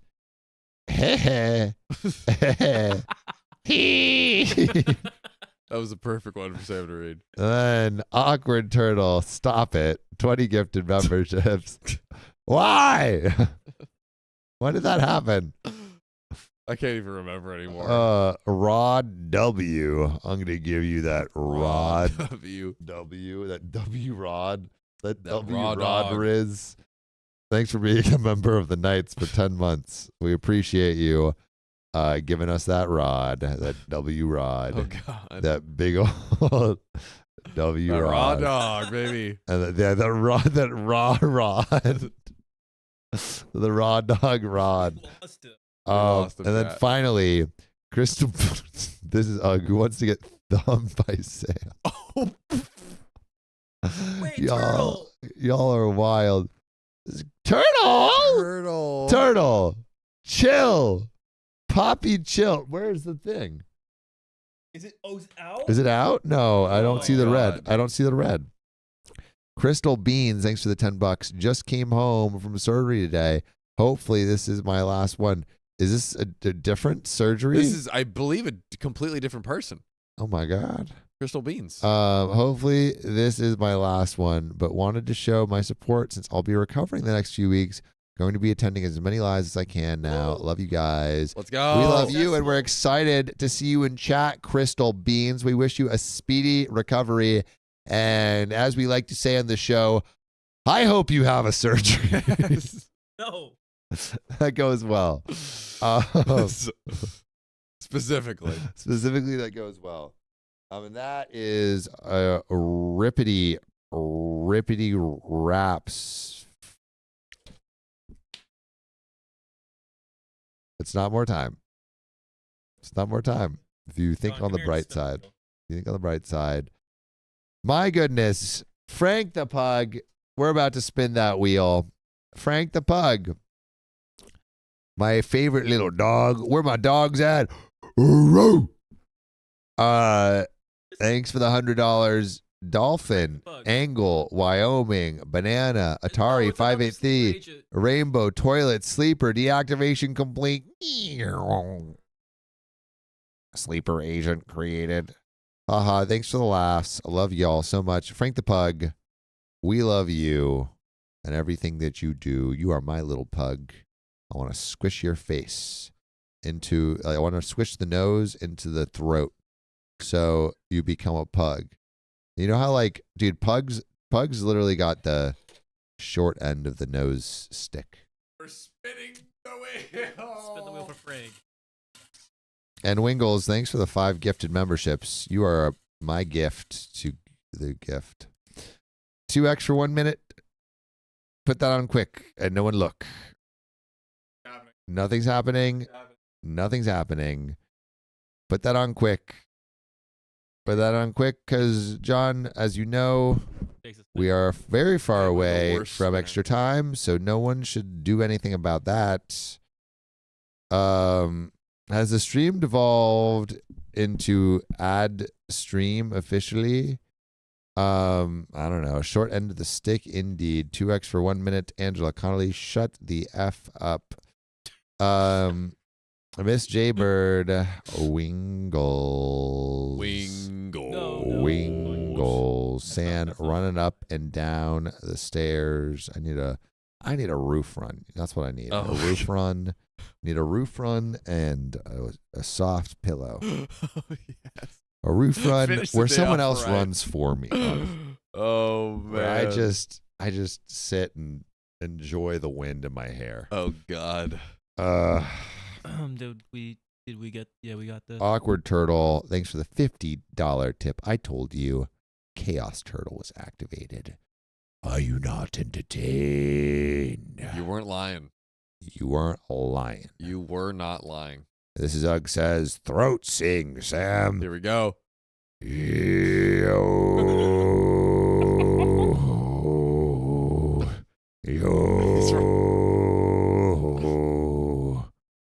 Bottles and pirates are we. Yo. Yo. Crow Queen says My Sam needs a cold spirit longs for the sea. Oh. Awkward Turtle, thanks for the $10. Deactivate. And Awkward Turtle, another $10. No message here. Did we just pass another time, or am I Yeah. crazy? Yeah. No. I feel like we're stuck in the Twilight Zone. We are. I don't know what's happened. We are I have stuck to restart Facebook now. in the Twilight Zone. That's it's 8 hours. Facebook needs Dude. to restart. Yeah, 1 second. Are we at 8 hours? Is that Yeah. true? Yeah. Wow. Weirdly hot. Okay. Wow. What's up, Salis? Oh God. Come on. Give daddy a kiss. Bro, what did we One, what did we two, give this man to drink? 4. What niche liquid, what niche beverage was in this man's cup? Somebody please tell me. a story, And please pass me a bottle of it. Angela Connolly. Okay, nerd. Jesus. Oh my god. Did you get Amber? All right, Yeah, Angela yeah. Connolly. Amber Yes, Sparks. you're right. Keeping us honest. We'll get into it. We Story got you. time. Yep. All right. And the $2 from Amber Sparks, does this count towards the 7.5 minutes? Yay, it clearly did because we got another one. All right. Let's freaking get after this, big dogs. Please never show your uncut nails, hands, or toes. Uncut. You know your boy's cutting. Oh God. All right. Let's freaking do this thing. Let's do it. All right. My family keeps excluding me from important. Keep up, Keon. Come on. Bro, you didn't even look at you. Bro, what the heck is this? Unprofessional. This is we run a tight ship here. Did you not hear me talking about the yo-hos and my yearning for the sea? It's like you don't even care. Yeah, just keep it at that. Or you know what? Just zoom it up right. Yeah. That's crazy. Whoever did that, fired. Oh, Um, I'm dead. all right. Right. Let's freaking do this thing, big dogs. Here we go. Where my dogs at? Give me a whoa, whoa, whoa, whoa. Big dogs, and small dogs. All kinds of dogs. And cats. The dogs and the cats. We're eating out the dogs. We're eating out the cats. And the people that live out. there. Good old Trump quote. I don't know if you've heard that one. All right, let's get into this. Let's get into this This thing. is amazing. Keon after this stream when he sees his lady. Not anymore. What? No. I'm not seeing her anymore. Oh yeah. No. Roller coaster. Yeah. Wow. A lot of emotions tonight, guys. All right. Woo. My family keeps excluding me from important moments. I finally realized it when I was excluded from that important moment. We figured it out. And I was alone, sad. All right. Oh God. I, 34 female, have 2 sisters. I'll call Sally, 31 female, and B, 28 female. I'm close to both, or thought I was. Oops. B got married a few years ago and has been having fertility issues. She and her husband finally conceived through IVF, and I was ecstatic for her when I found out she was pregnant. Woo! Let's go. By the way, this comes from Lobster Lopsided 6038. If you want to submit your own stories, go to r/OK Storytime. So, there have been a few times over the years where I felt purposely left out of things. I was the only one who ever got an invitation to B's graduation. She thought I wouldn't want. Oh, I was the only one who never got an invitation to B's graduation. Ooh. She thought I wouldn't want to go. I don't know. Give me the option. When our grandfather passed away, they had a big family. That's fun. All right. I hope you had a funeral, Samuel Donner. That's crazy not being invited to your grandpa's wedding if that's what happened. That is a little crazy. When our grandfather passed away, they had a big family get together a few days later, and I was the only one not invited. Sorry, that is not funny. It just is. They didn't think I'd want to go again. When B had her baby shower, she organized it on a day when she knew I wouldn't be able to attend. Ooh. I'm sorry, OP. That sucks butts. Yeah. Although, unless you're into that anything, then it doesn't suck butts. I'm sorry you're not sucking butts out there. Although upset at missing out, I dropped off at my parents' a beautiful hamper full of things I'd been buying for the baby, and B included a handmade blanket that one of my aunts who recently passed had knitted for my little boy when she found out I was pregnant 6 years ago. Throughout her pregnancy, B has said that the day she had a baby, she only wanted our parents and her husband's parents to visit the hospital, and that they wanted the first 24 hours at home by themselves, no visitors. Guess what? Put an ICU in the chat if you know what's going on. Ooh. John, tell me what's going on. Tell me what's going on. These are sisters. These are sisters. I think what's going to happen is they're going to have a hell of visitors at this little baby shindig in the hospital. And OP's going to be like, wait, I thought you didn't want anyone. And they're going to be like, well, we just didn't want you. Big old yikes to the yikes. Totally understandable and fine by me. B had multiple medical complications throughout her pregnancy, which has meant she has to have an early C-section. Shout out. I spoke to B the day before and told her my day was clear. I have sectioned off a whole area for you, B. A B section, might you say. At work, but not a lot on. And that if she needed me, she knew where I was and that I couldn't wait to hear from her. We didn't know the gender or anything, so I was excited. On the day, I got a Facebook call around 1 p.m. from B in which she and my dad introduced me to my beautiful nephew. I was delighted. B then handed the phone to Mom as the nurse came in. My mom then informed me that Sally was there. My joy turned to devastation. Sadness. I asked my mom why I hadn't been invited to the hospital too. Probably because they don't like you. Oops.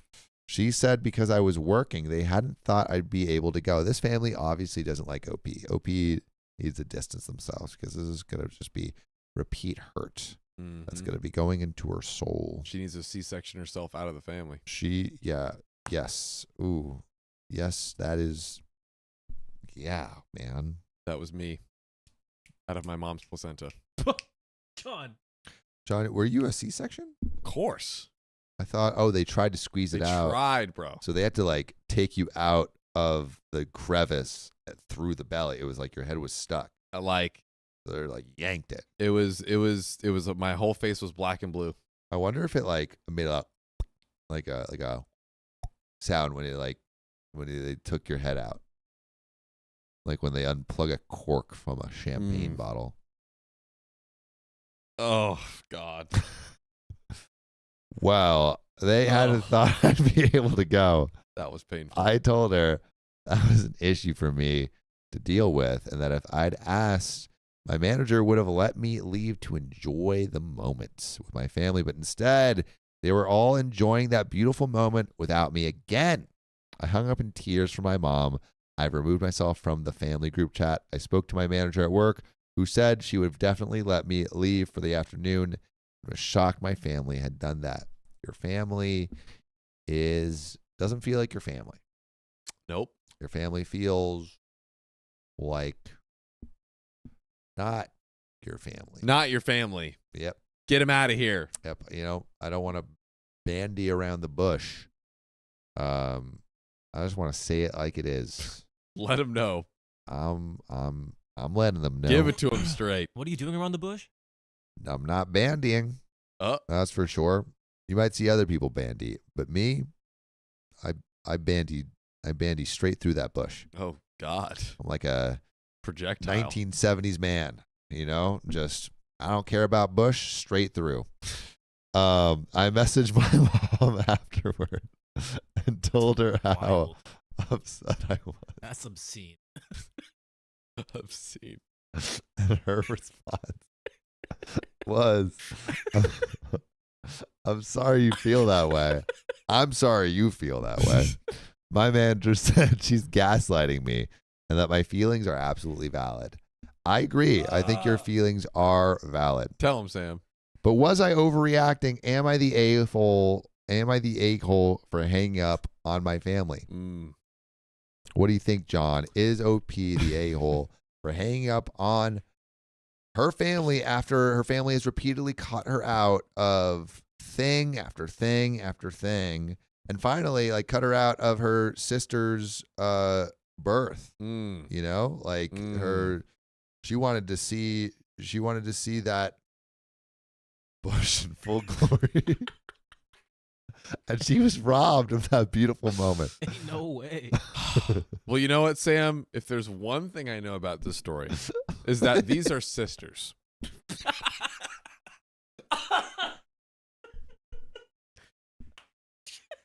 And these sisters are treating her poorly. Yeah. And she doesn't deserve to hear that. Therefore, it is perfectly fine that she hung up the phone. That was a lot to deal with. A lot to deal with. I don't know. It's just like Get your yourself out of family. Your family is showing you repeatedly where they think you are in this dynamic, and it's like at a certain point you have to believe them. And I think like receive that in terms of like, oh, they don't want me around. Then I guess I'm gonna stop putting energy in that. Why I give you my energy? Yeah, don't give that energy. Not good. But am I overreacting for hanging up with family? Nah, man. Nope. But we got an update. Oh God. So after Thursday, I didn't hear anything from my family at all until today, Sunday. Oh, the Lord's Day. Shout out. Shout out God. Shout out big boy in the sky. One time. Looking down at us. Raining down on us sometimes. I was scrolling through Facebook and saw that all of my brother-in-law's family were at the hospital on Thursday too. Both sides. What does that mean? So the only people not invited were myself, my significant other, and my son.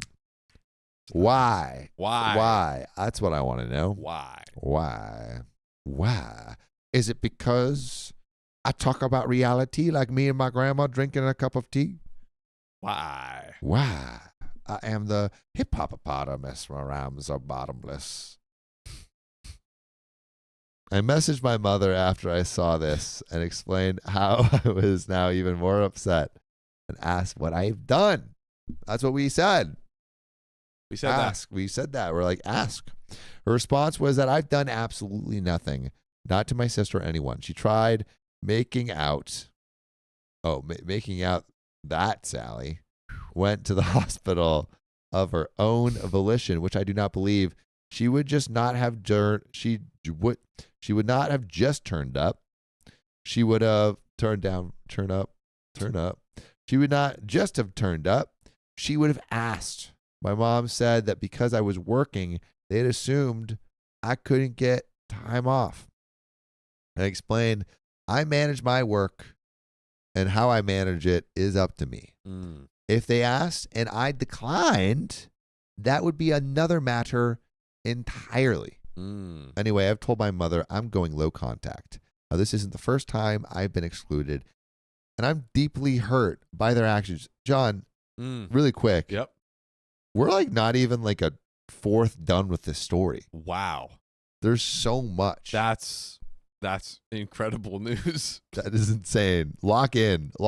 Dude, I'm so locked in right now. We got, yeah, dude. So yeah, what's the TLDR of the Dude, story? TLDR is there are sisters.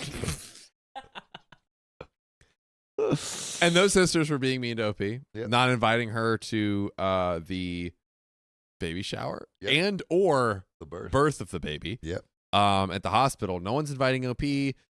They were talking on the phone. OP hangs up. OP is coming to the realization that maybe these people just literally don't even care about me. Straight up. Maybe I should no cap on God. Keep my energy. Yeah, dude. Yes.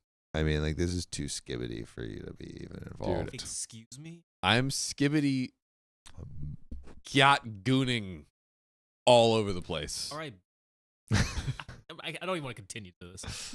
John and I recently had to do an ad where we had to use Gen Z lingo. Oh yeah, And that's so true. it's Baby fresh on Gronk. the brain. Yeah. Fresh on the brain. Oh, we missed Baby Gronk. Fresh brain, Dang. nothing like it. So Oh God. that is it for now. I'm going to focus on my little family and my in-laws, who I saw today, and were very loving and supportive. And we got another update, John. Aw. Do you want me to get straight into it?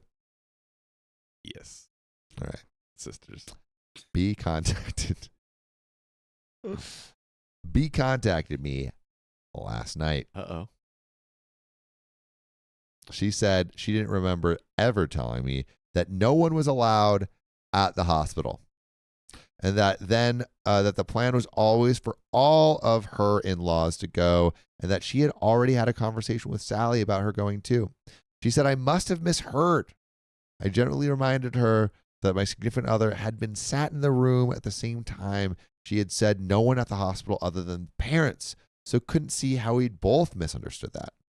That the first thing he had said to me when I told him Sally was at the hospital was she said no one other than yours or brother-in-law's parents. So again, they're like, oh, no.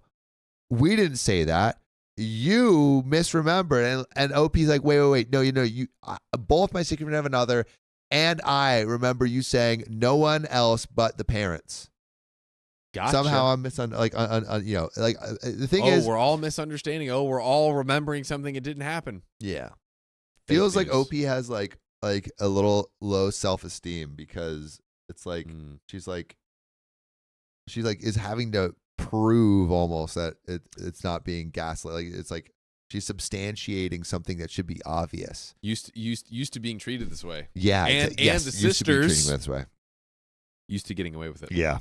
She then said she had been upset that I hadn't reached out to her after the FaceTime call to check on her and the baby, and that she'd refused to chase me. I think that's another lie.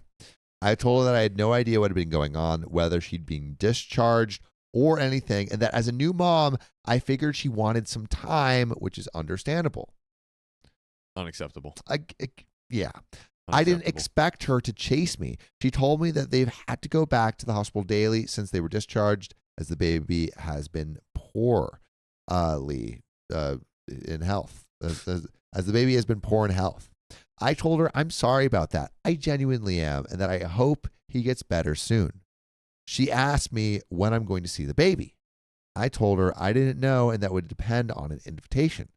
She told me the invitation is open, but that she's feeling really sore and bruised at the moment, understandable, and doesn't know how she's going to feel, so that I need to put some time aside and check with him first if we did want to go through. I left at that in the end, as it was gone past 10 p.m. and I needed some sleep. I'm honestly not too sure what to do. I spoke with my significant other last night, who laid his thoughts and feelings down, which was total no contact. Mm-hmm. I don't know. I feel like we're at that point, yeah? I mean, literally, they basically can't even have a conversation because the Sister B in particular, are like, yeah, we're not saying all this stuff. And Opie's like, yeah, you literally said I couldn't go to the hospital. You said this, you said that. They're like, we're not saying that. We're not saying. I can't even talk to you. Yeah, it's Can't like even have a we conversation. don't have a shared reality. No. You live in But lolling. that he will support me whatever I decide to do. And we have another update. We're about halfway through this. Oh, We have God. another update. Give it to me. So I messaged B back and told her that when she was feeling up to it, to let me know a day and we would go through. She left me on red and didn't respond. That's fine. I'm letting her get on with it. As for my mom, she's been sending messages and trying to FaceTime me. I've barely been responding to her messages. I haven't heard anything from Sally or my dad in the last 2 weeks. And this evening, my mom FaceTimed. I wouldn't have answered it, but my son was next to me and got giddy when he saw his grandmother pop up on the phone. So I did. Also, yeah, it's sad. It's like, you know, he has a relationship with his grandma, but they're Yep. being so terrible to OP that it's really hard to even have that relationship with the whole family. We got to put grandma in a nursing home. Put grandma in a nursing home, dude. Put her in a room. Lock the door. Yep. I Throw don't away know the where key. I don't know where the key is. Put on some daytime television, some soap operas, Yep. or even better, put on OK Storytime.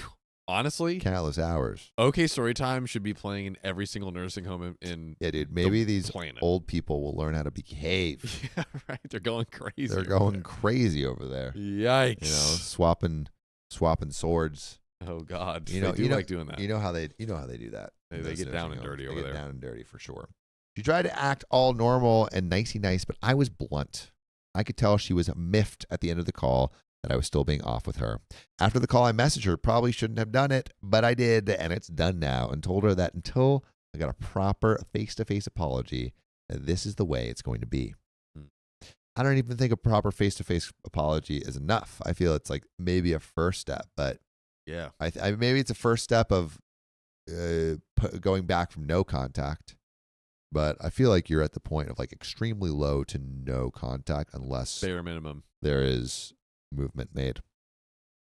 She messaged me back and said she's apologized loads. I love when people did that. I already apologized. I don't need to do it again. I thought you were more excited about the loads part. Loads. She sent that, I'm sorry you feel that way. And one message that did say that she was sorry, but in the middle of all the other waffle that came with it and nothing face to face, sounds like she's not very sorry. Waffle. And I told her that she'd tried to gaslight me the first time and only tried to apologize once over text. We need more apologies, at least 7. Yep. She FaceTimed me again and told me that she had not tried to gaslight me and she was sorry that I felt that way. Again, not an apology. And I quote, "You just let your feelings get the better of you." I'm going to let my fist get the better of me in a second. No, we're not advocating for that. I'm kidding. But you're making me mad. That's me. Don't do it. I told her again that no, that is not an apology. That my feelings are valid. Amen, OP. Those feelings, valid. Say less. She then said she was sorry, turned on the waterworks, and told me she couldn't do this anymore and hung up. Grow up. You're an adult. Come on. You're a super adult. Grow up on like your baby. Mm-hmm. You're acting like a You're acting like fetus your baby right now. So yeah, that's up to this point. Other than that, I've been good, just focusing on my son and significant other, my day-to-day stuff with work, etc. I've actually been okay. Sort of come to terms with the fact that I'm not going to have that close-knit of a relationship with my family anymore. But that's okay. I have my significant other, my son, and my in-laws. They're the ones who need to be the important people in my life now. And in update 4, so for the last few weeks, a lot has happened. My mom and dad have both apologized, and we're working on a relationship. Whether you agree with that or not, that's the decision I've made. Sally also came to see me, and we talked through the whole situation like adults. We both apologized to one another for how we made the other feel, and we've been okay since. Not back to normal, but better than it was. Okay. All right. I think that's improvement. And that is something we like to see. Not back to normal, but better than it was. Well, Sally was at mine. She suggested I be a bigger person and reach out to B. After a few days and mulling over her words, I messaged B and told her I would be taking my son to see our parents today. She said she would come through to see us. Do we think we're going to get an apology? No. Sally says, y'all kind of feel like OP may be an unreliable narrator? Question mark. I mean, I'm there. There's part of me that could think that because, like, why does everyone not like OP? But it could just be, odd duck of the family. Like everyone else is the golden child except for Yeah. her. Seen that before. Yeah, you know the story of the ugly duckling. Like, what did the ugly duckling do? I was just ugly. He was just ugly. But then he turned into a beautiful black swan. And he was sexy. And he was sexy. Yeah. That stallion. The sexy duck. The sexy duck. You're me not that- doing this to a dog. Give me that Sexy, corkscrew, sexy duck. baby. Ain't no way. Give me that cork. Oh, God. The way its Let's little go. tail's wiggling, you know what I'm saying? Ugh. That was a hot duck. She said she would come through to see us. Yeah, Sweet Memory says black sheep. And CC Later says, hey, yo.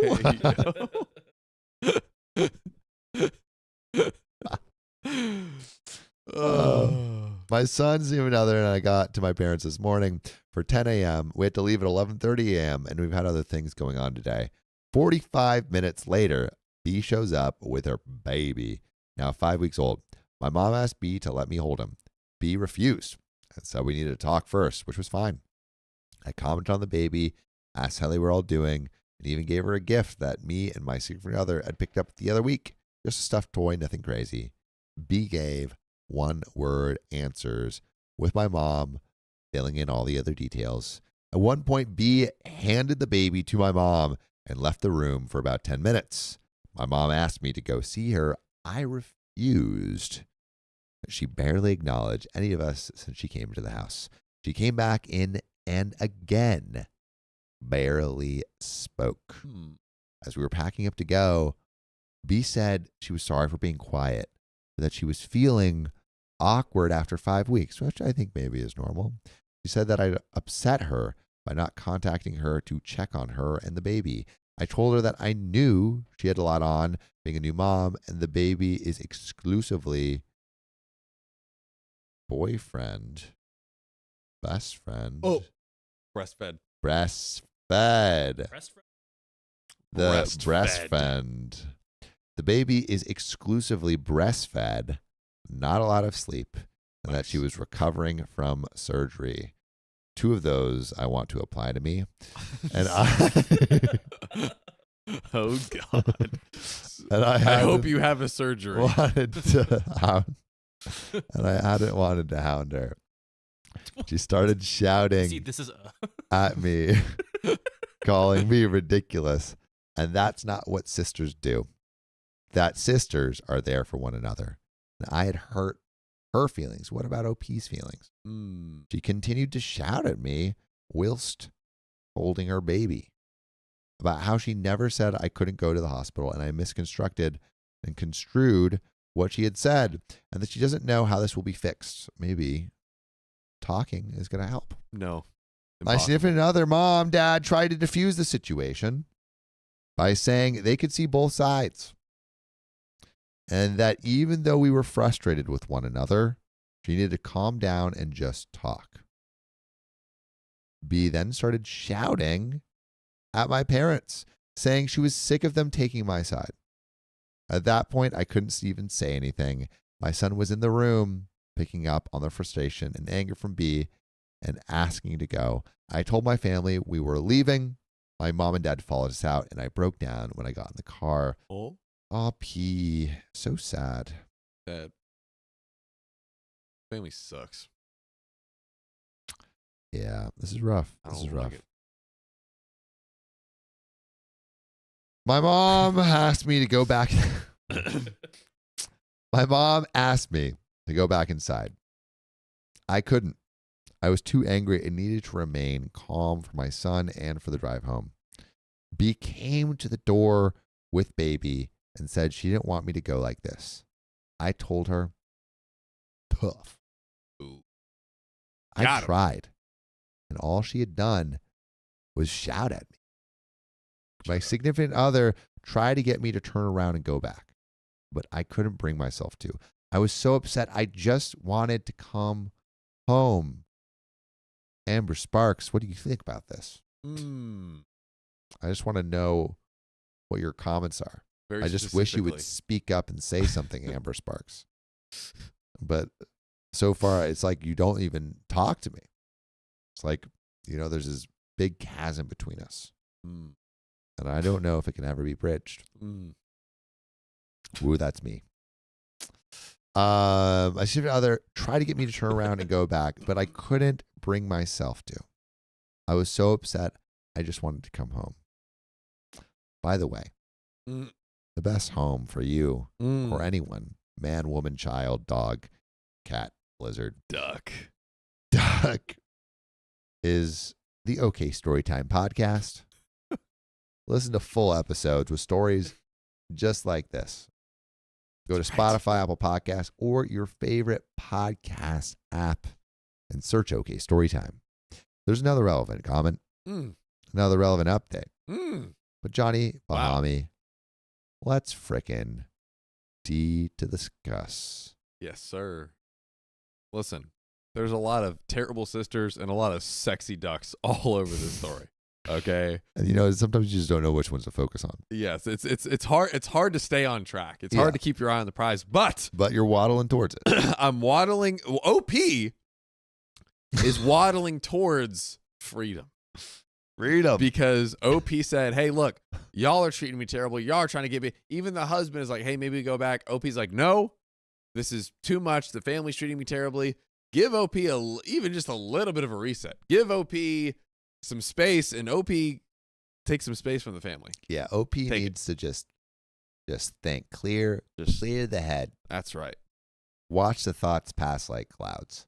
Like a sweet, sexy duck, just hop in that water and just paddle in the open, open field of water. Let the water roll off your back. Like a sweet, sexy duck you are. Let the water roll off your back. Literally, yeah. God bless America. The ducks. Yes. Say goodnight to Awkward Turtle, guys. Awkward Turtle. Good night. We'll miss you, but we're also we're all thankful that you're resting. Yes. Because that was a great phrasing. We can rest too. When Awkward Turtle rests, the boys can finally sleep. Oh, peace can be had. Awkward Turtle, thanks for the night. And good night. You're the best, actually. So long, farewell, Auf Wiedersehen, goodbye. The turtle has gone and swam into the night. Good night. Good night. Good night. Wow, that was really cute, guys. Well, there's another little update. Oh! So my mom rang me when we got home asking if I was okay. I broke down again and said no, that I tried. But all B had done was shout at me and tried making me out to be the liar. She'd taken absolutely zero accountability for what she said to me, and my significant other all those weeks ago, my mom and dad actually both commended me for staying so calm whilst B had shouted. Maybe the family is finally flipping to the flop. Maybe B is becoming the ugly duckling, so OP can become the sweet, sexy duck she knows she is inside. Yep. Yeah. Let her wings take flight. Family, some ugly ducks. Yes. I told my mom I refuse to be a parent who loses it in front of her kid. And in order for me to remain calm, I'd need to leave. Yep. I think that's like get out of there. Just as important as knowing what to say is what to not say and when to not say it and where to be when you say it and also where to be when you don't say it. True words have never been spoken. Snap, I guess. My mom and significant other say I should contact B again once I've calmed down, but I honestly don't even know what to even say at this point. So yeah. So yeah. For those that are interested in any of this, that's where we are right now. Boom. Wow. Boom. Mic explodes. The women and children are screaming. Body parts flying everywhere. Why are the mics exploding? Probably need to get a better electrician on that. Fix it. Fix it. Fix it. Wow. Yeah, dude. There were sisters in that story for Dude, sure. There were sisters. There were some hot ducks. Hot ducks with Oh my God. good backs.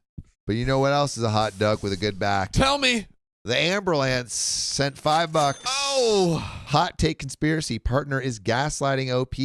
He's making sure that she misinterprets her family, so they seem toxic, and OP cuts them off. That was a hot take, but a wrong one. Tell him, Sam. Sometimes our hot takes are so hot that they're wrong. But you know what? That doesn't mean we love them any less. That's right. Amberlance, I want your hot takes. I want your conspiracy theories. Don't ever shy away from a hot take because it's the hottest takes that just might change the world. Steve Jobs once said, Tell me. I'm going to make an iPhone. And guess what? Guess what happened? A revolution. He did that. He did that thing. So, Amberlance, don't let your dreams be dreams. Don't let your hot takes be in your head. Put them in the chat so we can read them. Be a sexy duck and make a phone already. Make a phone. John, I'll finish reading these while you Yes, get sir. that next story up. Lindsay Payne, thank you for the $5 in New Zealand dollars. New Zealand, home of hobbits and my dad's best friend, who's not a hobbit, he's actually a rather tall man, says, thank you for staying late and being here. You're a lifeline for so many of us. Oh, Thank you. That's actually really sweet.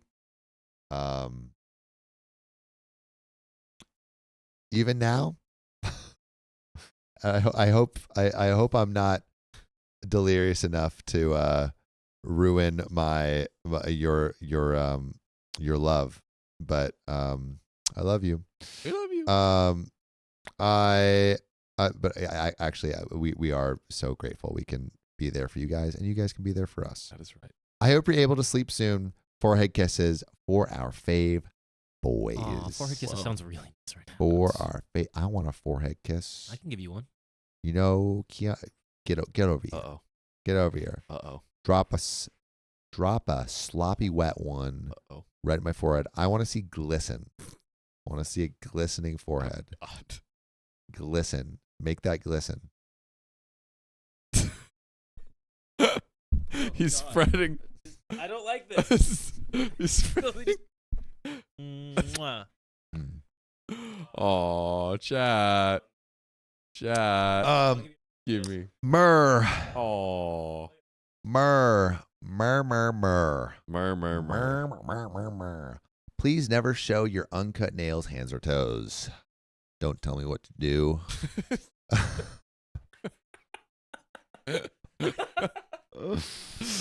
Frank the Pug got some more puppies in the chat. Thanks for the 5 gifted memberships. What are you laughing at, big dog? You'll read it. You'll read it eventually. You'll What? read it eventually. It's in there somewhere. Why does Sam look like a sphincter? Oh, is it? What does that even mean? No, it was when, Oh. it was when I was. That's why. That's. Hell yeah. Oh, baby. That's pretty funny. Oh, baby. That's pretty funny. That's pretty funny. Pretty good, Purple Trader. Purple Trader. But we got one last story for you this stream. Are we ready? I'm freaking ready, big dog. We're shutting down. We're shutting down and did we putting do up. all of our wheel spins? Yes. Sick. There we go. Let's hit this thing. All right, John. Yes, Bring us sir. home, daddy boy, man. My sister won't let me attend her wedding because my dress is the wrong color. Is it white? It's nude. Oh. Whoa. I'm still sharp. My oldest sister, Elaine, 31 female, is marrying her fiance of 4 years, Stefan, 35 male, in October 2022. I, 25 female, am the youngest of our 4 sisters and have always felt we were close growing up. By the way, this comes from Annabelle, and if you want to submit your own stories, go to the r/OKStorytime subreddit. So in May, Elaine asked our second sister, Gabriella, 29 female, to be her maid of honor. See lots of names. Are we feeling whiteboard? Yes. Are you up for it? Can you dig it? Yes, I can. Yeah, give me that. You have a marker? I do have a marker. All right, Is it we're good? about to get whiteboard. Hey, We're about to get white and waterboarded. board. Whiter boarded. Oh, All baby. right, tell me. I don't know if that marker. Uh, Yeah, try that one. it doesn't work well. Oh, here we go. Um, Oh, there's a marker on the floor. Here we mark go. these words. Give We've it got, to me. Oldest sister, Elaine. Old sis Elaine. Her fiance, Stefan. Uh, Elaine's fiance, Stefan. is Debuts. fiance. Mm-hmm. Stefan. And we got Gabriella, second sister. Gabby. Second sis, baby. Second sis. Okay. Speaking of which, in May, Elaine asked her second sister, Gabriella, 29 female, to be her maid of honor, which made sense since they've always been especially close. My third sister, Celia, 26 female. Celia, you're breaking my heart. Oh! And I expected to be bridesmaids as well, but instead, Elaine chose to include Stefan's daughters, Tiffany, 12 female, and Sasha, 8 female. So that's both of Stefan's daughters, Tiffany and Sasha, right there, to be in the bridal party. While we were a little disappointed, we ultimately respected that it was her special day, Elaine's that is. But in July, while visiting our mom, I overheard Elaine and Gabriella discussing wedding plans. Excited for my sister's big day, I asked about the wedding colors, and Elaine mentioned that she wanted something bespoke and non-traditional for her Okay. dress. Like what? Something bespoke and non-traditional. Highlighter yellow. Yes. No, Actually, no. we'll see. We don't know yet. So, which I thought suited her style. Still, I assumed it would be white, but since I wasn't a bridesmaid, I had no way of confirming this color choice. When I texted Gabriella to ask, she ignored my messages saying it was supposed to be a surprise. Well, by August, I decided to play it safe and I ordered a simple knee-length asymmetrical white dress online. A-hole. I'm going to say it right now. You can't wear a white dress to a wedding. Just kidding, it was a yellow dress. Wait, actually? Yeah. Oh, God. I got him. You really did get me. I was worried because the look on your face, at first it looked like you read that line, but then I was like, I got I him. didn't. You got me. You I got got me. Now, before purchasing, I sent a picture to Gabriella, who should know the colors. Gabby, I see you. second sis. I see you. I see you. But she left me on red. I then asked Celia for her opinion, another sister, and she reassured me that since the dress wasn't floor length, it should be fine to wear. When the dress finally arrived last week, I thought I was all set until everything took a turn. What took a turn? Well, after my dress arrived, I sent pictures to everyone, and Elaine completely freaked out. She called me 7 times while I was at work, and when I finally answered, she yelled at me, saying that I was an awful sister for stealing the spotlight from her new stepsisters. Apparently, Tiffany and Sasha, remember the kids, little kiddos, were supposed to be the only ones wearing yellow so they would feel special, which means Sam was right. That it was yellow? That it was yellow. You were literally right. You were literally right. How does it feel? You know, I don't want to say I'm an omnipotent God, but in Reddit land, I feel close. Demigod, like Percy Jackson. Demigod. I mean, look, I got all the information right here. The board is here. Don't worry about it. Chomp, chomp. Now, I told Elaine that if I ordered another dress, it wouldn't arrive in time, but she insisted I go to a bridal store and buy a different one. I explained that I'd already spent $50 on the dress and wasn't willing to drop another $200 on a boutique dress, maybe try not being poor. Just kidding. She called me selfish and said that I shouldn't bother attending her wedding if I didn't change my outfit. Now, the rest of the family is saying I'm the bad guy for taking away attention from 2 little girls on their dad's wedding day, and I should just stink it up for my sister. Really quick chat. I just have to ask, could she just not have another dress? Like, is there a dress in her closet that would work? I mean, I guess that's not a wedding dress. I don't know. Well, but like, she doesn't need a wedding dress. She just needs a bridesmaid dress, right? she's not even a bridesmaid. Or just a I don't know, a different dress. That's she what just needs I'm a different- saying. Yeah, she just needs a different dress. So I'm like, I feel like that should be possible. Should that be easy? Yeah. I think so. I mean, it's kind of on. OP asked everyone for the dress colors, and no one got back to her. So Yeah. that's on everyone. But I guess maybe OP wants to like wear a specific thing for the wedding, but yeah. I don't know. It's got me. I feel like it's got me feeling like this. Like I Ooh, feel like there's a solution. It's like, dude, you're a great doodler. Hmm. You're actually a phenomenal doodler. I'm not gonna lie. Thank you. I'm also not going to lie about this next edit. Let's get into it. Many have suggested I could go to Goodwill to find another dress. I actually offered, again, I'm sorry, why not the closet? I am a dumb boy who doesn't know dresses, so explain in comments.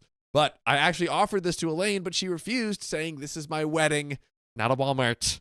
I also suggested wearing an old pink homecoming dress. I feel like she's giving pretty good. I feel like this woman's just being difficult. We're getting to solutions. Yeah. But Elaine shot that down too because Gabriella is wearing pink. Well, what colors are left? Oh, Stacy is wearing purple. Great. You know, Where would I feel like we're getting into bridezilla territory. we're getting into bridezilla territory. And she didn't want us dressed like and she didn't want us dressed alike, even though Celia was already wearing a similar pink dress. I could try to thrift something, but Elaine insists she wants to pick the dress herself to make sure I don't ruin her wedding. After dyeing my yellow dress, I don't want to risk spending another $50 on fabric dye just for it to turn out wrong, leaving me out $100 and still without something to wear on my sister's wedding in early October. Oh, and we have, Keon, if you could pull it up, a image of the dress that she planned on wearing. And ladies and gentlemen, we have an update. And also shout out to everyone in chat. I did see some very nice comments about me. I know it was Hannah and was it Jellyba? Maybe I could have been wrong for the first comment, but thank you. And I Foxy Grandpa. Foxy Uncle Grandpa. Oh my gosh, Foxy Uncle Grandpa. You're a Foxy Uncle Grandpa. Shout out to you. But yeah, Keon, are we able to show the good people what they came to see, what they're dying to know about? I feel like it's going to be a nice little dress. I'm excited for the grand reveal. And yeah, you know, a yellow dress. I don't know anything about dresses, as previously proclaimed. So, You don't. but I'm curious. I drew a bridezilla. Oh.